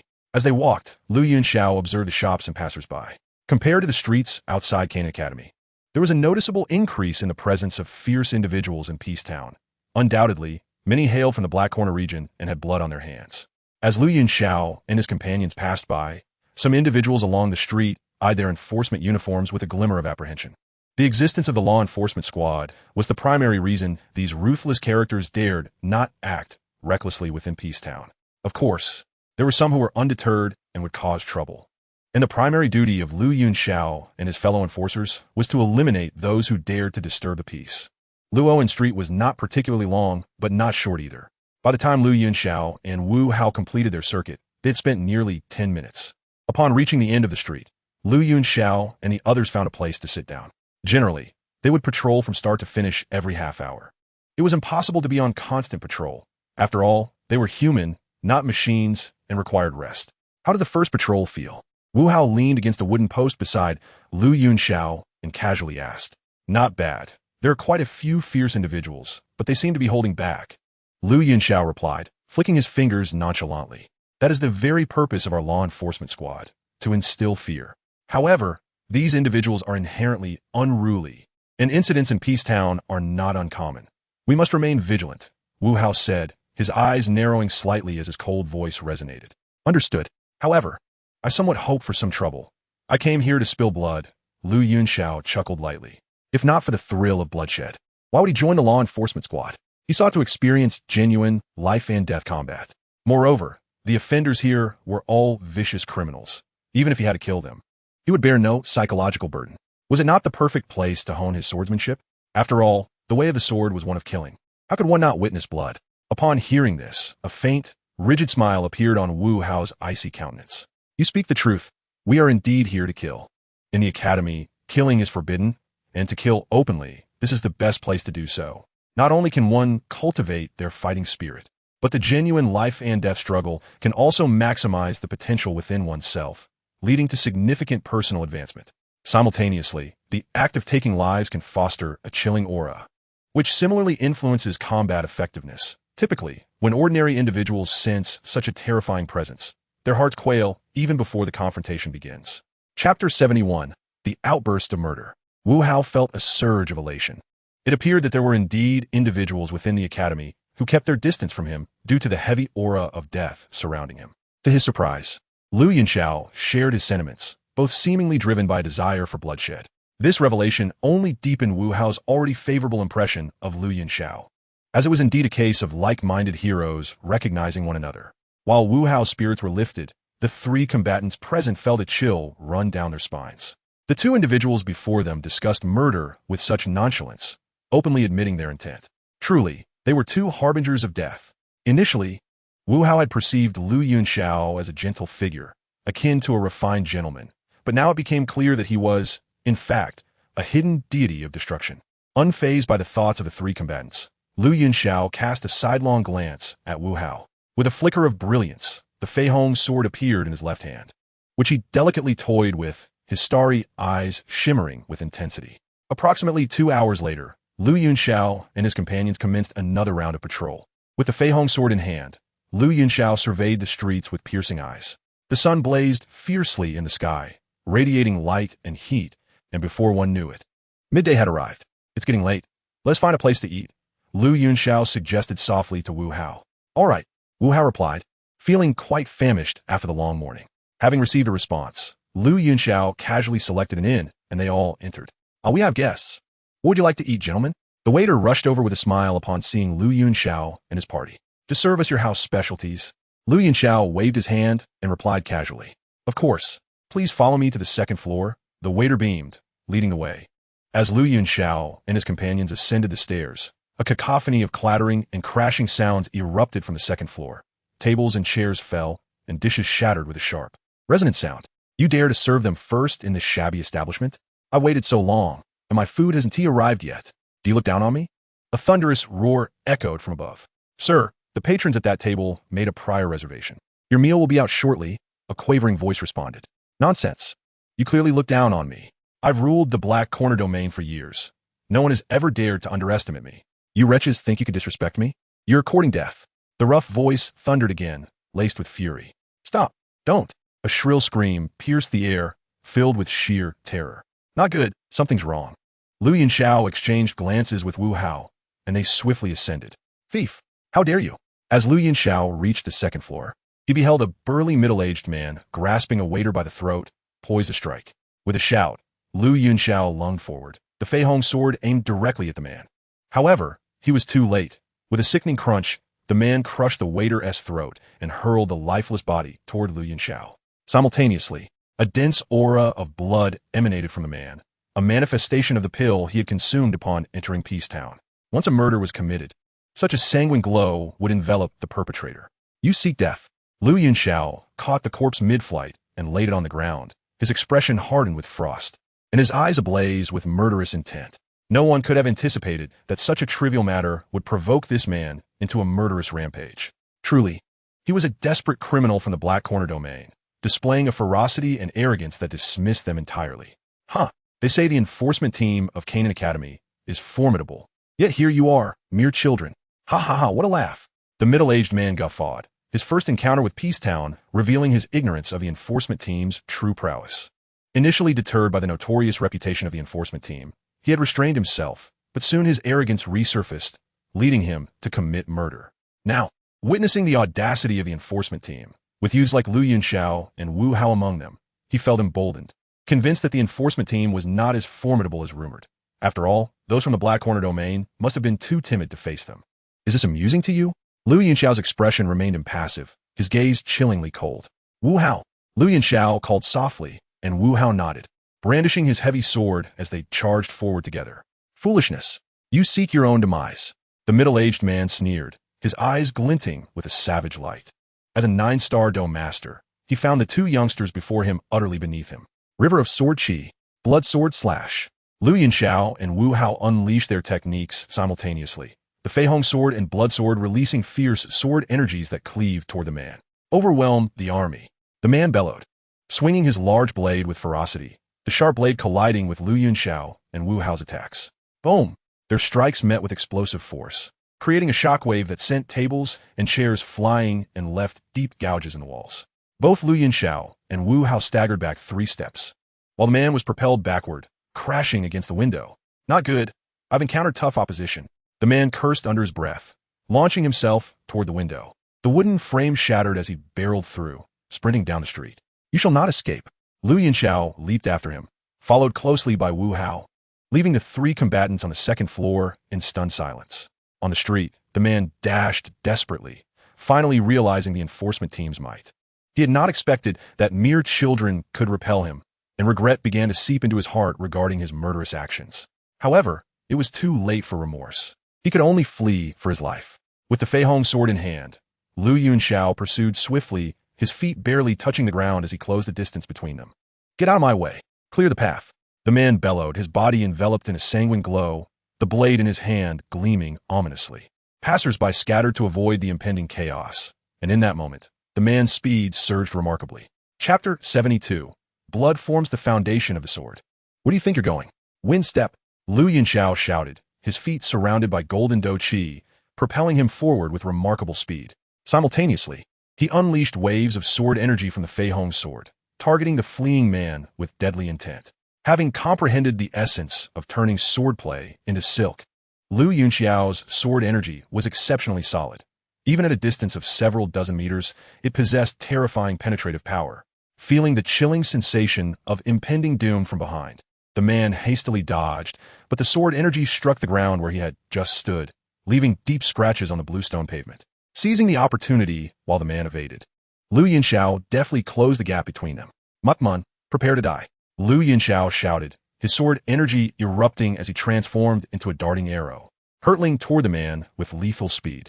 This technique is known as one sword without regret. With the sword drawn, the wielder can swiftly strike the enemy from dozens of meters away, proving remarkably effective in pursuing formidable foes. As the sword locked onto him, a profound sense of danger surged within the burly man, compelling him to abandon any thoughts of escape. He turned around, his gleaming blade radiating a chilling light, and swung it down towards Lu Yunxiao. Clang! The clash of swords echoed as the man staggered back 3 steps, while Lu Yunxiao executed a graceful spin in midair before landing, his flying rainbow sword held horizontally. A glint of murderous intent flickered in his eyes. Utilizing the one sword without regret, he had successfully closed the gap with the man. "If you have the ability, then run," Lu Yunxiao remarked coldly, a biting chill lacing his voice. This time, the distance between them was no more than 3 meters, ensuring the man would have no chance to flee again. On his first mission, witnessing a murder right beneath his nose had already ignited a wave of fury within Lu Yunxiao. Although violence was commonplace in such a realm, and he himself had taken many lives, the indiscriminate slaughter of innocents, particularly the senseless killing of an innocent servant, was utterly excessive. More importantly, this was a territory under the jurisdiction of the Canaan Academy's law enforcement team. The man's brazen actions demonstrated a blatant disregard for their authority. Lu Yunxiao's killing intent surged intensely. "You seek your own demise. I shall oblige," he thought, as he noticed Wu Hao still lagging behind. The man's eyes gleamed with ferocity. Realizing he cannot escape, he decided to eliminate Lu Yunxiao first, and then deal with Wu Hao, allowing him to escape unscathed. With this resolve, he swung his long knife towards Lu Yunxiao. Such audacity! A flash of determination ignited in Lu Yunxiao's eyes as he unleashed the full might of his flying rainbow sword against the man. Despite being a 9-star combat master, he was not to be compared with the likes of Yi Ling and others. Thus, Lu Yunxiao, recognizing the gravity of the situation, engaged his true strength. Clang! The sound of blades colliding resonated sharply. The man's fiery aura clashed violently with the sword energy of Lu Yunxiao's flying rainbow sword, unleashing a torrent of kinetic energy that shattered the surrounding cobblestones. Lu Yunxiao felt a numbing sensation in his right hand as he was forced to retreat over 10 steps before stabilizing himself. The burly man also staggered back, disbelief flashing in his eyes. He could hardly fathom that a mere 8-star combatant like Lu Yunxiao could stand toe-to-toe with him, a 9-star combat master. Little did he know, Lu Yunxiao's remarkable prowess stemmed from his exceptionally solid foundation, the terrifying power of his innate golden energy, and his unparalleled swordsmanship. These elements enabled him to combat foes beyond his level, a feat nearly impossible for others to achieve. As soon as Lu Yunxiao regained his footing, he lunged forward once more, denying the man any chance of escape. Cursing under his breath, the burly man retaliated with his blade. The two engaged in a fierce duel, their sword and knife unleashing a tempest of deadly energies that sent shockwaves through the 30-meter radius, clearing the area of all bystanders. Bloodsword flowing light. Just as they clashed fiercely, Wu Hao arrived, brandishing his blood sword and unleashing a crimson blade of light. The burly man swiftly raised his weapon to defend. And in that fleeting moment, Lu Yunxiao seized the opportunity, thrusting his flying rainbow sword forward. The man, caught off guard, received a deep gash to his chest, blood gushing forth. With a furious roar, the man swung his blade in retaliation, but Lu Yunxiao and Wu Hao pressed forward fearlessly, working together to drive him back relentlessly. Yuan Gung's sword chi, blood sea roiling. Both Lu Yunxiao and Wu Hao unleashed their combat techniques, their sharp sword energies striking against the man's blade, sending him reeling backward. "It is finished," Lu Yunxiao declared, raising his flying rainbow sword, his left hand forming a sword finger to glide along its edge. Instantly, a 100-meter-long crimson beam shot forth, slicing through the burly man as Lu Yunxiao brought his sword down with a fierce determination. Regret. The man let out a deep sigh, momentarily stunned, before a fine line split open from his brow, his body cleaving in two, blood gushing forth and staining the vicinity crimson. Lu Yunxiao sheathed his sword, his expression slightly pale. While the power of the sword was immense, the toll it took was considerable. Witnessing this scene, Wu Hao's jaw dropped in awe. He finally understood the extent to which Lu Yunxiao had held back during their earlier confrontation. With such a technique in his arsenal, it would be nearly impossible for anyone below a combat master to rival Lu Yunxiao. Lu Yunxiao remained composed, sheathing the flying rainbow sword with a swift motion. The slaughter had commenced, and the bloodshed that lay ahead would surely be substantial. He resolved to forge his sword foundation with the blood of the ruthless denizens of the Blackhorn domain, crafting an unparalleled path of sharpness. Dispose of the body, Lu Yunxiao instructed, casting a glance at the three combatants who had arrived belatedly. Understood, they replied, their gazes filled with reverence. Witnessing Lu Yunxiao cleave a 9-star combat master in two was a sight that left them utterly astonished. This killer's strikes were indeed ferociously powerful. "Wu Hao, let us depart," Lu Yunxiao called softly, proceeding forward. Wu Hao nodded, following closely behind, his heart now filled with nothing but admiration for Lu Yunxiao, a profound respect that stemmed from deep within. Chapter 73. Breakthrough to Combat Master. In the days that followed, Lu Yunxiao diligently pursued his ambitions, undertaking one perilous mission after another. The number of ruthless rogues falling beneath his sword in the Blackhorn domain steadily increased, and an aura of chilling ferocity began to envelop him, his previously gentle demeanor now laced with an icy edge. Concurrently, his strength grew ever more formidable. This continued for a span of 3 full months. In a modest abode of the law enforcement team in Peaceful Town, Lu Yunxiao's figure materialized. He sat quietly on a wooden bed, his eyes gently closed. Exudinha fluctuatinhoha. A faint golden light radiated from him as his white robe billowed under the caress of combat energy, dancing in the air. The silken ribbons fluttering in the wind, his hair flowing elegantly, a vision of ethereal grace. Suddenly, his combat energy surged violently, emanating a powerful gravitational force that drew an invisible combat energy swirling in the air, coalescing into a vibrant tapestry of colors. The elemental channels within him activated automatically, guiding the streams of combat energy that entered his body to circulate rapidly, refining into the purest energy and merging into the swirling vortex in his dantian. This vortex had grown significantly.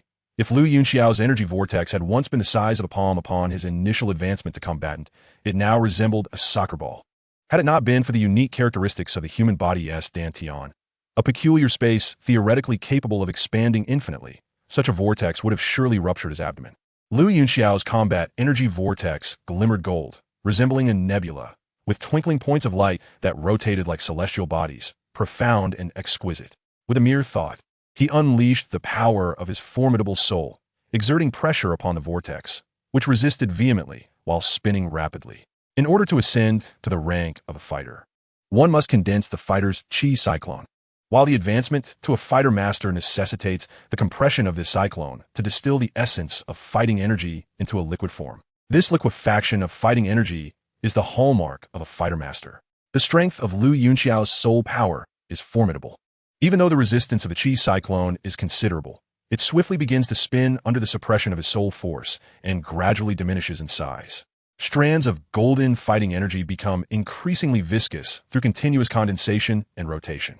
Concurrently, the refined and pure fighting energy infuses into the cyclone, contributing to Lu Yunxiao's path of ascension.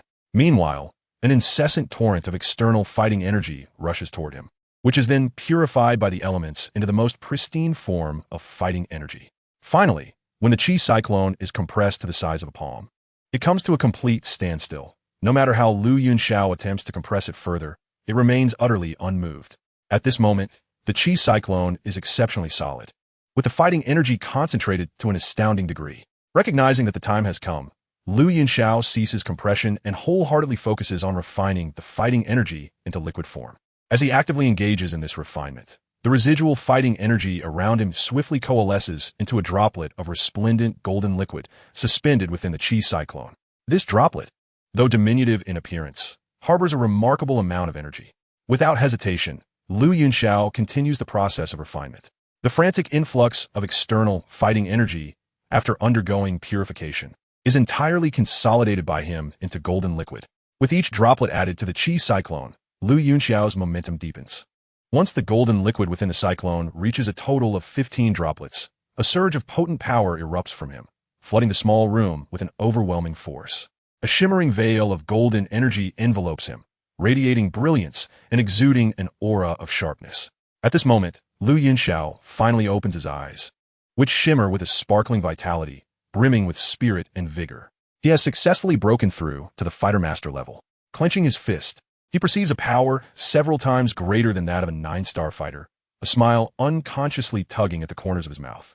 Until one becomes a fighter master, one can never truly comprehend the vast chasm between the fighter and fighter master ranks, were it not for his myriad of techniques. The thought of defeating a fighter master would have been utterly implausible.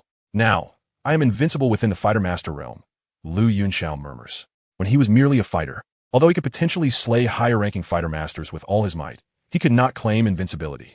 However, now within the fighter master realm, he is confident he can sweep aside all challengers. Invincibility among peers is his aspiration and his confidence. No matter the opponent, he remains unafraid within the same rank. Ding! Congratulations, host, on your breakthrough to Fighter Master, achieving the status of Fighter Master. Reward: a set of intermediate brewing techniques and the advanced movement technique, Phoenix Dance in the 9 heavens. The intermediate brewing techniques allow for the brewing of medicinal and spirit wines of grade 6 and below, corresponding to the levels of alchemy. The Phoenix Dance in the 9 heavens, originating from the world of Lu Xiaofeng, is a supreme lightness skill created by Lu Xiaofeng himself, characterized by its elegant and graceful movements, as resplendent as a phoenix, and exceptionally swift. Upon completing his statement, the system's voice resonated appropriately. Simultaneously, the training methods for Phoenix Dance in the 9 heavens and the intermediate brewing techniques were directly transmitted into Lu Yunxiao's mind, instantly enriching his knowledge. Phoenix Dance in the 9 heavens has come at just the right time, as I have found Wind's step rather sluggish. Rubbing his head, Lu Yunxiao mutters, reflecting that had he employed the Phoenix Dance in the 9 heavens back then, catching up to that burly man would have been a breeze. It is precisely what he needs. As for the intermediate brewing techniques, he wonders about its utility. Does it imply he should brew wine to drink? Contemplating the brewing techniques in his mind, Lu Yunxiao muses, for he does not have a particular fondness for alcohol and seldom indulges. The intermediate brewing techniques will prove immensely beneficial for the host. The brewing of medicinal and spirit wines requires an understanding of medicinal properties and a reasonable ratio of ingredients. Mastery of this will significantly aid the host's future alchemy endeavors. Furthermore, the host currently lacks fire attributes and cannot practice alchemy. However, brewing does not necessitate mastery over fire attributes, and spirit wines of the same grade can achieve effects akin to medicinal pills. Before the host acquires fire attributes, the brewing technique can provide substantial assistance in cultivation. The system elucidates, addressing Lu Yunxiao's perplexity. Now I understand, Lu Yunxiao replies, enlightened by the system's explanation. He realizes that while he currently cannot practice alchemy due to the absence of fire attributes, brewing poses no such issue. In this world, there exist spiritual pills, but also spiritual wines. There are divine elixirs, and likewise, there are exquisite liquors. If one delves deeply into the art of brewing, it can be enormously advantageous for cultivation.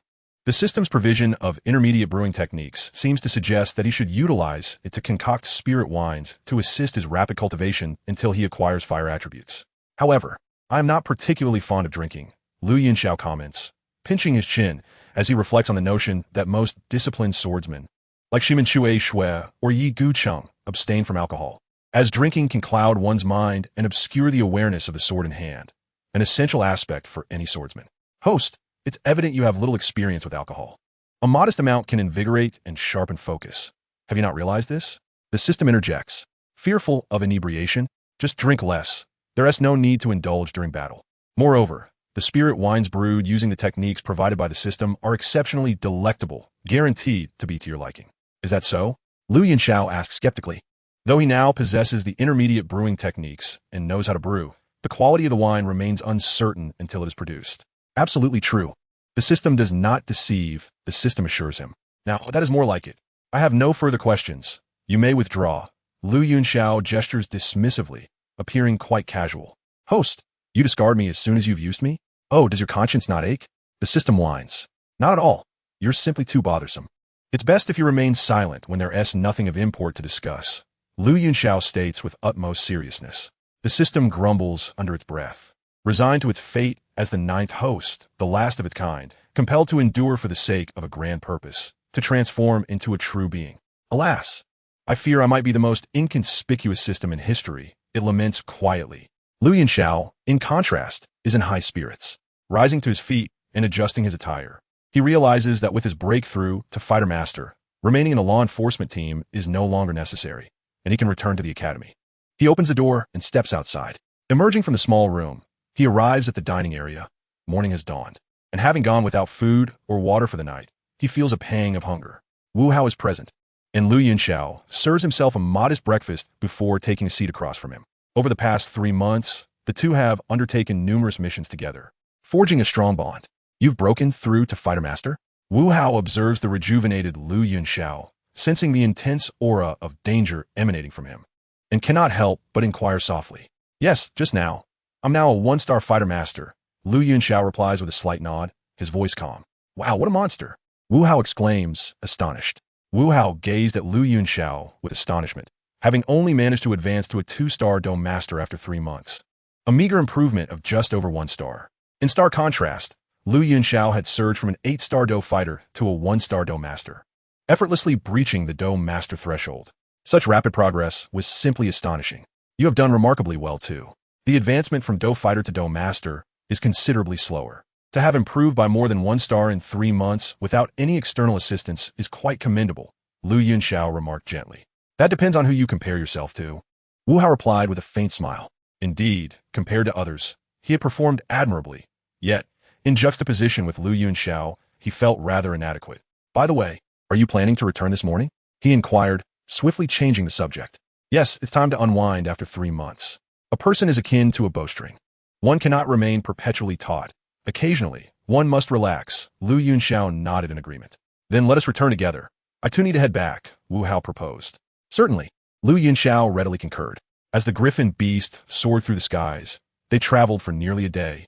Nearing 4 in the afternoon, when Lu Yunxiao and Wu Hao finally arrived back at the Kane Academy. After visiting the law enforcement hall to submit their tasks and collect contribution points, the duo made their way towards the Martial Town Garden.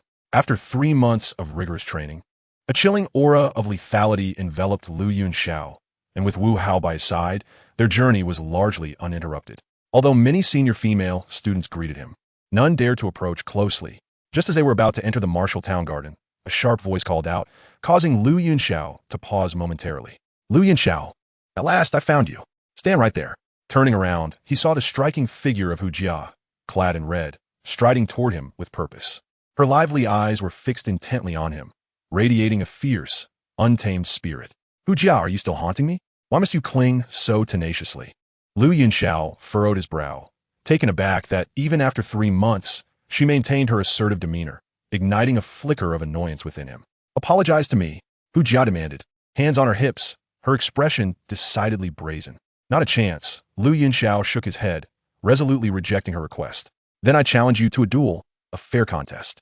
If you are a man, you will accept. If you win, I will drop the matter and cease pursuing an apology. But if you lose, not only must you apologize before the entire academy, but you must also declare your love for me in front of all the students.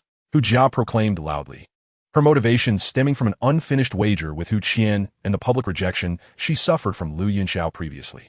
This time, she aimed to reclaim her dignity and fulfill her bet with Hu Qian.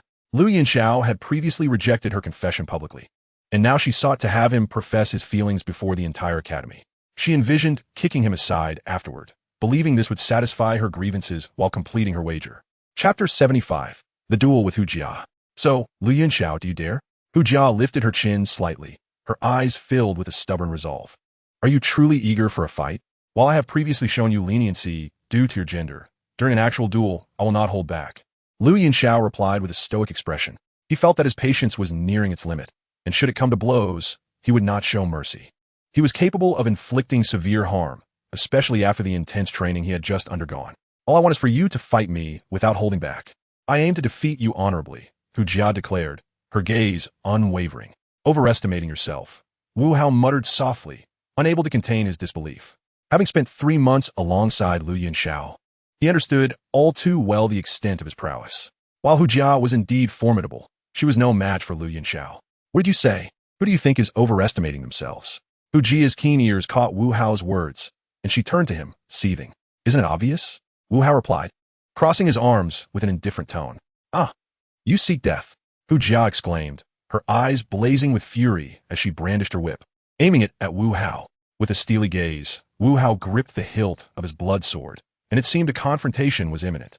Enough, Lu Yunxiao bellowed, stepping between them as a surge of energy emanated from him, effectively separating the two. He glanced down at the defiant Hu Jia, his voice laced with restrained anger. So, you wish to challenge me? Very well, I accept. However, I must warn you, the consequences may not be as pleasant as you imagine. Consider this carefully. No need for consideration. Regardless of the outcome, even if you were to injure me severely, I would accept that as your strength. I promise no one will trouble you. Hu Jia retorted immediately, her voice resolute and unwavering. Hu Jia was not one to seek assistance when facing defeat. It was simply not her style. Moreover, she was confident in her abilities, believing her strength had grown since her last encounter with Lu Yunxiao. Very well, you have made your choice, Lu Yunxiao said coldly, his left hand illuminating as the flying rainbow sword materialized in his grasp. Yunxiao, do you truly wish to fight her? This wager is decidedly unfair. If she loses, all she must do is refrain from pestering you, while if you lose, you must apologize publicly and declare your feelings. The disparity is rather glaring, Wu Hao interjected, sensing the tension escalating. How would you like to amend it? I am open to suggestions, Hu Jia inquired, her large, expressive eyes reflecting a hint of curiosity. She had laid out her terms and was willing to entertain any modifications Lu Yunxiao might propose. No need for alterations. I shall not lose. Lu Yunxiao shot her a sidelong glance, his words dripping with confidence. Indeed, Wu Hao murmured, stepping back slightly. Lu Yunxiao's strength far surpassed Hu Jia's, rendering the conditions of the wager irrelevant, for Lu Yunxiao had no need to fulfill them. Arrogant. This time, I will ensure you suffer a crushing defeat. Prepare to face my whip, Hu Jia exclaimed, her anger flaring as she lashed out with her weapon, imbued with fierce Douqi, heading straight for Lu Yunxiao. Is this all you've got? Lu Yunxiao raised an eyebrow, his Fei Hong sword remaining sheathed as he casually deflected Hu Jia's long whip, easily intercepting it. Dare you underestimate me? Hu Jia cried, her whip transforming into a flurry of strikes, enveloping Lu Yunxiao's figure. The crimson whip lashed out like a venomous red serpent, relentlessly attacking him. Blade, chi encirclement. With a swift sound, the Fei Hong sword was drawn in an instant, unleashing a barrage of sharp, circular sword energies that repelled all incoming whip shadows. Lu Yunxiao thrust his sword forward, aiming directly at Hu Jia. With a soft huff, Hu Jia intensified her whip's assault, attempting to force Lu Yunxiao back. Futile. Lu Yunxiao's movements were fluid, evading each of Hu Jia's whip strikes while releasing sword energies that left her flustered and scrambling. As the whip danced wildly, Hu Jia, feeling a surge of anger, decided to unleash a powerful move. This technique, the frenzied whip dance, was not insignificant, having reached the advanced level of the profound stage. It was well within the grasp of Hu Jia, the granddaughter of the vice president of Canaan Academy. Once the technique was unleashed, countless whip shadows surged toward Lu Yunxiao, a terrifying wave of fighting spirit threatening to engulf him. Lu Yunxiao let out a light huff, the Fei Hong sword emanating an imposing aura as he slashed downward. A colossal sword phantom cleaving through the myriad whip shadows, dissipating them into nothingness. With such a sword force unleashed, how could mere frenzied whip dance be of any consequence? Impossible, my frenzied whip dance. Hu Jia staggered back several steps, finally stabilizing herself, disbelief etched across her exquisite face. This was a high-level, profound stage technique. How could it be so easily countered? Phoenix soars to the heavens. In a swift motion, Lu Yunxiao appeared behind Hu Jia, his movements as graceful as a phoenix in flight. Take that. He executed a powerful kick, striking Hu Jia's unsuspecting rear, sending her crashing to the ground in utter disarray. Nearby, Wu Hao couldn't help but cover his face. Lu Yunxiao truly showed no mercy. He had initially thought Lu Yunxiao was merely jesting, but the current spectacle indicated otherwise. Chapter 76, Hujia's Earth Stage Techniques. However, what was this inexplicable thrill? Was it genuinely amusing to witness Hujia being so thoroughly bested? Reflecting on Hujia's earlier arrogance and her reputation within the academy, Wu Hao came to an understanding. Indeed, watching the little demoness get so thoroughly trounced was rather entertaining. As he observed the gathering crowd outside, his conviction only strengthened. In that moment, Hujia was bewildered, still reeling from the shock of being sent sprawling to the ground. The impact of her proud chest against the ground was painful, and the dust that rose inadvertently filled her mouth and nose, prompting a series of uncontrollable sneezes. Her once charming and fierce visage was now marred by dust. Her hair disheveled, devoid of the previous elegance she had exhibited. Hujia was momentarily stunned, but as her peripheral vision registered the increasing crowd, a surge of invisible rage ignited within her. The sight of her undignified state being witnessed by so many left her feeling utterly humiliated. Her silver teeth clenched in fury as she unleashed a thunderous roar. Lu Yunxiao, I will kill you. With a determined grunt, Hujia scrambled to her feet, disregarding her disheveled appearance as she brandished her whip and lunged fiercely at Lu Yunxiao. Her eyes blazed with a mix of fury and humiliation, as if she intended to consume him whole. Lu Yunxiao remained unfazed, his gaze cool and indifferent as he employed the phoenix soars to evade Hujia's desperate assault effortlessly. In a swift motion, he pivoted and struck once more, delivering another kick to her rear. Smack! The familiar sound echoed as Hujia once again tumbled to the ground, her alluring form hitting the ground with a resounding thud that elicited gasps from the onlookers. Such audacity from Lu Yunxiao, they murmured, witnessing the spectacle unfold. Hujia's fury must have reached its peak as she found herself humiliated twice in such a manner. Although she was known as a little demoness with a fiery temper, she was also a stunning beauty, and to witness her being treated so callously was quite a sight. Wu Hao crossed his arms, a twitch at the corner of his mouth. Had he been in Lu Yunxiao's position, he might have left Hujia bruised and battered, unable to rise for days. Yet, he could not fathom acting in such a way that seemed to mock her. Unbeknownst to him, Lu Yunxiao's actions were merely a means of taming Hujia. Her explosive temperament necessitated a firm approach. Conventional methods would prove ineffective, and thus, this was the only way to discipline her. Moreover, while the manner may appear undignified, it would result in little more than a bruised ego without serious injury. Ultimately, this was still within the confines of the academy, not Peacetown, and the methods employed here would differ accordingly. Lu Yunxiao was acutely aware of this, despite Hujia's proclamations of being unfazed by any degree of punishment. Should she sustain real injuries, it would undoubtedly provoke a reaction from her grandfather, Hujian. After all, regardless of their differences, Hujia was still his granddaughter, and he could not bear to see her harmed.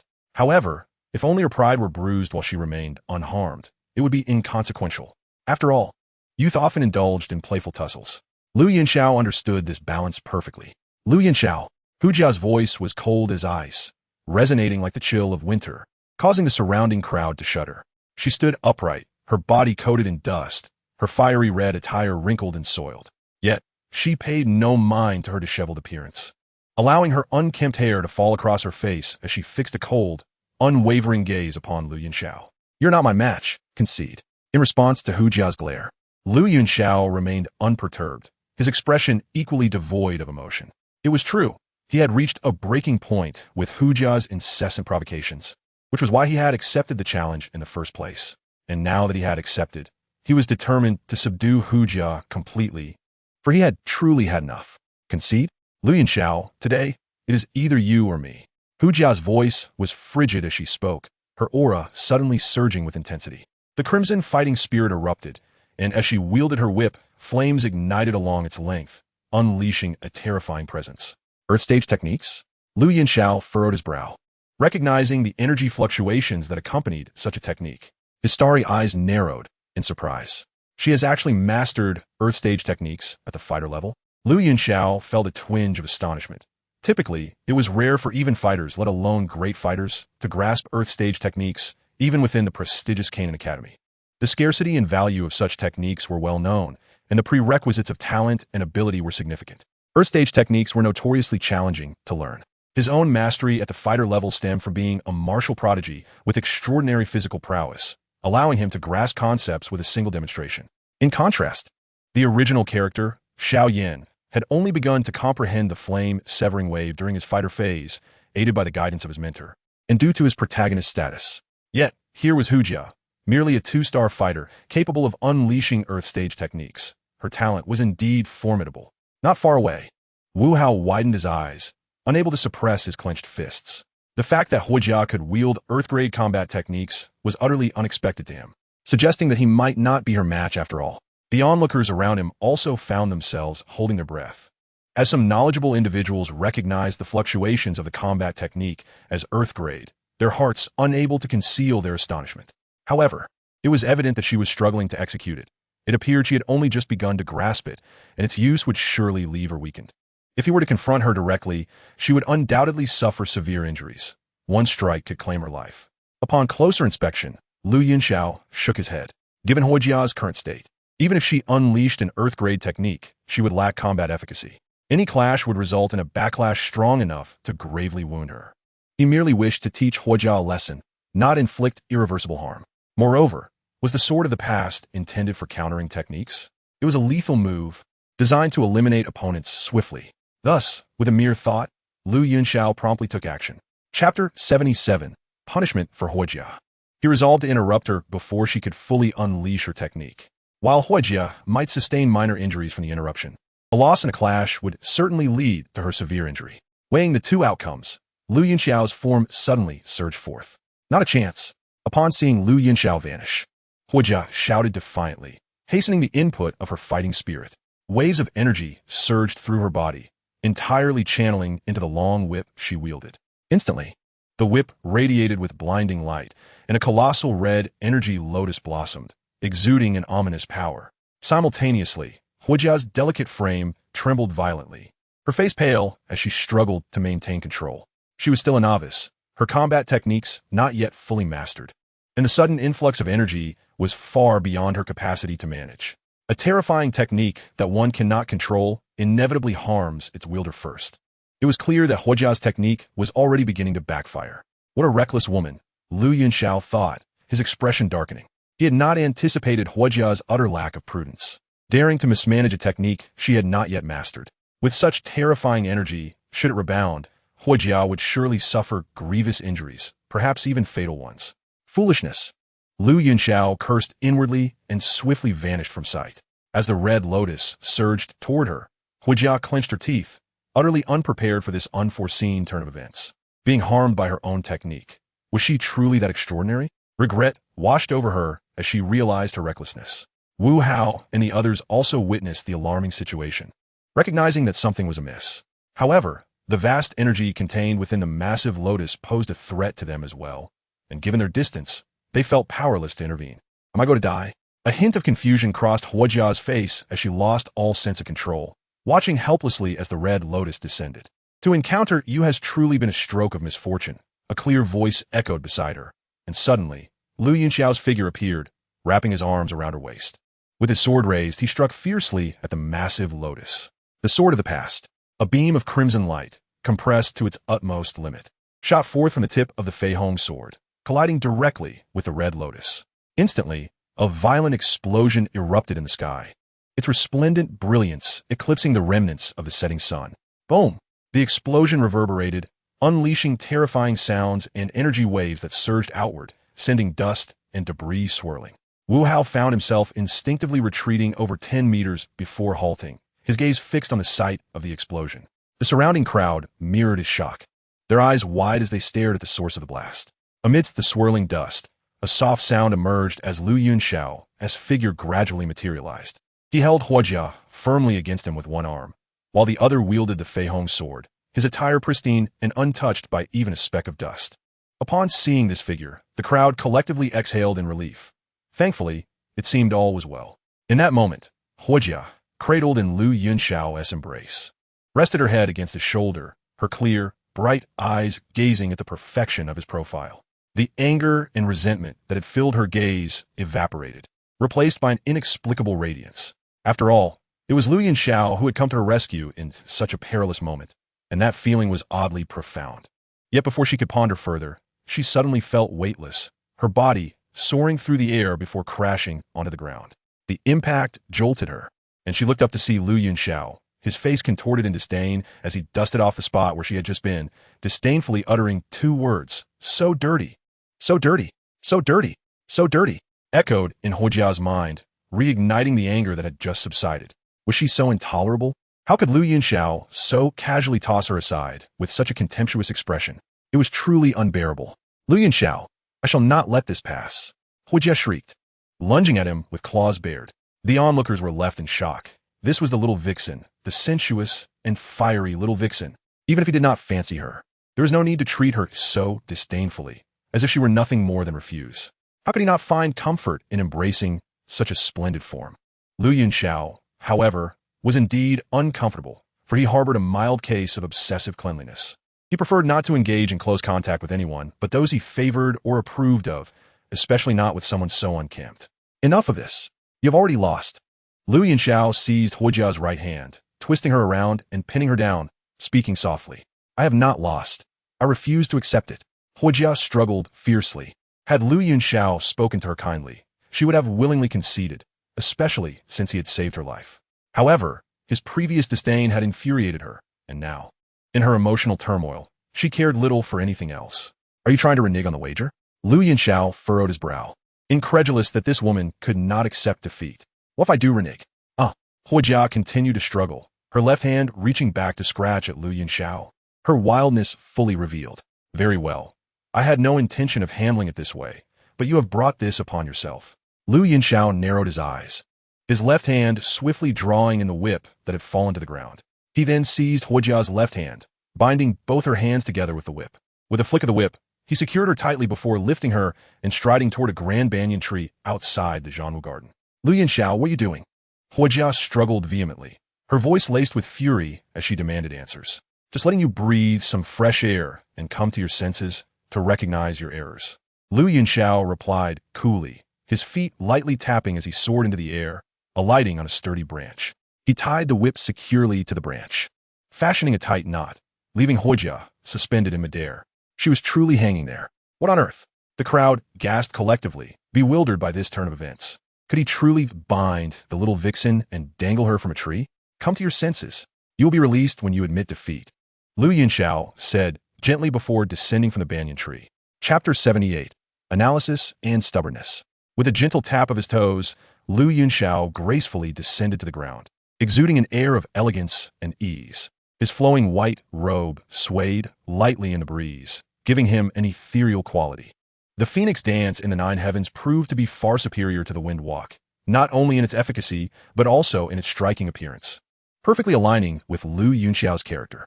Throughout his life, he was determined to embody the essence of handsomeness. With a casual flick of his wrist, Lu Yunxiao set forth, heading towards the Marshalltown garden. "Lu Yunxiao, you scoundrel, put me down this instant." Underneath the banyan tree, the suspended Huojia struggled fiercely, emitting a series of roars. Having been pampered and cherished throughout her life, she had developed a willful and capricious demeanor, coupled with a fiery temper. Even those who disapproved of her tended to keep their distance, wary of her status as the granddaughter of the deputy dean. Moreover, her exceptional talent ensured that no one dared to provoke her within the academy. Lu Yunxiao was the first to treat her in such a manner, refusing her confession and unceremoniously besting her, now leaving her dangling from a tree. This was a significant blow to her pride, and her fierce sense of self-respect had been deeply wounded, leaving her engulfed in a profound sense of humiliation, unable to contain her emotions as she continued to roar in frustration. "Cease your howling. Conserve your strength. Your cries are futile. Reflect upon your actions. Acknowledging your mistakes and admitting defeat to me will result in your release." Lu Yunxiao's voice rang clear as he paused in his stride. "Dream on. I refuse to concede." "I have not lost," Huojia retorted vehemently, her stance unwavering, stubborn as a dead duck. "I am curious to see if you can maintain such bravado after hanging for a night." Lu Yunxiao scoffed, unwilling to further engage with Huojia. He thought it best to let her remain suspended until she regained her senses. During his time at the Canaan Academy, he had encountered many admirable women. Mentor Relene, graceful and knowledgeable; Xiao Yu, straightforward and gentle; and even the enthusiastic senior sisters, who, despite their overzealousness, were reasonable. Only this little vixen, Huojia, exhibited a peculiar flaw in her intellect. Lu Yunxiao was not a man devoid of compassion.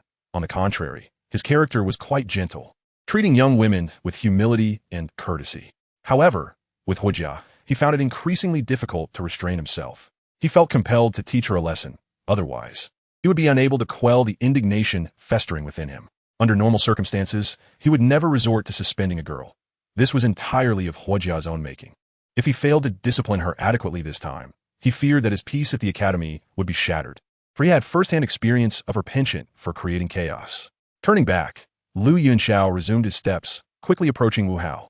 The entrance to the martial town garden bore signs of their earlier confrontation, and Lu Yunxiao glanced at the scene before him, sweeping his sleeve with a flick.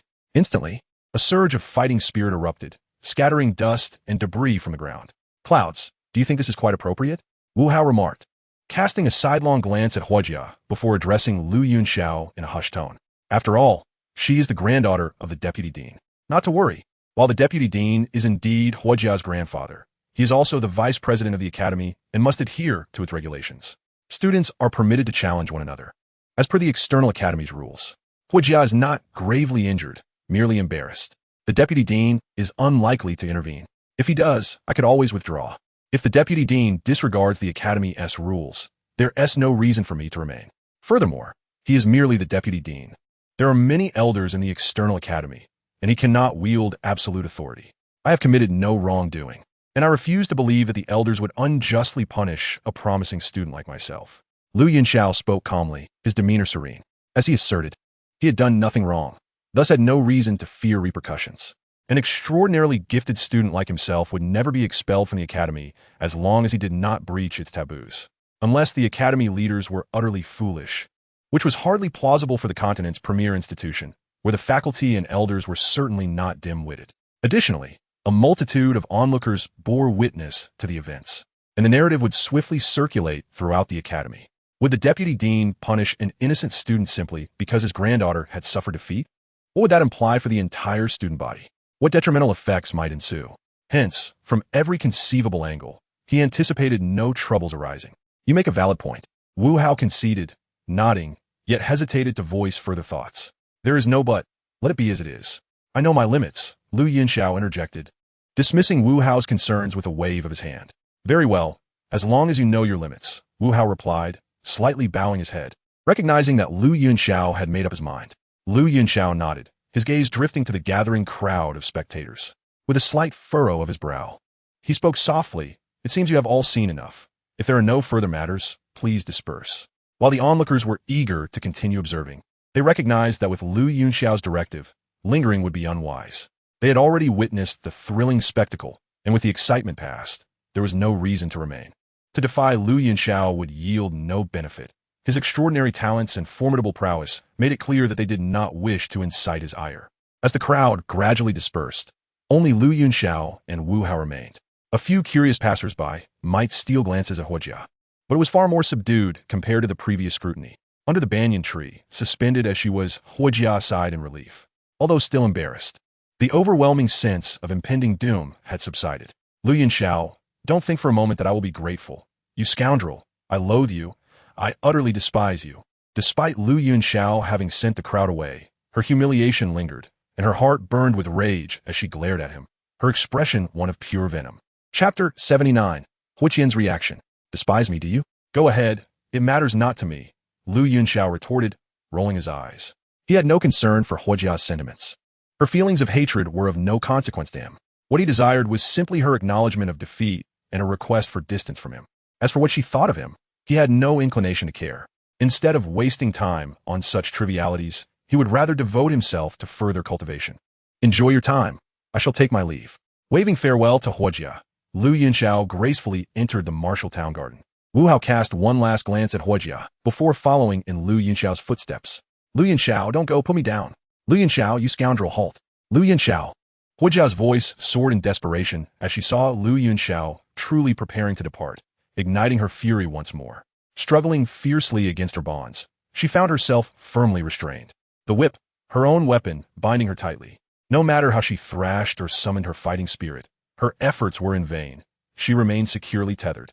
After numerous fruitless struggles, her body swung helplessly in the air, her gaze fixed intently on Lu Yunxiao's retreating figure as she unleashed a torrent of curses. All notions of modesty and decorum were cast aside. This woman certainly knew how to create a ruckus.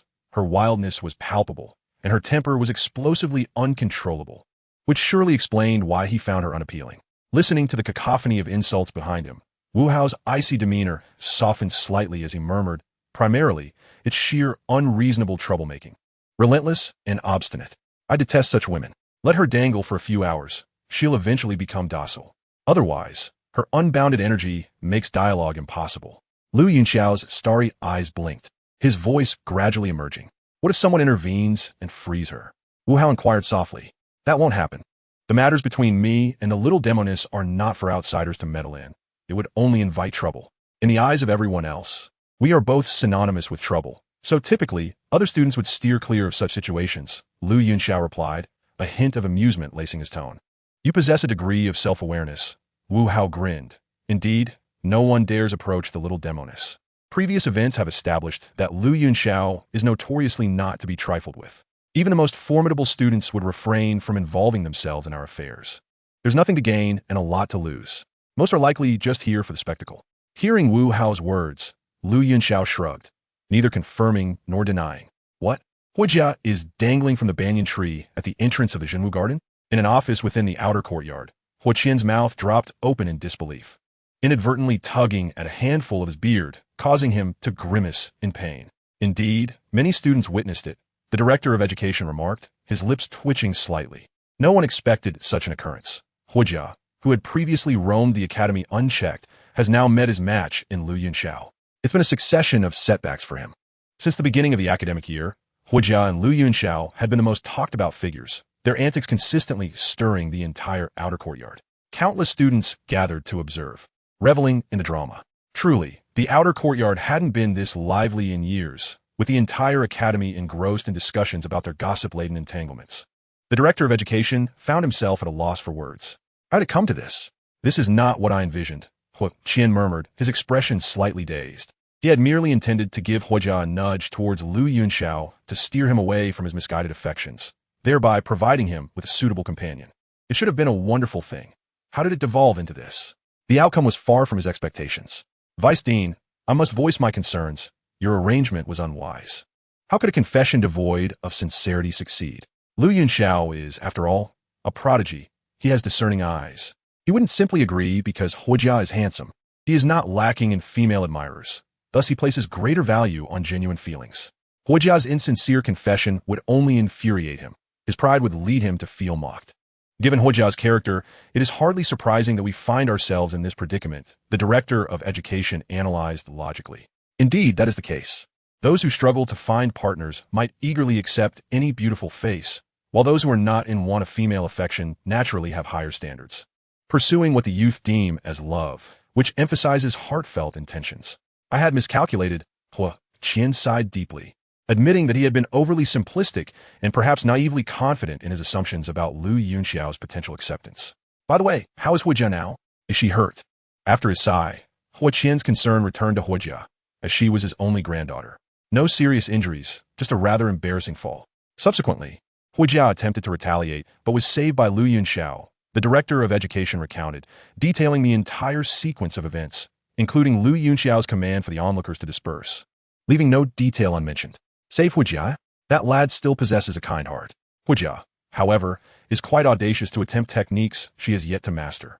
Such recklessness is astonishing. Huo Qian snorted, frustration evident on his face. The backlash from Earth-tier techniques is perilous. Had it not been for Lu Yunxiao, Huijia would have been gravely injured. Huo Qian's heart was filled with worry and anger. When would this foolish granddaughter learn to temper her impulsiveness? Vice Dean, what should we do about Huijia? Should we intervene and bring her down? The director of education proposed. No need. That lad merely wishes to temper Huijia's character. Let him handle it. He knows what he is doing. Huijia's disposition likely requires some refinement, Huo Qian replied. That reckless girl has truly infuriated me this time. Had I known, I would never have taught her Earth-tier techniques. She shows no regard for her own safety.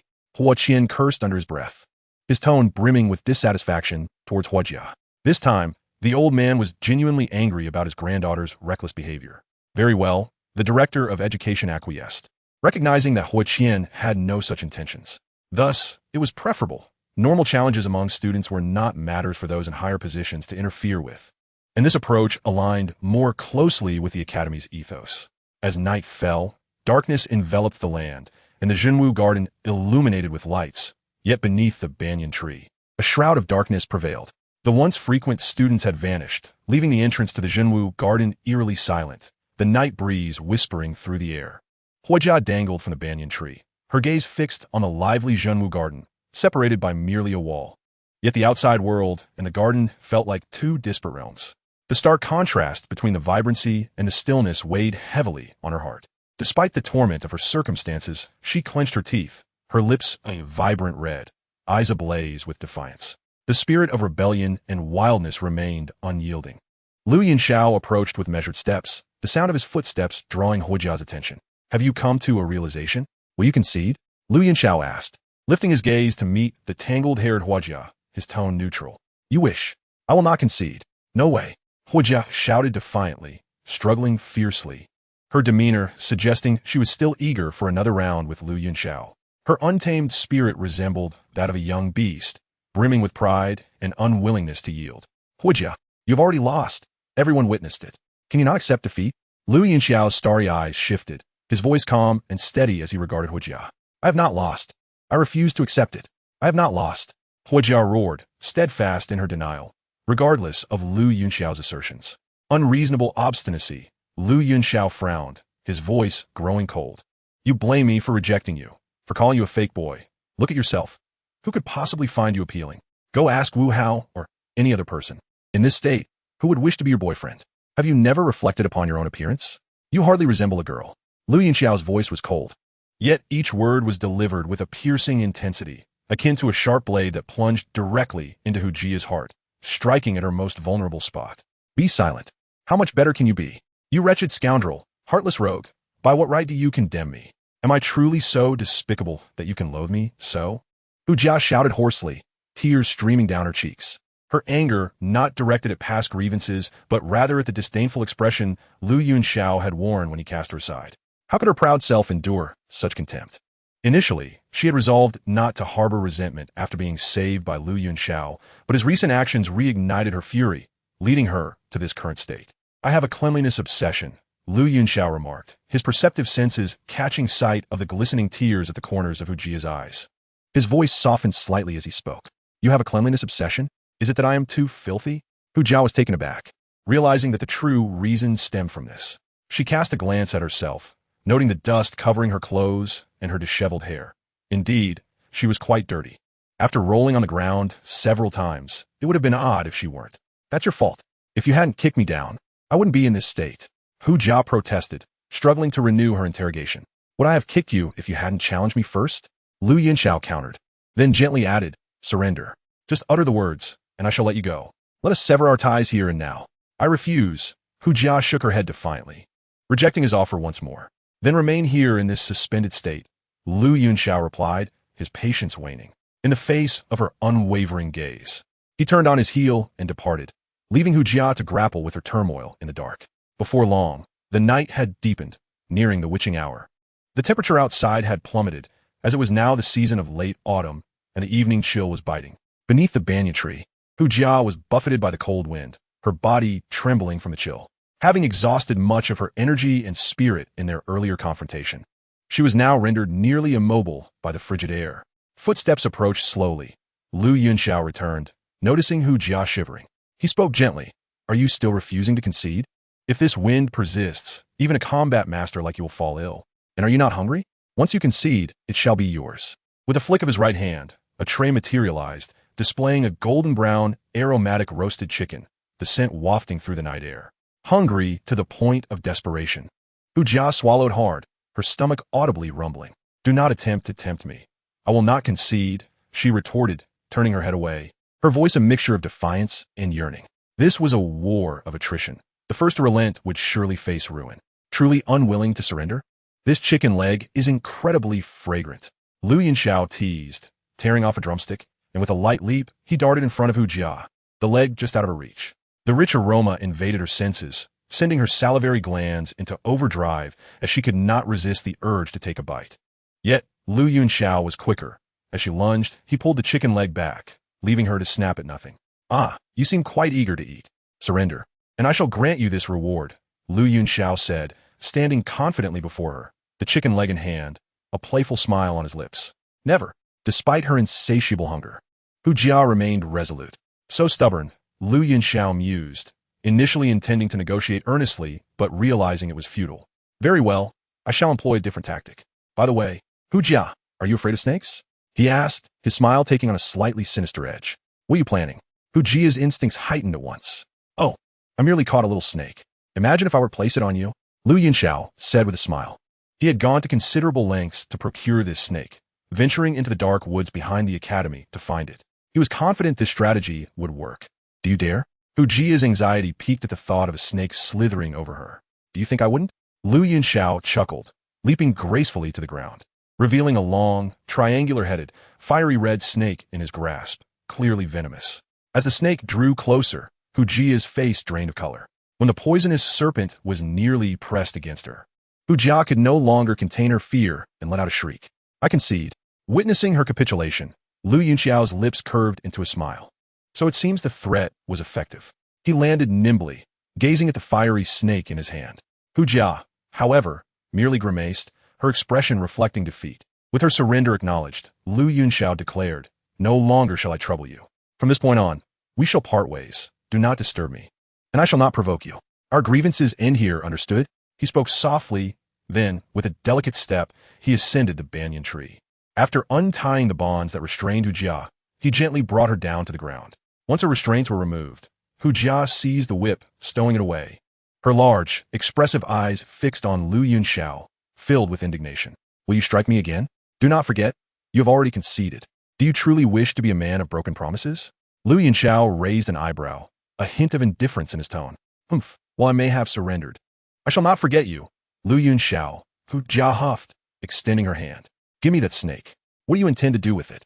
Lu Yunxiao inquired, conjuring the fiery serpent into his palm and handing it over to her.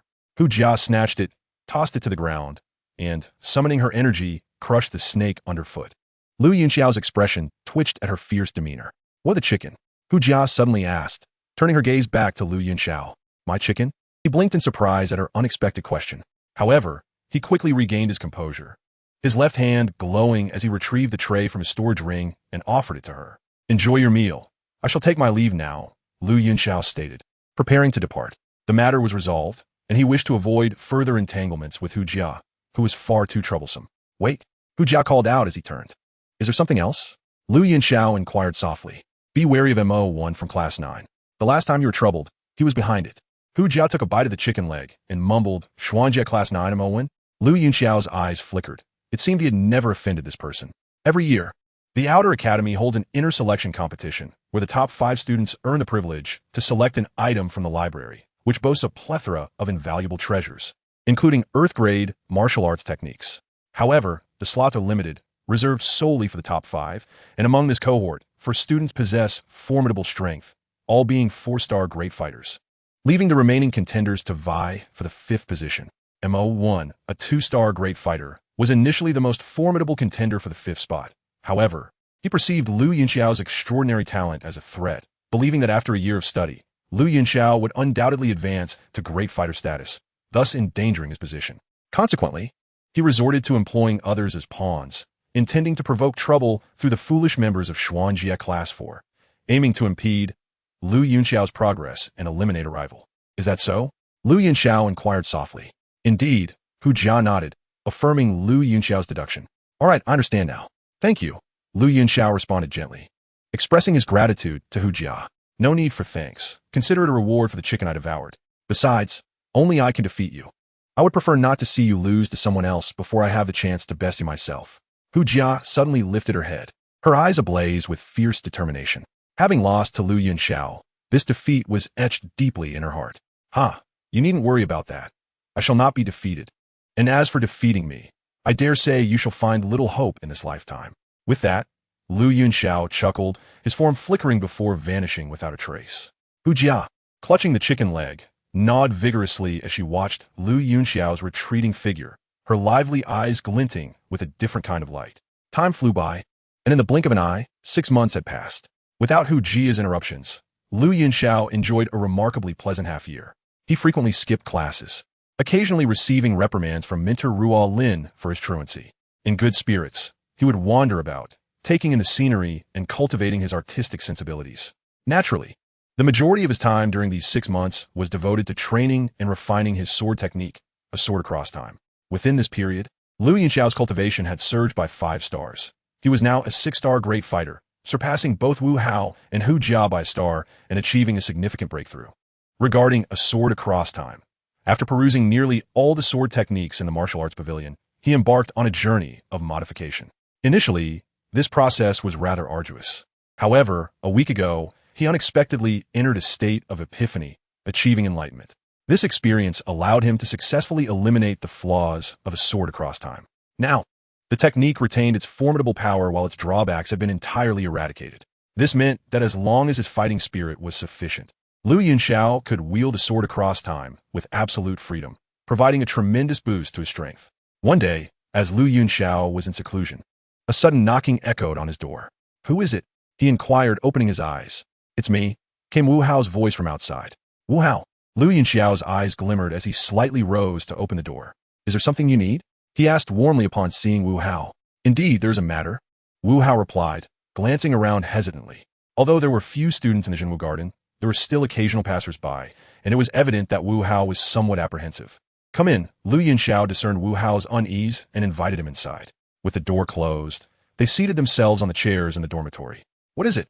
You seem quite mysterious." Lu Yunxiao poured Wu Hao a glass of water and softly asked. "Today, while hunting magical beasts in the primordial forest, I inadvertently discovered a Bai Jing fruit tree, and the fruits are now ripe," Wu Hao stated, taking a sip of water. Bai Jing fruit. Lu Yunxiao was taken aback. He was familiar with this item. The Bai Jing fruit is a rare treasure that can enhance strength and rank, particularly beneficial for practitioners at the great fighter and above stages. For Lu Yunxiao, its value is even greater, as he possessed intermediate brewing skills and lacked the necessary rare ingredients, making the Bai Jing fruit an ideal material for his brewing endeavors. "You must have encountered a Bai Jing python, then?" Knowing about the Bai Jing fruit, Lu Yunxiao naturally understood what Wu Hao had faced. The Bai Jing python is a magical beast that coexists with the Bai Jing fruit tree, covered in scales resembling green crystals, boasting formidable defensive capabilities.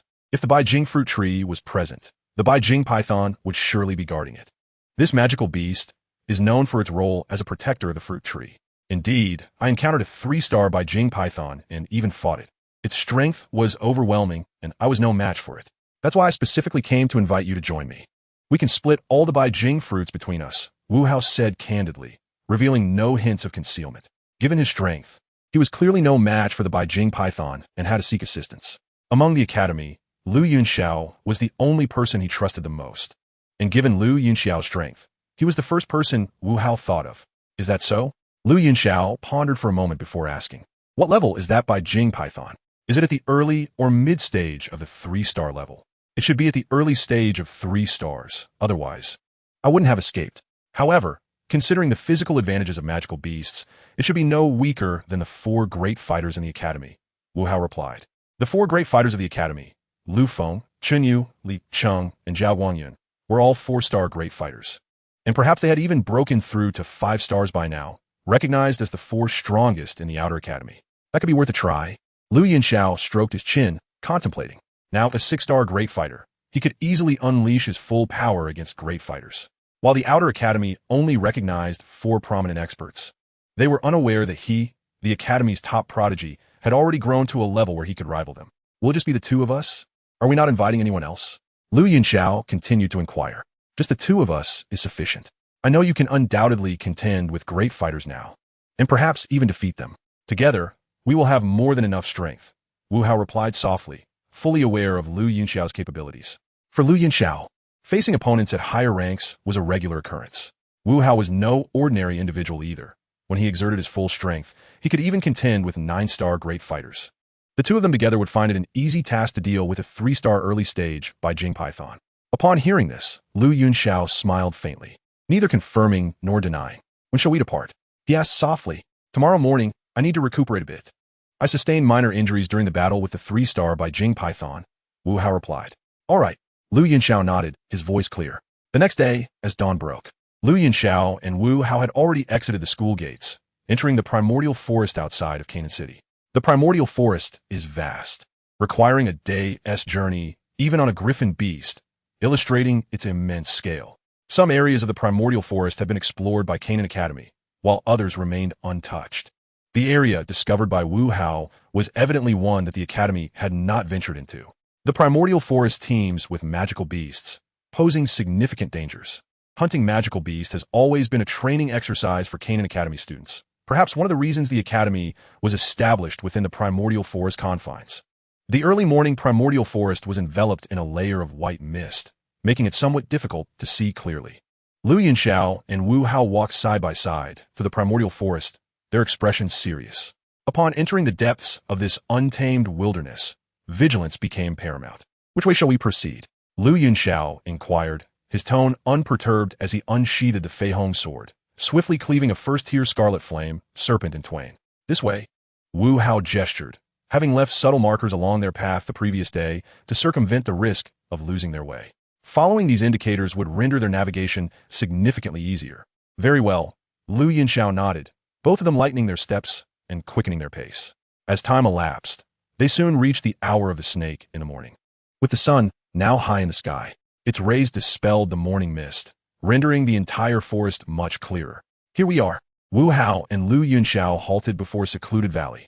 "Indeed, it is quite remote. No wonder it has remained undiscovered for so long," Lu Yunxiao murmured, realizing they had strayed far from the Academy's previous explorations. The ground was carpeted with dry leaves and brambles, indicating a distinct lack of human presence. "How did you manage to find this place?"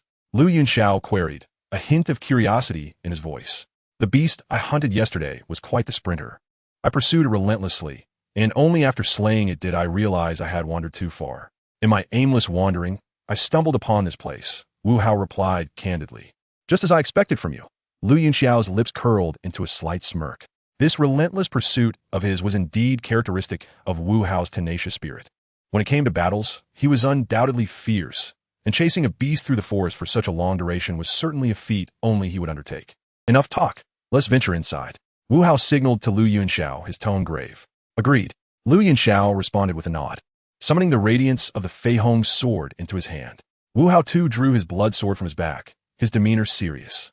The valley was rumored to harbor a third-tier crystal python, thus preparation was indeed vital. Exchanging a glance, the two proceeded cautiously into the depths of the valley. The entrance was narrow, and after several twists and turns, the sights within the valley finally unfolded before them. In the heart of the valley lay a large pond, its edges adorned with a vibrant array of flowers, resplendent in hues of purple and red, exuding a delicate fragrance. The water was remarkably tranquil, of vivid emerald, with wisps of mist rising gently, imbued with a faint spiritual essence. At the center of the pond stood a small mound of earth, upon which grew a fruit tree of about 3 meters in height. This tree, crystalline in appearance and as clear as water, bore 4 glimmering fruits, each the size of a fist, appearing translucent and dainty, suspended from the branches and emitting an astonishingly alluring aroma. Lu Yunxiao could not help but lick his lips, irresistibly drawn to the enchanting scent. "Be cautious. The third-tier crystal python lurks within the waters," Wu Hao cautioned in a hushed tone. "Understood," Lu Yunxiao acknowledged, his gaze sweeping the surroundings. This valley was not only home to the crystal fruit tree. The flora here consisted of medicinal herbs, though not exceedingly rare. They were more than sufficient for medicinal use. The dense spiritual energy had nurtured a plethora of life. Yet, I can't shake the feeling that something in this vicinity is beckoning to me. It's unclear, but the sensation is undeniably present, Lu Yunxiao mused internally, feeling an inexplicable pull from the depths of his being since entering the valley.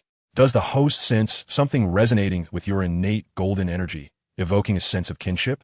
The system's voice echoed unexpectedly in Lu Yunxiao's mind. "Indeed, but I cannot identify the source of this affinity," Lu Yunxiao replied mentally.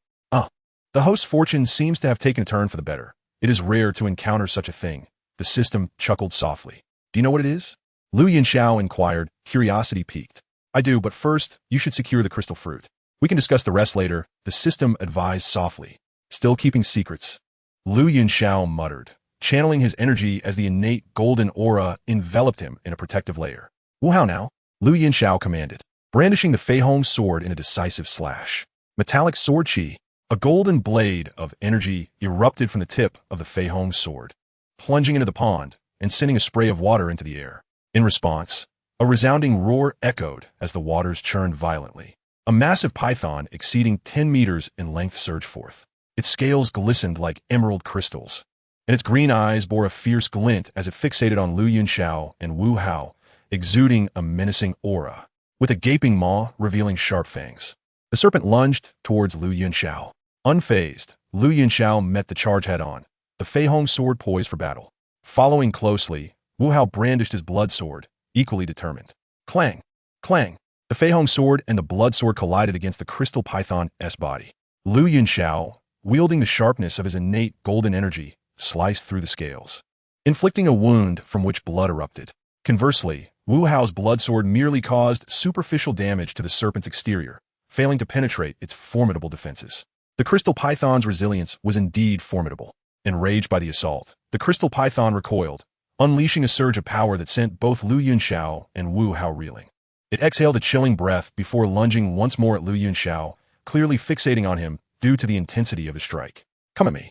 Lu Yunxiao's energy shield rippled, warding off the icy blast, and he retaliated with a brilliant strike from the Fei Hong sword, unleashing a golden blade of energy that hurtled towards the crystal python. The serpent, undeterred, opened its jaws to unleash a torrent of green frost, clashing directly with Lu Yunxiao's golden blade. Boom! The ensuing explosion knocked Lu Yunxiao back several steps, while the serpent's massive head also staggered from the impact. Blood sword flowing light.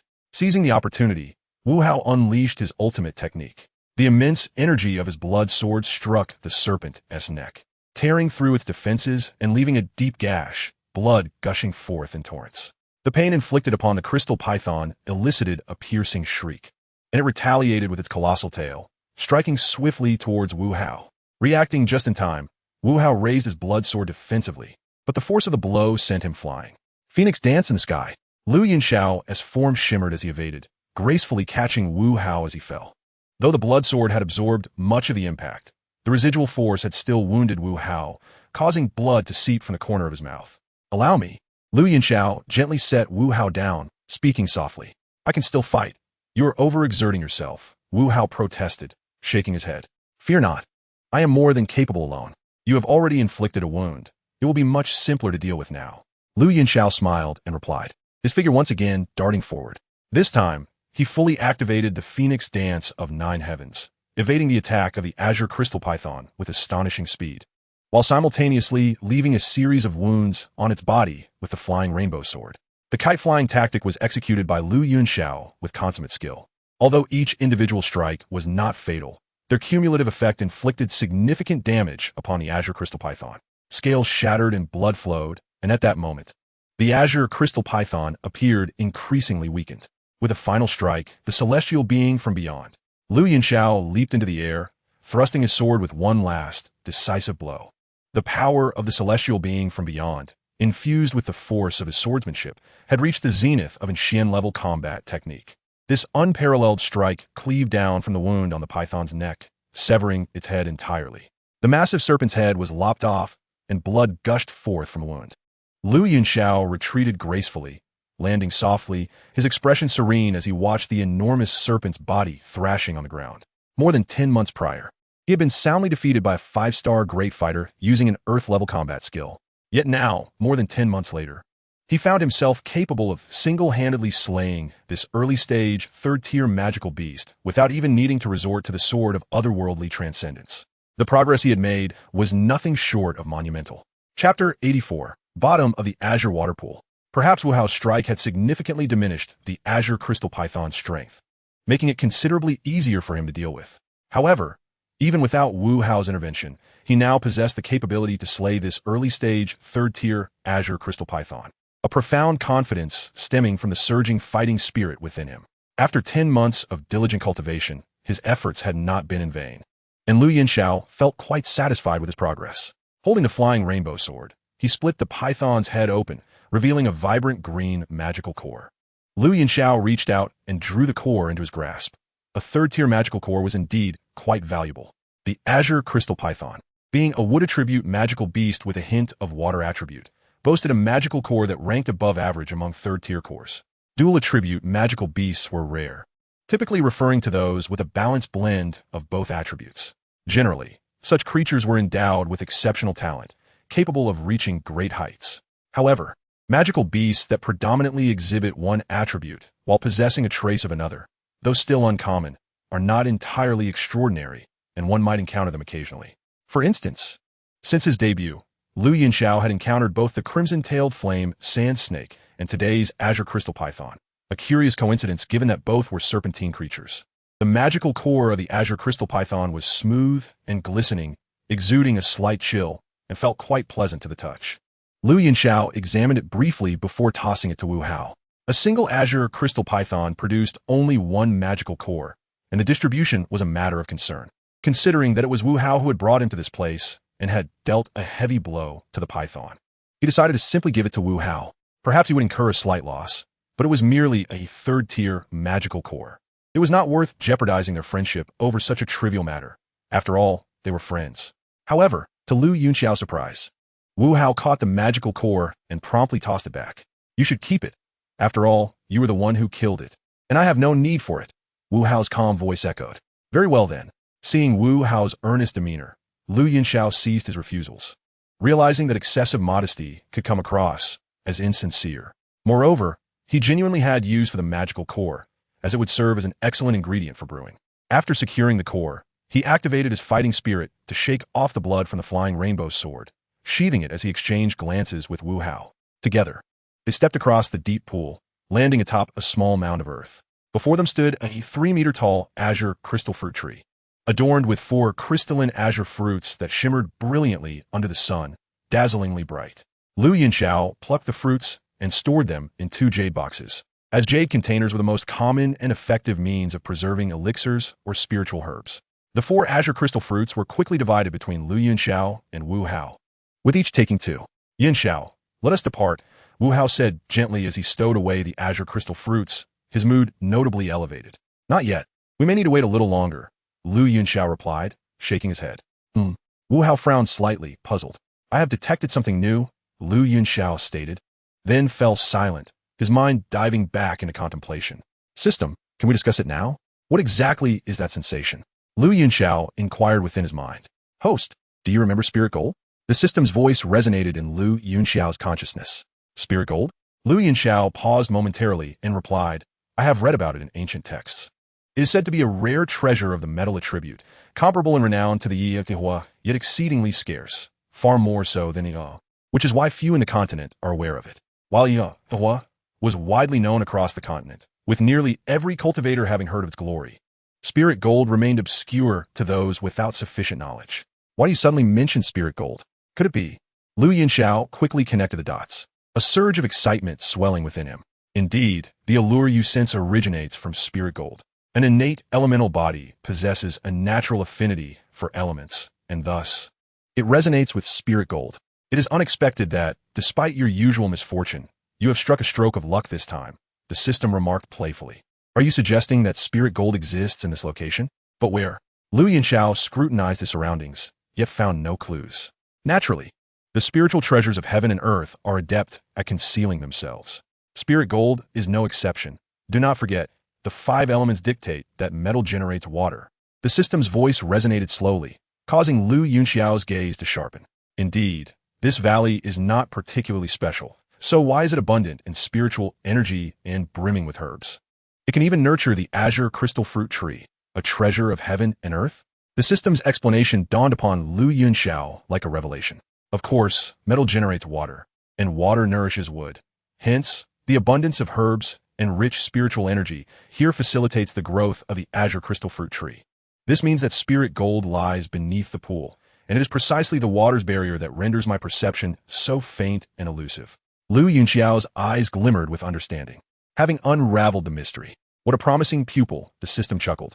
"Since that is the case," Lu Yunxiao murmured, his gaze fixed upon the pool's surface, his eyes shimmering with intent. "Yunxiao, what troubles you?" Wu Hao inquired, noticing the glint in Lu Yunxiao's eyes.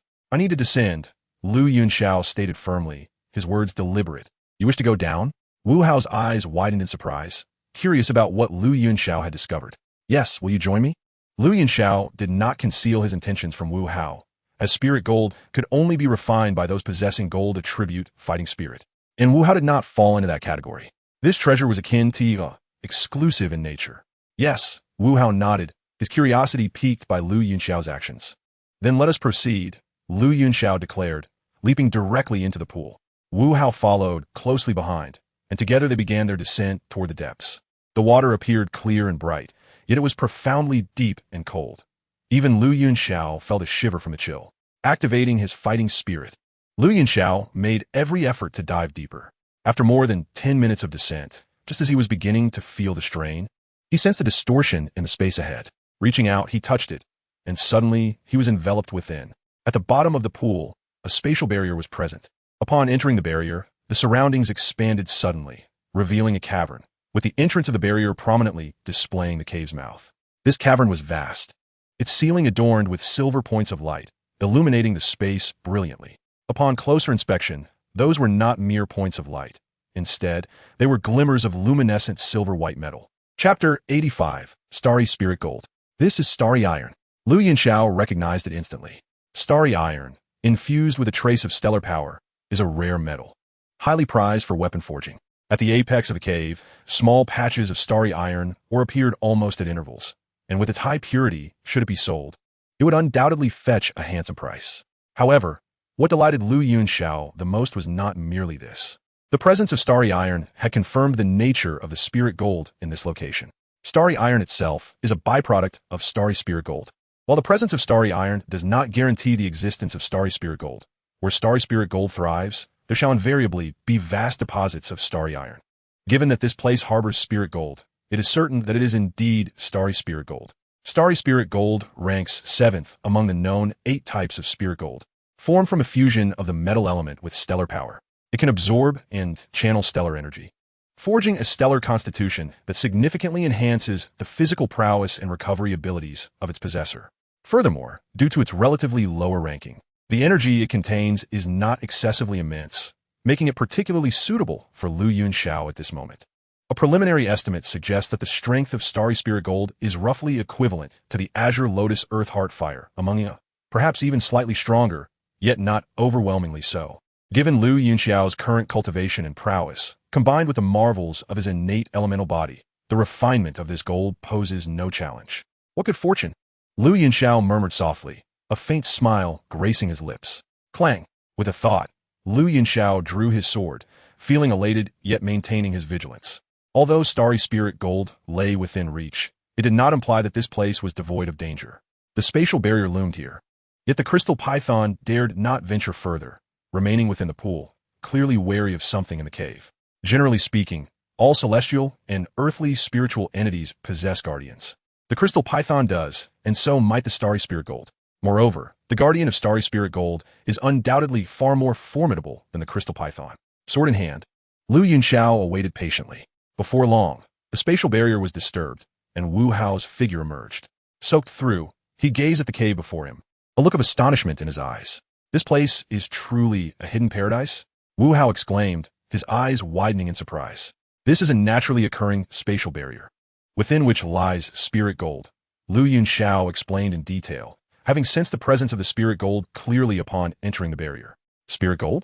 The treasure you seek? Wu Hao inquired softly. Indeed, spirit gold is precisely what I require. For metal attribute cultivators, it is a treasure akin to for fire attribute cultivators. However, it holds little value for cultivators of other attributes. Lu Yunxiao replied quietly. Metal attribute cultivators, you say? Wu Hao murmured, lacking a proper understanding of spirit gold as he was not of that attribute. Yet, he grasped that Lu Yunxiao had stumbled upon a significant opportunity from his words. It was evident that the value of spirit gold equated to that of and the rarity of is well known. This starry iron is excellent for weapon forging, and we should gather more upon our return. For now, let us proceed. The cave is vast, and the spirit gold should be deeper within. Holding his sword, Lu Yunxiao spoke softly. Agreed. Wu Hao nodded. Though he might merely be a spectator this time, he too was curious about what spirit gold truly was. Having spent so long together, it was the first time he had witnessed Lu Yunxiao's impatience, igniting a deep interest within him, comparable to Yihua. He was eager to discover the peculiarities of this spirit gold. The two began to advance slowly, The cave was large and lengthy, yet illuminated by the glow of starry iron at the top. Their journey was rather smooth. After meandering for about 4 to 5 minutes, a sound akin to rushing water reached their ears. Water? Wu Hao raised an eyebrow, questioning intently. It must be an underground river connected to the exterior pool. Such deep waters could not have appeared out of nowhere, and their clarity indicates a source of flowing water beneath, Lu Yunxiao stated solemnly. Furthermore, we must tread carefully. Our destination is likely near. Upon reaching this point, the starry iron, which had previously appeared sporadically, began to manifest in large quantities, and Lu Yunxiao's sense of awareness intensified. The location of the starry spirit gold was drawing near. Very well, Wu Hao responded, gripping his crimson heavy sword tightly. After another 2 to 3 minutes, the scenery before them opened up, revealing a broad underground river surging forth, splashing droplets of water. The ground and stone walls were adorned with starry iron, the silver light illuminating the entire cave. On the opposite bank of the underground river stood a stone platform, surrounded by remarkably pure starry iron, atop which floated a silver-white orb. The orb, roughly the size of an infant's fist, was enveloped in a faint silver mist that appeared to quiver as if alive, presenting an extraordinary sight. Following the pull of his instincts, Lu Yunxiao zeroed in on the silver orb. This was the item he had sought, starry spirit gold. Just as Wu possesses a seed that can ignite tremendous flames, spirit gold follows suit. The orb before him represented the true essence of starry spirit gold. At last, I have found it. Lu Yunxiao sighed softly, a hint of excitement in his voice, having finally located the starry spirit gold. Is this silver orbit? Wu Hao asked quietly, glancing at it. While it appeared dazzling, it seemed to lack any other remarkable features. Indeed, this is it. It is known as starry spirit gold. Do not be deceived by its seemingly innocuous appearance. That is merely its physical form. Its true power, when unleashed, is exceedingly formidable. Judging by the appearance of this starry spirit gold, it has evidently been nurtured over an extensive period. If I'm not mistaken, this place must have witnessed the fall of meteorites or star fragments long ago, giving rise to the starry spirit gold we see today after countless years of evolution. Starry spirit gold harbors boundless stellar energy. Even from this distance, I can faintly sense the terrifying power concealed beneath its calm facade. Lu Yunxiao spoke softly, his eyes sparkling with brilliance. Should he merge with this starry spirit gold, his strength would undoubtedly surge to new heights. Chapter 86. Defeating the 5th stage starry flood dragon. In that case, hasten to refine it. I shall protect you, Wu Hao said gently in response to Lu Yunxiao's words. Hearing this, Lu Yunxiao turned to glance at Wu Hao, noting the sincerity etched upon his face, devoid of any trace of greed in his gaze. Although spirit gold is primarily beneficial to metal attribute cultivators, it is still a treasure comparable to typically, one would harbor some desire upon encountering it. Yet Wu Hao exhibited no such thoughts, prompting Lu Yunxiao to silently nod in approval. This alone indicated that Wu Hao was indeed a trustworthy companion. He felt fortunate to have forged this friendship. Suppressing his thoughts, Lu Yunxiao stroked his chin, meeting Wu Hao's gaze as he spoke. The starry spirit gold must certainly be refined, yet there is still a matter that requires attention first. Step back. What do you mean? Wu Hao blinked, a hint of confusion crossing his expression. Of course, we must first address the guardian. The crystal fruit is already protected by magical beasts, so how could the starry spirit gold lack such guardianship? Lu Yunxiao declared, as he swung his sword towards the surging underground river. A golden sword energy pierced into the waters, instantly provoking a thunderous roar. This roar was both resonant and frenzied, imbued with an unusual oppressive force. With a splash, a colossal silver-gray figure surged forth from the dark river, measuring nearly 50 meters in length, far surpassing the 20-meter crystal python, radiating a terrifying aura of ferocity. It was a 5th-tier starry dragon. Recognizing the silver-gray scales, the white starry spots on its back, and the elongated horns atop its head, Lu Yunxiao immediately identified this magical beast. The starry dragon is the evolved form of the starry python, while the starry python is a 4th-tier beast. Its evolution into the starry dragon allows it to transcend to the 5th tier. Theoretically, a starry dragon can reach as high as the 7th tier, indicating that this particular creature still possesses significant potential for growth. A 5th-tier magical beast? Yunxiao, we must flee. Upon witnessing the 5th-tier starry dragon, Wu Hao's complexion drastically changed. 5th-tier magical beasts correspond to human Do Wang experts, far beyond the capabilities of 2 mere Do Shi. If they were to delay, they would surely become mere morsels for the starry dragon. Do not fear. I have made preparations. Step back a bit. Lu Yunxiao reassured, waving his hand with a smile. You have preparations? Wu Hao was taken aback. After all, this was a fifth-tier magical beast. What could he possibly have in store? Observing Wu Hao's expression, Lu Yunxiao smiled again, and a card quietly appeared in his right hand, which he then crushed with a sudden force. The Do Wong experience card, upon activation, would grant him the prowess of a Do Wong for half an hour. The starry dragon before him was mid-fifth tier, with a combat strength comparable to a 6-star or even 7-star Do Wong. However, Lu Yunxiao's card would elevate his prowess to that of a 9-star Do Wong. Confronting the starry dragon with 9-star Do Wong strength would not pose a challenge. As the card shattered, a surge of Do Qi erupted from Lu Yunxiao, causing his robes to billow dramatically. A pair of golden energy wings materialized behind him, and an overwhelming aura radiated from his being. The wave of energy swept through the cavern, even sending Wu Hao, who stood at a distance, tumbling. What? Wu Hao gaped in amazement, utterly speechless as he sensed the fierce aura emanating from Lu Yunxiao and the magnificent wings upon his back.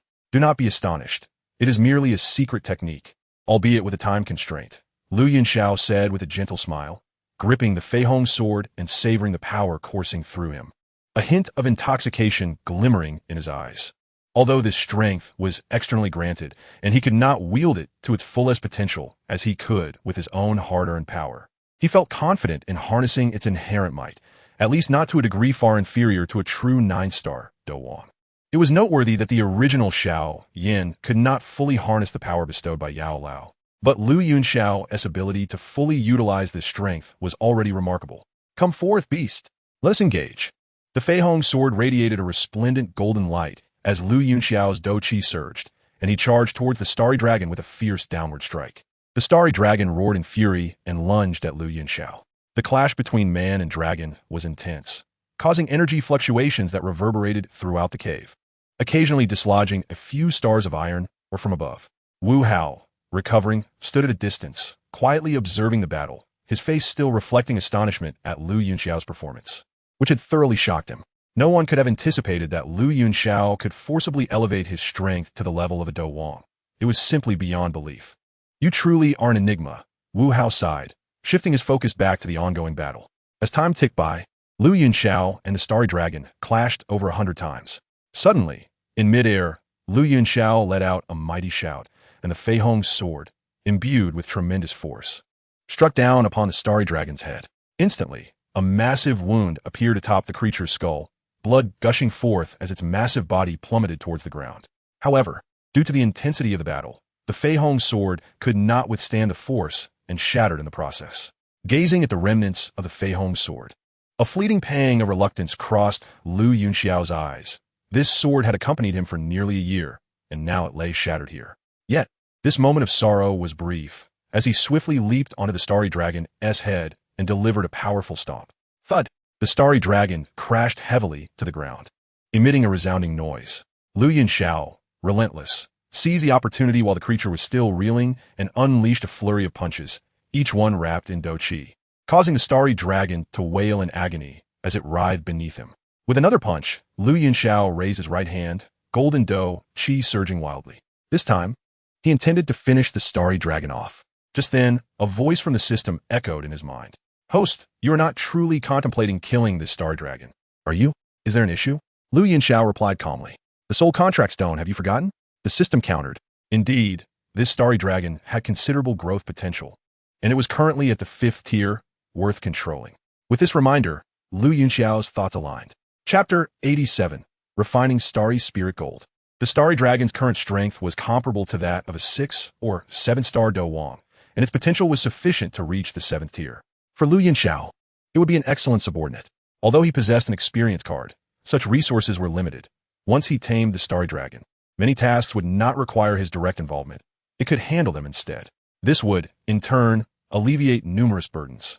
Realizing this, Lu Yunxiao dissipated the Do Qi in his right hand, gently stroked the soul contract stone from his left hand storage ring, revealing the smooth, luminous orange-yellow stone.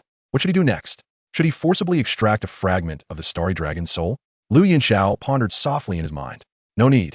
Simply place the soul contract stone atop the starry dragon's head. It will automatically extract a strand of soul energy.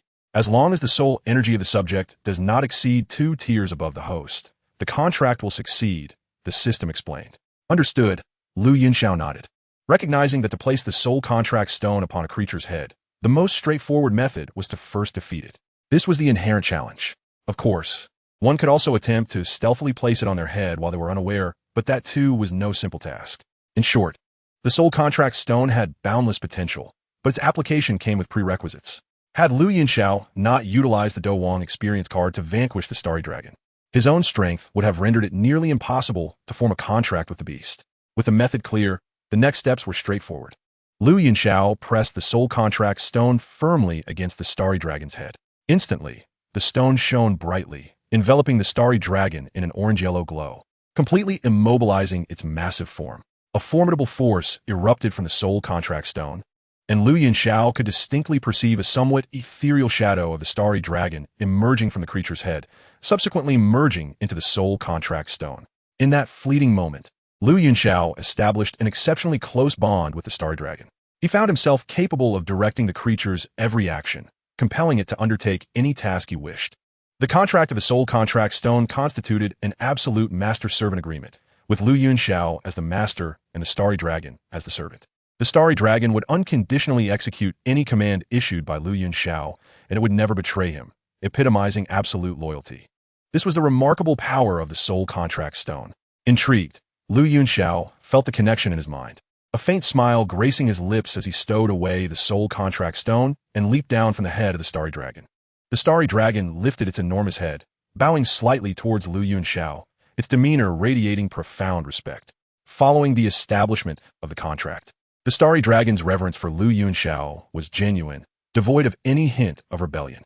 Lu Yunxiao sprinkled a healing potion upon the Starry Dragon's head before issuing his first command, "Guard me, and permit no one to approach." With a nod towards Wu Hao, he swiftly moved to the stone platform where the Starry Spirit Gold lay. The Starry Dragon roared towards the heavens and then dove into the subterranean river, its massive head emerging from the water to protect Lu Yunxiao. Witnessing this, Wu Hao felt reassured, finding a spot to sit down and begin recuperating. Having sustained minor injuries in his battle against the Azure Crystal Python, he now had the perfect opportunity to recover. Meanwhile, Lu Yunxiao was intimately engaging with the Starry Spirit Gold. A golden aura of battle energy enveloped his body, and the innate golden essence was released without reservation. Before him, the spherical essence of the Starry Spirit Gold shimmered, resonating with Lu Yunxiao as if a magical bond formed between them. He could distinctly sense an overwhelming intimacy emanating from the Starry Spirit Gold. System, is it truly sufficient to directly refine it without any further preparations? Lu Yunxiao inwardly mused, recalling that in the early stages of the original work, Xiaoyan had meticulously prepared for absorbing the which was fraught with peril. Was it truly as simple as directly refining it? Indeed, host, you are an innate elemental body, and the golden element has been unsealed, granting you an innate affinity with all golden elements in existence. Should any other golden elemental cultivator attempt to refine the Starry Spirit Gold, it would undoubtedly be perilous. However, for you, there exists no danger whatsoever. As an innate elemental body, you can accommodate all elements, and the Starry Spirit Gold possesses only spirituality without sentience. It will instinctively seek this affinity and will not resist. Rather, it will cooperate wholeheartedly, the system explained slowly. Very well, then let us proceed. Lu Yunxiao exhaled softly, gradually extending his right hand, which was enveloped by the innate golden essence. As he reached out, his hand soon hovered above the Starry Spirit Gold. With a determined heart, he grasped the Starry Spirit Gold firmly. Indeed, the Starry Spirit Gold exhibited no resistance. Instead, beneath the embrace of the innate golden essence, it became remarkably animated. The silvery sphere, shifting and transforming in shape, seemingly filled with joy. The Starry Spirit Gold felt cool to the touch, imbued with warmth, its sharpness entirely retracted. With unwavering resolve, Lu Yunxiao's eyes sharpened, and he swallowed the Starry Spirit Gold whole, immediately settling into a meditative posture. Once within his abdomen, the Starry Spirit Gold transformed into a stream of energy, surging into Lu Yunxiao's meridians. Everywhere the energy flowed, silvery sparkles emanated from the Starry Spirit Gold, integrating into the walls of his meridians and fortifying them. A silvery sheen adorned his meridians. Is this truly happening? Lu Yunxiao felt a surge of delight within. For the sentience of the Starry Spirit Gold exceeded his expectations. Not only did it cause no harm, but also conferred significant benefits upon him. With a thought, Lu Yunxiao's elemental battle energy began to circulate, and the elemental path, which inherently possessed the ability to regulate and control various elements, made the starry spirit gold increasingly compliant. It actively traversed along the pathways of the elemental meridians within Lu Yunxiao's body. I dare say I might be the first in history to refine the starry spirit gold so effortlessly. Lu Yunxiao muttered, immersing himself in the process, guiding the starry spirit gold to circulate within his body in a grand cycle. As long as he could complete 3 rotations and imprint his mark upon the starry spirit gold, allowing it to enter his dantian, it would wholly become his possession. Chapter 88. Successful Refinement. 8-star Dome Master. As for the method of spirit absorption used in the original work, he found it unnecessary. The innate elemental body was already the finest vessel for all elements. Once the refinement was completed, whether Yu or spirit gold, they would be entirely under his command without inflicting harm upon him. The starry spirit gold flowed through his meridians, leaving silver specks that fused into Lu Yunxiao's pathways. After approximately half an hour, the starry spirit gold finally completed a grand cycle within Lu Yunxiao's body. His meridians, both large and small, experienced considerable enhancement, all adorned with a layer of silvery radiance. One grand cycle completed. Lu Yunxiao's mind stirred as he mused to himself. After one cycle, he could clearly sense the starry spirit gold becoming increasingly gentle, the feeling of affinity growing ever stronger. Continue. Lu Yunxiao murmured softly, his elemental battle energy surging, his soul perception expanding, as he resumed the operation with the starry spirit gold. While conducting the operation, he silently imprinted his mark upon the starry spirit gold. This process continued for over an hour. During this time, Wu Hao had already completed his recuperation. With arms crossed, he stood at a distance, quietly observing Lu Yunxiao. A brilliant silver radiance emanated from Lu Yunxiao, enveloping him in an aura of coolness that carried a unique sharpness. Just a glance was enough to send a shiver down Wu Hao's spine. Clearly, Lu Yunxiao had garnered substantial benefits from this refinement. This fellow is truly advancing further and further. I must begin to exert myself as well, lest I find myself unable to even glimpse his shadow in the future. Wu Hao sighed softly, his expression tinged with complexity. He too was a rare genius. Yet Lu Yunxiao's display was nothing short of monstrous. He genuinely respected Lu Yunxiao and regarded him as his aspiring target. He did not seek to surpass Lu Yunxiao. Rather, he wished only to avoid falling too far behind. Being alone is not daunting, but being unable to even see the shadow of another is truly a despairing matter, Wu Hao reflected, his gaze flickering. Suddenly, his eyes widened as he noticed a change in Lu Yunxiao, who had been steadily refining until that moment. In a flash, the starry spirit gold surged forth from Lu Yunxiao's meridians, having successfully completed 3 rotations. Lu Yunxiao's mark had been entirely imprinted upon the starry spirit gold throughout these rotations. The elemental battle energy had permeated every aspect of the starry spirit gold, and now only the final step remained. Enter, Lu Yunxiao commanded, his soul perception expanding. As the elemental battle energy, accompanied by the starry spirit gold, surged directly into his dantian, merging into the golden vortex of battle energy. Instantly, the vortex began to spin rapidly, and the starry spirit gold, akin to a little fish exploring a new home, flitted about curiously within the swirling energy. As the celestial spirit gold flickered and danced, it emitted waves of silvery mist, rich and dense. Upon contact with elemental energy, this mist seamlessly transformed into the purest form of energy, requiring no refinement. Subsequently, this energy began to coalesce, forming droplets of golden fighting spirit essence. Ding dong, ding dong. Within Lu Yunxiao, droplets of golden liquid manifested, gradually dripping into the swirling vortex, akin to a gentle rain of spirit essence. At this moment, Lu Yunxiao's aura surged rapidly, from the pinnacle of 6 stars to 7 stars, then to the peak of 7 stars, and finally reaching 8 stars.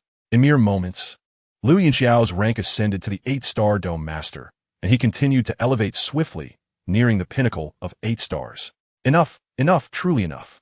Witnessing his rank soar to 8 stars, Lu Yunxiao, while striving to maintain control, couldn't help but whisper to himself, sending a message through his soul perception to the celestial spirit gold. As if responding to Lu Yunxiao's thoughts, the celestial spirit gold ceased its further condensation of mist. The remaining wisps formed into spirit essence before dripping into the fighting spirit vortex, solidifying Lu Yunxiao's rank firmly at the peak of the 8-star Dome Master. Phew! It halted just in time. Should I have surged to the 9-star Dome Master peak, or even to the Great Dome Master, The foundation I painstakingly established would be irrevocably compromised. Thankfully, the increase of 2 stars remains manageable, and with some refinement, I can restore it to a state as solid as fine iron. Lu Yunxiao sighed in relief. While elevation in rank is beneficial, a sudden leap is not necessarily advantageous. Perhaps ascending to Do Saint or even Do Emperor would not require such a solid foundation. Yet his aspirations do not lie with them, but rather with the ethereal transcendence. Hence he cannot afford to overlook the foundation. Such matters demand the utmost diligence. The little fellow is rather obedient, feeling the lively celestial spirit gold frolicking within his vortex. Lu Yunxiao couldn't help but smile, acknowledging the spirit's abundant vitality. True to its name, the spirit gold is indeed remarkable. At this juncture, the refinement of the spirit gold was thoroughly completed, and the celestial spirit gold had entirely become his own. Opening his eyes, Lu Yunxiao's gaze sparkled with brilliance, as he exuded the aura of an 8-star Dome Master. He has grown considerably stronger. Observing this aura from a distance, Wu Hao couldn't help but express admiration.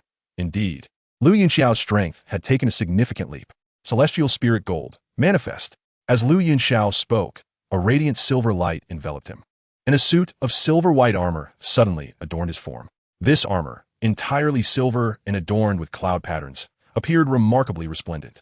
The spirit gold has transformed into armor. Lu Yunxiao mused, and with a mere thought, the armor shattered and reconfigured into a glimmering silver longsword, materializing in his palm. The versatility of the spirit gold is truly profound. A hint of approval flashed in Lu Yunxiao's eyes. With a mere thought, he could transform the celestial spirit gold into any weapon, which would undoubtedly offer substantial assistance in battle. Let's test your power, Lu Yunxiao murmured softly.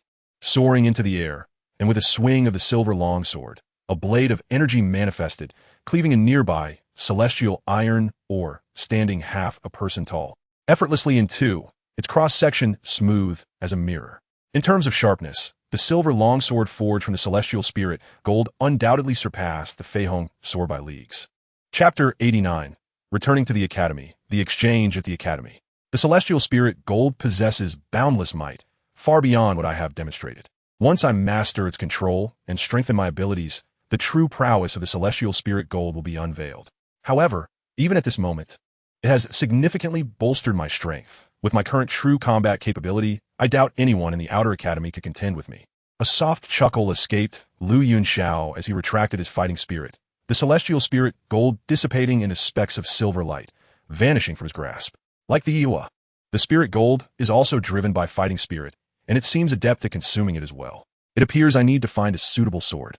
While the celestial spirit gold is indeed powerful, it does consume fighting spirit excessively, making prolonged combat with it quite taxing on my current reserves.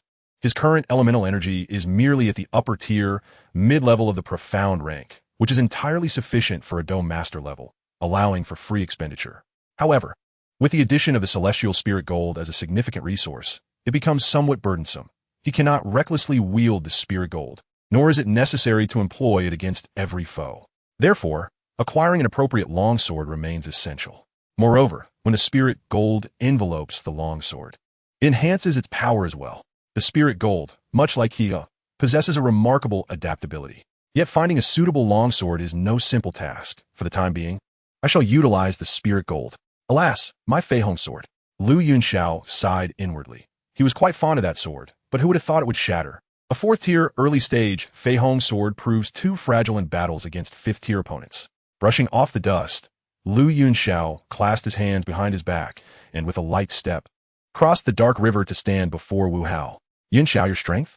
Wu Hao gazed at Lu Yunxiao, unable to restrain his curiosity. Peak of the 8-star Dome Master. Quite a considerable gain, Lu Yunxiao replied with a smile. Congratulations, Wu Hao exclaimed, astonished, before bowing respectfully, his tone imbued with genuine sincerity. It's merely luck, Lu Yunxiao chuckled, glancing at the scattered celestial iron ore. This celestial iron ore has evolved from the celestial spirit gold. It is also quite a treasure. Let's take some back, and the remainder can be reported to the Academy. We should be able to exchange it for some excellent items. The celestial iron ore is abundant throughout this lengthy distance from the valley's interior to the exterior, collectively worth several Earth-tier martial arts techniques. Celestial iron is inherently a rare material for forging weapons, typically costing hundreds of gold coins per kilogram in the outside world. Furthermore, The celestial iron, ore here, is copious and astonishingly pure, possessing tremendous value. Spirit gold is spirit gold. Even if it is merely a derivative, it remains a precious rarity. Understood, Wu Hao affirmed, and together with Lu Yunxiao, they began to excavate the celestial iron. Naturally, they selected the finest quality. Lu Yunxiao directly unearthed the stone platform housing the celestial spirit gold along with the surrounding celestial iron. The celestial iron here is of the highest quality, entirely devoid of impurities. While the accumulated volume of what Lu Yunxiao dug may not seem large, the density of celestial iron is significant. Altogether, they had nearly 1,000 pounds. That should suffice. Taking too much would be futile. Upon reaching this point, Lu Yunxiao ceased his efforts, quietly observing Wu Hao's actions. All done. Wu Hao, having finished his excavation, signaled to Lu Yunxiao. Then let us depart. Lu Yunxiao nodded slightly, waving his hand gently, causing the celestial flood dragon to transform into a small serpent, slithering into his sleeve. Subsequently, the two lightly stepped forward, proceeding toward the cave's exit. At the office of the Vice Dean of the Canon Academy, Hu Qian sat at the head of the table, his gaze fixed on Wu Hao and Lu Yunxiao across from him. The information is confirmed. The quality of the celestial iron ore is indeed exceptional and of considerable worth, serving the Academy's purposes well. Naturally, the Academy will not let you suffer losses. We are prepared to offer each of you an Earth-tier, low-level martial arts technique and an Earth-tier, low-level fighting technique in exchange. The attributes of the techniques may be chosen by you. Do you find this satisfactory? Of course, if you have specific requests, feel free to mention them. As long as the value is equivalent, it poses no issue, Hu Qian added, stroking his snowy beard with a slight smile. I have no objections. Wu Hao nodded in agreement. I have a thought, Vice Dean. May I forego the combat trials in exchange for 2 6th-tier magic cores? Lu Yunxiao inquired softly. 6th-tier magic cores? You are not an alchemist. What use do you have for them? Hu Qian asked, somewhat perplexed. I have my own purposes, Vice Dean. Might this be feasible? Lu Yunxiao replied. With his intermediate brewing skills, he was fully capable of concocting 6th-grade spirit wine. Among these, there existed a type known as the Breaking Illusion Spirit Wine, which served but one function, to dispel various seals. While the Breaking Calamity pill crafted by Haibuodong would take time for anyone to refine, he could brew the Breaking Illusion Spirit Wine, sufficient to unravel the seals binding Haibuodong. That could be arranged. What attribute do you require? Hu Qian inquired gently. Just one fire attribute will suffice. The rest can be arbitrary, Lu Yunxiao said with a smile. Very well. Hu Qian readily agreed. What attribute do you seek for the combat techniques? He asked again. Ice attribute, I presume. Once Wu Hao completed his response, Lu Yunxiao slowly uttered a sentence. Around 4 in the afternoon, a graceful figure gradually materialized within the Zhenwu garden. In room 302, Lu Yunxiao was diligently practicing when a sudden knock resounded at the door. Rising to his feet, he opened it, and his eyes involuntarily narrowed, his lips twitching slightly. What brings you here? I've brought you something. Do you think I would come willingly otherwise? Hu Jia shot him a glare, before promptly squeezing into his room. You certainly lack manners, Lu Yunxiao remarked, his eyelids twitching in irritation. Disregarding his comment, Hu Jia glanced around and remarked, I never imagined a grown man would keep his room so tidy. She was somewhat astonished. Lu Yunxiao's quarters were unexpectedly pristine. I've mentioned my cleanliness obsession, Lu Yunxiao replied softly as he stepped further inside. Humph. Hu Jia rolled her eyes, and with a flick of her right hand, a wooden tray appeared, upon which lay a scroll and a white jade box. Here, the low-grade earth technique, the 10,000 cold technique, along with 2 6th-tier magic cores. Feel free to inspect them, she said, extending the tray towards him. Lu Yunxiao accepted the tray and placed it on the table. He casually picked up the blue scroll, feeling an icy chill emanating from it. The robust ice attribute energy pervading the entire scroll left over from its creation. The characters 10,000 cold technique were artistically inscribed upon it. Indeed, it is an ice attribute earth technique, Lu Yunxiao concluded, setting the scroll down, familiar with the fluctuations of earth tier techniques. Such energy could not be feigned. Then he opened the jade box nearby, and instantly red and blue lights flashed brilliantly. The scorching and frigid auras clashing, a terrifying wave of energy flooding the entire dormitory. Compared to the scroll, which merely radiated a hint of energy, the 2 6th-tier magic cores contained a truly formidable force. Moreover, unrefined magic cores exuded a primal wildness, their energy exceedingly ferocious. Caught off guard by the mixed energies of fire and ice from the magic cores, Lu Yunxiao felt a momentary chill, his complexion paling as he staggered slightly. However, his response was swift. He activated his spiritual gold to shield himself from the energy, quickly restoring his composure, though his hair was slightly disheveled from the force. The magic cores are fine, but were you intentional in this? Who in their right mind places fire attribute and ice attribute magic cores together? Although the raw energy from the 6th-tier magic cores was indeed immense and turbulent, it didn't pose a threat to him. Given his peak status as an 8-star Dome Master, his true strength was undoubtedly at the great Dome Master level, coupled with his remarkable spiritual power, enabling him to withstand it. However, the recent violent energy, infused with both ice and fire, caught him off guard, leading to a minor setback. Fortunately, his quick reflexes saved him from significant embarrassment. I have no idea what you're talking about. The magic cores were not prepared by me, Hu Jia retorted, her left hand resting behind her back as she slightly turned to the side, her right hand lightly tapping her red lips as she murmured softly. Indeed, she had not prepared the magic cores. She merely combined 2 jade boxes into one after obtaining them, placing the 6th-tier magic cores together. Stop with the pretense. You're the only one here.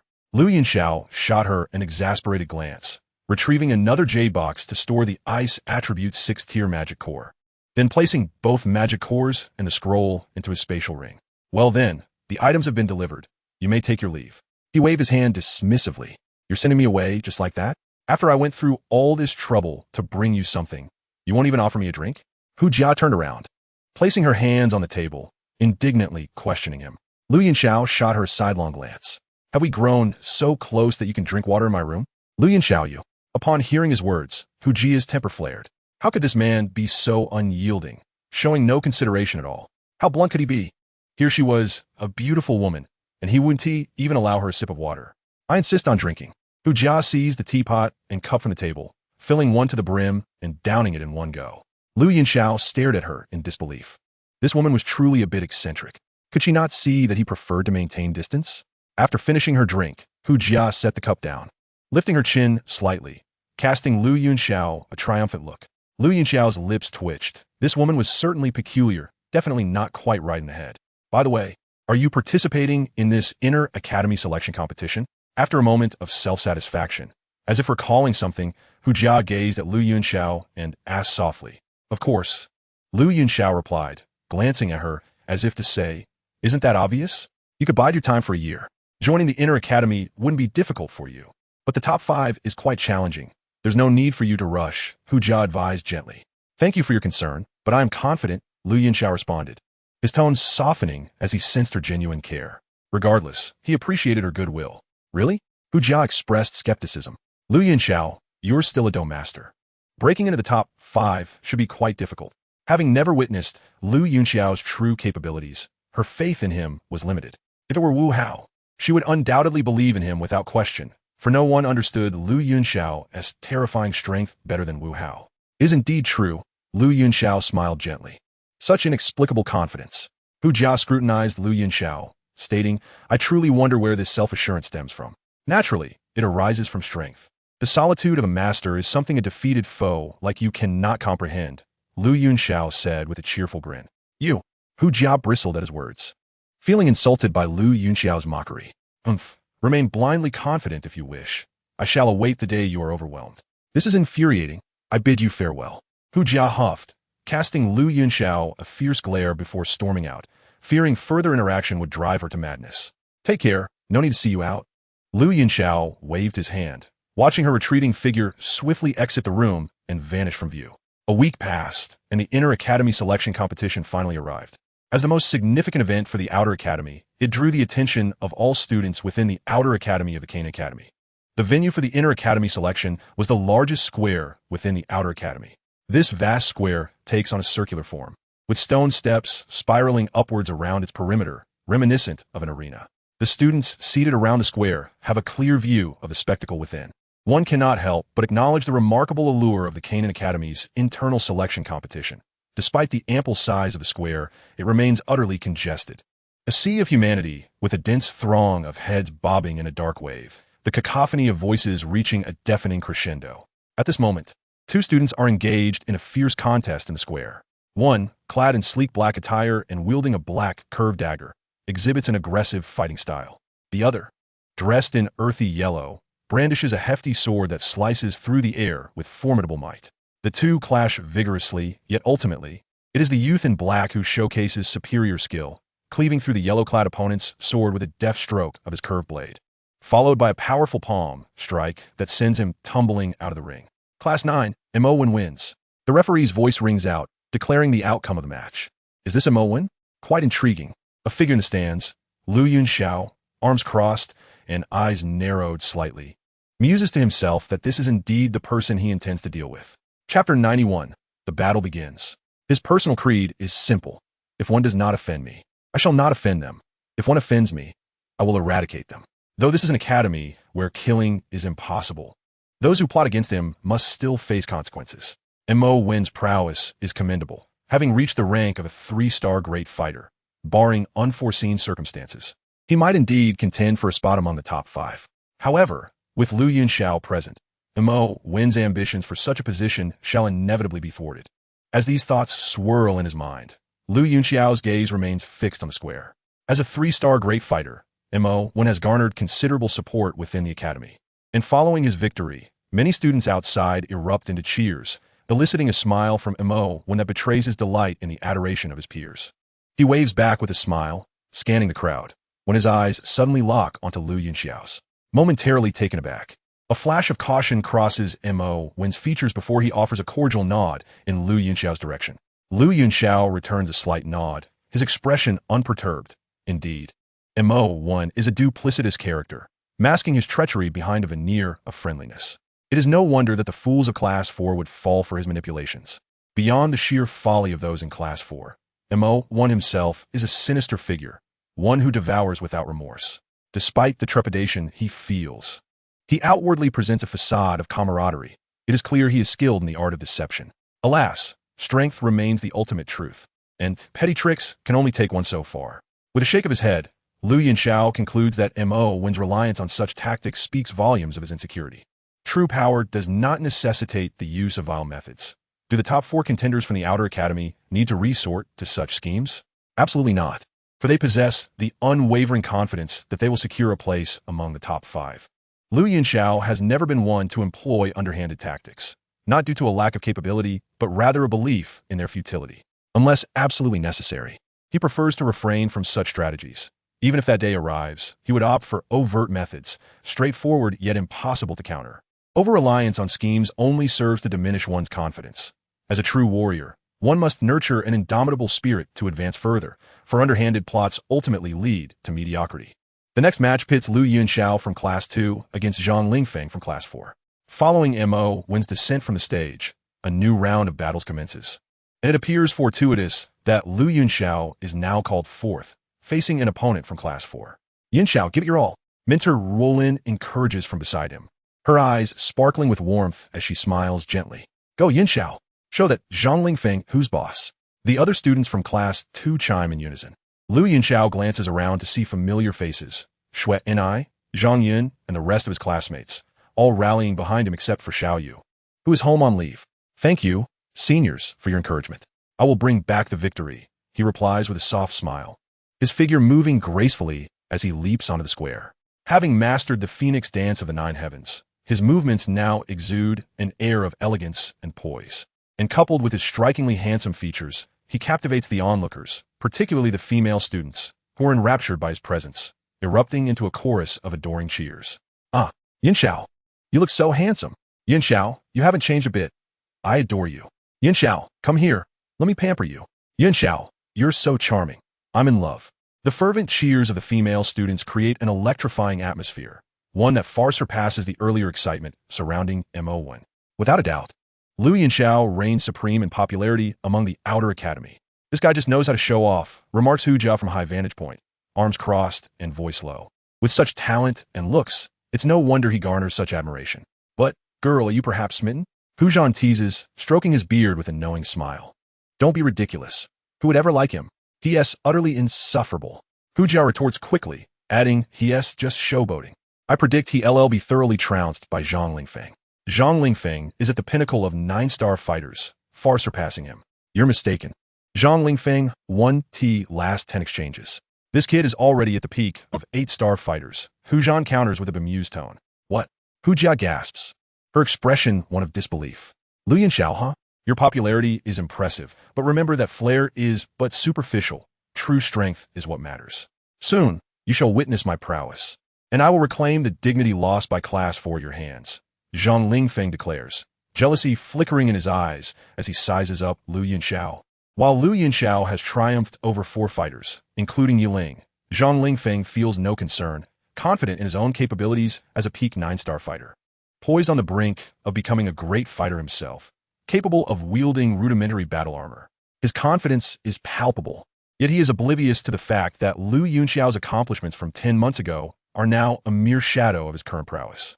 Moreover, if news of Lu Yunxiao's feats, such as defeating a 9-star fighter in a single stroke or slaying a 3rd-tier magical beast, had circulated, Zhang Lingfeng would likely be quaking in fear. Ignorance often breeds audacity. You possess great confidence, yet it seems your abilities do not quite match your bravado. Lu Yunxiao remarks lightly, amused internally. Mo1, a 3-star great fighter, harbors profound caution towards him, while Zhang Lingfeng, a mere peak 9-star fighter, struts about oblivious to his own limitations. Canaan Academy may be vast, yet it is not devoid of those lacking self-awareness. Make your move. I'll allow you to strike first, for if I choose to act, you may find yourself with no opportunity to retaliate, Lu Yunxiao states, his tone calm and unassuming. While his words hold truth, to the ears of others, they come across as sheer arrogance. Upon hearing these words, Zhang Lingfeng was instantly engulfed by fury. The azure energy coursed through his body as he brandished a long sword, charging towards Lu Yunxiao with a fierce intent. Behold, wind slash, Zhang Lingfeng exclaimed, unleashing his formidable attack imbued with wind attribute energy. Chapter 92, A Path of Devastation. The long sword surged forth, enveloped in azure energy, its blade radiating a deadly gleam. As a peak 9-star dome master, Zhang Lingfeng's strike was undeniably impressive. The sword light flickered and danced like a venomous serpent striking swiftly. The azure sword chi swept forward rapidly, accompanied by a howling gale, aiming straight for Lu Yunxiao's throat. Is that all? Lu Yunxiao's eyes narrowed slightly, and golden energy enveloped his 2 fingers as he extended them outward. In an instant, as Zhang Lingfeng's long sword thrust forward, he deftly clamped it between his fingers. With a gentle squeeze, the energy infused in the sword dissipated entirely, the wind stilled, and the sword's trajectory was effectively halted, ensnared by Lu Yunxiao's grip. The suddenness of this turn of events left the audience in stunned silence. Who could have anticipated that Zhang Lingfeng's imposing attack could be effortlessly neutralized by mere fingers? The spectators were left in awe. Zhang Lingfeng was momentarily taken aback, only to be consumed by a tide of rage. How dare Lu Yunxiao underestimate him in such a manner? Release it. Zhang Lingfeng summoned all his energy, attempting to withdraw the sword. Yet it seemed as if it had been anchored in place, unmoving under Lu Yunxiao's grip. Straining with all his might, Zhang Lingfeng's face flushed with exertion. You want it back? Very well. Lu Yunxiao smiled slightly, flicking his fingers, causing the long sword to retreat swiftly. Zhang Lingfeng, caught off guard by the abruptness, stumbled back several steps before finally regaining his balance, appearing rather disheveled. Having had his fun, Lu Yunxiao spoke lightly, pulling forth a silvery long sword that materialized before him. With a casual yet graceful motion, he swung it downwards. The blade descended, radiating a dazzling cold light, exuding an aura sharp enough to send chills down one's spine. Zhang Lingfeng felt an icy dread lock onto him, his hair standing on end as a profound sense of danger surged within him. Douqi armor, intermediate mystical technique, gale movement. Faced with such peril, Zhang Lingfeng resorted to all his trump cards, including his rudimentary Douqi armor, which was still in its nascent form. Boom! The azure sword light shattered as Zhang Lingfeng's technique was torn apart, and in the next heartbeat, the frigid light struck him directly. The rudimentary armor crumbled like fragile glass, and Zhang Lingfeng's body was sent hurtling out of the arena like a kite severed from its string. In a single stroke, just one stroke, the peak 9-star Dome Master Zhang Lingfeng faced absolute defeat. Witnessing this scene, the arena fell into a profound silence. As Lu Yunxiao's prowess left everyone astonished. Yet after a brief moment of quietude, the spectators erupted into fervent cheers, the thunderous applause echoing across the skies. The battle concluded, and Lu Yunxiao of the Yellow Class 2 was declared the victor. As Zhang Lingfeng fell from the arena, the referee promptly announced Lu Yunxiao's triumph. My apologies, brother, for such a humiliating loss, but what can I say? You're from the mystical class 4, Lu Yunxiao muttered. then descended from the platform amidst the adoring gazes of numerous female students, returning to the stands of Yellow Class 2. Ah, Junior Yunxiao, you were magnificent. Just one strike. Only one. Incredible, Junior Yunxiao. Upon his return, Lu Yunxiao was met with enthusiastic acclaim from his peers. You did well, Yunxiao, Tutor Woolen remarked with a gentle smile, her eyes brimming with admiration. If previously Tutor Woolen had harbored any doubts about Lu Yunxiao's potential to enter the inner academy, she now felt none. To defeat Zhang Lingfeng with a single strike indicated that Lu Yunxiao's combat prowess was undoubtedly at the Great Dome Master level, a strength more than sufficient for admission into the inner academy. You flatter me, Tutor Woolen, Lu Yunxiao replied with a calm smile, maintaining his composure. Defeating a Zhang Lingfeng was merely an act of routine for him. You, as always, remained so composed, Tutor Woolen chuckled with a hint of exasperation. Nearly a year had passed, and she had yet to witness Lu Yunxiao express any semblance of pride. He was eternally so tranquil and unassuming, hardly resembling a 15-year-old youth. At her words, Lu Yunxiao shrugged, smiling quietly. Did that fellow really win so effortlessly? On a high platform, Qiu Jia's eyes widened in disbelief. Although she had jested about Zhang Lingfeng defeating Lu Yunxiao, she was aware that the victor would undoubtedly be Lu Yunxiao. However, she never anticipated Lu Yunxiao would achieve victory with such ease.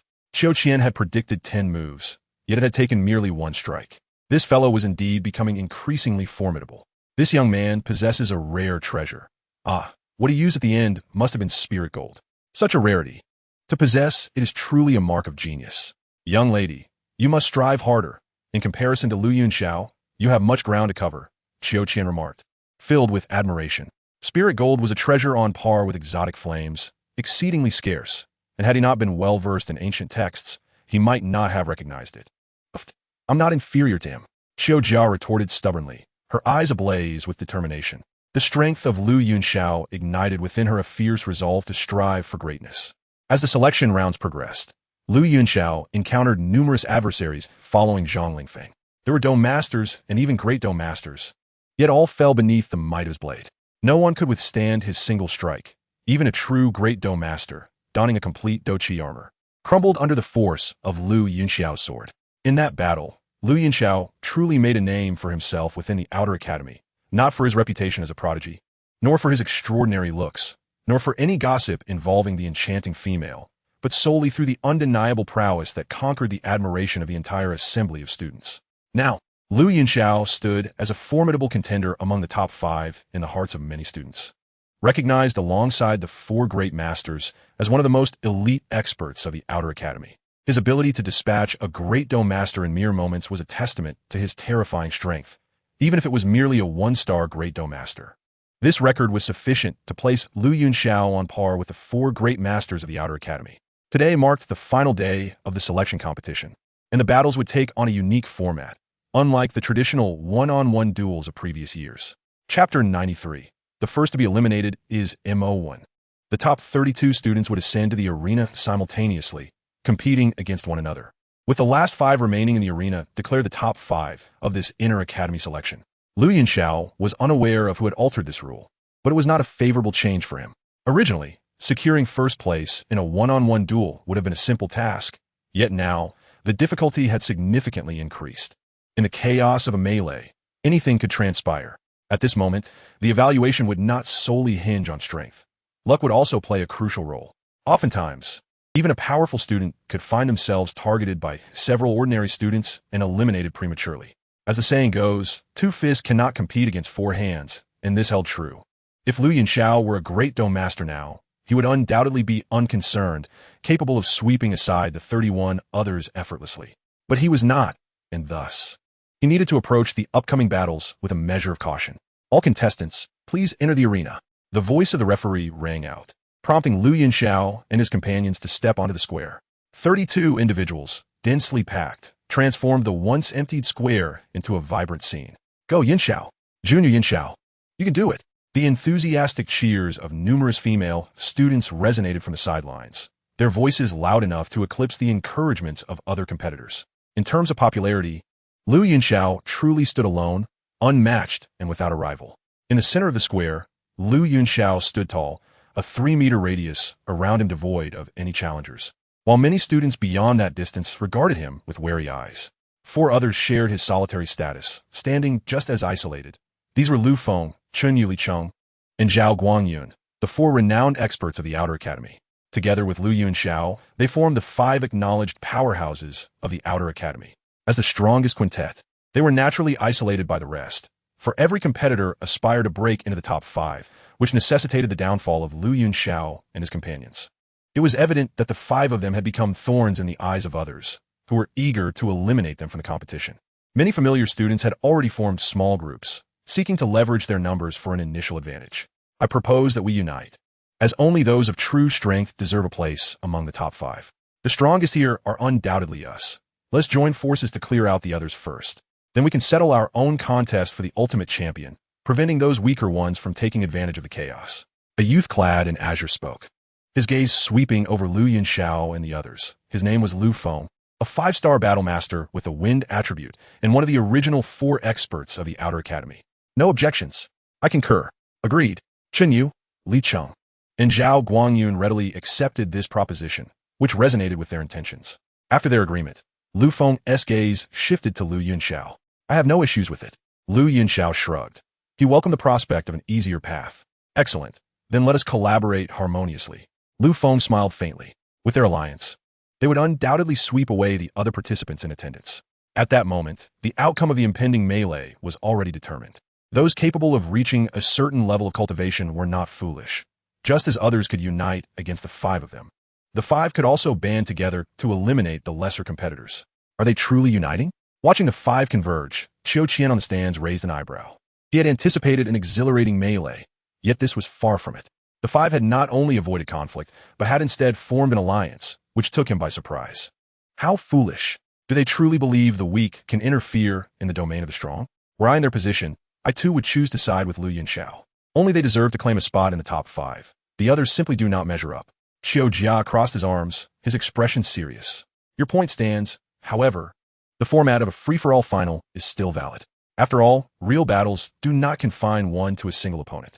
A free-for-all is more reflective of reality and serves a greater purpose in honing skills.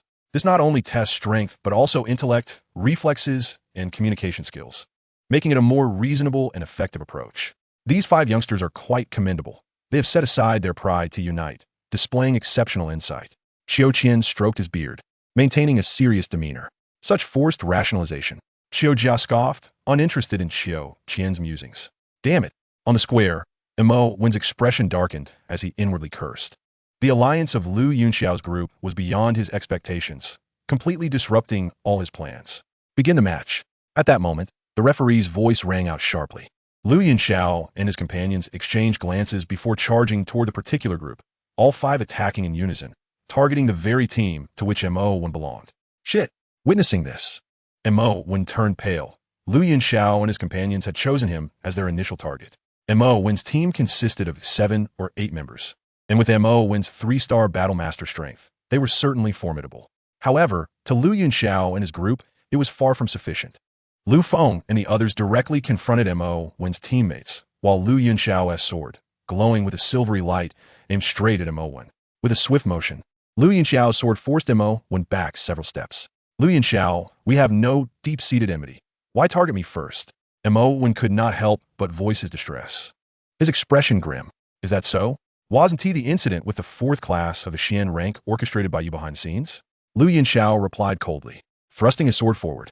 How did you know? Mo Wen's face turned ashen. How could Lu Yunxiao possibly be aware of this covert operation? To keep a secret, one must not act.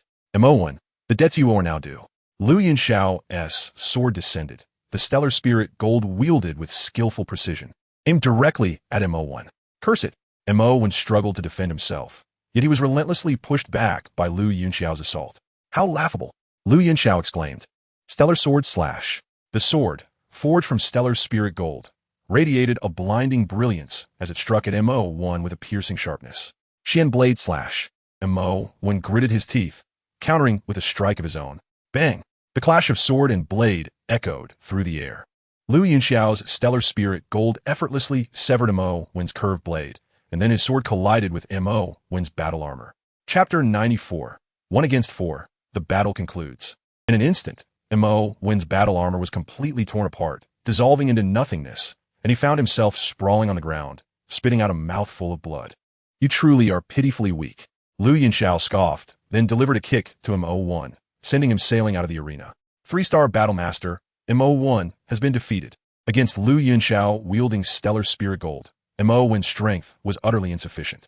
A mere 3-star Battlemaster was no match for Lu Yunxiao, who effortlessly triumphed in just a few moves. Boom! Thud! At the same moment, Lu Yunxiao dispatched MO1. Lu Feng and the other 3 had also dealt with their opponents. Although they faced 2 foes each, their 5-star Battlemaster prowess allowed them to easily subdue their adversaries. With MO1's group eliminated, the remaining competitors dwindled to just 19. These 19 gathered together, determined to avoid the fate of MO1's group, and simultaneously launched an attack against Lu Yunxiao and his companions. A futile resistance.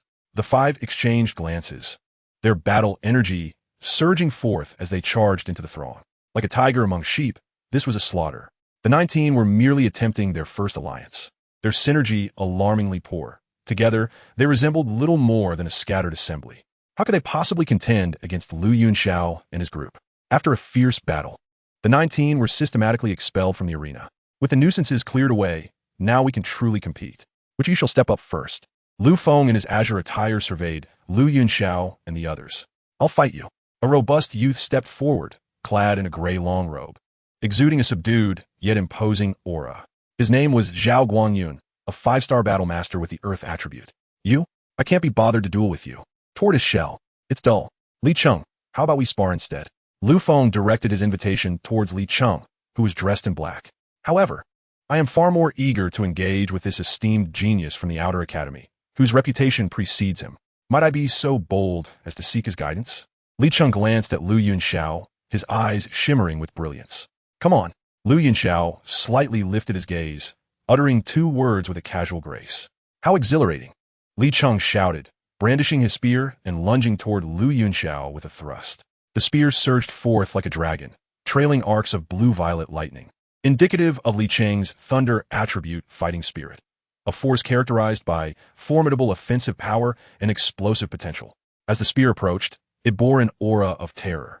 Li Cheng's assault was indeed fearsome. The relentless nature of thunder attribute fighting spirit made him a formidable adversary.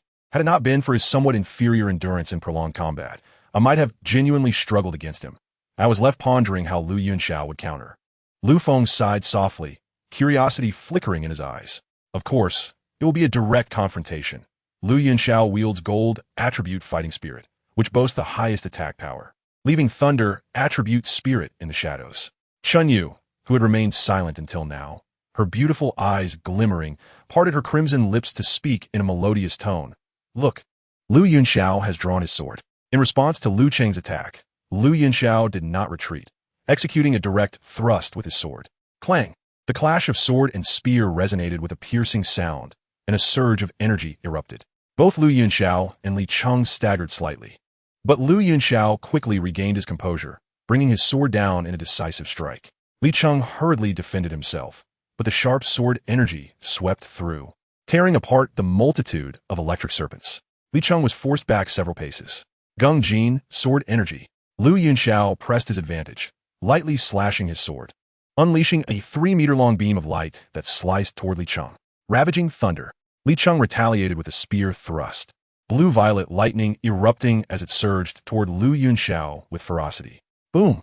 The sword beam collided with the blue-violet tempest, resulting in a spectacular explosion of light. Li Cheng's body was hurled backward as if struck by an overwhelming force. Witnessing Li Cheng being thrown aside, Lu Feng and the others widened their eyes in astonishment. It had taken only a few exchanges for Li Cheng to be so decisively overpowered. Everyone, you might as well join forces. Let us not squander any more time.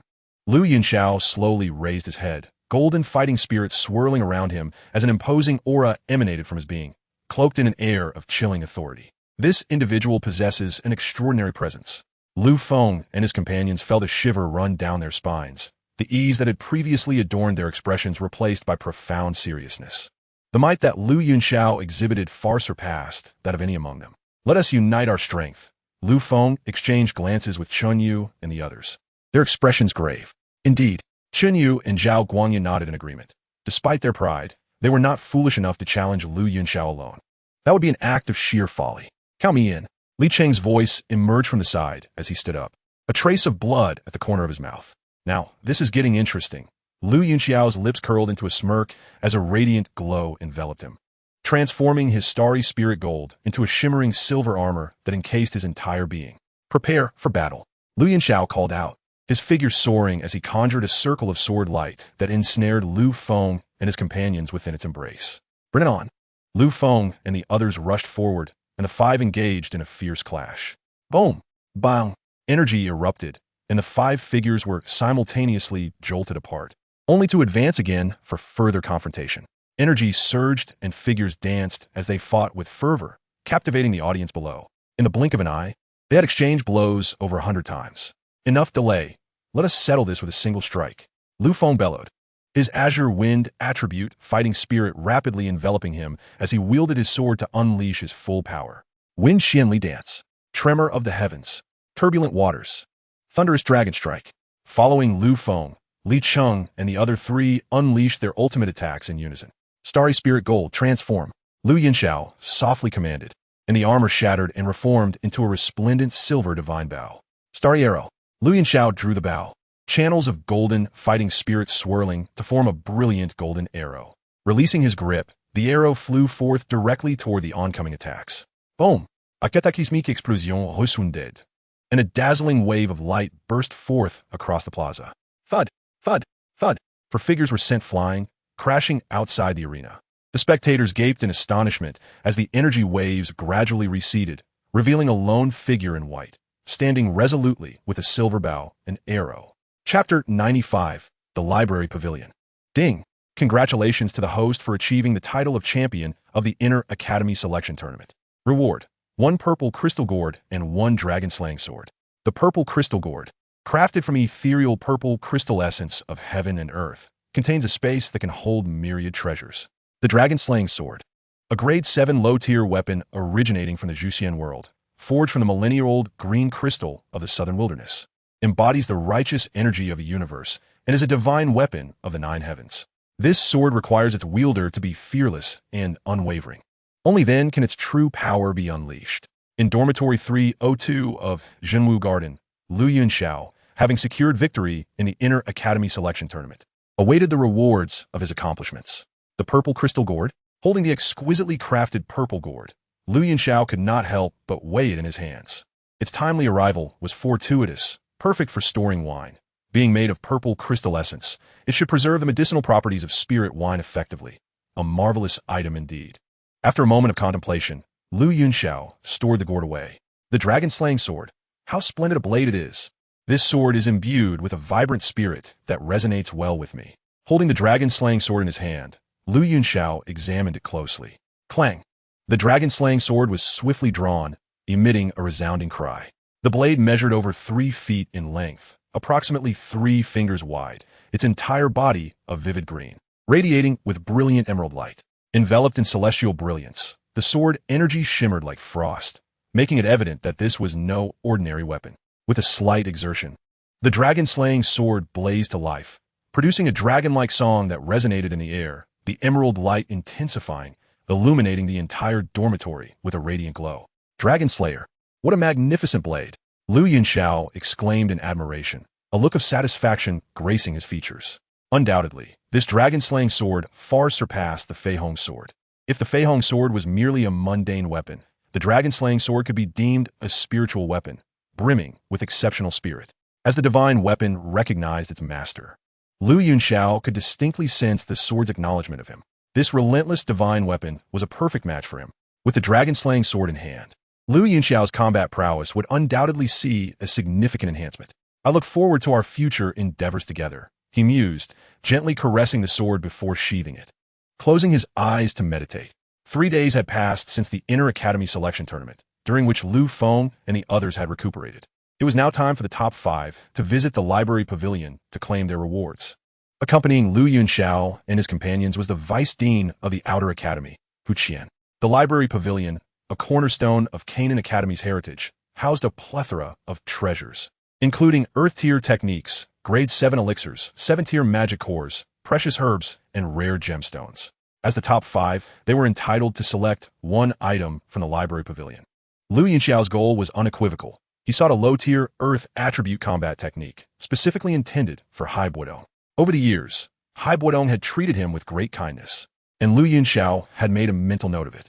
Reflecting on how Hai Buodong, a dignified Do Huang, was still practicing merely the Xiantier techniques, Lu Yunxiao felt a twinge of sympathy. The Gamma Empire's secluded existence indeed meant that the level of cultivation techniques was lamentably low. If one must speak of Earth-tier combat techniques, perhaps only the Yunlan sect qualifies. However, the renowned Extreme Wind series of the Yunlan sect seems to only reach the advanced Xiantier. It remains uncertain whether there actually exist Earth-tier combat techniques within their arsenal. At last, exiting the narrow corridor, Huiqian came to a halt. Before everyone lay a vast valley, flanked by sheer cliffs on three sides, their steep faces stretching upwards until they vanished from sight. Nestled within these cliffs was an expansive clearing, upon which stood an impressively grand and ancient pavilion. Above the pavilion hung a large, seemingly ancient plaque, upon which three somewhat indistinct characters flickered into view. The Library Pavilion. Though these characters were hazy, they exuded an air of antiquity that commanded respect, their profound historical resonance leaving one in awe. Is this truly the Library Pavilion? Chun Yu's lips parted slightly, her fair face adorned with a hint of curiosity. Indeed, Huiqian nodded, then cupped his fists towards the direction of the Library Pavilion, respectfully declaring, "The top 5 of this year's inner courtyard selection competition have emerged. As per the rules, I bring them here. I kindly ask the esteemed elders to open the door." As his words fell, the space before the Library Pavilion rippled, and 2 elderly figures in gray robes materialized seemingly from thin air. "So these are the top 5 of this year?" "Ah, an intriguing little fellow," one of the gray-robed elders remarked, his murky gaze sweeping over the group. When his eyes landed on Lu Yunxiao, a glimmer of sharpness flashed within them, and he suddenly grew attentive.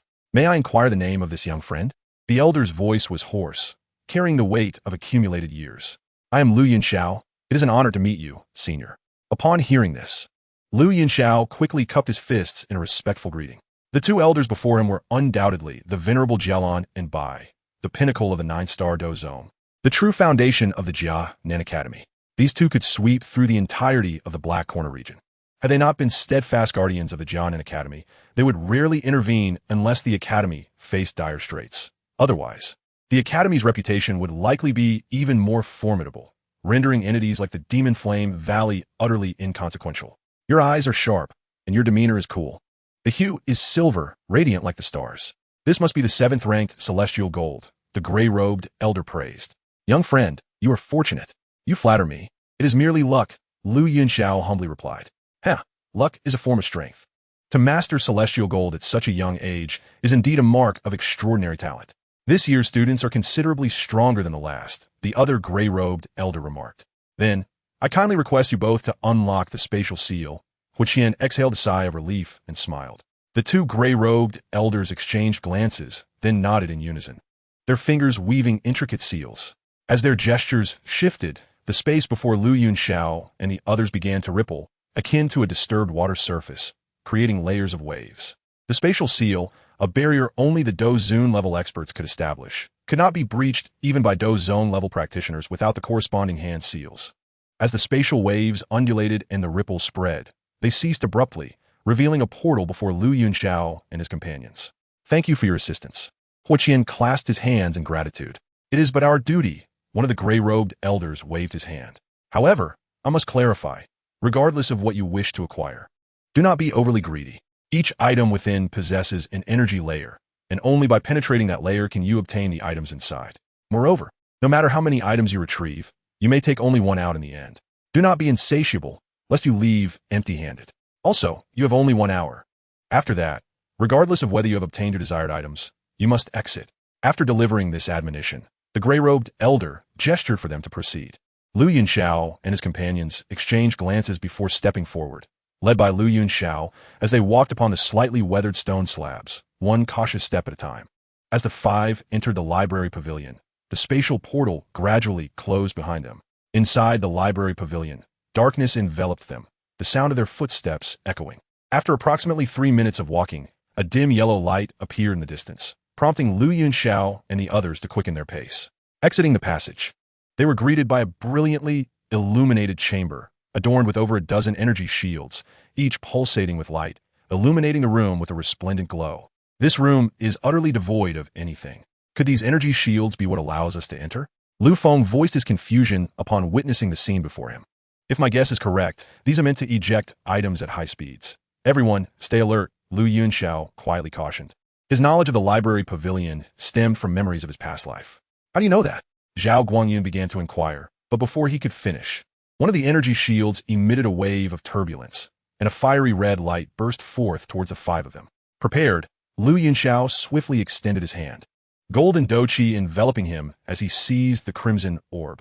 As the red light dissipated, it revealed a fiery red scroll. Advanced Xian tier technique, crimson flame art. Here. Lu Yunxiao waved the scroll in his hand before tossing it aside. Following his demonstration, Lu Feng and the others' eyes brightened as they turned their gazes toward the surrounding energy shields. With a hum, the energy vibrated, producing a resonating buzz. As the numerous energy shields simultaneously expelled energy, releasing multiple luminous orbs in an instant. Almost in unison, Lu Feng and the others lunged toward the glowing orbs, fiercely competing for them. Yet Lu Yunxiao remained stationary, meticulously observing. These luminous orbs corresponded to specific colors and attributes. Ice-type techniques should manifest as icy blue light. Moreover, the more powerful the emitted orb, the more intense the energy fluctuations, indicating its rarity. Lu Yunxiao was on the lookout for the perfect orb. His soul perception surged wildly as he attentively sensed his surroundings. Time slipped away, and suddenly a massive icy blue orb shot forth, brimming with potent energy fluctuations. Lu Yunxiao's eyes flew open, his figure darting forward as he activated Phoenix Dance in the Nine Heavens, his right hand glowing with golden Douqi as he reached out to grasp the icy blue orb. The orb struggled fiercely, but Lu Yunxiao's Douqi surged forth, forcefully breaching the energy barrier. As the orb shattered, an icy blue scroll appeared in his hand, cool to the touch and exuding a hint of chill. Upon closer inspection, he read the inscription, Earth Tier Low-Level Combat Technique, Thousand Shadows Cold Kill. Lu Yunxiao smiled broadly. Fortune smiles upon me. I've secured it. Oh, Elder, you will reap great rewards this time.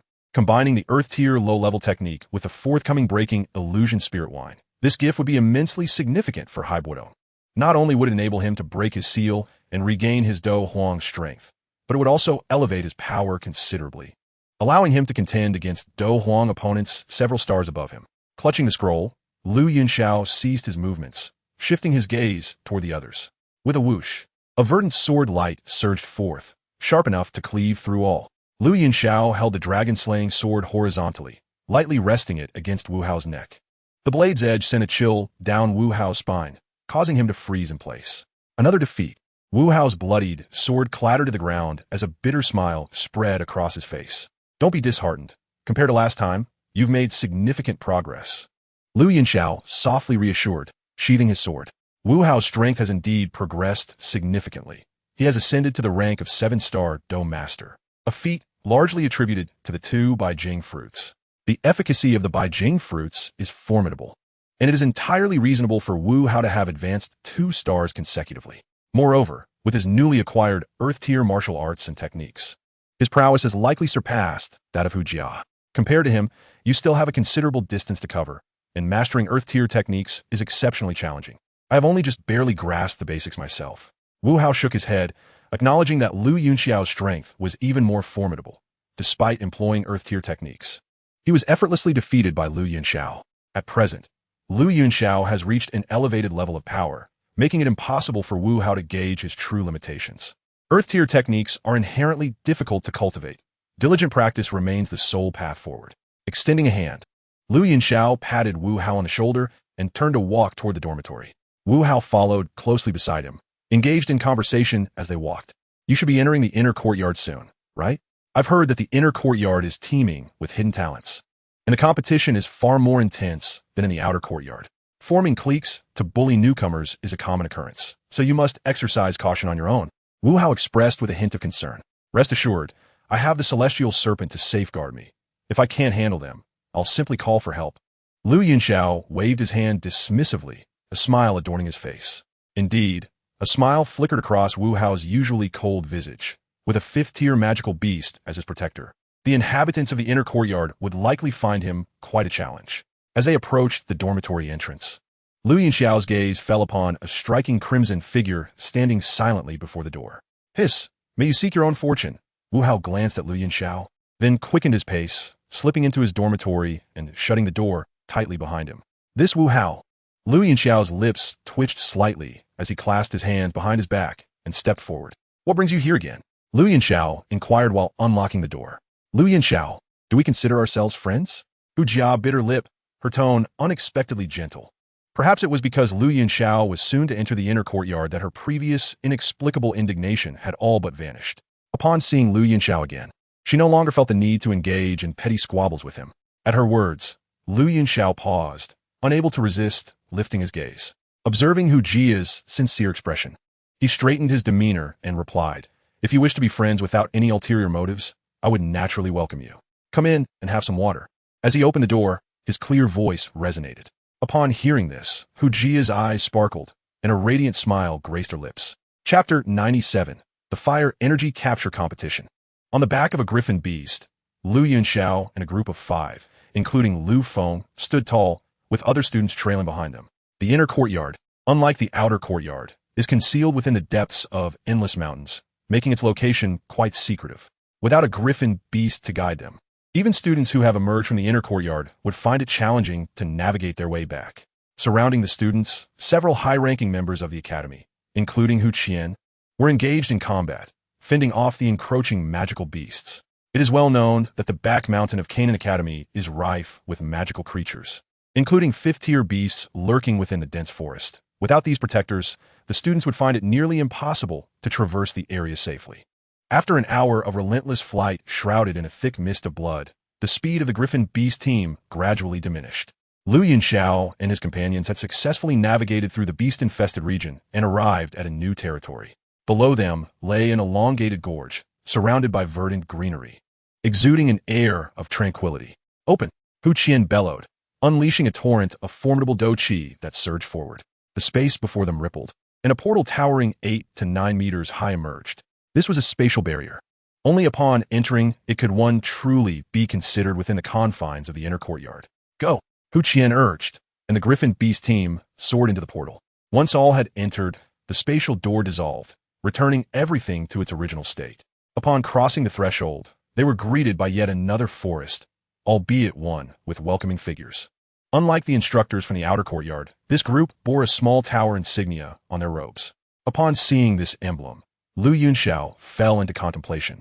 The most significant distinction between the inner and outer courtyards is indeed the Tianfen refining tower. This is the fundamental reason for the accelerated cultivation speed of inner courtyard students. The fallen heart flame, a cultivation sheet, stirred a sense of yearning within Lu Yunxiao. However, the power of the fallen heart flame rivals that of a dozone, far beyond his current capacity for refinement. For now, his aim was simply to check in at the inner courtyard, explore the Tianfen refining tower, and then depart. This strategy was to secure his identity as an inner courtyard student, as he would need it when he sought the fallen heart flame in the future. As for himself, he naturally intended to return to the Tagore Desert, where the Qinglian Earth Heart Fire and Heibadong awaited him. Previously, he lacked the conditions to obtain them, but now that he had the means, he could not afford to miss the Qinglian Earth Heart Fire. Lu Yunxiao's gaze shifted at this moment. Hu Qian had begun conversing with the instructors, appearing quite familiar. After their discussion, it was finally their turn. This would be the first trial for new students entering the inner courtyard, the Fire Energy Capture Competition. This event traditionally allows older students to ambush newcomers for their fire energy, serving both to temper the new students' ambitions and assess their capabilities. If a newcomer manages to reach the finish line first, they will also receive rewards. This is the nature of the inner courtyard. Rewards and punishments are clearly defined, and everything hinges on one's own strength. Gazing at the 5 days of fire energy displayed on the black crystal fragment in his hand, Lu Yunxiao's expression remained indifferent. He held no interest in the fire energy capture competition. There was no need to replicate the original protagonist Xiao Yan's method of robbing all the upperclassmen. He did not intend to linger within the inner courtyard for long. His goal was simply to be the first to arrive, and that would suffice. Now, I declare the fire energy capture competition officially commenced. Students, begin your escape. With the words of an inner courtyard instructor, the competition was set into motion. Bang! Lu Yunxiao swung his dragon-slaying sword, a brilliant arc of light cleaving through the air, sending 2 figures flying. These were 2 7-star dome masters. Yet they succumbed to Lu Yunxiao's assault. The defeat of two 7-star Dome Masters by an 8-star Dome Master was indeed astonishing, but such an event unfolded with undeniable reality. With an unparalleled foundation, coupled with innate golden energy, the power of celestial spirit gold, and the 9 heavens divine weapon dragon-slaying sword, it was only natural for such results to manifest. However, Lu Yunxiao did not find this battle effortless. He had expended a significant portion of his Douqi, as battling above one's rank is inherently challenging. Now, hand over your fire energy, gentlemen, Lu Yunxiao declared, his sword aimed menacingly at them. The dragon-slaying sword gleaming with a sharp chill. While he did not initiate acts of robbery, he would not hesitate to respond when trouble found him. Ahem, brother. Could you spare a little? The two upperclassmen trembled as they produced a blue fire crystal card, their faces adorned with forced smiles. I will leave you with 5 days. The rest belongs to me. Lu Yunxiao's gaze swept over them, and after allowing the two upperclassmen to retain 5 days of basic fire energy, he collected the remainder, netting a substantial gain of 35 days of fire energy, having faced numerous ambushes along the way. His fire crystal card now boasted over 100 days of fire energy, an incredible fortune. Among the newcomers and even the upperclassmen lurking in the forest, few could rival his wealth. Farewell, gentlemen. Lu Yunxiao tossed aside their fire crystal cards and vanished in an instant. We've encountered a monster. How can someone at the pinnacle of 8-star Dome Master possess such strength? What is happening in this world? Two senior students exchanged glances, tears welling in their eyes. For the level displayed by Lu Yunxiao was exceedingly deceptive. Initially perceived as a mere sheep, he turned out to be a genuine and ferocious wolf. Meanwhile, Lu Yunxiao continued his advance, swiftly executing the Phoenix Dance, and thus a day and a half surreptitiously passed. Kid, you're quite nimble. You're the first to reach the final challenge. However, it's a pity. This round, you are destined to fail. Hand over the fire crystal card, declared two inner court students before him. Their strength was markedly different from the previous opponents. Their aura was far more menacing, and they had attained the spirit fighter realm. Although they were merely 1-star spirit fighters, they were in a league well beyond that of a great fighter. Moreover, there were 2 of them, and while Lu Yunxiao might have had a chance against one, facing 2 was undoubtedly beyond his capabilities. The disparity in levels was too vast. This inner court truly knows how to orchestrate a farce, dispatching spirit fighters to guard. They are clearly intent on ensuring we cannot win. Lu Yunxiao sighed, his expression one of resignation. Are you scared, kid? Then hand over the fire crystal card. I've heard you've amassed quite a haul. One of the spirit fighter seniors said with a smug grin. Indeed, he had collected a substantial bounty, but they lacked the ability to claim it.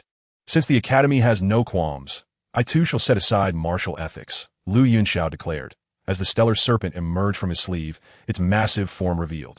With a flick of its tail, it struck out decisively. No. The 2 spirit fighter students cried out in terror upon witnessing the scene. Chapter 98, Entering the Inner Court. A 5th-tier, early-stage magical beast facing 2 1-star spirit fighters was akin to using a cannon to swat a mosquito. With just a single tail swipe, the stellar serpent imparted a lesson to them. Another bounty of fire energy in my grasp. Life is truly delightful, Lu Yunxiao remarked with a satisfied smirk, effortlessly transferring the energy from their cards to his fire crystal card, then striding towards the finish line with an air of confidence. At the finish line, numerous instructors from the inner court had gathered. Upon seeing Lu Yunxiao, they cast him peculiar glances.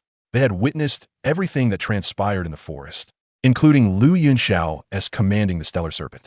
Is it now fashionable for students to carry magical beast bodyguards?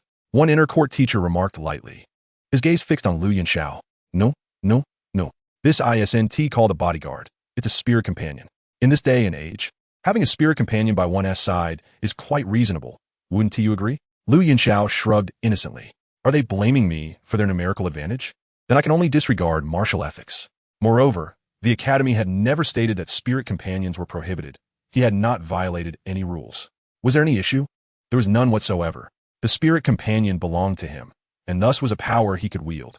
Listening to Lu Yunxiao's righteous words and his innocent expression, the numerous instructors could only twitch at the corners of their mouths. Although Lu Yunxiao's actions were unprecedented, the inner court had not explicitly forbidden them. As the saying goes, what is not prohibited by law is permissible. Lu Yunxiao's conduct was indeed within the bounds of the rules. Furthermore, his solo efforts had showcased his extraordinary prowess, nearly rivaling that of a spirit fighter, all at the tender age of 15, a prodigy of undeniable talent. The elders and instructors of the inner court could only grit their teeth and acknowledge Lu Yunxiao's accomplishments, for there were no loopholes to exploit. You are the first in this fire energy hunting competition. Please wait here until the other students arrive, an elder at the forefront of the inner court stated, confirming his achievement. Thank you, Elder Lu Yunxiao replied, then found a place to sit and began to meditate. The journey had drained not only his energy, but it also left him somewhat fatigued. A brief period of rest would allow him to recover. After a half-day had passed, the other students finally began to appear. However, compared to Lu Yunxiao's composed demeanor, their appearances were quite disheveled, each one looking utterly exhausted, as though they had just received a harsh lesson. The strength of the seniors arranged by the Canon Academy was indeed formidable, making it a trivial matter to handle these newcomers. Even Lu Feng and his 3 companions were no exception. The seniors of the Canon Academy possessed a minimum strength of 4-star great fighters, and with their numerical superiority, they had not spared the newcomers from being robbed. As the former 4 great experts of the outer court, they too were proud and, like Lu Yunxiao, had traveled alone. The outcome was, naturally, a source of amusement. Lu Yunxiao was but one, while they had all endured a severe beating, learning the harsh realities of society. Lu Yunxiao, when did you arrive? Seeing Lu Yunxiao's leisurely demeanor, Lu Feng and the others quickly surrounded him. I've been here for a while. Judging by your appearances, it seems you've been beaten up? Lu Yunxiao said, arms crossed, raising an eyebrow. You weren't beaten? Lu Feng asked, somewhat incredulous. Of course not. They'd have to be better to take me down. Lu Yunxiao chuckled casually. Upon hearing this, Lu Feng and the others exchanged glances, disappointment evident in their eyes. Was there such a stark difference in treatment among fellow lone travelers? Did you encounter any opponents? Lu Feng inquired, unwilling to give up. Quite a few. You must have had a smooth journey behind me. All the challenges were ones I'd already faced, Lu Yunxiao replied nonchalantly. Lu Feng, Chen Yu, Zhao Guangyun, Li Xing. They suspected Lu Yunxiao was boasting, and the evidence was compelling. All right, enough idle chatter. Let us gather. It's time to enter the inner court. Lu Yunxiao snapped his fingers, and, in the distance, more and more newcomers began to assemble as the fire energy hunting competition was drawing to a close. With the conclusion of the fire energy hunting competition, an announcement was made regarding rewards for outstanding newcomers. The first place goes to Lu Yunxiao, proclaimed an elder from the inner court. Lu Yunxiao approached with an air of tranquility. As the first individual to defeat all opponents and reach the finish line, he was awarded 50 days worth of fire energy and a blue fire crystal card. 50 days of fire energy and a blue fire crystal card? Such generous rewards. Many seniors gasped, their breaths becoming heavier, their eyes filled with envy. Fire crystal cards come in 5 varieties: black, blue, green, red, and purple. The blue fire crystal card enabled cultivation on the 5th and 6th floors of the sky burning, refining chi tower. The deeper one went into the tower. The more effective the cultivation, with the 5th and 6th floors offering benefits at least 4 to 5 times that of the 1st and 2nd floors. The blue fire crystal card required at least 300 days of fire energy for exchange. How could these seniors not be envious? Especially with the additional 50 days of fire energy reward? Everyone is welcome to come and compete for it anytime. Lu Yunxiao grinned innocently as he received the blue fire crystal card. However, this smile sent shivers down the spines of many seniors.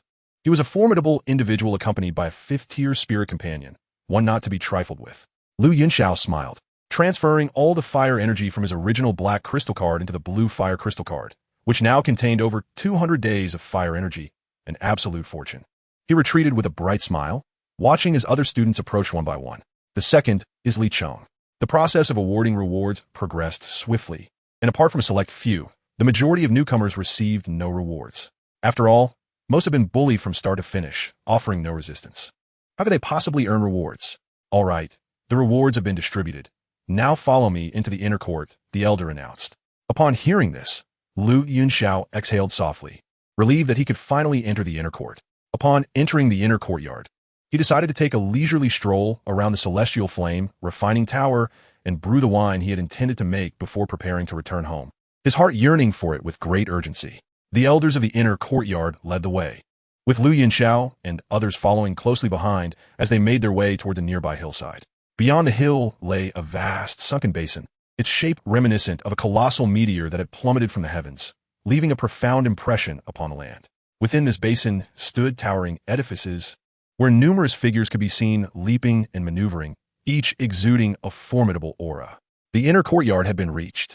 Lu Yunxiao inhaled deeply, narrowing his eyes, a broad smile gracing his features. Chapter 99. The Celestial Flame Refining Tower. Boom! Two figures shot forth, crashing onto the ground nearby with a thunderous sound. The starry dragon let out a ferocious roar, its massive form coiling as its lantern-like eyes glinted with malevolence, emanating an unrestrained aura of ferocity. Indeed, a fifth-tier spirit beast had appeared. Retreat quickly, faced with such a fearsome creature. The senior students of the inner courtyard hastily hoisted the fallen disciples and fled for their lives. In the inner courtyard, where various factions vied for supremacy, it was common practice to suppress the newcomers. Yunxiao possessed a significant amount of fire energy, and how could the senior students resist the temptation upon hearing the news? Yet they could scarcely believe that Yunxiao truly had a fifth-tier spirit beast. This time, they had undoubtedly struck a solid wall. A fifth-tier spirit beast could nearly dominate the inner courtyard, aside from Xian, who stood at the pinnacle of the strength ranking. The remaining contenders were all at the combat spirit stage. How could they withstand the devastation wrought by a fifth-tier spirit beast? Come back, Star Dragon. Observing the fleeing figures of the senior students, Yunxiao beckoned. Upon receiving his command, the starry dragon shrank in size, transforming into a 1-foot-long creature that darted into the sleeve of Yunxiao's robe. This should deter any further fools from seeking trouble, he mused, as a swarm of people buzzed around him like flies, utterly vexing. Yunxiao muttered to himself. These seniors had not participated in the fire energy hunting competition and were unaware of his capabilities.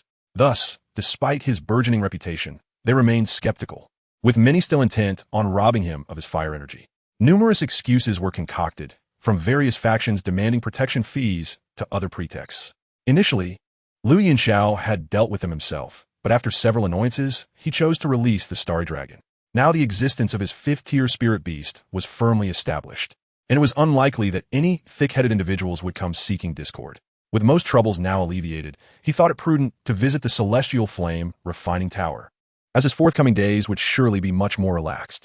As Yunxiao murmured to himself, he set forth towards the tower. There was no need to worry about losing his way, for the Celestial Flame Refining Tower was the most frequented location in the inner courtyard, constantly drawing students in its direction. A simple inquiry would suffice to guide him there. The Celestial Flame Refining Tower was a dark structure deeply embedded in the earth, revealing only its apex. From a distance, one could perceive a slight distortion in the space above its pinnacle, indicating that it was fortified with powerful seals by a Dozun master. Fallen Heart Flame, you shall be mine in due time. Yunxiao whispered to himself as he continued towards the tower. Before the Celestial Flame Refining Tower lay a vast expanse, and as Yunxiao approached, the starry gold within him began to tremble more vigorously. As both were extraordinary entities of nature, it was natural for the spirit gold and the strange fire to resonate with one another. Moreover, in the elemental cycle, fire overcomes gold, and in the presence of the fallen heart flame, it was entirely expected for the starry gold to exhibit an unusual reaction. Do not be anxious, little one, Yunxiao consoled, as he enveloped the starry gold with his innate golden energy. Instantly, the tension dissipated and the trembling subsided significantly. While it was true that fire could conquer gold, Yunxiao's innate gold could only be subdued by innate fire. With the aid of his innate golden energy, the starry gold would now face the fallen heart flame without fear. Continuing forward, Yunxiao found the enormity of the Celestial Flame Refining Tower to surpass his expectations. From afar, it appeared merely as a pinnacle, but upon closer inspection, he discovered that even this apex was as tall as 3 stories. How immense must the entire tower be? Perhaps it reached several hundred meters. What a magnificent structure it was. The tower's walls were pitch black and exceptionally thick, emanating a profound chill. Approaching the ominous entrance, Yunxiao boldly stepped inside. Click! The sound of his landing was crisp within the tower. The ground was far more even and smooth than outside, and it was also considerably more solid.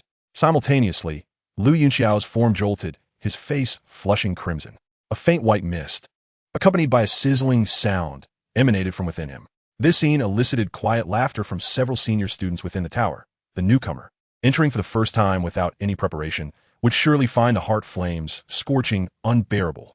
Hurry and report to the elder, or else this newcomer may be reduced to naught by the heart flame soon enough. While they chuckled, the seniors nonetheless proceeded to inform the elder within the tower. Yunxiao turned his focus inward and discovered an intangible flame blazing fiercely within him, scorching his meridians and organs, sending waves of pain coursing through his body. This was due to being within a certain distance of the fallen heart flame, which projected a fragmentary fire. How intriguing. Though startled, Lu Yunxiao remained composed. Although he had not prepared, he quickly recalled what he had learned. The fallen heart flame was renowned as a training cheat, capable of refining Douqi and rendering it more pure, thus saving one from excessive time spent refining external Douqi, significantly accelerating the cultivation process. Reflecting on this, Lu Yunxiao summoned several strands of innate golden energy to pass through the heart flame. The innate gold was already remarkably condensed, and traversing through the heart flame seemed to refine it further, albeit the change was subtle and not easily discernible. The effect was evident. However, the projected heart flame was of limited utility. Were it the true body of the fallen heart flame, the assistance it could provide would be immensely significant.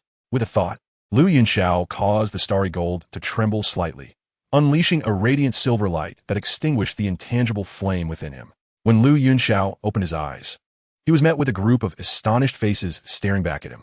"You freed yourself from the scorching of the heart flame?" exclaimed the leading elder, his eyes wide with disbelief. It had been many years since he encountered anyone capable of voluntarily escaping the heart flame's torment. Moreover, it had hardly been 3 minutes since the notification. This young man was rather extraordinary. "Is there a problem, elder?" Lu Yunxiao blinked, feigning confusion. "Ahem, no problem at all. Young man, your talent is quite remarkable. Do continue to strive forward," the elder coughed, grappling with the embarrassment of admitting that he was astonished by someone accomplishing what had never before been achieved in the inner courtyard. How could he express such sentiments? "Thank you for your kind words, elder," Lu Yunxiao replied with a respectful nod.